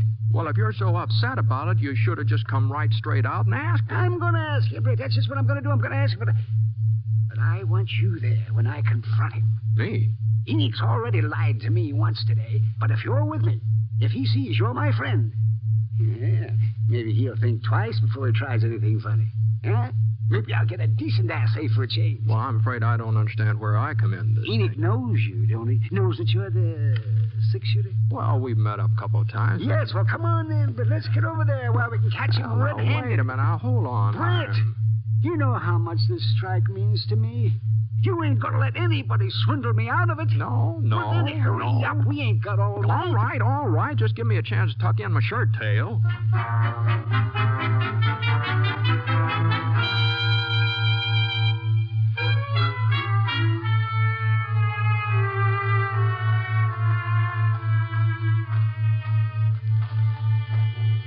You see the light, Britt? He's still here. Now, you just remember one thing, Hiram. This wasn't my idea. Sure. Remember that. Sure. I remember that. Who is it? What do you want? Hiram Garver. That's who it is. And Britt Ponset with me, too. So you better get this door open. Now, Hiram, you remember. Howdy, Britt. What's the trouble? Well, There you are, over here Britt. with... There you are. There, you see right there? See? Them are my sacks. Of course they're your sacks, Hiram. You see, he ain't denied it either. Hiram, are you going loco or something? I'll do the asking, Enoch. You'll do the answering from now on. And you better not lie in front of Britt Ponset either. Huh? I thought you said you wasn't going to be able to assay this whore before Friday. What if I did? Well, it appears like you changed your mind, don't it? Well, Britt wants to know the reason. Well, it was just that you were kind of anxious, that's all. And your stuff did look a little more promising than usual. What'd I tell you, Britt? Yeah, what'd I tell you? Yeah, he knew it was good. I said it looked promising, Hiram. Promising enough so you try to cheat me out of it, eh? Well, you're not getting away with it, Enoch. The six-shooter here will see to that. Now, just hold on. Hiram Grover, I ought to throw you right out of my office. If I was trying to cheat you, would I have sent word for you to stop in tomorrow morning before the parade and get your assay report? You sent word? You just asked Mike O'Brien. I was over at his cafe looking for you. You'd already left, though. I told him if he saw you to give him the message. You told Mike? Well, Hiram? Well, doggone it, Britt, how was I to know? You think he might have stumbled into something, Enoch? Real strike? Well, ain't positive yet, Britt, but some of the samples are mighty encouraging. A couple more tests. Evening, gentlemen. Who are you? Don't turn around. Just grab for some air. All three of them. Well, no, you just wait a minute, damn it. Do a little stretching before we... That's better. It was real considerate of you to stay open tonight, mister. Saved us the trouble of breaking in. All right, Thad. Let's start loading up.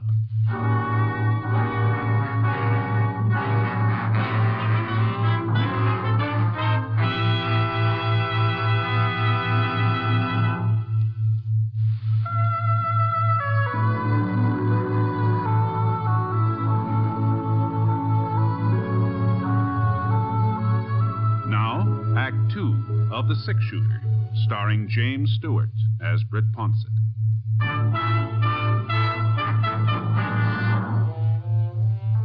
There were two of them, young fellas, both wearing Levi's and leather jackets, both carrying .45s. They're about the same build, same coloring, looked enough like to be brothers. They hadn't bothered covering their faces. That meant that they weren't worrying about being recognized. Probably didn't come from Clay City. The tall one gave most of the orders. Who's running this office? Will somebody speak up? I do the assaying. That's more like it. And you'd be the fellow who'd know how to open this safe. Well, there ain't really nothing worth... Cut out the stalling, mister. Get over here. Move. Okay. Enoch saw he didn't have much choice.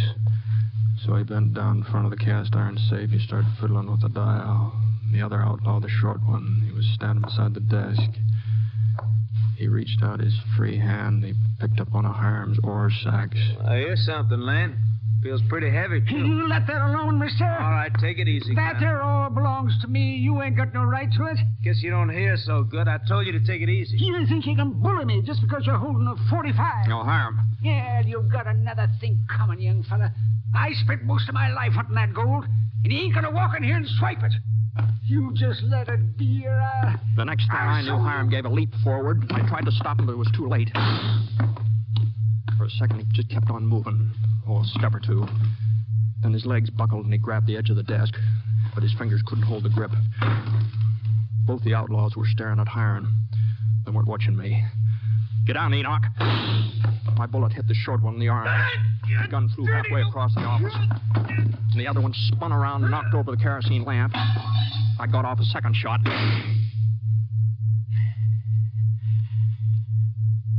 It was so dark, I wasn't sure I'd hit anything or not.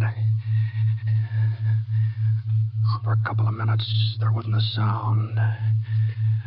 Nothing but heavy breathing. I stretched out my hand, and I felt a chair.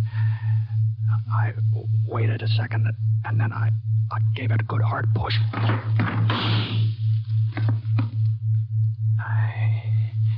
He sure had good ears. The bullet splintered into the chair before it even toppled over. But the flash of his gun showed me where he was.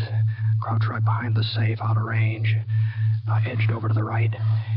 If I could just get past the window without him seeing me. I made a dive and fired. Hey! Enoch lit up another lamp. The boy that was shot in the arm, he hadn't passed out. He was just lying there, staring at me. Looking even younger than he had when he first came into the office. The other fella, he'd taken a bullet in the shoulder and he was bleeding pretty bad. But Hiram, he was worse off than either of them. He was flat on his back, gasping for breath. There was a big red splotch on his chest, and his mouth was covered with sort of a pink foam like. It's a good thing Doc Nibble's house was in the next block.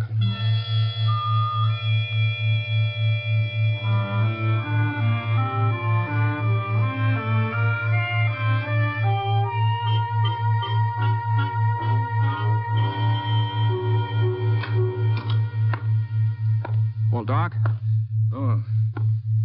It's too early to tell anything yet, Britt. I got the bullet out, and he's still hemorrhaging. I see. Them other two, they'll be as good as ever in a week or so. Good enough for a hanging if Hiram don't pull through. Oh, no, he's just got to pull through, Doc. He's an old man, Britt. I've seen fellas a lot younger. Yeah?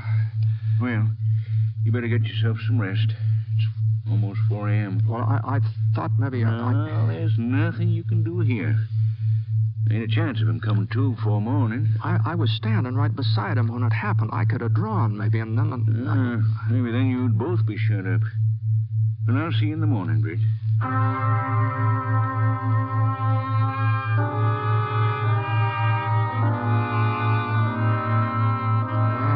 went back to the hotel, but I just couldn't sleep.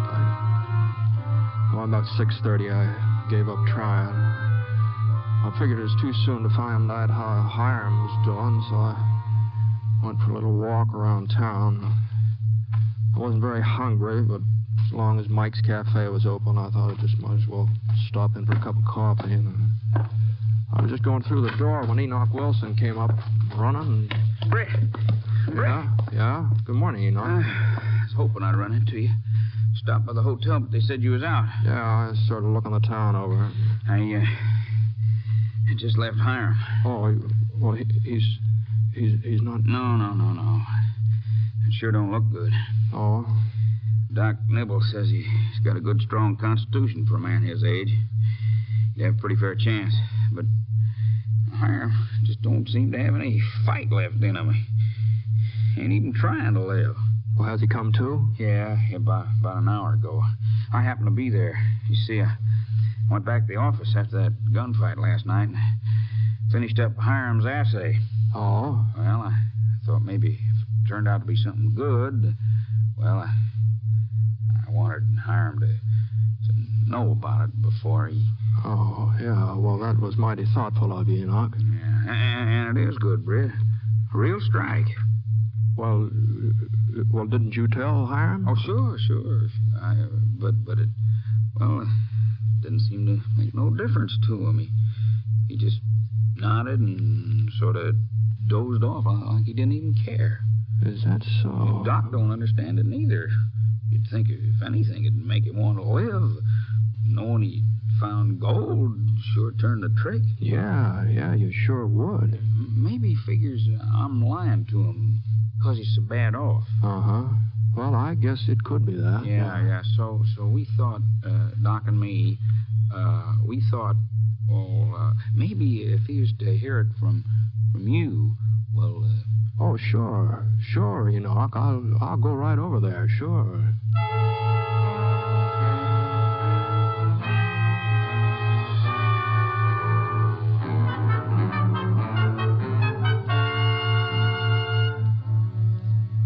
Hello, Hiram. How you feeling? Pretty good, Britt.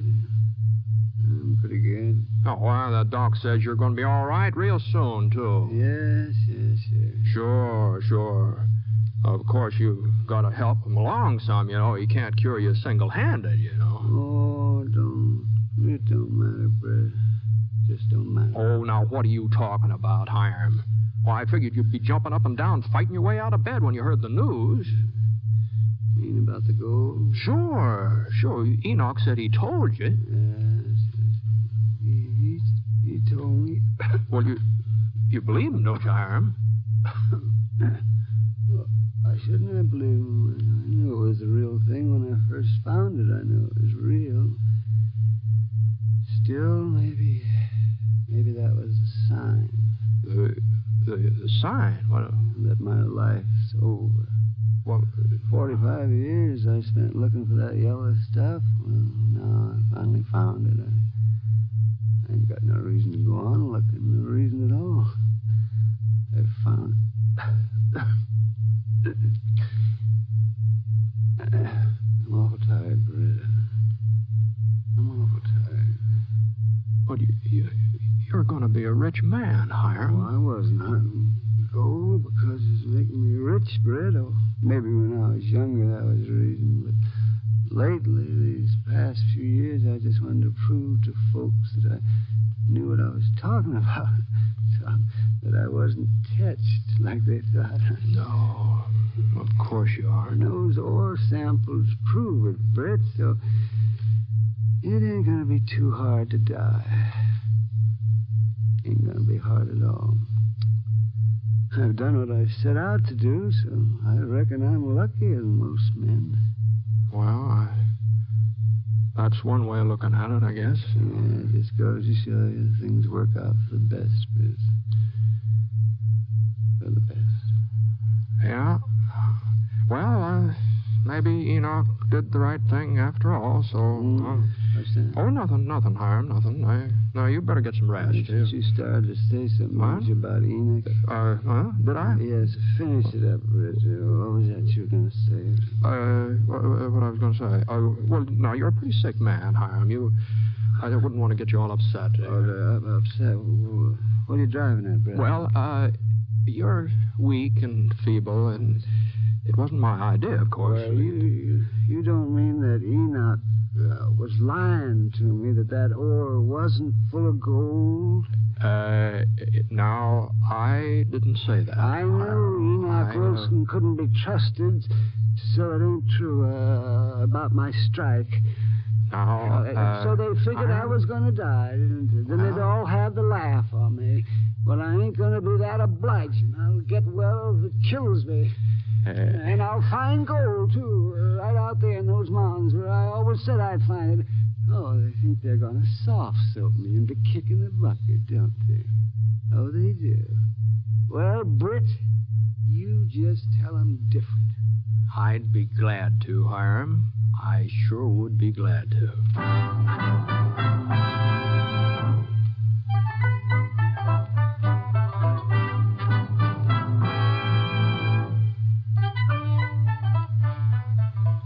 Well, by the time Hiram got well and found out he was responsible for a genuine gold rush, there just wasn't much he could do about it. And the way the money poured in, faster than Hiram could spend it, no matter how hard he tried. He sure went in for some fly-by-night schemes, too. Like that with that organizing a prospecting expedition to go up to Alaska, someplace called the Klondike, I think it was, something like that. Everybody knew he'd never find gold up in a place like that, because they're all expecting him to come back any day now. Admit that it was just a wild goose chase, but he hasn't shown up. Last time I was through Clay City, folks are beginning to wonder what's keeping him.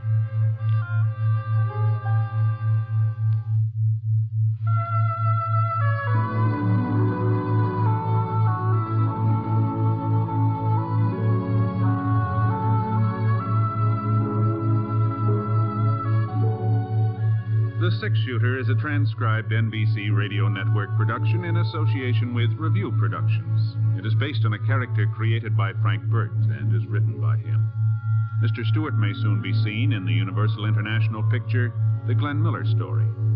Others in the cast were Herb Vigran, Bill Johnstone, Barney Phillips, Tony Barrett, and Howard McNear, who played Hiram. Special music for this program was by Basil Adlam. and the entire production is under the direction of Jack Johnstone. All characters and incidents were fictitious, and any resemblance to actual characters or incidents is purely coincidental. This is Hal Gibney speaking.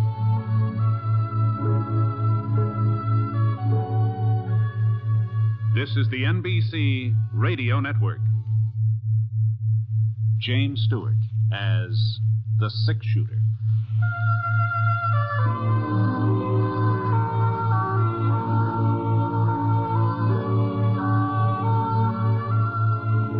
The man in the saddle is angular and long-legged. His skin is sun-dyed brown.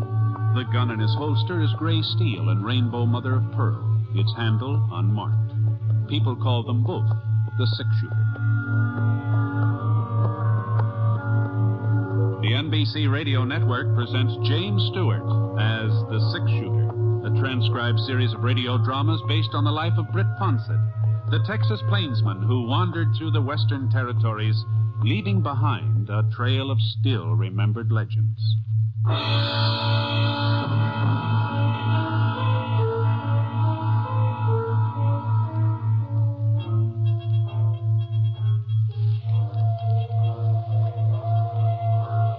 The twilight wind carried the sound of the train toward the two figures who waited, hidden in a clump of maple trees. The sandy-haired man knotted a blue bandana at the back of his neck and pulled it over his face. He mounted his horse and gestured to his companion. The other man fitted a soiled handkerchief across his mouth and climbed into the saddle. A touch of spurs sent the horses forward. The train was crawling up a steep grade now, and the riders guided their mounts alongside the slowly moving cars.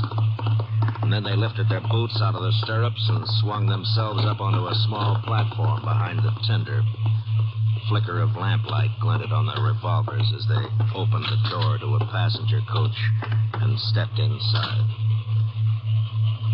For several minutes, the riderless horses continued to pace the clattering wheels. And then the door opened again. The two men pitched off the platform and rolled down the slope of a barren ravine.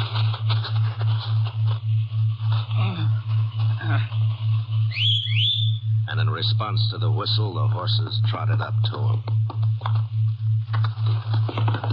All right, let's go.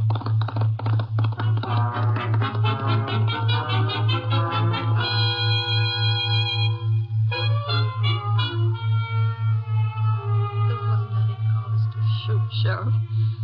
There just wasn't any cause. Carl was deaf, and all the noise the train was making, he couldn't understand what they wanted. Yeah, I know. He couldn't understand a word. He tried to make out what they were saying, but he couldn't. And when he didn't hand it over... Well, we'll get him, Mrs. Davis. Don't you worry about that. The posse's meeting here. We'll start out tonight, and we won't be back until we get him. That won't do Carl much good. Well, at least we'll make sure they don't kill nobody else in cold blood. If only I hadn't have given him that belt. If I just hadn't have given it to him. Belt? It was my anniversary present to Carl. We were married 25 years last week. That's why we was taking the train trip over to Cheyenne, and that's why I give him the belt. The buckle was sort of silver-like. What did that have to do with... It was the belt they wanted. But Carl didn't understand when they asked him. He'd already handed over his money and his watch, and then one of them noticed the belt, and he said, "That buckle's silver, ain't it? Give it to me." Carl couldn't make out what he was talking about. And the fella got real mad, and he jabbed a gun into Carl's side, and he pulled the trigger without even giving Carl a chance to... Easy now, Miss Davis. Even though Carl was dying, that outlaw took the belt off him anyway, and it wasn't a silver buckle, Sheriff. It just looked like silver, but it wasn't the real thing.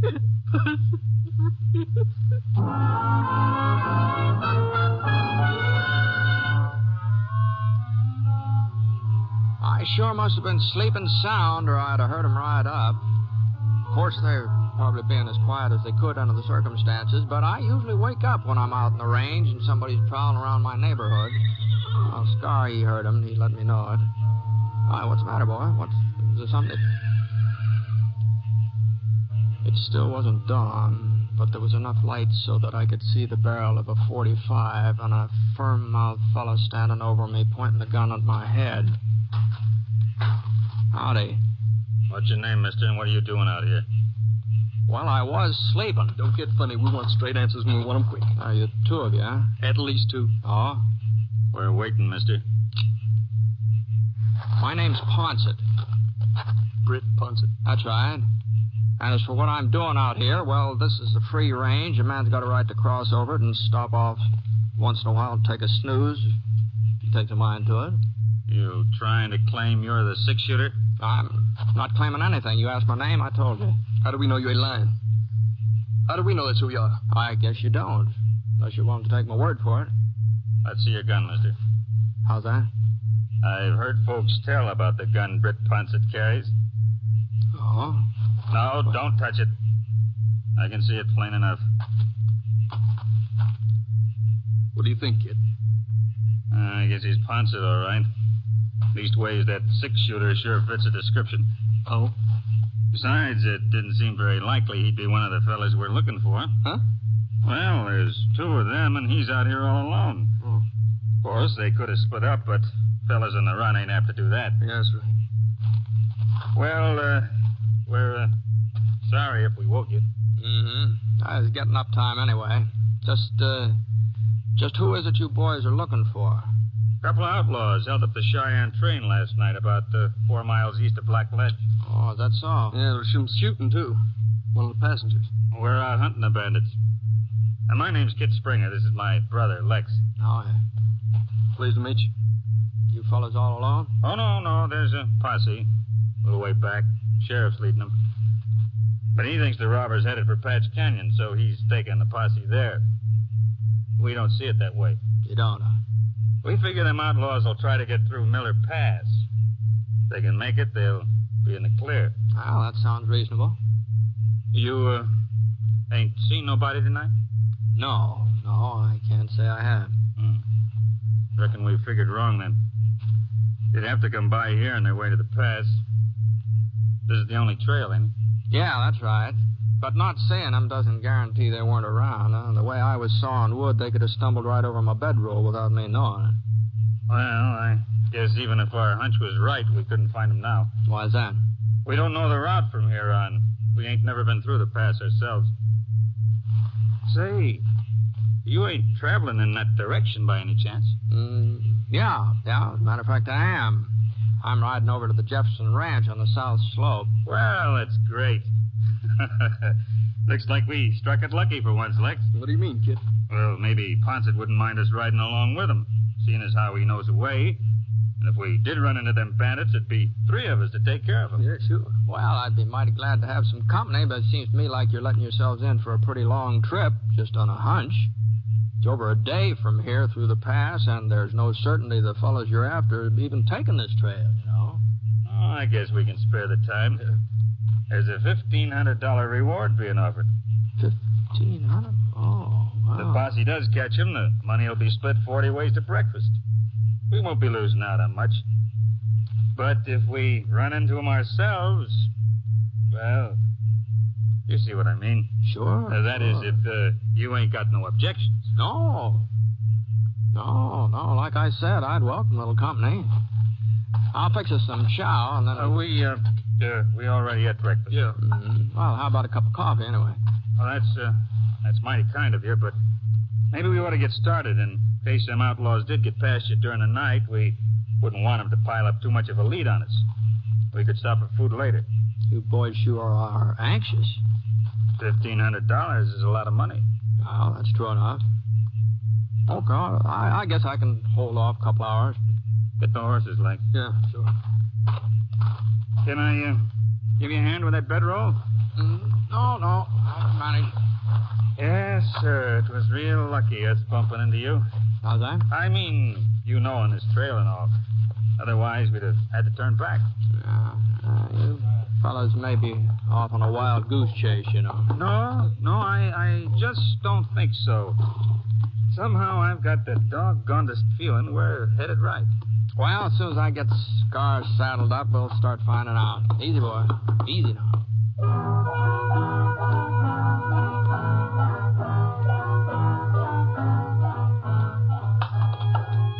It wasn't much of a trail. Just a little rocky path that hugged the side of the mountain and wound around tighter and tighter like the string on a top. It was hard riding, too. Every now and then we'd come to a horseshoe turn, and the horses had to cut so sharp they pulled the back legs in under their bellies and left us sort of hanging out over the ledge, looking down at an awful lot of air. Easy now. Boy, I got a hand of the Springer brothers. They didn't complain. I'd taken this route before, so I knew what to expect. It was all new to them. After 3 or 4 of these loops, though, they did start dabbing their foreheads with their handkerchiefs, but neither one of them said anything about turning back. And to tell you the truth, I was doing a little sweating myself. That's a pretty steep trail, isn't it? Yeah. Now, these horses are getting tired. Maybe we ought to rest a spell next wide space we come to. They can keep going for a while yet. Well, maybe they can. I'm getting tired myself. He's right, Kit. We can't risk a stumble not up here. Okay. Here. It looks like we're coming to a good spot up here. Yeah. Whoa, Scar. Oh, there, boys. Whoa. I'm afraid you boys are going to be disappointed. Huh? About that $1,500. There haven't been any fresh tracks along the trail. Leastwise, I haven't seen any. I was so busy riding, I didn't have time to do much looking.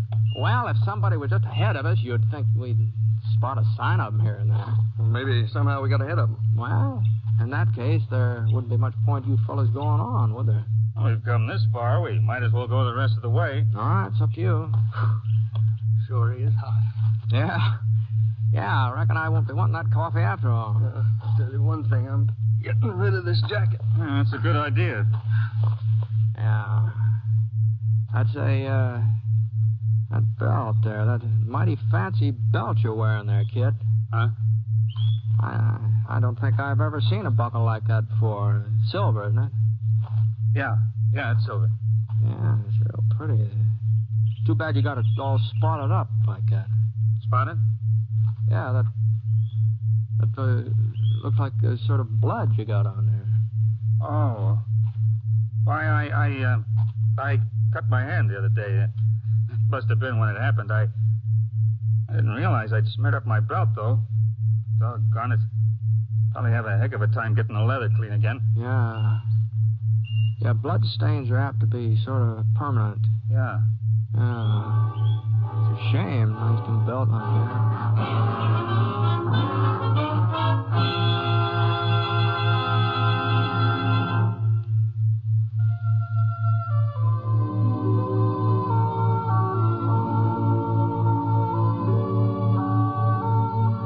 Now, Act 2 of The Six Shooter, starring James Stewart as Britt Ponset.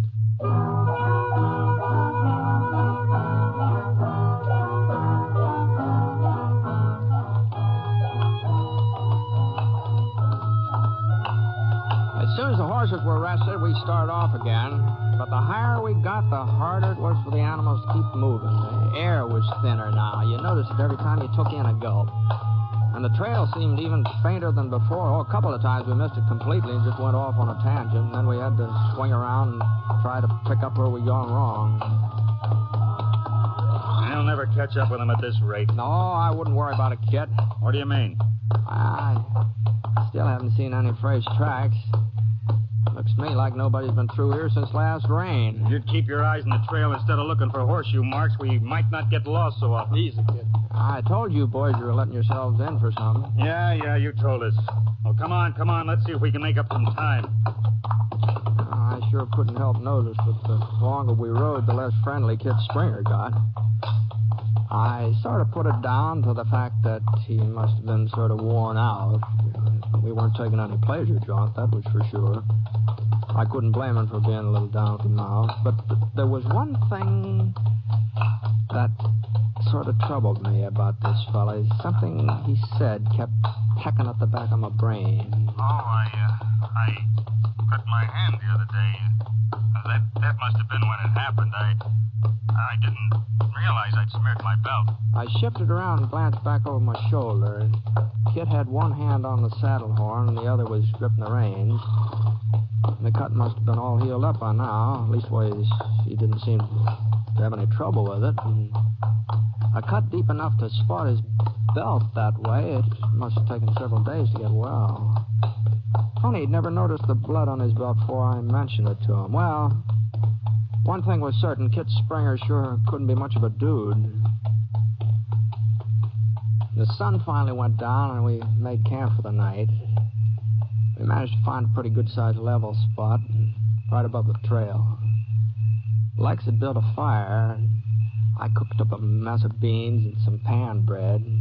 Kit didn't seem to be very hungry, though. Moon ought to be coming up pretty soon. Oh, another hour or so. Think it'll give off much light? Oh, some, I guess. Oh. Not enough to see by, huh? To see what? Well, you said we were almost through the pass, didn't you? Oh, we've got a couple, 3 more miles. Well, why do we have to stop here, then? The horses could feel their way. Just simmer down, Kit. Just simmer down. It's plain enough we're not going to run into those fellows you're after. They're either out of the pass now, or what's more likely, they never took this trail in the first place. That posse's probably captured them hours ago. More coffee, Lex? Yeah, thanks. Kid? No, I've had enough. There's a town on the other side of the pass, ain't there? Yeah, English Creek. Just a little burg. Well, spending the night there would be a whole lot better than sitting out here. You get a bath and a shave, change of clothing. You wouldn't want to risk your neck on the trail just for a bath, would you? No, I guess not.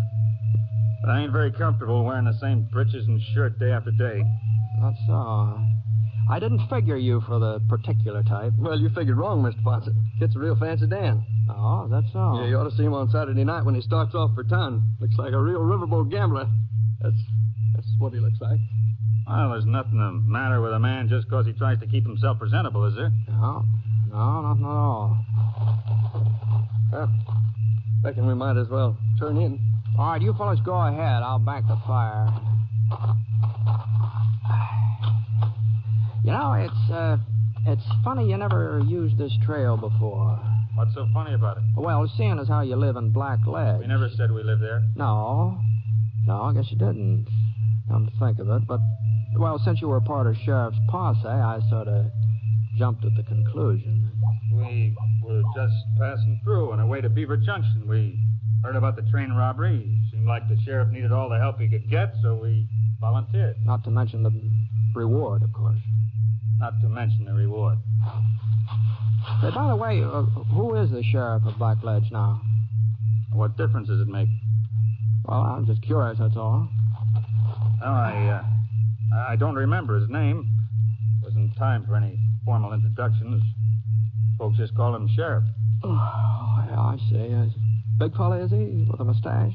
Look, Ponset, you were the one who was so all-fired determined on us stopping for some shut-eye. So how about settling down? Sure. Night. Good night. I rolled up in my blanket and I turned my face toward the fire. And, as far as I could tell, the Springer boys hadn't been lying to me. A man could join up with a posse and not find out the sheriff's name. And I guess a man could ride himself half to death on the off chance of earning him $1,500 reward if he had a mind to do it. Of course, it hadn't worked out. Kit's hunch on the train robbers were using this pass. It just hadn't worked out. But I'd played plenty of wild hunches myself. So, about then I dropped off to sleep. The last thing I remember is hearing my mind say, Maybe you're wrong, Ponset. Maybe those outlaws are using the pass after all.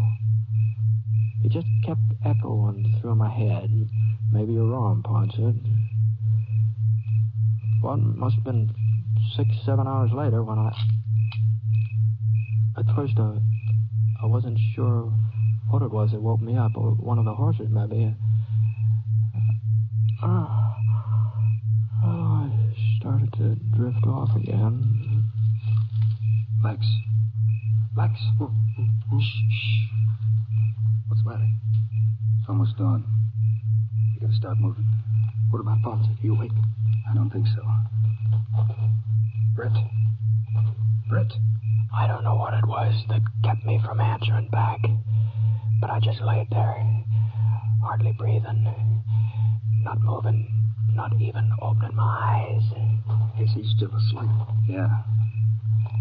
We ain't gonna need him the rest of the way, Lex. That's what I figured. Trouble is, he knows our names, what we look like. Sooner or later, he'd put 2 and 2 together. You didn't have to tell him who we was. I knew it wouldn't make no difference one way or the other. You're gonna shoot him, kid? Nope. You are. Me? Yeah.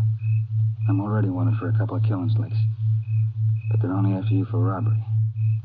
Even though you're my brother, if the going got too rough someday, you might want to ease out of the partnership. You know better than that, kid. I'll know it for sure. After you kill Ponset. Well? Okay, kid. Whatever you say. I'll get the horses. Hurry it up. I heard Kit move off across the clearing.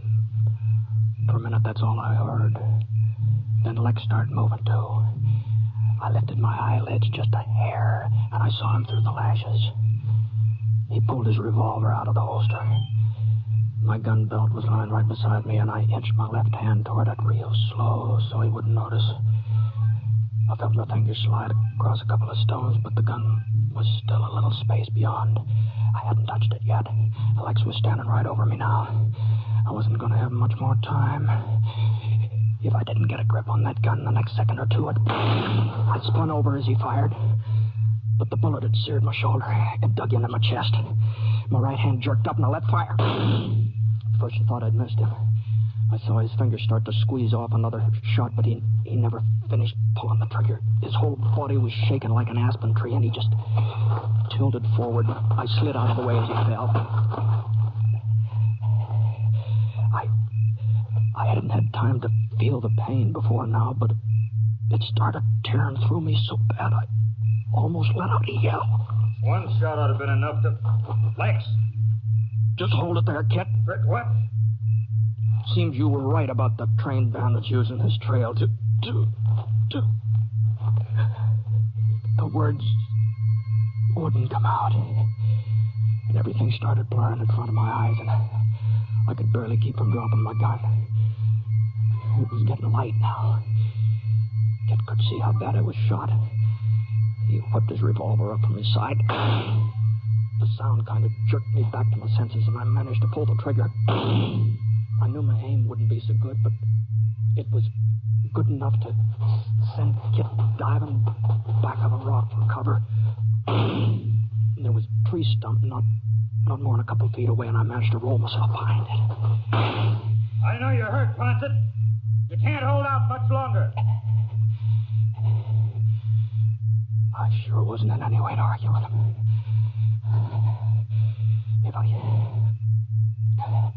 If I could just get off a couple of more shots, maybe he'd think twice before, but I didn't have enough strength to. That couldn't be Kit fired. I pushed my chin up to the edge of the stump. Are there horses coming up the trail from the same direction we'd come? And for a minute I couldn't think who, and then I remembered. The posse. They'd been following us all the time. That's why Kit was so anxious to stay on the move. That's the sheriff, Springer. I wouldn't plan on going much further. I could see him. I knew he was calling his horse. There was only one way back trail. He had to ride past me in the open.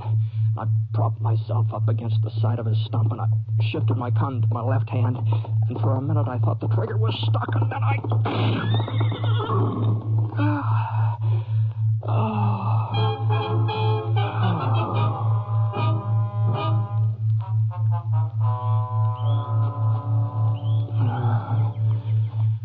He's coming too, Sheriff. Yeah, good.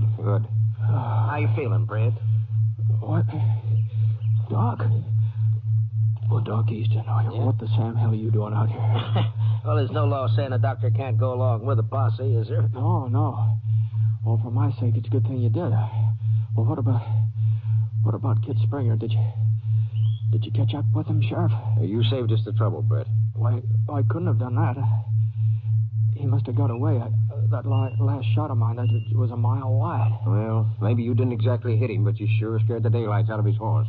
What? Yeah, we saw the whole thing from down below. Springer was just turning onto the trail when you fired. His horse reared and started slipping over the edge. Springer tried to jump clear, but he just couldn't seem to tear himself loose from that saddle. Yeah, it was the weirdest thing, Britt. When we finally found him, his body was still fastened to that saddle. Yeah? Yeah, the belt he was wearing had got caught onto the horn somehow. That must have been what drug him along when his horse fell. I never heard of a man's belt hooking onto a saddle horn before. Neither did I, but that's what happened, all right. Yeah. Well, how about it, Britt? You going to be able to ride on into English Creek after I finish bandaging you up? Yeah, I'll do my best, Doc. I'll sure do my best.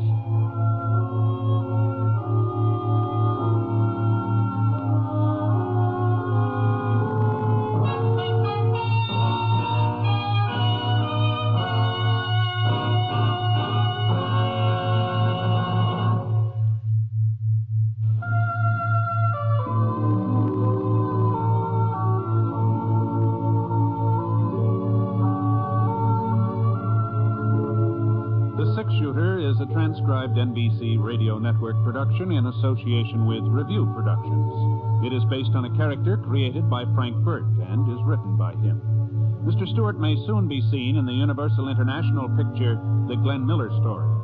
Others in the cast were Eleanor Audley, Forrest Lewis, Bill Conrad, Joel Cranston, and Frank Gerstle. Special music for this program was by Basil Adlam, and the entire production is under the direction of Jack Johnstone. All characters and incidents were fictitious, and any resemblance to actual characters or incidents is purely coincidental. This is Hal Gibney speaking.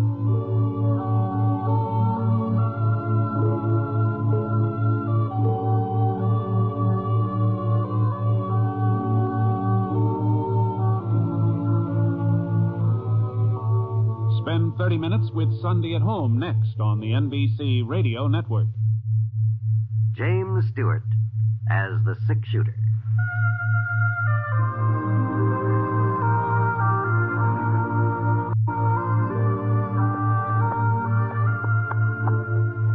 The man in the saddle is angular and long-legged. His skin is sun-dyed brown. The gun in his holster is gray steel and rainbow mother of pearl, its handle unmarked. People call them both the six-shooter.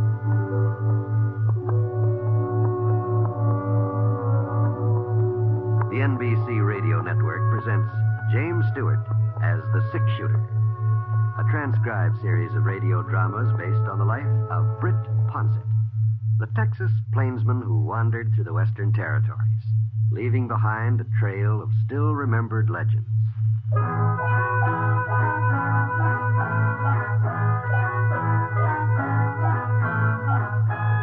The post office at Yellowcrest was in Jim Pincher's general store.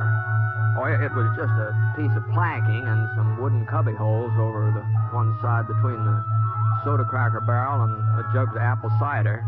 And when the store was crowded, you couldn't expect to get much mail service, but you couldn't blame Jim for that.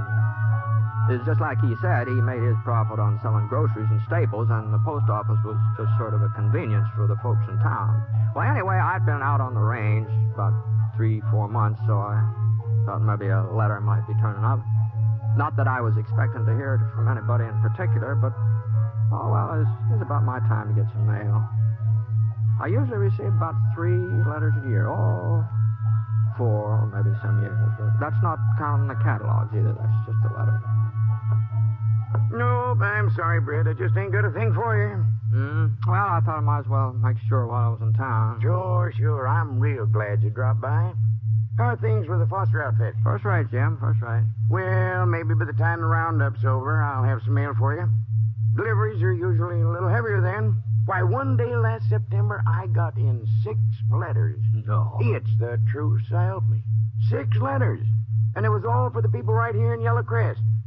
Oh, treat yourself to some of them Concord grapes there, Britt.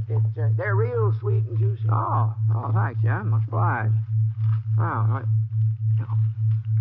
I'm sure. Hey, these are good.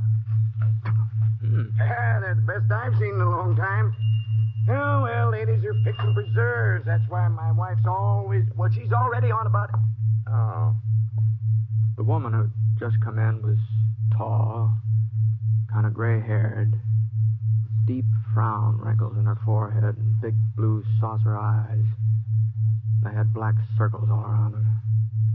She didn't look my way. As a matter of fact, she didn't seem to be looking anywhere. She just stared straight ahead and resting the palms of her hands against the mail counter. I'd like my mail, please. No mail. You sure?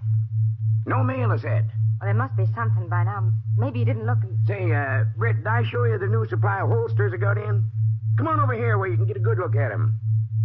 Not that they're fancy enough for that revolver of yours, but they're sure pretty. Good quality, too.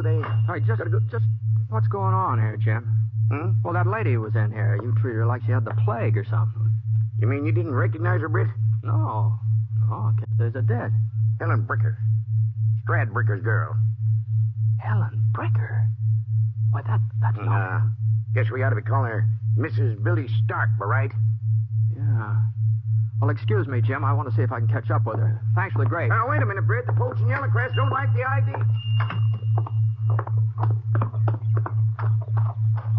Hey, Helen! Hey, Helen! Helen, hold up a second here. Hey, what's the matter with you, Helen? You getting stuck up or something? Stuck up? Well, you remember me, don't you? Sure. I remember you, Britt. Well, but back there in the store, you didn't so much as give me a nod. I didn't hear you falling all over yourself with good mornings either. Uh-huh. Well, to tell you the truth, Helen, I just didn't recognize you. Not right off the bat. Not that you've changed very much or anything, but, well, it's been quite a spell. Your mouth is the wrong shape for lying, Britt. You couldn't fool a horsefly. Well, I don't know what you mean, Helen.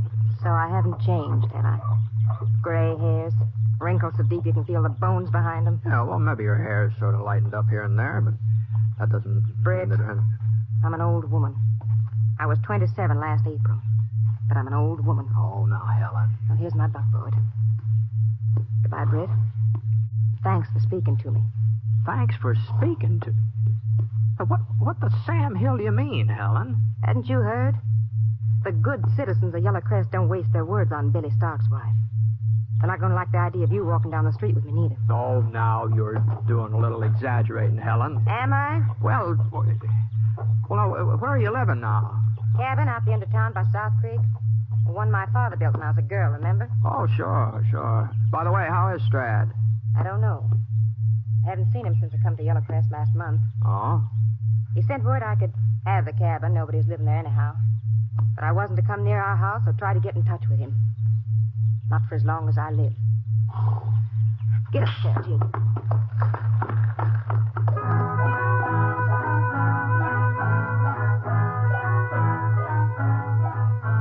Well, seeing it's almost noon, I thought I might as well wander over to the hotel and have some dinner. I was just passing Sheriff Ritter's office when I got the doggone pain in the right foot. Wow. Gee, for a minute I thought I'd broken something. Every time I put my weight down on it, it was just like somebody was driving a spike up in it. Oh. Well, for Pete's sake, why didn't I think of that before? It was a spike. Yeah, that's what was poking up through my heel. It was a spike. What's the matter, Britt? Huh? Oh, hello, Bud. I reckon my boot needs a little repairing. Better take it over to Seth Jenkins. He'll take care of it. Yeah, I guess I had. Hey, where'd that star on your chest come from? What, you taking over for Sheriff Ritter or something? Temporary, Britt? Yes, sir. He's gone over to Salt Center for a few days, visiting some relatives from back east. Left me as deputy while he's gone. I say. Oh, nice bumping into you. Yeah.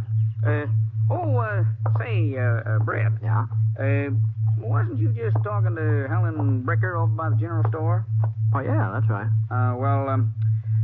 Britt, we'd appreciate it if you didn't act too friendly towards her.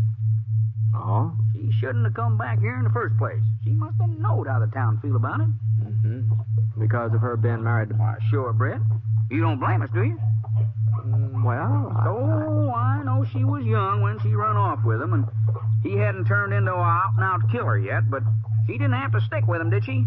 Why, even after he robbed the bank right here in her own hometown and killed Dave Fletcher, she still didn't make a move towards leaving him.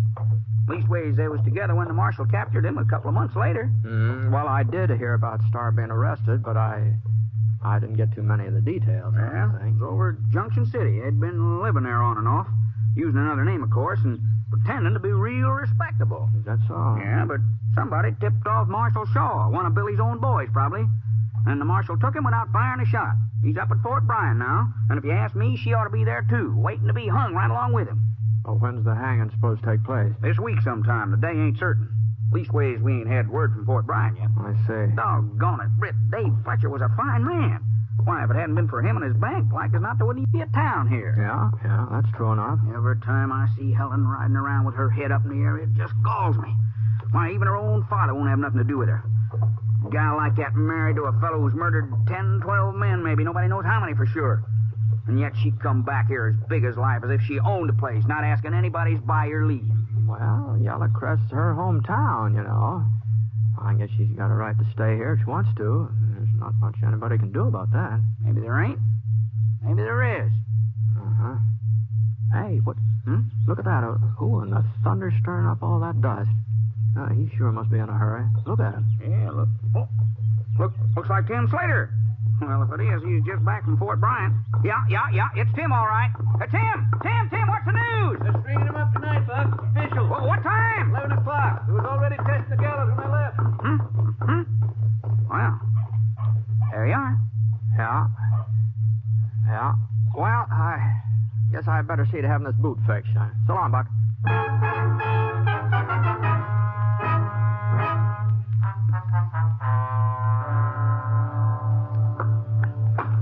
Who put this heel on just did not know his trade. No reason why a nail should come through the inside if the heel's been put on proper. Who made these boots for you anyway, Britt? Well, let's see now. Let's come to think of it. I believe you did. Huh? Well, didn't you? You know darn well I didn't. Do you think I can't recognize my own work? Well, I don't know. Why, I never turned out a pair of boots like this even when I was apprenticed. Now, tell me the truth. Where'd you get them? The general store over at White Corners. I thought so. Yes, sir, I thought so. Ready-made. That's what they are. Well, I could tell the second I seen them. No wonder you got a nail in your foot. The idea. Britt Ponset wearing ready-made boots. Well, you know, sometimes it's very hard to find a good bootmaker. Well, I'm here, ain't I? Been here over 15 years. All right, Seth. The next pair I get, you can make them for me. How's that? I think people had learned better than to put their trust in machines. Here. See how this feels now. Thanks. No. Oh, that looks like I got a hole in my sock. Well, sir, that don't come as any surprise to me. Never run into a cowpoke yet who didn't have holes in his stocking. Go on, stand on it. Oh, all right.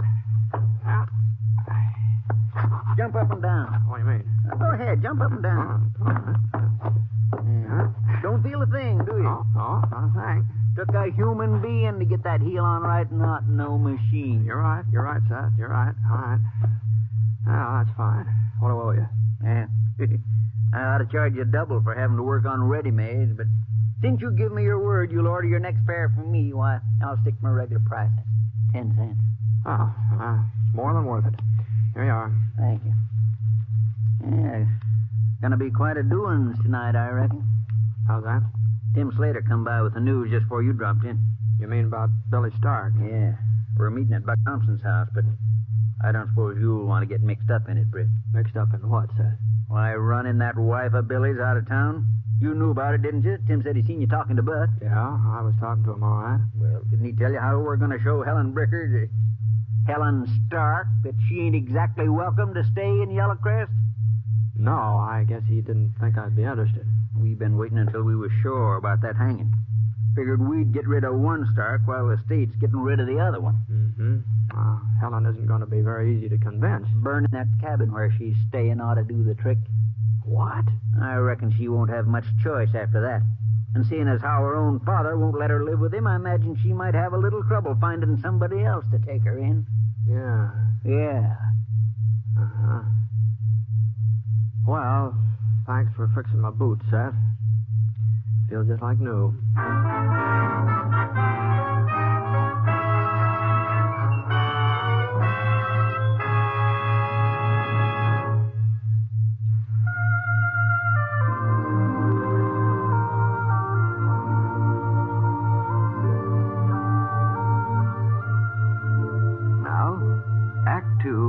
The Six-Shooter, starring James Stewart as Britt Ponset.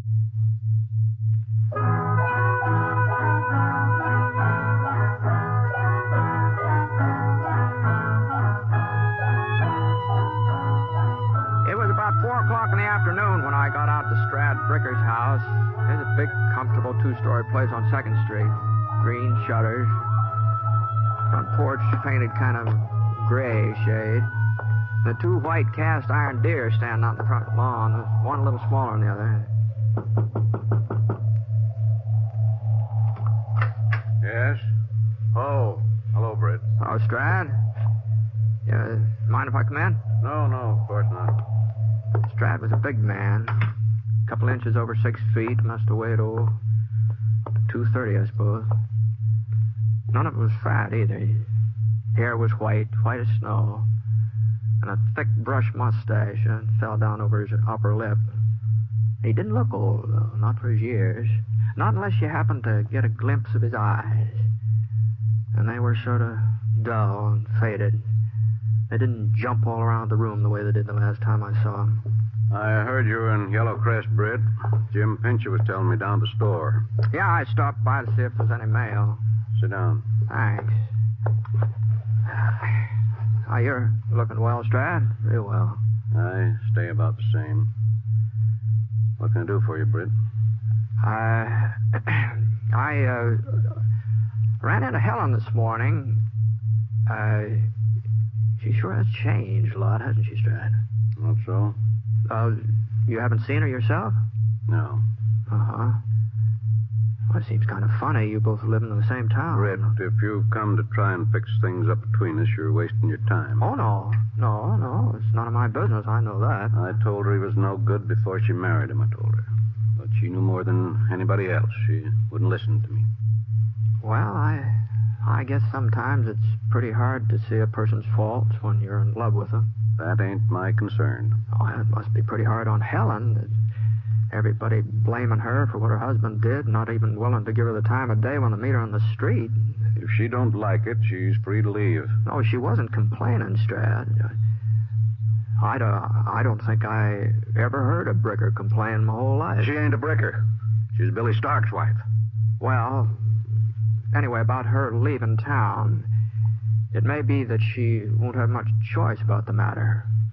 Billy Stark's being hung at 11 o'clock tonight, and some of the boys are planning to burn Helen out at the same time. They already told me about it, Britt. They told you? What, you're not going to try and stop them? That cabin on South Creek ain't worth worrying about. Well, Helen isn't worth worrying about either, huh? Is that it? There probably won't be any violence.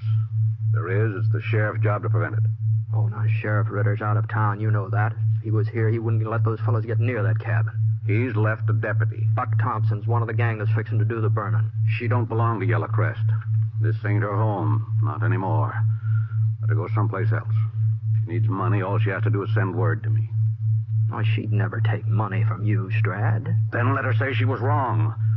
Let her come to me and say she's sorry she ever laid eyes on Billy Stark. Let her ask me to forgive her. Maybe then I'll care what happens to her. Maybe and I'll care.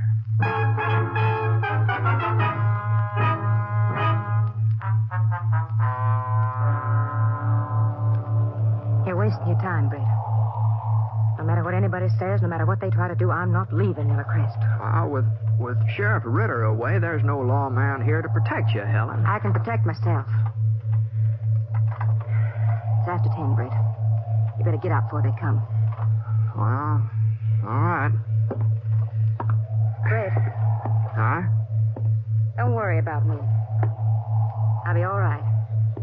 I got a Winchester rifle, and I know how to use it. Now, look, Helen. I'll kill the first person who comes near this cabin. I mean it, Britt. Oh, you couldn't kill anybody.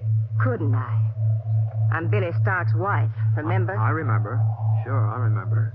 And there's a chance Yellow Crest might forget it someday, but if there's any gunplay here tonight, they never will. I don't expect him to forget. I married Billy. Nobody forced me to. And I don't expect no favors now. Mm-hmm. Well, all right, good night. Yeah, it looks like they're bringing torches. I told you to leave before they got here. Now, you just let that rifle stay where it is, Helen. You can get out the back way, and I'll stall them off. I never thought I'd hear Britt Ponset advise nobody to run from a fight. You never saw me walk right into one, did you? Mr. Stark, we'll give you just 2 minutes to get out of that cabin. I'm giving you less than that to get off my property. This here property belongs to Scrap Bricker. Ain't yours. You're no Bricker anymore. I'll show you who I am. Let go, Britt. Briggs. Now, you're so set on staying inside here. Now, you stay. You got 1 more minute. I don't want you taking my part, Britt. It's those crazy fools out there I'm worried about, not you. Now, this here's your last chance. Okay, boys, bring up them torches. That cabin ought to be dry enough to make a real warm fire. You're right about that, Buck. What are you doing out here, Britt? Now, you better be careful about how you hold that torch, Jim. What's the matter? You afraid he'll set something on fire? Come on, Britt. Now, you just get out of the way. This ain't none of your concern. I got a horse stabled in this town, and he concerns me. A horse? What are you talking about? You got a loco, Britt? You start a fire here tonight, and like as not, you'll burn down the whole town. He's loco, all right. The wind's from the wrong direction. Now, wait a minute. Now, maybe Ponset's right. Oh, shut up, Jim. Now, listen, this wind can change any time. Sometimes it changes real fast with a quick blow-up like this. Yes, and it might start raining, too. Then the fire'd go out. Come on, boys. Come on, don't let him blow. Now, hold on. I said I was concerned about my horse, Buck. I wouldn't want anything to happen to my horse because of you. You threatening me? Now, hold on a minute, Buck. We don't want no serious trouble out here. And now just take it easy, both of you. Look here, I'm the deputy sheriff, Britt. You pull a gun on me and I'll throw you in jail. It's not against the law to carry a rifle, is it? I'd feel better if you put it down. Drop it. We're not here, boys. Britt, I mean business. Hey, wait, not here, fellas. Wait now. You feel that wind now? Yeah, it's changing. It's swinging around. It'll be coming from the south. It will not. You're imagining things. Imagination, nothing. Get them torches buried, boys, while they're still... Now, wait a minute. You listen to me. No, my house is just down the hill from here. I'm not going to have it burned down. Well, Buck, you still want me to drop the rifle? You just remember one thing, Britt. There'll be other nights when there ain't no wind. I reckon there will, Buck. I reckon there will.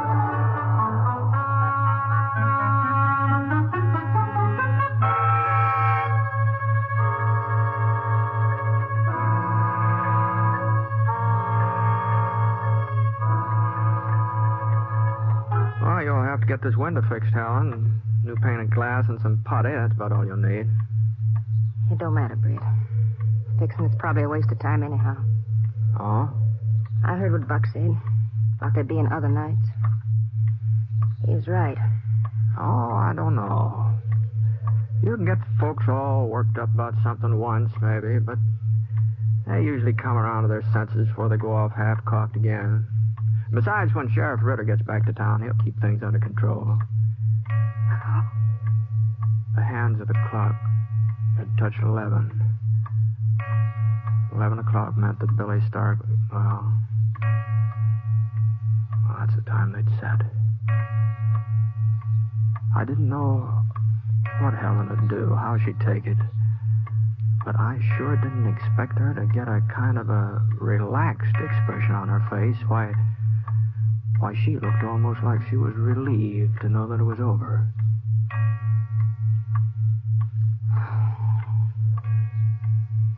Years I was married to Billy. 10 years is a long time, Britt. Yeah. Well, why'd you stick it out, Helen? You couldn't have gone on loving him after you found out what he was, after he turned outlaw. Love him? Every minute of the day, every day of the year, I hated Billy Stark. Well, if you felt that way... I made a bargain. Of my own free will. Oh, he was wild when I married him, but I thought he'd settle down. Lots of young fellas is wild, Britt. Yeah? Dad told me I'd regret it. Said I'd be sorry all the rest of my life. Said it so often. Well, maybe that's one of the reasons I just went ahead. Just to spite him. And afterwards, when Billy became a killer, I just couldn't come crawling back and admit that Dad had been right. I don't know why. I just couldn't. Uh-huh. Besides, I knew that someday they'd get Billy. Another outlaw'd come along. Or Marshall. Or I'd pick the wrong gunfight. It was bound to happen. Someday they'd get him even if I had... If you had to what? Nothing, Britt, nothing. Well, I'll be doggone. So you're the one that tipped them off, huh? It wasn't one of Billy's gang, it was you. I don't know what you mean. Well, now, you said I wasn't much good at lying, Helen. Well, you're just no good at all at it. You're wrong, Britt. You're dead wrong. I am, huh? All right. I'll admit it to you. I was the one. But you gotta promise me you won't tell nobody. Oh, you're afraid of Billy's friends, ain't it? Friends? Billy didn't have any. Yeah, well, then why don't you want folks to find out what you did? They'd change their whole attitude toward you. Your father, think of him. Well, you'd feel entirely different. It's my life, Britt. It don't concern nobody else. Not even Dad. That's the way I was brought up. That's the way Strad Bricker brought me up. And I'm his daughter. I'm Helen Bricker. Yeah? Yeah, I guess you are.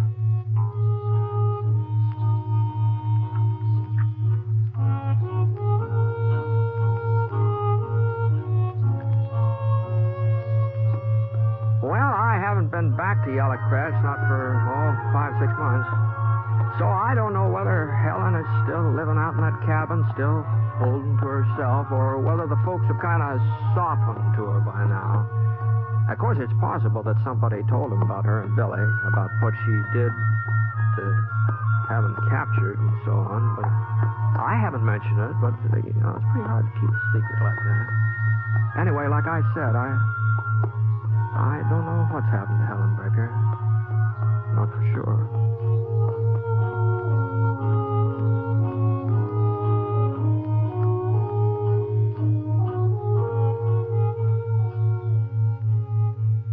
The Six Shooter is a transcribed NBC Radio Network production in association with Review Productions. It is based on a character created by Frank Burt and is written by him. Mr. Stewart may soon be seen in the Universal International picture The Glenn Miller Story. Others in the cast were Lillian Baeff, Ken Christie, Herb Vigran, Parley Bear, and Will Wright. Special music for this program was by Basil Adlam, and the entire production is under the direction of Jack Johnstone. All characters and incidents were fictitious, and any resemblance to actual characters or incidents is purely coincidental. John Wall speaking.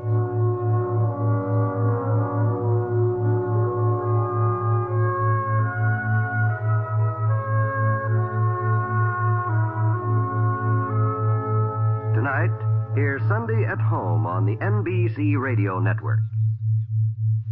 James Stewart as the Six Shooter.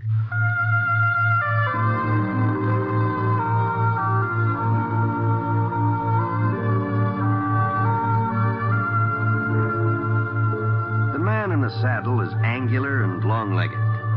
His skin is sun-dyed brown. The gun in his holster is gray steel and rainbow mother of pearl.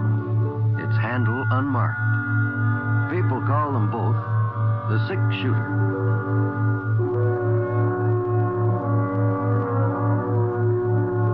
The NBC radio network presents James Stewart as the six-shooter, a transcribed series of radio dramas based on the life of Britt Ponset, the Texas plainsman who wandered through the Western Territories, leaving behind a trail of still-remembered legends.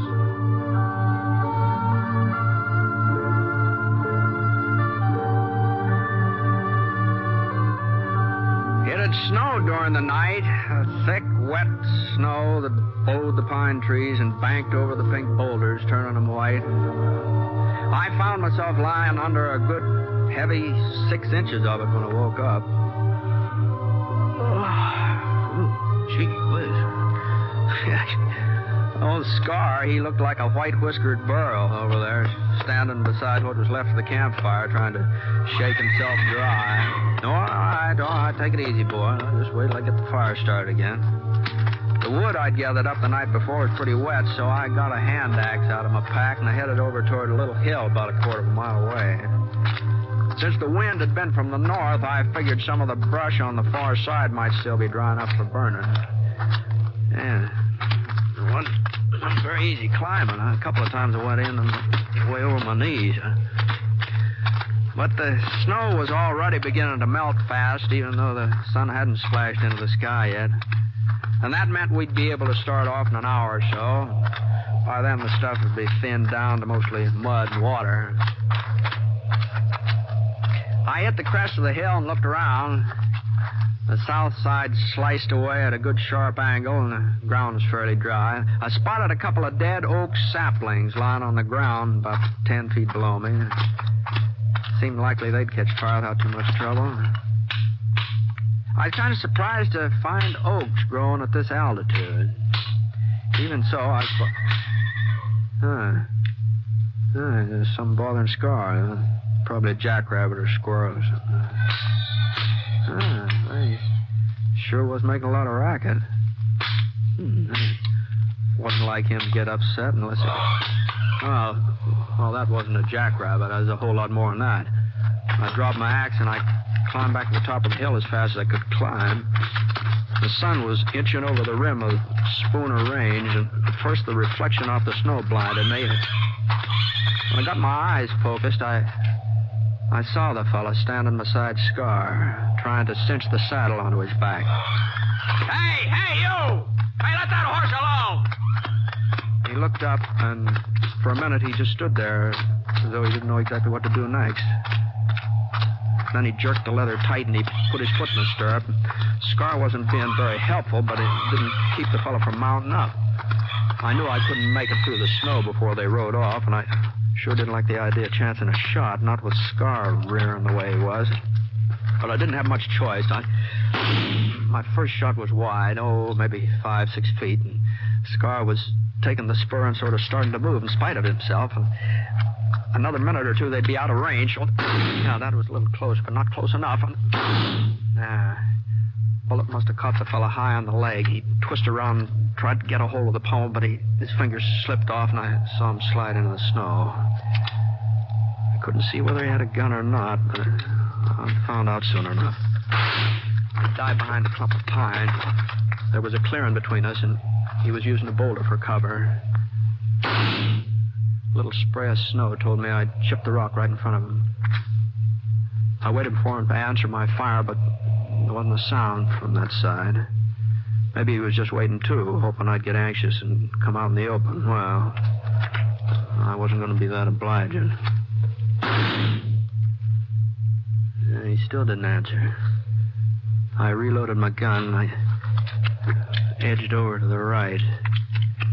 If I could just circle without him seeing me, maybe I could come up behind him.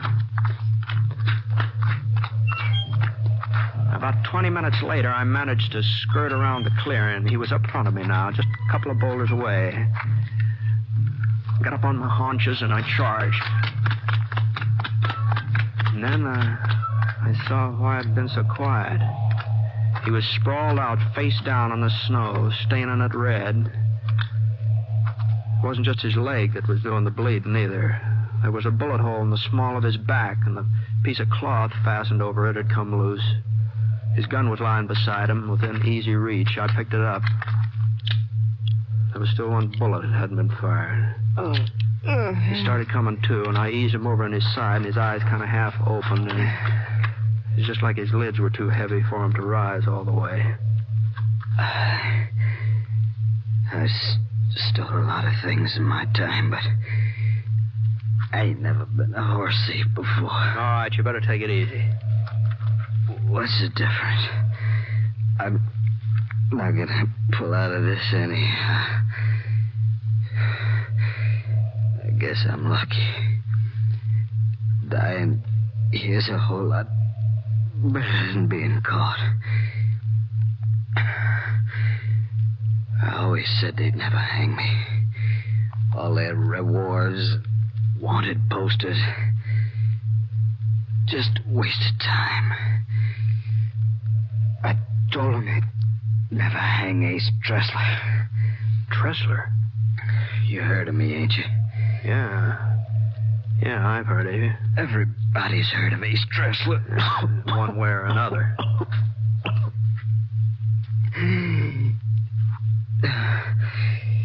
Too bad it was your shot that did it, mister. You could collect a mighty fancy reward. About $3,000 it must total up to. And that's not counting yesterday. Yesterday? Stage depot. Over to Sunset. Fell in charge. He didn't like the idea of being held up. That's how I got this bullet in my back. Oh? But I took care of him. He won't be shooting nobody else. You killed Sam Fletcher? I don't know his name, mister. You don't expect a fella to know the names of all the men he shoots, do you? How'd you get out here without a horse? It's a good 20 miles from Sunset. I had my pony till just a couple of hours ago. All that snow coming down, he sort of missed his foot. Hurt himself bad. I'd say. I sure hated having to put him out of his misery. He was a fine horse. Best I have owned. It's a rotten shame. Man having to kill a horse like that. Yeah. That's the only reason I tried to take yours. I had to have some kind of mount. There's a posse on my trail. I ain't never stole a horse before, mister. I ain't no horse thief. Well, you think you can hang on if I hoist you onto the saddle? What for? Well, you need a doctor. Scar can carry us both. Only doctors in Sunset. That's right. I'd never make it that far. Can't you see I'd never make it that far? Oh, you can try. No, I'm not going back there. We might run into posse along that way. Yeah, we might. He'd string me up. Even though there was time, he'd string me up. And I swore that nobody'd hang me. I swore. All right, turn over on your face here. I'll put that bandage back. Listen, mister, you can't let him hang me. I'll be dead anyway. Just a few hours. You can stay here until... And then you can take me back. You can say you done it. Collect a reward for yourself. $3,000, miss. All right, come on, turn over. As long as I'm... Let me die out here. Why do you want to give me Lynch. Nobody's gonna lynch you, Tressler. Give me your word. Yeah. You won't let me down, mister. I swore that they'd never hang Ace Tressler.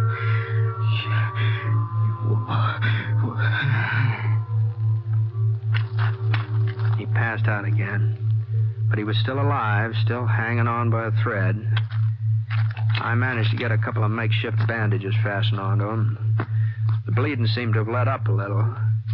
His leg wasn't hurt too bad. The bullet just sort of went through the flesh, and it didn't look like it had broken anything. But the wound in his back, that was more serious. As far as I could tell, the bullet had just gone all the way into his chest.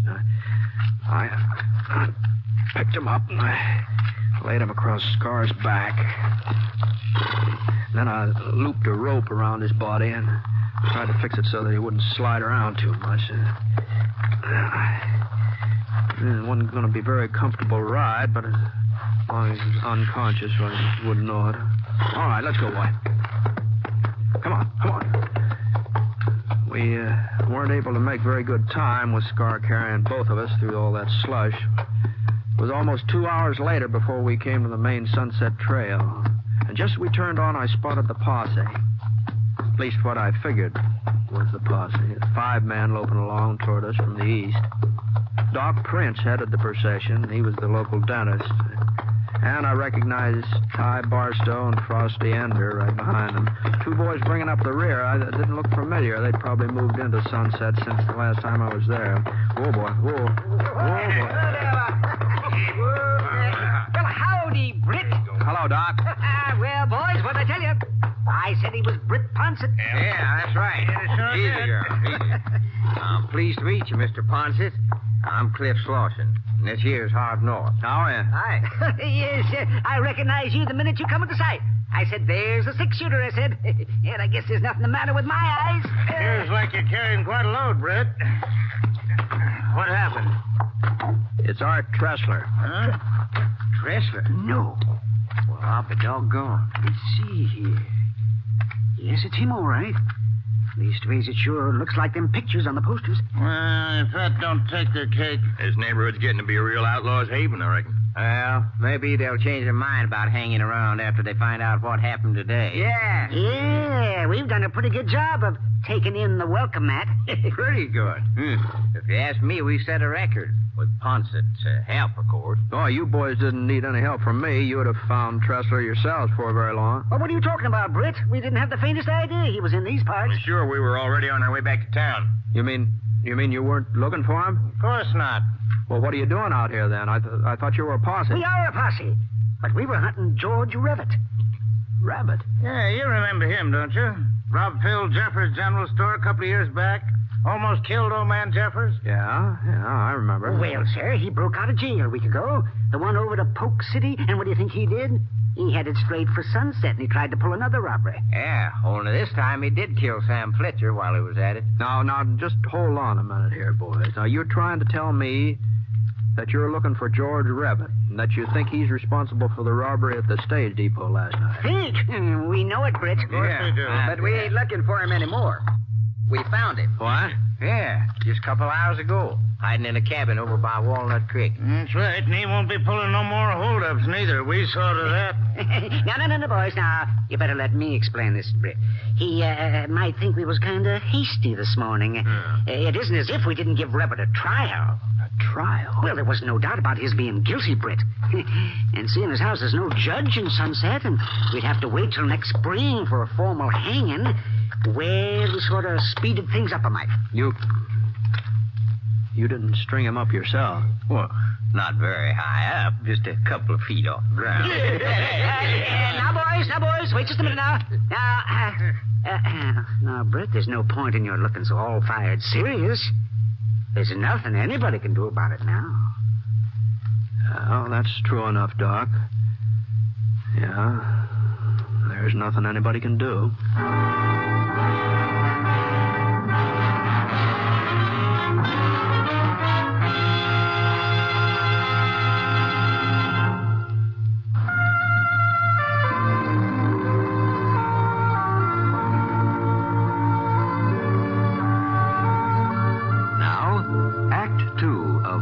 Six-Shooter, starring James Stewart as Britt Ponset.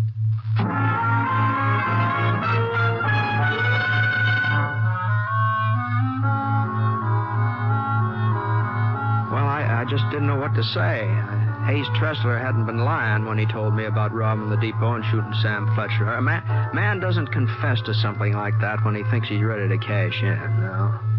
And as for George Rabbit, he caused folks trouble ever since he was a kid. He'd been mixed up in all sorts of gunfights, too, fights that usually ended up with somebody else dying. But he hadn't killed Sam Fletcher.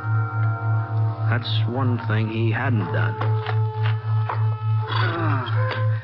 Well, looks like Tressler's still with us. Yeah. Well, I'd better get moving. Well, you want us to take him into town for you, Britt? That's a good idea. No, thanks. You see, I gave him my word that he was going to a medical doctor. I don't get you. You see, he was afraid he might be lynched. Well, we ain't got no grudge against Tressler, Britt. Oh, I guess he's as mean as they come, but he ain't never given us no bother in Sunset. Is that so? I told you. We didn't even know he was in these parts.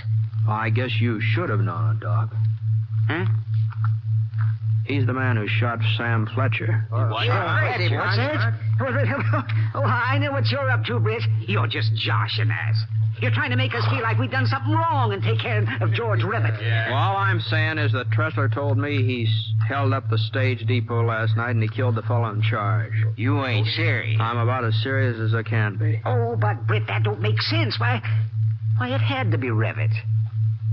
What made you so sure? Well, we knew he broke jail. And somebody said they thought they seen him in town yesterday.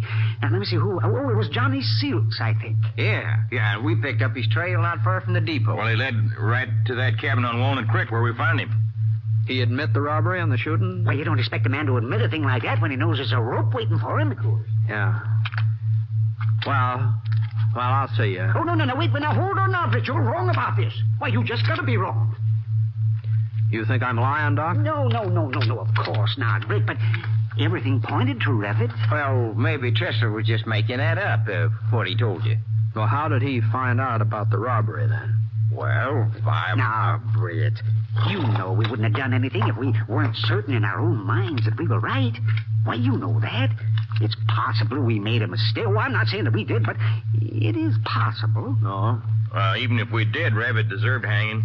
He's deserved it for a long time. Yeah. Yes, that's what I'm getting at. We didn't do any harm, Britt. Not really. You didn't, huh? Oh, of course not. But if you were to tell folks about this, well, they might not see it our way. They might figure that we took too much on ourselves. So you won't say anything, will you? Well, all I'm doing is taking Tressler into town. Whatever he says after he gets there, that's up to him. Well, I know, but I don't know. You don't need to worry about Tressler. He ain't going to say nothing. Huh? Well, take a look. Yeah, he was dying.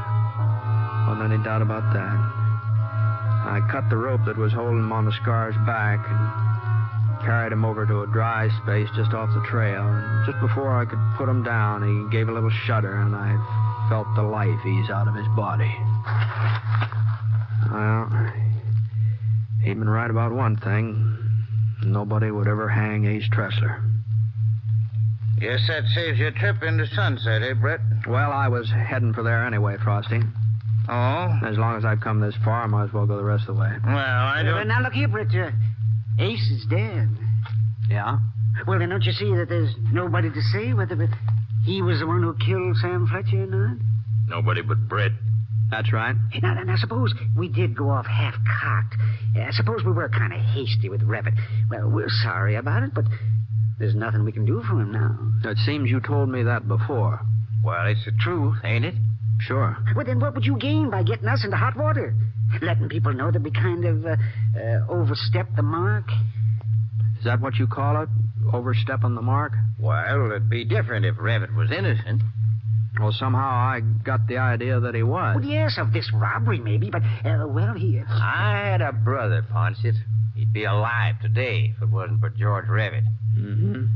Is that why you hung him, to get even for your brother? No, of course not. We were just doing our duty as citizens. We thought he shot Sam Fletcher. Well, why are we standing here arguing? If Ponset wants to try and make trouble, well, he ain't got no proof.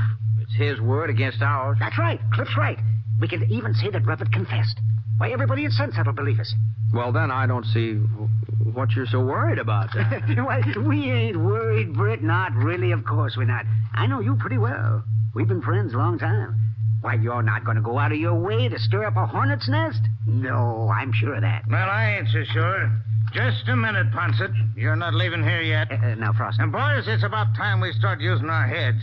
If he goes into town and spreads this story around, they'll all believe it. Whatever Britt Ponset says, that's gospel. But he ain't going to say anything. That's right, he ain't. Because he ain't riding into Sunset. He's turning around heading east. Is that so? I know you're a fast man on the draw, but there's 5 of us. You're not that fast. No, I reckon I'm not. Now, we don't want to get in any mix-up with Britt, Frosty. What do you want?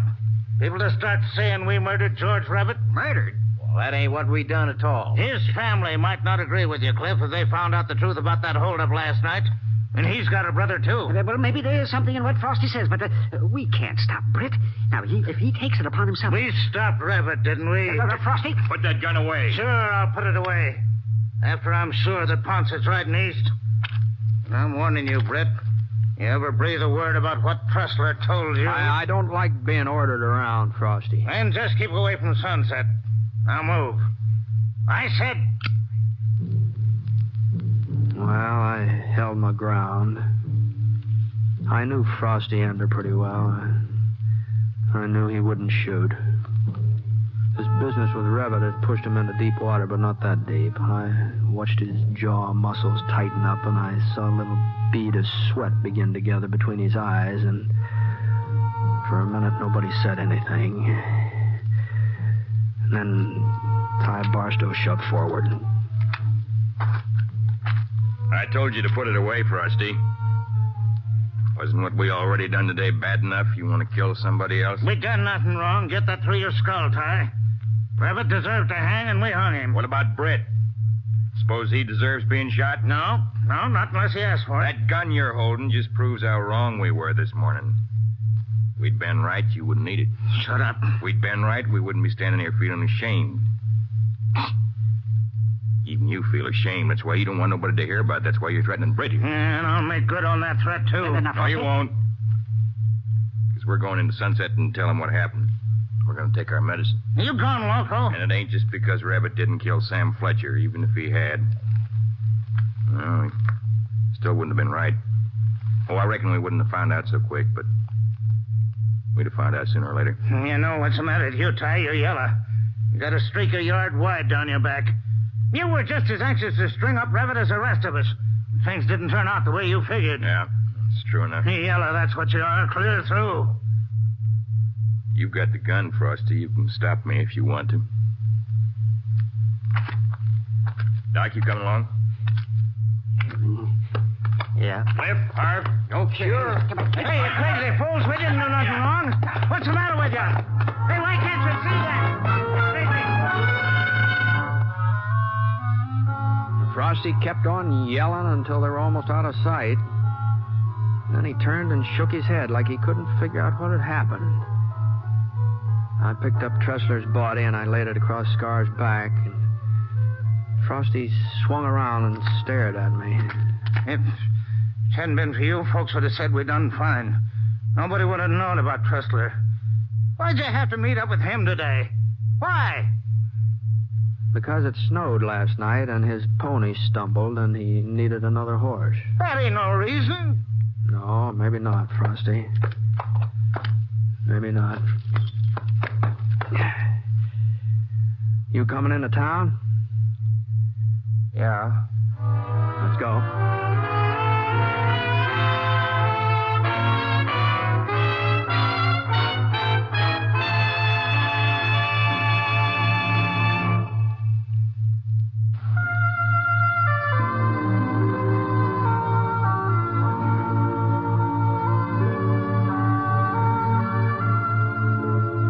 The Six-Shooter is a transcribed NBC Radio Network production in association with Review Productions.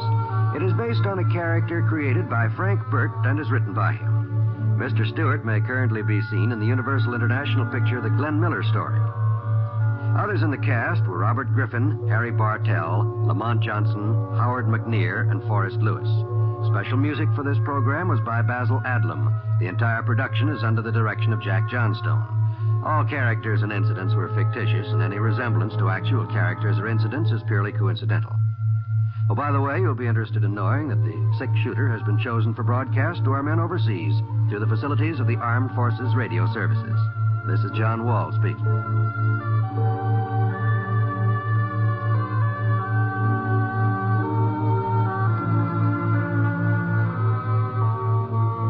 Tonight, listen to Sunday at Home on the NBC Radio Network. James Stewart as the six-shooter.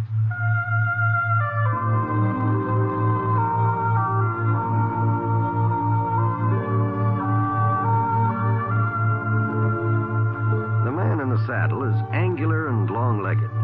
His skin is sun-dyed brown. The gun in his holster is gray steel and rainbow mother of pearl. Its handle unmarked. People call them both the six-shooter.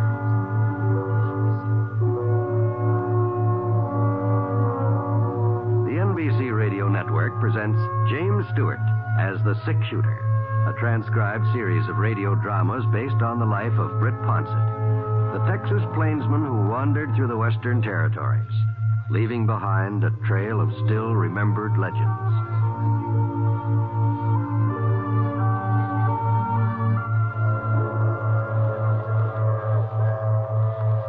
The 2 p.m. from Chicago wasn't more than, about 45 minutes late. That was practically a record for this time of year, what with the spring floods and all. Of course, later on in the summer, when things had dried up, it was more than likely the train had hit Russville right on schedule. Once in a while, anyway. I climbed down from the buckboard Paul Poindexter had lent me and walked over to the platform. I guess I'd be able to recognize Clay Fenton, even though I'd never seen him before. It stood to reason that there wouldn't be more than one 16-year-old boy getting off at Russville Station, and Clay's mother had sent along a pretty complete description. He 5'7", thin, gangly, sandy hair, and a V-shaped scar on his forehead. The train had stopped now, and the conductor lowered some iron steps. The first person to step down was a drummer holding a big tapestry valise crammed full of samples. Behind him there were 2 ladies. They didn't have any suitcases, just boxes, so I figured they'd only been as far as Fort Davidson on a shopping spree. After them, there didn't seem to be anybody else at all. Well, now, I'm sure that letter had said Clay'd be arriving on the 22nd. Say, mister. Yep? This is the Tuesday train, isn't it? What day do you think it was? Oh, I know it's Tuesday, but sometimes, well, I was wondering if this could be Monday's train. I mean, you're not a day late, are you? Well, of course we're not a day late. We're right on time, practically. Uh-huh. Well, I was supposed to meet a young fellow traveling with you, about 16. Mr. Ponset?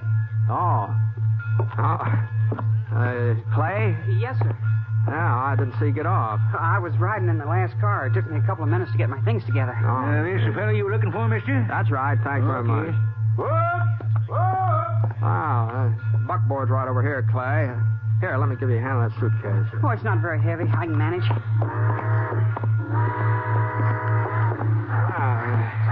Have a good trip? Yes, sir. Just fine. All right. Well, here, you put your bag right behind the seat here. Okay. You want to drive? Huh? Well, you can handle the buckboard, can't you? Sure. Yeah, well, Annie's real gentle. No sense being scared of her. I'm not scared, Mr. Ponset. All right. I'm not scared of anything. All right, Clay.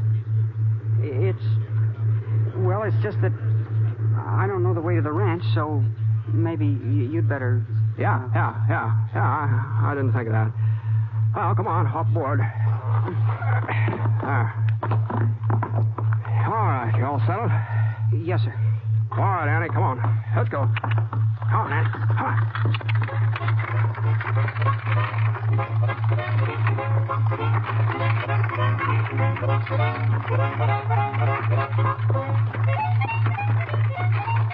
That's your first trip west, isn't it, Clay? That's right. Yeah, come on now. You know, you must have done some pretty smooth talking to persuade your ma to let you come out here all by yourself. My coming was her idea, Mr. Ponset. Oh, I see. Well, she thought, well, since I don't have any brothers and we've always lived in town, she thought maybe it would do me good to spend a summer on a ranch. I see. Of course, I was all for it, too. You were, huh? Oh, sure. Especially when I found out I was going to be staying with you. The other fellows, they sure were jealous when I told them I was going to be living with a six-shooter. Well, we all pick up nicknames out here, Clay. Something to answer to besides your own handle. It doesn't necessarily mean anything, you know. In your case, it means something, all right. No. Oh, Mom told me not to expect you to talk very much, especially about yourself. Yeah, I guess she knows you pretty well, Mr. Ponset. We used to be real good friends, your ma and pa and me. That was when they lived up in Dakota before you were born. Yes, sir. Come to think of it, you look like your pa. Well, that's what people say, but I don't remember him. Funny, the only thing I can remember is sitting on his lap and playing with his watch chain. I remember that watch chain just as clear as day, but I just can't remember him. I wonder why that is. Oh, some things just stick with a person, I guess. Yeah. Is it a big ranch, Mr. Ponset, where we're going? No, it's not there. Mr. Poindexter, he's the owner. Oh, he's got 500 head of cattle and a couple thousand acres, that's all. It sounds pretty big to me. That's all what you're used to, I reckon. Yes, sir.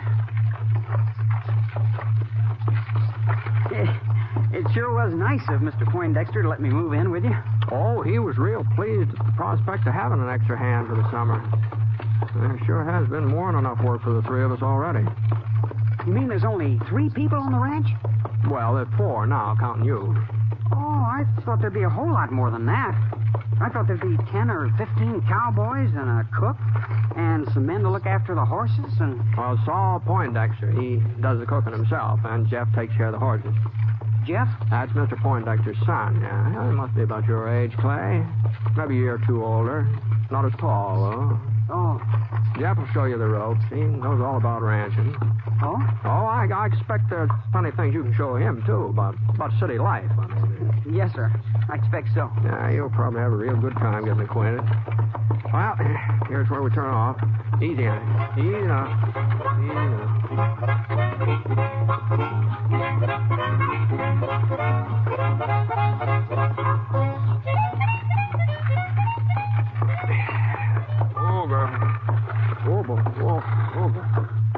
Well, I didn't expect you back so soon, Britt. Yeah. Train was earlier than usual. Clay, that's Mr. Poindexter here. How do you do, sir? Pleased to meet you, son. Well, come on. Jump down here so that I can get a look at you. Yes, sir. Let's see here now. Well, not much meat on your bones, but we'll soon take care of that. That's the bunkhouse over there, Clay. You can start getting settled while I unhitch Annie here. All right, Mr. Ponset. No. Hold on a minute, Britt. What? There's no reason why Clay can't unhitch the buckboard. This is as good a time as any for him to start learning his chores. Oh, whatever you say, Saul. Think you can manage, Clay?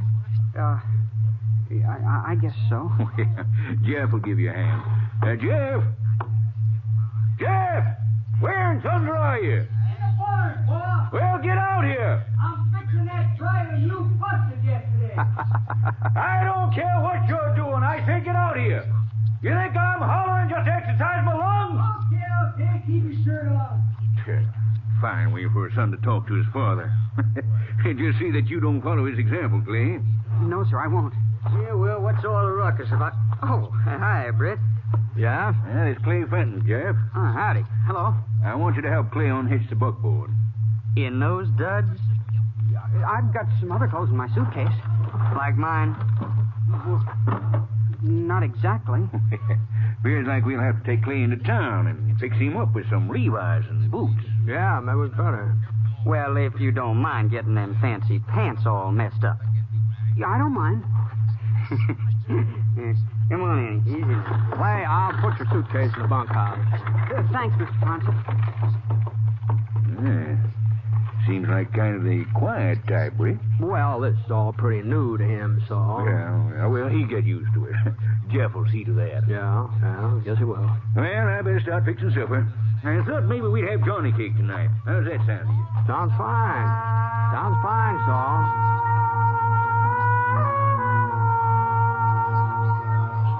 Well, I took Clay's things into the bunkhouse and emptied out part of a wooden footlocker so he'd have some storage space. Saul and Jeff lived up in the main house. There was room up there for me, too, but I always felt more comfortable in the bunkhouse. And besides, the way Saul snored, holy smokes. Well, you could hear it all the way down here when the wind was right. I thought about unpacking Clay's suitcase, but then I decided maybe he'd rather do it himself. Now, Saul was right. Clay sure was a quiet type. A lot more like his mother and his father. Ted Fenton had been about as lively as they come. He's always laughing and cracking jokes. I never could figure out why he sold that general store and moved back east, but I suppose he had his reasons. Funny how a boy can grow up and be so different from his pa. A couple minutes later, I heard Jeff shout about something. All right, then prove it. Prove that you ain't no dude. All right, I will. You're scared, all right. Well, I couldn't quite make out what Clay called back, but I sure could tell they weren't exactly hitting it off. Well, I didn't actually blame Jeff for not taking the Clay. Of course, in the city, it had been Jeff who'd been the misfit, but we weren't in the city now. Anyhow, I waited for Clay to come back into the bunkhouse, and when he didn't show up, I walked outside to see what had happened to him. He wasn't in sight, but there was something going on out in the corral behind the barn. I got there just in time to see the apron-faced Sorrel give a buck that sent young Clay flying clear over the corral fence. For a second, he didn't get up either. Britt, you see that? Clay, hey, you all right? Yeah, I guess so. Sure he's all right. Well, what the Sam Hill are you trying to do? He said I was a dude, that I couldn't stay in the saddle. You put him up to riding that sorrel, Jeff? Nope, I gave him his pick of the ponies. Now, you know that sorrel's a high binder. You should have warned him. It ain't my fault if he can't tell a spooky horse when he sees one. It was his pick. Now, here, Clay, you think you can stand up? Yes, sir, I think so. Let's see. Doesn't seem to be anything broken. I guess I better change my trousers. They're all ripped up. You got nobody but yourself to blame, kid. I told you didn't know the first thing about riding a pony. You should have fessed up to it instead of making such a fool of yourself. I'll show you, Jeff. I'll show you I can ride. And I'll ride that sorrel, too. Just you wait and see. You'd almost think he meant it, wouldn't you, Britt? He means it. City dude. He don't even know which side to mount. Yeah. But that won't keep him from trying the sorrel again. Well, if he does, he'll just get himself tossed off. Well, maybe so.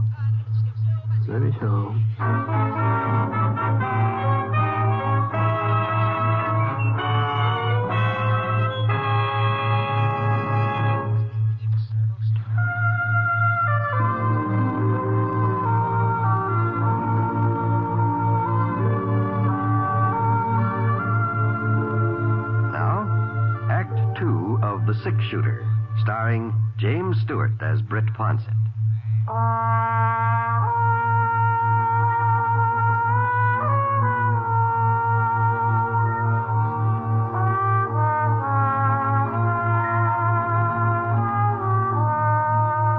Well, Clay changed his clothes and we all had supper. Nobody said much while we were eating, and nobody mentioned the sorrel again. I figured it was just as well to let the subject drop for the time being. And as soon as the dishes were washed, Clay and I headed for the bunkhouse. It was only 7:30, and that was half an hour before my usual bedtime, but Clay seemed pretty tired, so we turned in. I guess I must have been kind of tired myself, huh?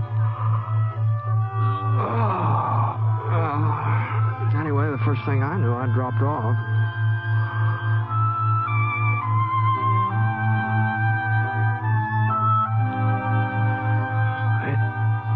It was getting on toward dawn when I One of the horses down the corral was sure upset about something. I turned over and I saw that Clay's bunk was empty. Clothes were gone, too. For a second, I wondered if he'd run off. Maybe he tried to go home. Then I heard him coming into the bunkhouse. His face was all wet and shiny, like he'd been working up a sweat, and there were some dark stains on his pants and shirt. And he undressed and he put the clothes he'd been wearing in his suitcase. Then he crawled under the blanket on his cot and he pretended to go back to sleep. He hadn't noticed that I was awake, and I didn't see any reason for starting a conversation at 4 o'clock in the morning, so... Besides, whatever he'd been up to, probably wasn't any of my business anyway.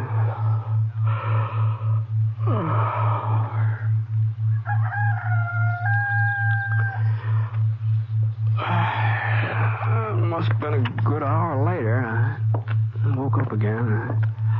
I was dousing his face in a bowl of cold water and washed the sleep away. Clay drug himself out of bed and started to put on some trousers. I noticed they weren't the same ones he'd worn when he went out during the night. I didn't get a chance to say anything about it. Just then, saw Poindexter came charging into the bunkhouse like a bull after a red shirt. Good morning, Saul. Clay, I want to talk to you. Why, yes, sir. What's the matter, Saul? I just been down to the corral. That apron-faced Sorrel has been whipped half to death. What? His flanks are cut to shreds. It's a wonder he can even stand up. Well, now, maybe he got caught in some barbed wire. I found the bullwhip beside the fence. It's caked up with blood. Well, do you know anything about this, Clay? No. No, sir, not a thing. You're lying, you little... Now, Saul. Jeff told me about how the Sorrel threw Clay yesterday. You knew about it, Britt. You were there. Yeah, I was there. Well? I didn't do it, Mr. Ponset. If you didn't, who did? Me or Jeff or Britt? I don't know. Oh, maybe if you were whipped the way that pony was, maybe then you tell the truth, you little... Now, easy, Saul. Easy now. Get him out of here, Britt. Send him back home. Send him anywhere. But get him off my ranch. You didn't whip that pony, Clay? I told you I didn't. Yeah, that's what you told me. Why don't you believe me, then? Just because I'm a stranger, because I'm different from the rest of you, why do you have to pick on me? Well, there's one way to find out whether you're telling the truth or not. What do you mean? You said you'd ride that sorrel again. You said you'd show Jeff that you could ride him, huh? I would, too, if they'd let me. Well, I'll let you. Huh? But I sure hope for your sake you didn't whip that horse last night. What difference would it make? Well, horses are pretty smart animals. And when somebody's mean to them, they don't forget it. And they can be mean, too. That sorrel especially. Oh? The person who beat him ever tried to climb on that pony's back. Well, but as long as you weren't the one, well, you haven't got anything to worry about, have you? Come on now. Let's go out the corral, huh?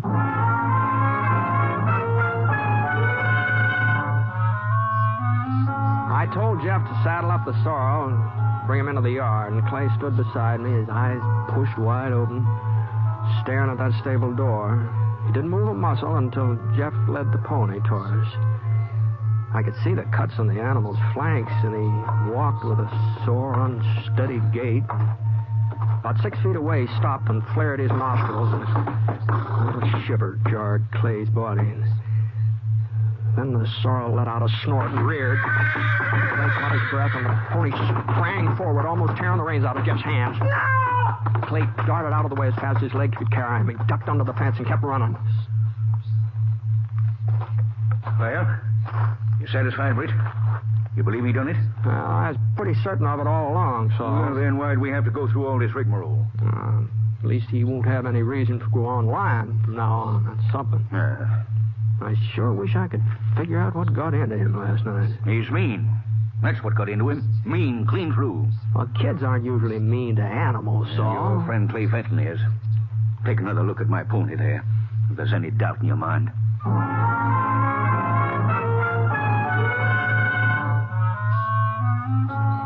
Well, we had breakfast, Saul and Jeff and me.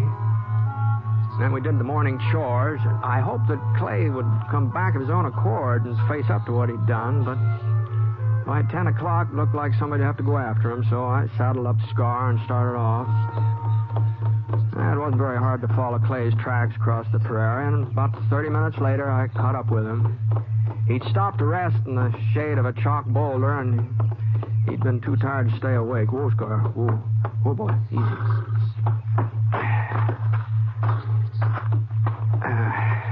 Clay? Come on, Clay. Huh? Oh. Yeah. All right, you ready to get back to the ranch? I can't. Well, you'll have to come back sooner or later, even if you don't stay, even if it's just to get your things. They know it was me that whipped that pony, don't they? When I ran off, that cinched it. Yeah, that cinched it. I had to whip him, Mr. Ponset. I had to. You did, huh? I didn't know it would make him meaner. I thought if I beat him good, he'd be scared of me afterwards, and he'd let me ride him. I thought he'd be scared of me the way I was scared of him. You don't know much about horses, do you, son? I know plenty. That's why I hate him. Oh? It was a horse that killed my pa. Oh, I see. We were visiting my Uncle Jack out in the country, and Pa was taking me for a horseback ride. I wasn't more than 3 years old, but he wanted me to get used to riding. And the horse threw us. Mom was watching from the front porch. She let out a scream.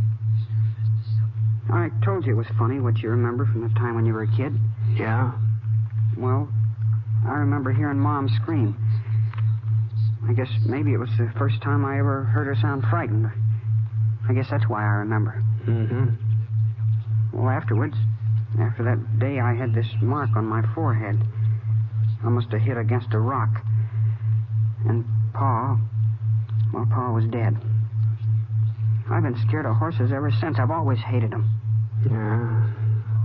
Well, I guess a lot of times folks hate what they're afraid of. That's why Mom made me come out to this ranch. I didn't want to, but she made me. She said I had to get a hold of myself and start acting like a man. And I tried, Mr. Ponset. I tried to ride that sorrel yesterday. You know I tried. Yeah? And when I couldn't hang on, well, I figured if I showed him who was boss, I figured then maybe he wouldn't throw me again. Now, whipping that pony the way you did, you could have killed him, Clay. Well, what's the difference? He's just a horse, ain't he? Uh-huh. Well, if you can't see where it was wrong, there's no point in me standing here jawing about it. So let's just... Clay. What? Yes, sir? No, don't move. No matter what happens, just don't move. What? Now do what I say. Just keep sitting the way you are. What's the matter? There's a rattlesnake edging towards your belly. Now go on. Go on. Keep on talking. Just keep on talking like nothing's the matter. Don't try to look at him. Just go on talking. I can't. No, there's no reason to get scared yet now. He may shove off by you and never notice you. Just keep on talking. Keep on talking now. I can feel it with my leg. Oh, you're imagining that, Clay. He's not even touching you.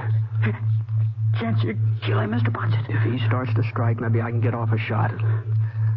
But he isn't striking yet. Now, sometimes rattlers go on about their business and don't strike now, so you just keep sitting there. Just keep sitting there and keep talking like everything was fine. Go on, son. Now, go on. Talk. Go on. Clay did his best, but his voice sure didn't sound very strong or confident. Not that I blamed him. He was in a tough spot, and the worst of it was I just couldn't risk shooting. The snake was right between us. As long as he stayed there firing, I'd be sure to get a bullet into Clay. The rattler would just move off a foot or so, maybe. He was getting nervous now. The tip of his tail jiggled the rattles back and forth. I inched my gun out of the holster, but I still couldn't fire. And the snake started to coil, and the rattle sounded even louder. And his head swung up, and his beady eyes seemed to pop out, and he was less than a foot away from Clay's arm, and he was ready to strike if Clay had just so much as twitched. For a second, that rattler just hung in midair. And then he twisted and he whipped toward Scar.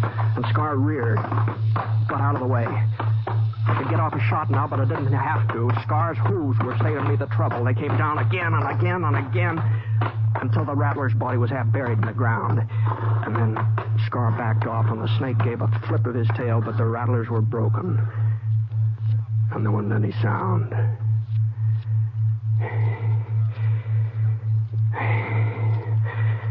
All right, Clay. Let's go. Mr. Ponset? Yeah? Why'd he do it? What? Your horse. Why'd he save my life? I guess he just doesn't like rattlesnakes, that's all. The snake wasn't bothering him. He was out of the way. What's his name, Mr. Ponset? Scar. Scar? That's right. That's funny. I guess if I was a horse, that'd be my name. Well, I'd like to ask you a favor, Mr. Ponset. Go ahead. Do you think that sometime, if I stay on here this summer, sometime could I ride him? Well, if we're going to get back in time for dinner, we're going to both have to ride him right now. Here, come on, I'll hoist you up. Come on, here.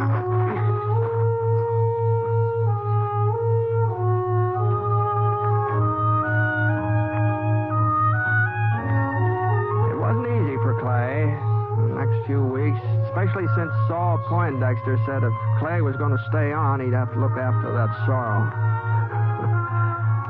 Pretty smart old man, Saul. Took time, lots of time before that pony even let Clay come near him. But before long, the two of them were galloping all over the ranch from early morning till past supper. I guess maybe that apron-faced Sorrel forgot the whipping Clay had given him. But I don't think Clay forgot it.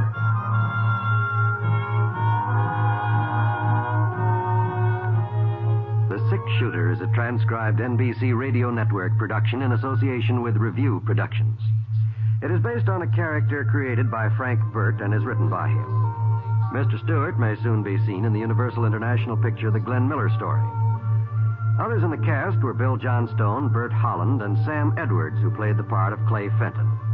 Special music for this program was by Basil Adlam, and the entire production is under the direction of Jack Johnstone. All characters and incidents were fictitious, and any resemblance to actual characters or incidents is purely coincidental. By the way, you'll be interested in knowing that the Six Shooter has been chosen for broadcast to our men overseas through the facilities of the Armed Forces Radio Services. This is John Wall speaking. Tonight, enjoy Sunday at Home with Jan Murray on the NBC Radio Network. James Stewart as the Six Shooter.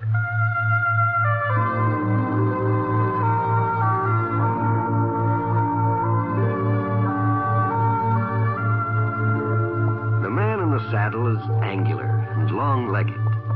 His skin is sun-dyed brown. The gun in his holster is gray steel and rainbow mother of pearl. Its handle unmarked. People call them both the Six Shooter.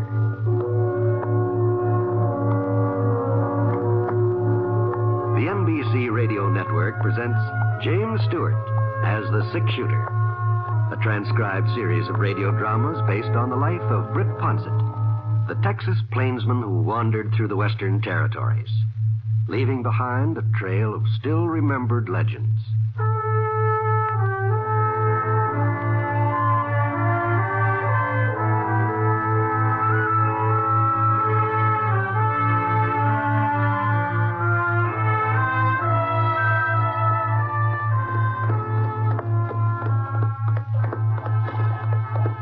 I sure don't know where the town ever got that name.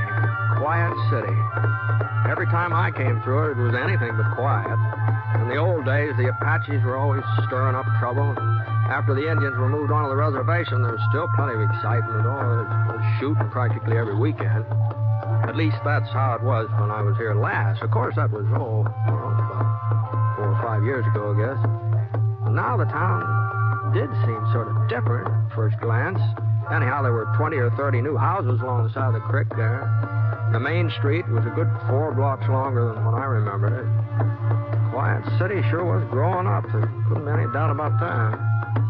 I figured the population must have reached the 1,000 mark, or maybe even higher. And all that growing made the place seem, well, kind of settled and businesslike. To tell you the truth, Quiet City was almost quiet.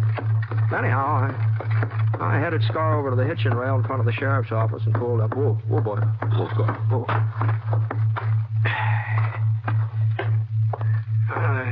The door of the office was open. Nothing I can do if you... Britt! Hello, Hank. How are you? Britt, you old son of a gun. Why didn't you let a body know you were heading this way? Well, I didn't know it myself till last week. Tim Parker came into some property over by Fulton. He asked me to sit on it for a couple of months till he could take charge. Oh, Fulton, huh? Yeah, it's real nice. Farming land. Mm-hmm. Well, Tim wasn't certain. That's all there is over that way now. There ain't no more ranches, Britt, just farm. Mm-hmm. Yeah. Well, I guess this part of the country's changing. Yeah, some, I reckon. Mm-hmm. I sure wouldn't have recognized Quiet City, Heck. It's not a small town anymore, is it? No, we've done our share of growing. There ain't no doubt about that. Well, more than your share, I'd say. But the people are the same, Britt. Oh, maybe they buy more ready-made clothes than they used to and send most of their kids to school, but that's just a skin change. Underneath, they ain't no different.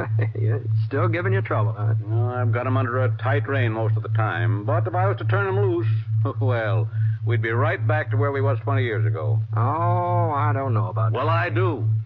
Well, what I mean is, Britt, you can't expect human nature to start improving overnight, you know. Oh, that's true enough, yeah. But some folks don't see it my way. They think that just because we've got churches and a schoolhouse and a railroad depot, we're like them towns back east, peaceful and half asleep, where all you need a sheriff for is to lock up the Saturday night drunks. Why, back there, they don't even call them sheriffs. They call them peace officers. Well, I ain't no peace officer. I'm a sheriff. And this is still the West. Sure. I just dropped my guard once. That's all I'd need to do. They'd be killing each other right out there in the main street. Yeah? Well, I guess you'd be the best judge of that. How's Buzz? How's he? Oh, about the same. Full grown, I'll bet. How old is he now?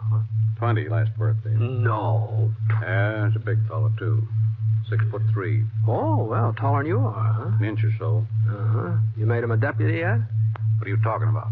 Well, you always said that when the time came, you were going to fix it so Buzz could just slide right into your boots. Don't you remember that? Yeah, I remember. But sometimes things don't work out the way a man plans. Oh? No, Buzz has got ideas of his own. Crazy fool ideas. I offered him a job working with me, but he wouldn't have none of it. He's aiming to leave Quiet City. Oh, is that so? And you know why, Britt? So's he can go to school. Uh-huh, I say. It ain't as if I didn't see to it that he got his learning. I promised his ma before she died. Promised her I'd see that he was brung up right. And then I kept my word, too. I sent him the very first day Jane Weatherby started teaching. I didn't take him out when he'd learned to just read and write and figure. No, I let him keep on till he got his diploma. I guess that's where I was wrong. I should have took him out before he got too smart for his own good. Oh, now, heck, now. The more education a man gets, the better he's off. I ain't so sure of that. Life ain't in books. How much schooling did you have? Well, a little more wouldn't have done me any harm. You've made out all right, and so have I. So would Buzz if he'd come to his senses and stay here where he belongs. When's he leaving? No, he was getting his things together when I left the house this morning. Maybe he's gone by now for all I know. Oh, no, he wouldn't do that, not without saying goodbye to you. Britt. Yeah? I was just thinking. If Buzz still is here, if he hasn't left yet, maybe you could talk. Oh, now, hold on. He won't listen to me, Britt. No. But if you was to... Oh. Papa. What do you want, Buzz? I'd like to speak to you if you're not too busy, that is. For a minute, Heck didn't answer. He just stared at the leather satchel in his son's hand. Buzz was a big fellow, all right. Husky, plenty of muscles. But somehow his face didn't match his body, especially his eyes. They were kind of tired looking. And he kept blinking as though he wasn't used to the daylight. And there were wrinkles in his forehead, too. Not the kind you get from riding against the sun. Just little creases that made him look older than he really was. Well, Buzz, with all your fancy education, ain't you got manners enough to speak to Britt Ponset? Oh, I'm sorry I didn't recognize you. It's been quite a spell. Well, I can't say I blame you, Buzz. I wouldn't have known you in a month of Sundays. Well, if you'll excuse me, No, there's no reason for you to go, Britt. I just wanted to tell Pa goodbye. I'm taking the 4 o'clock train east, Pa. I see. Well, I'll be back someday. That's mighty considerate of you. Well, so long. Just you hold up a minute, young fella. You won't pay no attention to me, I know that. Well, Britt here ain't got no axe to grind. If he says you're loco, if he says you're going off on a wild goose chase, maybe then you'll... Now, heck, this isn't any of my concern, and even if it was... You ain't heard it all, Britt. You don't know what he aims to do with his extra schooling. A lawyer. That's what he wants to be. Oh? That's what I'm going to be, Pa. Tell him the rest of it, Buzz. Tell him how you're going to come back here and practice law. Ain't that rich, Britt? Quiet City's going to have a full-fledged lawyer. Look, Pa, do we have to go all over that again? Why, you'll be the laughingstock. This town ain't got no use for a lawyer. Never will have. A sheriff. That's what the town will need, a new sheriff. I ain't getting any younger, Britt. First thing you know, I'll be 60. A 60-year-old sheriff won't be able to hold folks in check. Not for long. Yeah, sure, they'll need a new sheriff, and I'm sorry that I'm just not the man for the job. You could be that man if you wanted to. Yes, but I don't want to, Pa. I want to be a lawyer, and I'll be more used to the town that way. Oh, look, you've got to understand, these are different times. What's so different about them? Everything. You think we're still living on the frontier. You think that star on your vest and that 6-gun in your holster is still the only law around here. Well, you're wrong, Pa. You're dead wrong. This isn't the frontier anymore. You're not the law. You're just supposed to carry it out.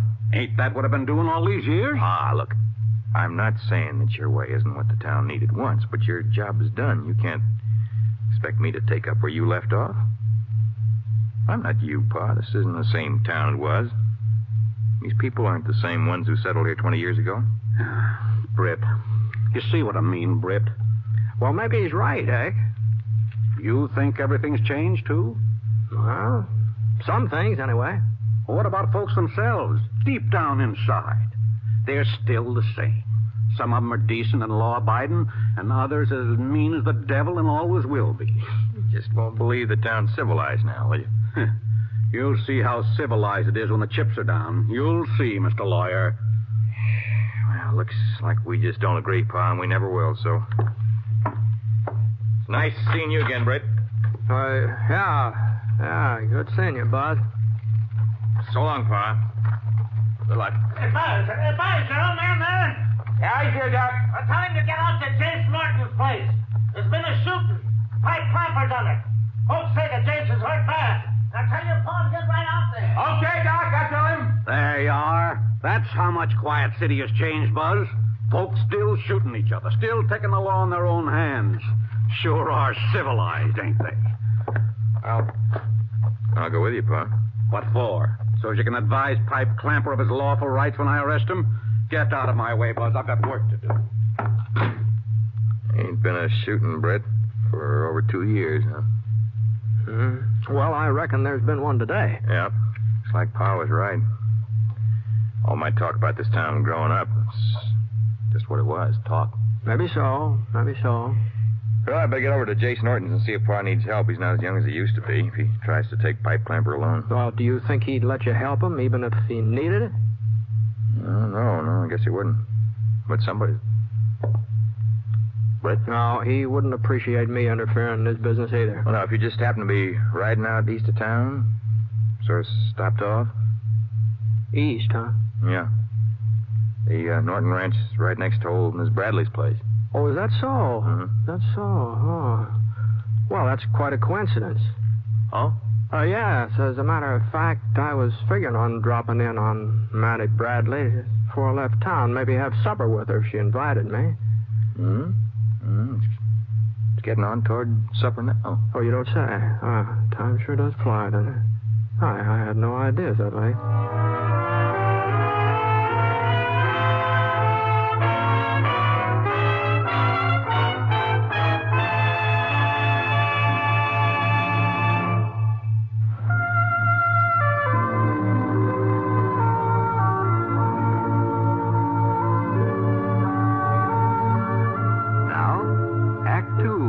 Six-Shooter, starring James Stewart as Britt Ponset.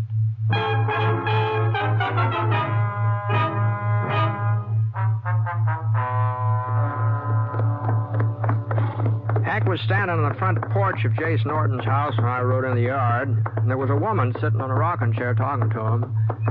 Her face was dead white. It's like all the blood had been drained out of her cheeks. For a minute or so, Hack just stood there nodding. Then he shifted his weight and noticed me out of the corner of one eye. Come on up, Britt. Easy, boy, easy.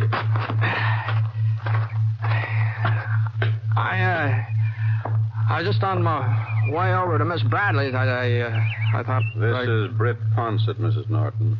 Ponset. I'm pleased to meet you, ma'am. I sure hope your husband is... Jace is dead. Oh, I'm sorry, ma'am. Pipe Clamper murdered him. I seen him do it. I seen it all through the kitchen window. I'm sorry. How did it start, Mabel? They's arguing about some cows that had strayed onto our land. Pipe said Jace was trying to steal them, that he'd fixed our fences so they'd come through. But it wasn't true, Sheriff. It wasn't true. Sure. Jace was aiming to take the cows back. He told me at breakfast this morning I've got to run some of Pipe's cattle back to him. That's what Jace said at breakfast this morning. Hadn't had time to do it yet. Been busy with chores and things. Mare was foaling. Jace hadn't had time, but he was going to take 'em back. He told me so. No. Don't get yourself all upset, Mabel. I heard 'em quarreling out and back, Pipe and Jace. I didn't think nothing of it. Pipe's always quarreling with everybody. You know that. Yeah, I know. And the next thing I knew, I heard a shot. I thought Pipe was just trying to scare Jace. Until I saw Jace fall down.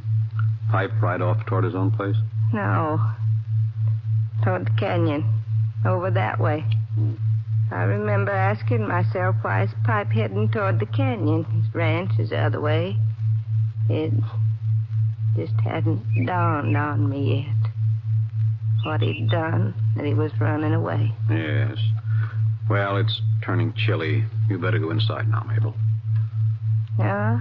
Doc Anderson is sending somebody out to fix supper and stay with you tonight. You'll find Pipe, Sheriff. You'll find him. Bring him back. Sure, I'll find him. You want me to help you up? I can manage. Yeah, here we are.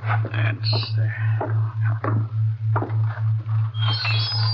I'm pleased to have met you, Mr. Ponset. Thank you, ma'am. I've heard of you, haven't I?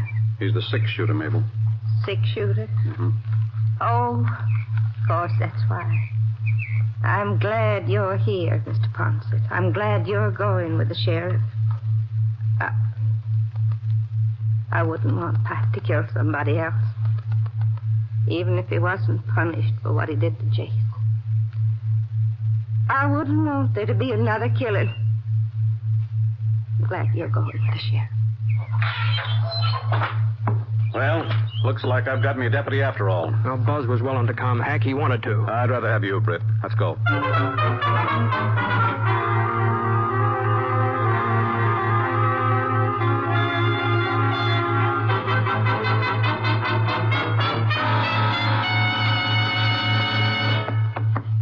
Well, we picked up Pipe Clamper's trail about sundown. At least it was the only fresh trail heading toward the canyon, so we figured Pipe had made it.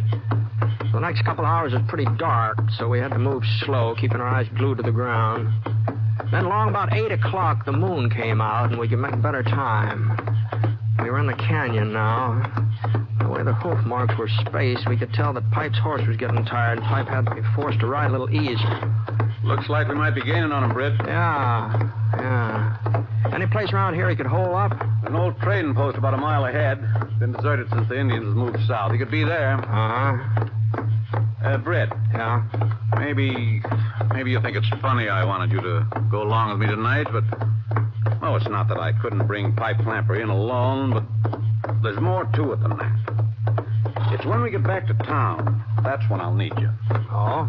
Yeah, you see, Jason Norton was a well-liked man. He lived in Quiet City, practically from the very beginning. Everybody knew him. Everybody liked him. Uh-huh. Yeah. But nobody has any use for Pipe Clamper. Like I told you, some fellows are just mean. Pipe's one of them. Anyway, what I'm getting at is this. Jace has a brother, Abe Norton, and he'll be fighting mad when he finds out what happened today. He'll be killing mad. And the whole town will go along with him. Mm-hmm. You mean they might try and lynch Pipe? They'll try. Uh-huh. Well, you can't be certain of that, Hank. I know the town, Britt. There hasn't been any trouble for 2 years, and that's a long time. A lot of pressure builds up in 2 years. Now, Jace's murder, that'll set folks off. I hope you'll be willing to give me a hand. Well, you know I'll do what I can, Hank. It's him, Britt. He's up there behind the tree. Well, the bullet smashed into Heck's leg and tore him right out of the saddle. I dived off Scar and took cover behind a rock. There was a clump of trees hanging to the side of the canyon about 100 yards ahead. I could make out something that looked like a building with a carved totem pole out in front of it. I figured that was the trading post Heck had been telling us about, but the shots weren't coming from inside. Whoever was firing was using the Indian post for a shield. You all right, Heck? It's just my leg, Britt. Afraid I can't move it, though. I'll get over to you. No. You stay where you are. I'm out of his range. There's a tree between me and him. But it looks like you'll have to take him, Britt. I said I wouldn't need you till we got back to town, but it looks like... It sounded like Heck had passed out. I raised my head up to the edge of the boulder. When I couldn't see Heck, there was a great big fir tree right in front of him. Well, that meant Pipe Clamper couldn't see him either. Hey, he sure could see me, though. That moonlight was just pouring down on that rock where I was hiding, and if I so much as moved, I was right in plain sight. I waited a couple minutes. I hadn't done any firing yet. Maybe he'd think I was hit. Maybe he'd come over after me. Yeah, that was my best chance. I listened hard. I couldn't hear anything. He was still behind that totem pole, still playing it safe. As long as the moon kept me pinpointed, I looked up in the sky just in time to see a great big cloud float toward the orange circle over my head. A great big white cloud, big enough to give me a minute of dark. It was still moving, sweeping across the stars now. And then it hit the edge of the moon. I swung out from behind the rock and I headed toward the trees between me and the trading post. Pipe heard me all right. Not in time, though. Not until I was up beside one of the trees, about 30 yards from where he was waiting. And the sky was beginning to whiten up now, and I saw Pipe's arm inching around the edge of the totem pole.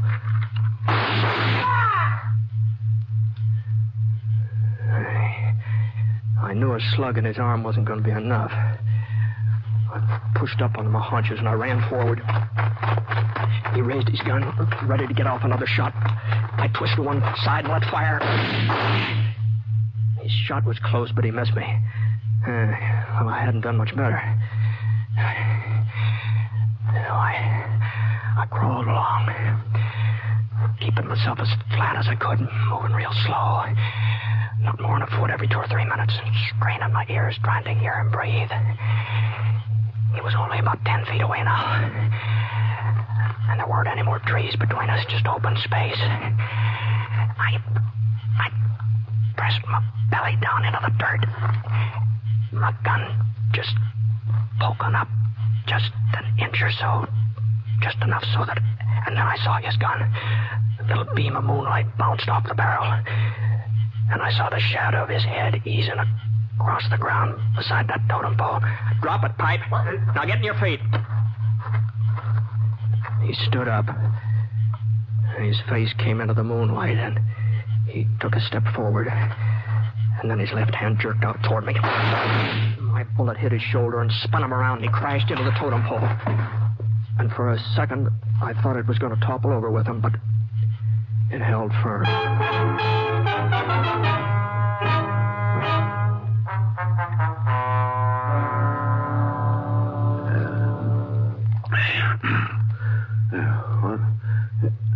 Britt. Good morning, Hank. Morning. It's almost noon, as a matter of fact. Doc Anderson said you ought to be coming to about now. Oh, my leg. No, it's going to be all right.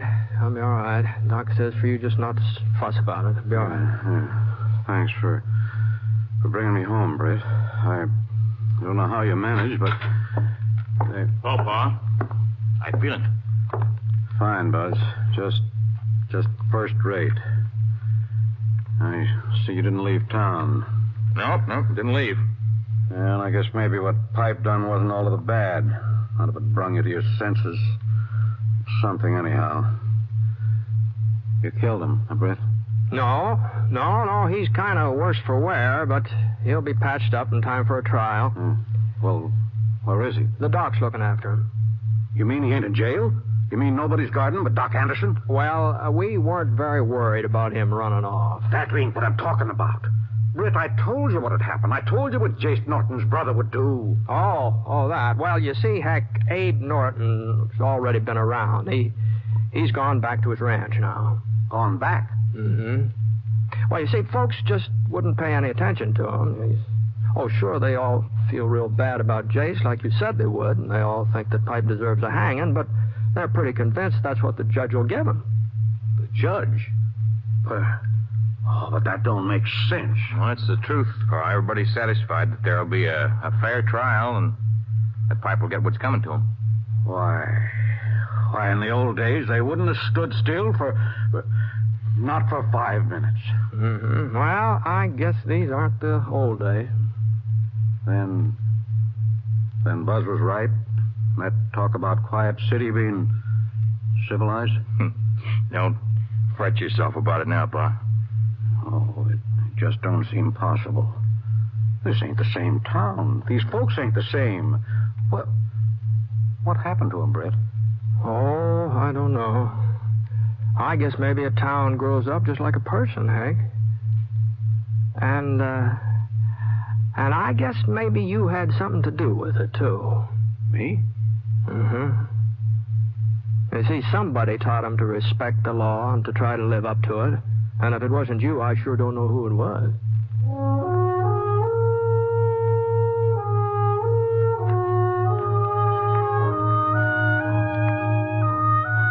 Well, Buzz stayed around Quiet City until Heck was on his feet again. And then Heck himself sent the boy east to college. That was, 3-4 years ago again. And the last time I was through that way, Buzz had come home. You see, Buzz was running for county attorney. Yes, and the way Heck was managing his campaign, well, if that election didn't turn out to be a landslide, I sure missed my guess.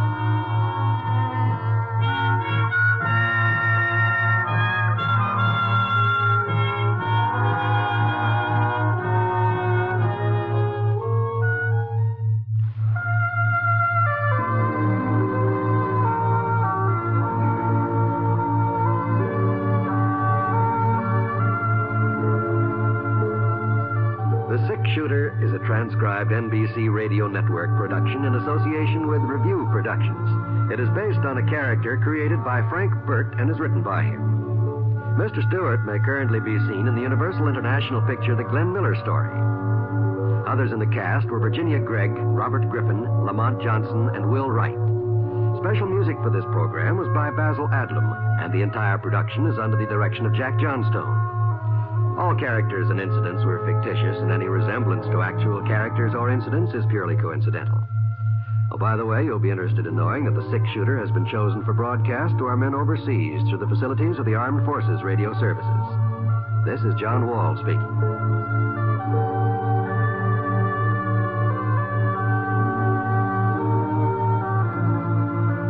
Listen to Jan Murray in Sunday at Home on the NBC Radio Network.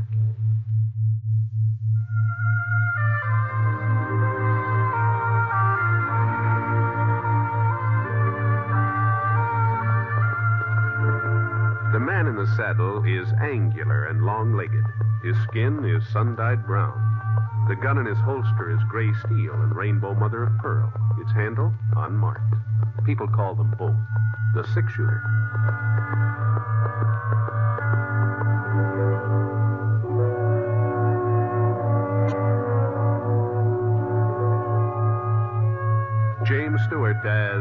The Six-Shooter, a transcribed series of radio dramas based on the life of Britt Ponset, the Texas plainsman who wandered through the Western Territories, leaving behind a trail of still remembered legends.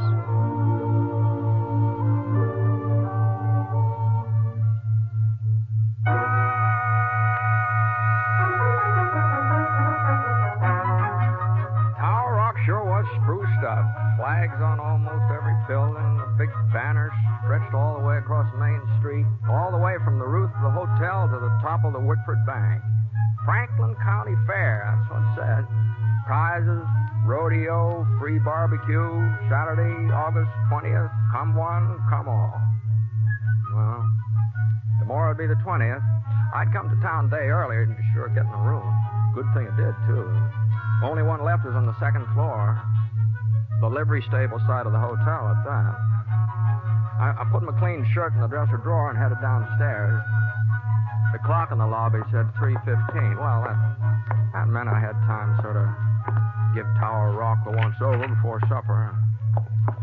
Thought maybe I'd wander over and see how Kermit and Rome were getting along. But just as I was crossing the street, I saw Rome come out of the front door. Rome! Hey! Hey, Rome! Huh? Oh, Britt. Well. Finally decided to put in an appearance, huh? How are you? I'm fine, Rome. Fine. I was just on my way over to see you. You're not running short of cash, are you, Britt? No. No, this is going to be a social call. Not that I'm flush or anything like that. Come into town for the fair, huh? Yeah. I haven't been to one since I don't know when. I figured Dad Morgan's cattle would do without me for a few days, so... Well, how are things to you, Ron? Oh, so. Bessie, is she all right? Oh, pretty well. Kermit and Thelma? I guess they're all right. You guess? Huh? I ain't inquired lately. Well, I better get moving. I told Bessie I'd pick her up at the schoolhouse. She's on the decorating committee. I'll see you later, Britt. Yeah, I'll see you.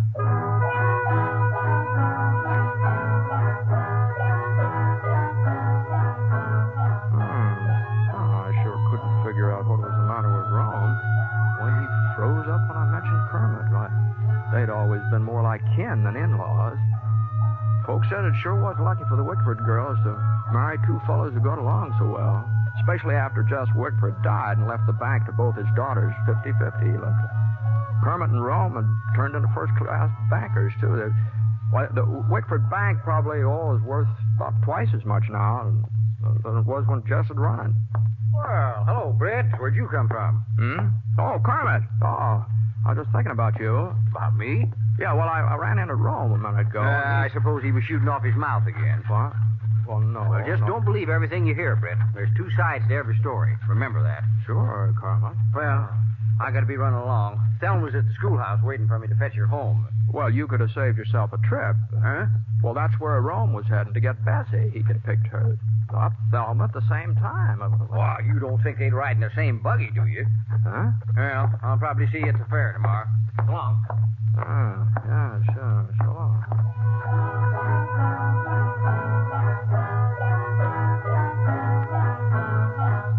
Well, there just wasn't any doubt about it. There's something that happened between the Binghams and the Madden, that's all. It must have been something pretty serious, too, the way Kermit and Rome had been acting. And knowing Thelma and Bessie like I did, I sure was glad I wasn't involved in that. They were real firm women, Thelma and Bessie. Yeah, always had been, ever since they were girls. I couldn't help wondering just what had set them off. Not that it was any of my business, of course, but Otis Spear did know. Yeah, being the justice of the peace and the local undertaker, he knew almost everything that went on in Foster County. You ain't never seen nothing like it, Britt, the way they've been behaving. Why, they even spoke to each other for the past 2 months. You don't say. Take turns going to church. One Sunday the Binghams attend services, next Sunday the Maddens, just so Thelma and Bessie won't meet up. Well, that's the darn... I can't believe it. Well, that ain't the half, Britt, not the half. You remember the Social 16? You know them couples who always got together and played whist on Friday nights? Yeah? Well, they ain't the Social 16 no more. The Binghams pulled out, and the McDaniels and Johnsons and the Potters, they left at the same time. We got 2 social eats now. You mean this foolishness has gone beyond Thelma and Bessie? Other folks are taking sides, too? Well, see, they are. The whole town split right down the middle. Well, I never heard of such a thing. Well, how did it start, anyway? Well, last May, that was the beginning. Thelma's birthday is the first week in May. Her sister Bessie's just a year younger, almost to the day. Her birthday's the 10th or 11th, right in there somewhere. Uh-huh. Well, seems Kermit bought his wife a new Surrey for a birthday present, had it shipped all the way out from Kansas City. Thelma sure was proud, too. Well, you can't blame her. It was just about the nicest carriage this town had ever seen. The nicest until it came time for Rome to give Bessie her present the following week. You don't mean he bought Bessie a Surrey, too? Yeah, that's what he did. Well, yeah, even fancier than the one Kermit gave to Thelma. Yep, a whole lot fancier. Red leather seats with real springs in them of white tough and painted white wheels. Of course, Rome said it was just a coincidence that he'd ordered Bessie Surrey long before he found out that's what Kermit was giving to Thelma. Well, and it sounds reasonable, too. He could have done it. Yeah, some folks think so and some don't. Kermit and Thelma claimed it was just plain spite work. The Rome and Bessie had always been jealous of them. Anyhow, that Surrey business just seemed to set everybody off, especially the women. Oh, being sisters, I guess they'd had their grievances before, but they'd always held them back. Now they just let fly in all directions. Why, Thelma's even going to... Huh? What were you going to say, Otis? Oh, nothing, Britt, nothing. Say, you're going to stay for the fair, aren't you? Oh, yeah, sure. That's why I'm here. Uh-huh. Well, I was thinking, maybe you wouldn't mind helping me out. Oh? What? You see, I'm general chairman of the whole doings, and I got almost everything set, except some of the judging. Oh, well, I'm not much of an authority, but I guess I can tell a cow from a horse. Oh, no. We're all fixed up in that department, but the baked goods and preserves and pickles, well, I just haven't been able to find the right person to hand out the blue ribbons there. Oh, well, I don't know anything about cooking, Otis. Well, you know about tasting, don't you? Oh, yeah. Well, that's what you got to do, Britt. Sample whatever they put in front of you and say which one tastes the best. Oh, no, wait a minute. I'll tell you what, I'll just put you down for preserves. I'll get somebody else to take over the rest of the stuff. No, but... well, I got a meeting with the barbecue committee over the general store. Yeah, but... you'll be at the schoolhouse 9 o'clock in the morning. That's when the judge is supposed to start. But where... Otis, what...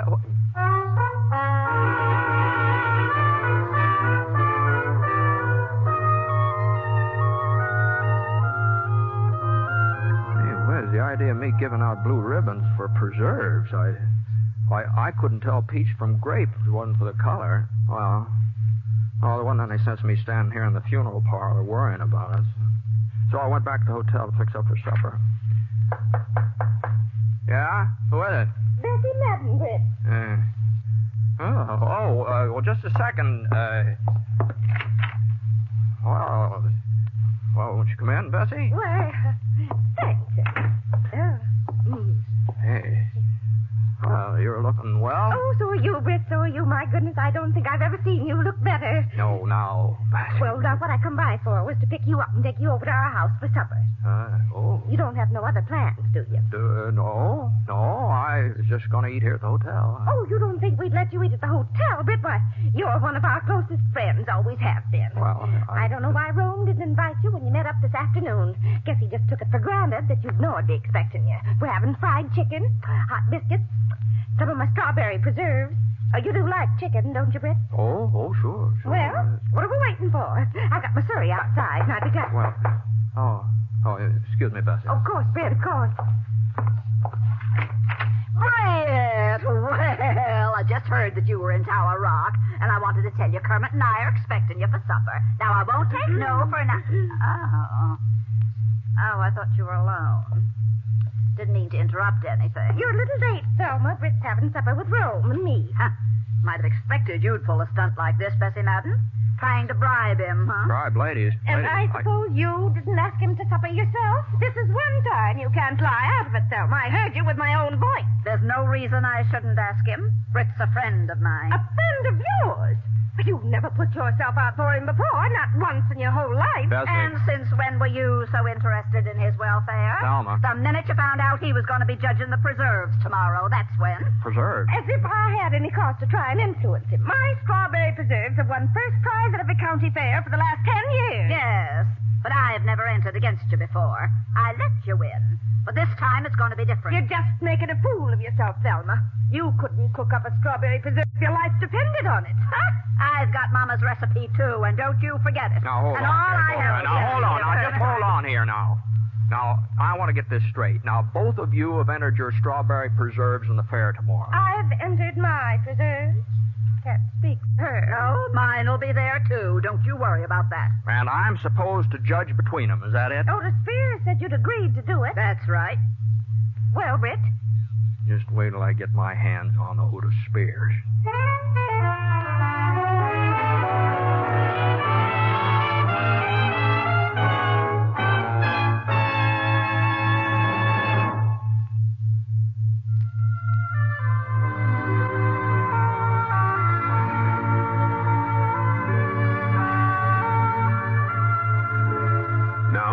Act 2 of The Six Shooter, starring James Stewart as Britt Ponset.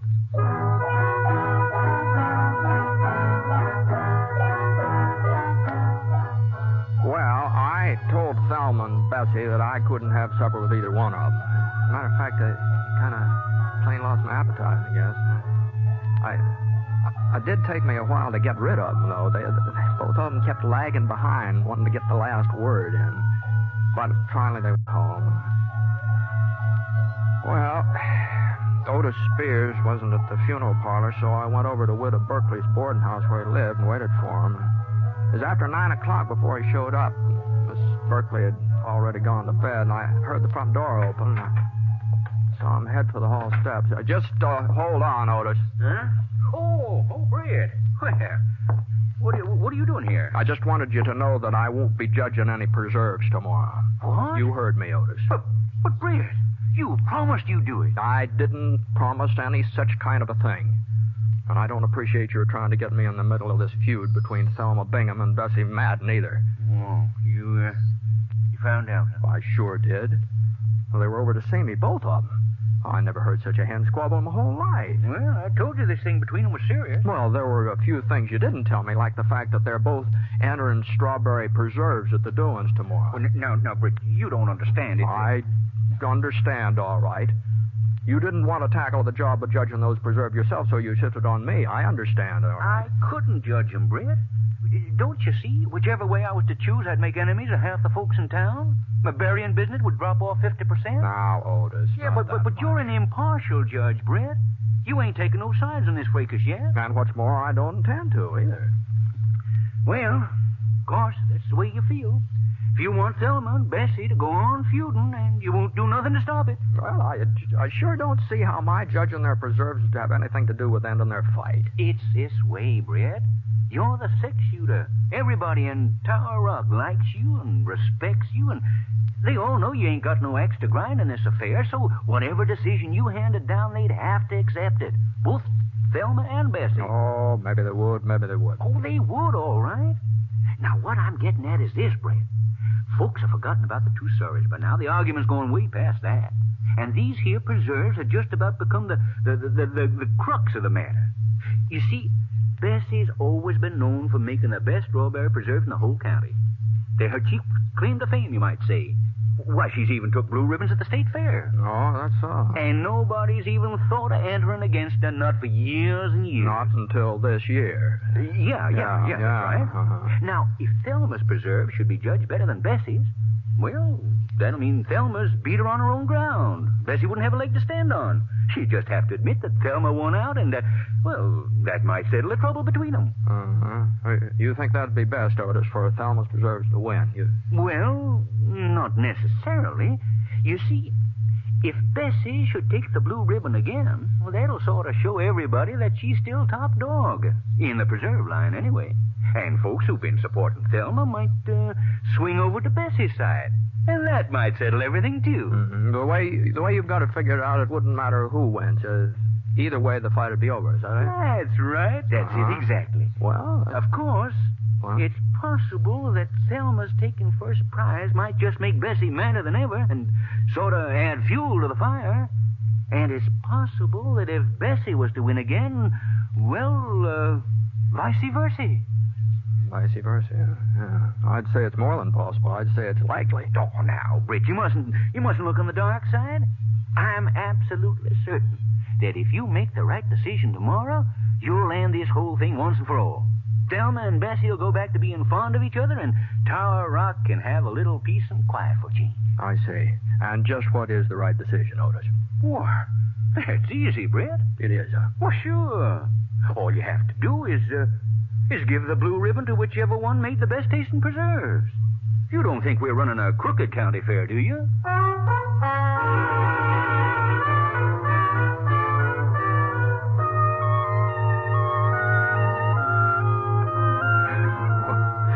Well, sir, I never saw a fellow like Otis Spears. He could talk circles around a Philadelphia lawyer. Well, finally, I saw that if I was going to get any sleep at all that night, I'd just have to give in. But I made up my mind to one thing. I wasn't going to have Thelma or Bessie turning on me, either one of them. I was going to say that their preserves tasted exactly the same and call it a tie. And that way there wouldn't be any harm done, and I'd be leaving things just the way I found them. Of course, I didn't tell Otis what I was planning to do or anything. I just promised that I'd meet him at the schoolhouse in the morning. Good. I knew you'd come around, Britt. When you saw how much I needed you, I knew you couldn't let me down. Well, Otis, I'll walk you to the door. Never mind. I'm on my way out. Night. Night, Britt. See you tomorrow. Yeah. Oh, say, there was one thing I forgot to tell you. It sort of slipped my mind. Oh, what's that? Well, in case you have any trouble deciding as to whose preserves are the best, well, there couldn't be a tie. There couldn't be. Why not? Oh, could call it a tie, but that would still mean that Thelma had won. How's that? Well, don't you see, Brett? If Thelma's strawberry preserves are just as good as Bessie's, well, folks would think that Thelma had been letting her sister win all these years by not contesting with her before. No, a tie would be the same as giving the prize to Thelma. You do see that, don't you? Huh? Yes. Sure. Oh, well, so long. So long, Britt. And may the best woman win.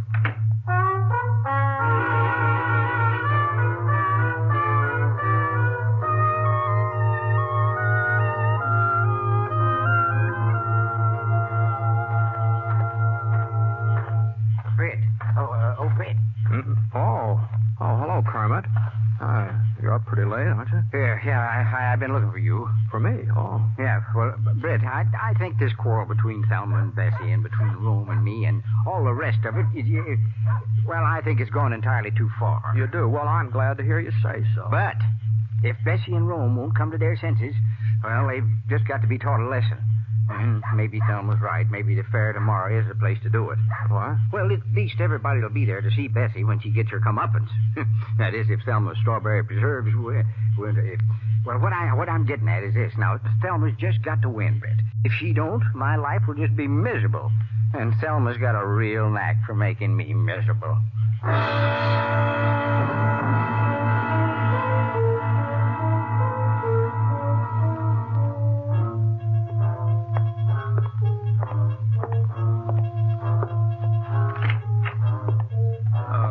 Hello, Britt. Hello, Rome. Hope you don't mind my waiting here in your room, but I just had to see you. Bessie sent me.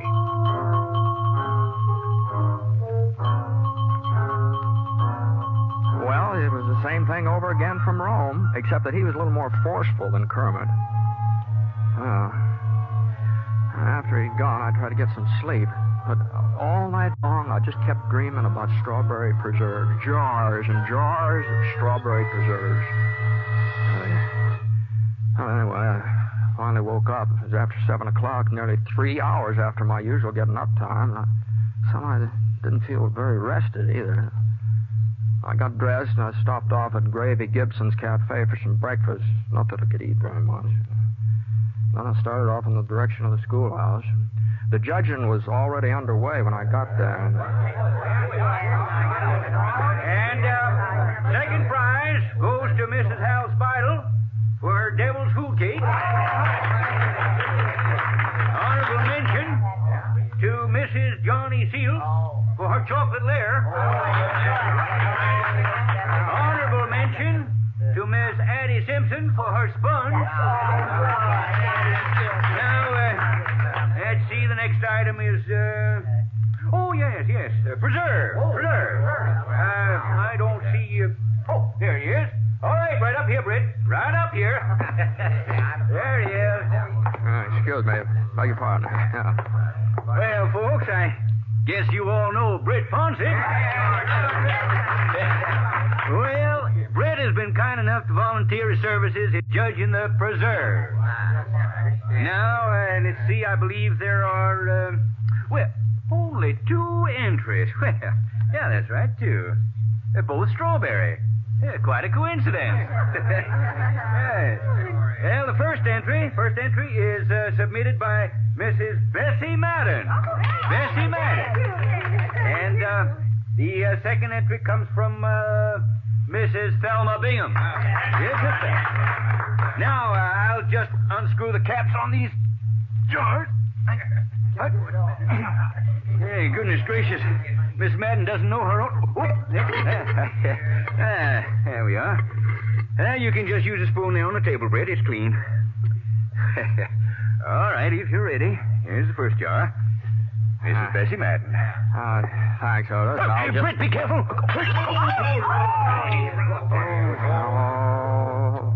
Golly, I don't know how that happened, Otis. I thought I had a good firm grip on it. I sure am sorry. I'll bet you will.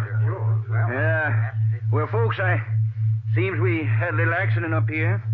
Mrs. Madden's preserves are kind of divided between the floor and Britt's trousers. I just don't know what we can do under the circumstances. Looks like, we'll have to rule that there's only one entry available for tasting. You just rule no such thing, Otis Spears.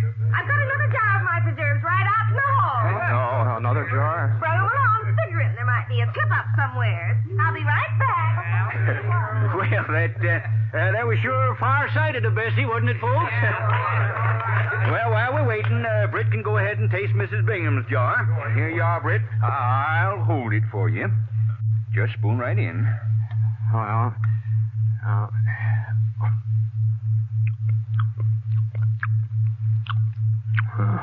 Here now.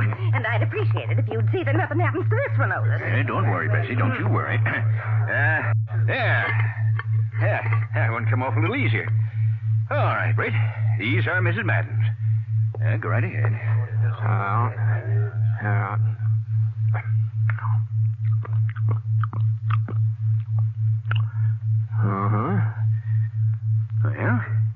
you had enough? Yeah. I've had enough. All right, folks, all right. Quiet down. Britt Ponset is ready to announce his decision. Well, it's my opinion that I want to be sure of one thing first. Now, I understand that my job is to say whose preserves taste the best. Is that right? I'm supposed to pick the best tasting strawberry preserves in the whole county. Is that right, Otis? That's right, Britt. That's right. Yeah. All right, then. Now, these preserves of Mrs. Madden's, they're very good. Well, you might say they're excellent. But I've had better. Now, there's no doubt about it. I've tasted better. And right here this morning, too. Right here in Tower Rock.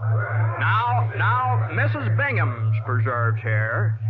Now, they're good. No, they're more than good. They're excellent, too. But they're not the best. Now, ladies and gentlemen, to me, the best tasting strawberry preserves in Foster County are the ones I ate this morning at Gravy Gibson's lunchroom. No, I'm awarding the blue ribbon to Gravy Gibson. You see that he gets it, will you, Otis? Wait, you can't do this, Britt. Gravy Gibson wasn't even entered. Now, you told me you wanted me to pick the best tasting preserves in the county, and that's what I've done. Why, the very idea, comparing our preserves to the kind of thing Gravy Gibson serves us. It's an outrage. I've never been so insulted in all my whole life. Now, you see here, Britt Ponset. If you think you can get away with this... Why, for 10 years, Bessie's preserves have been winning blue ribbons. And Thelma used the same recipe I did, our mother's recipe, and nobody's ever had a finer recipe for strawberry preserves than Minnie Whitford. That's right. Now, just a minute. Don't you just a minute on. No, sir. Why, half the time you can't even eat Gravy Gibson's food. Why, everybody knows that. Of course. Well, this is the last county fair I'm ever going to enter, Otis Spears. And that goes for me, too. Bessie, come on, let's get out of here. The sooner, the better. Well, don't just stand there, Kermit. Can't you see we're leaving? Yes, dear, yes. No? Come on. Yes, Bessie. Why, did you see that, Britt? They went off together. All four of them. Together. Yeah. That's how it looked, all right. Oh, if that don't beat the Dutch. You got 'em so mad at you, they all went off together. I might have known you was up to something. Well, I don't know what you're talking about, Otis. I was just giving my considered opinion about strawberry preserves.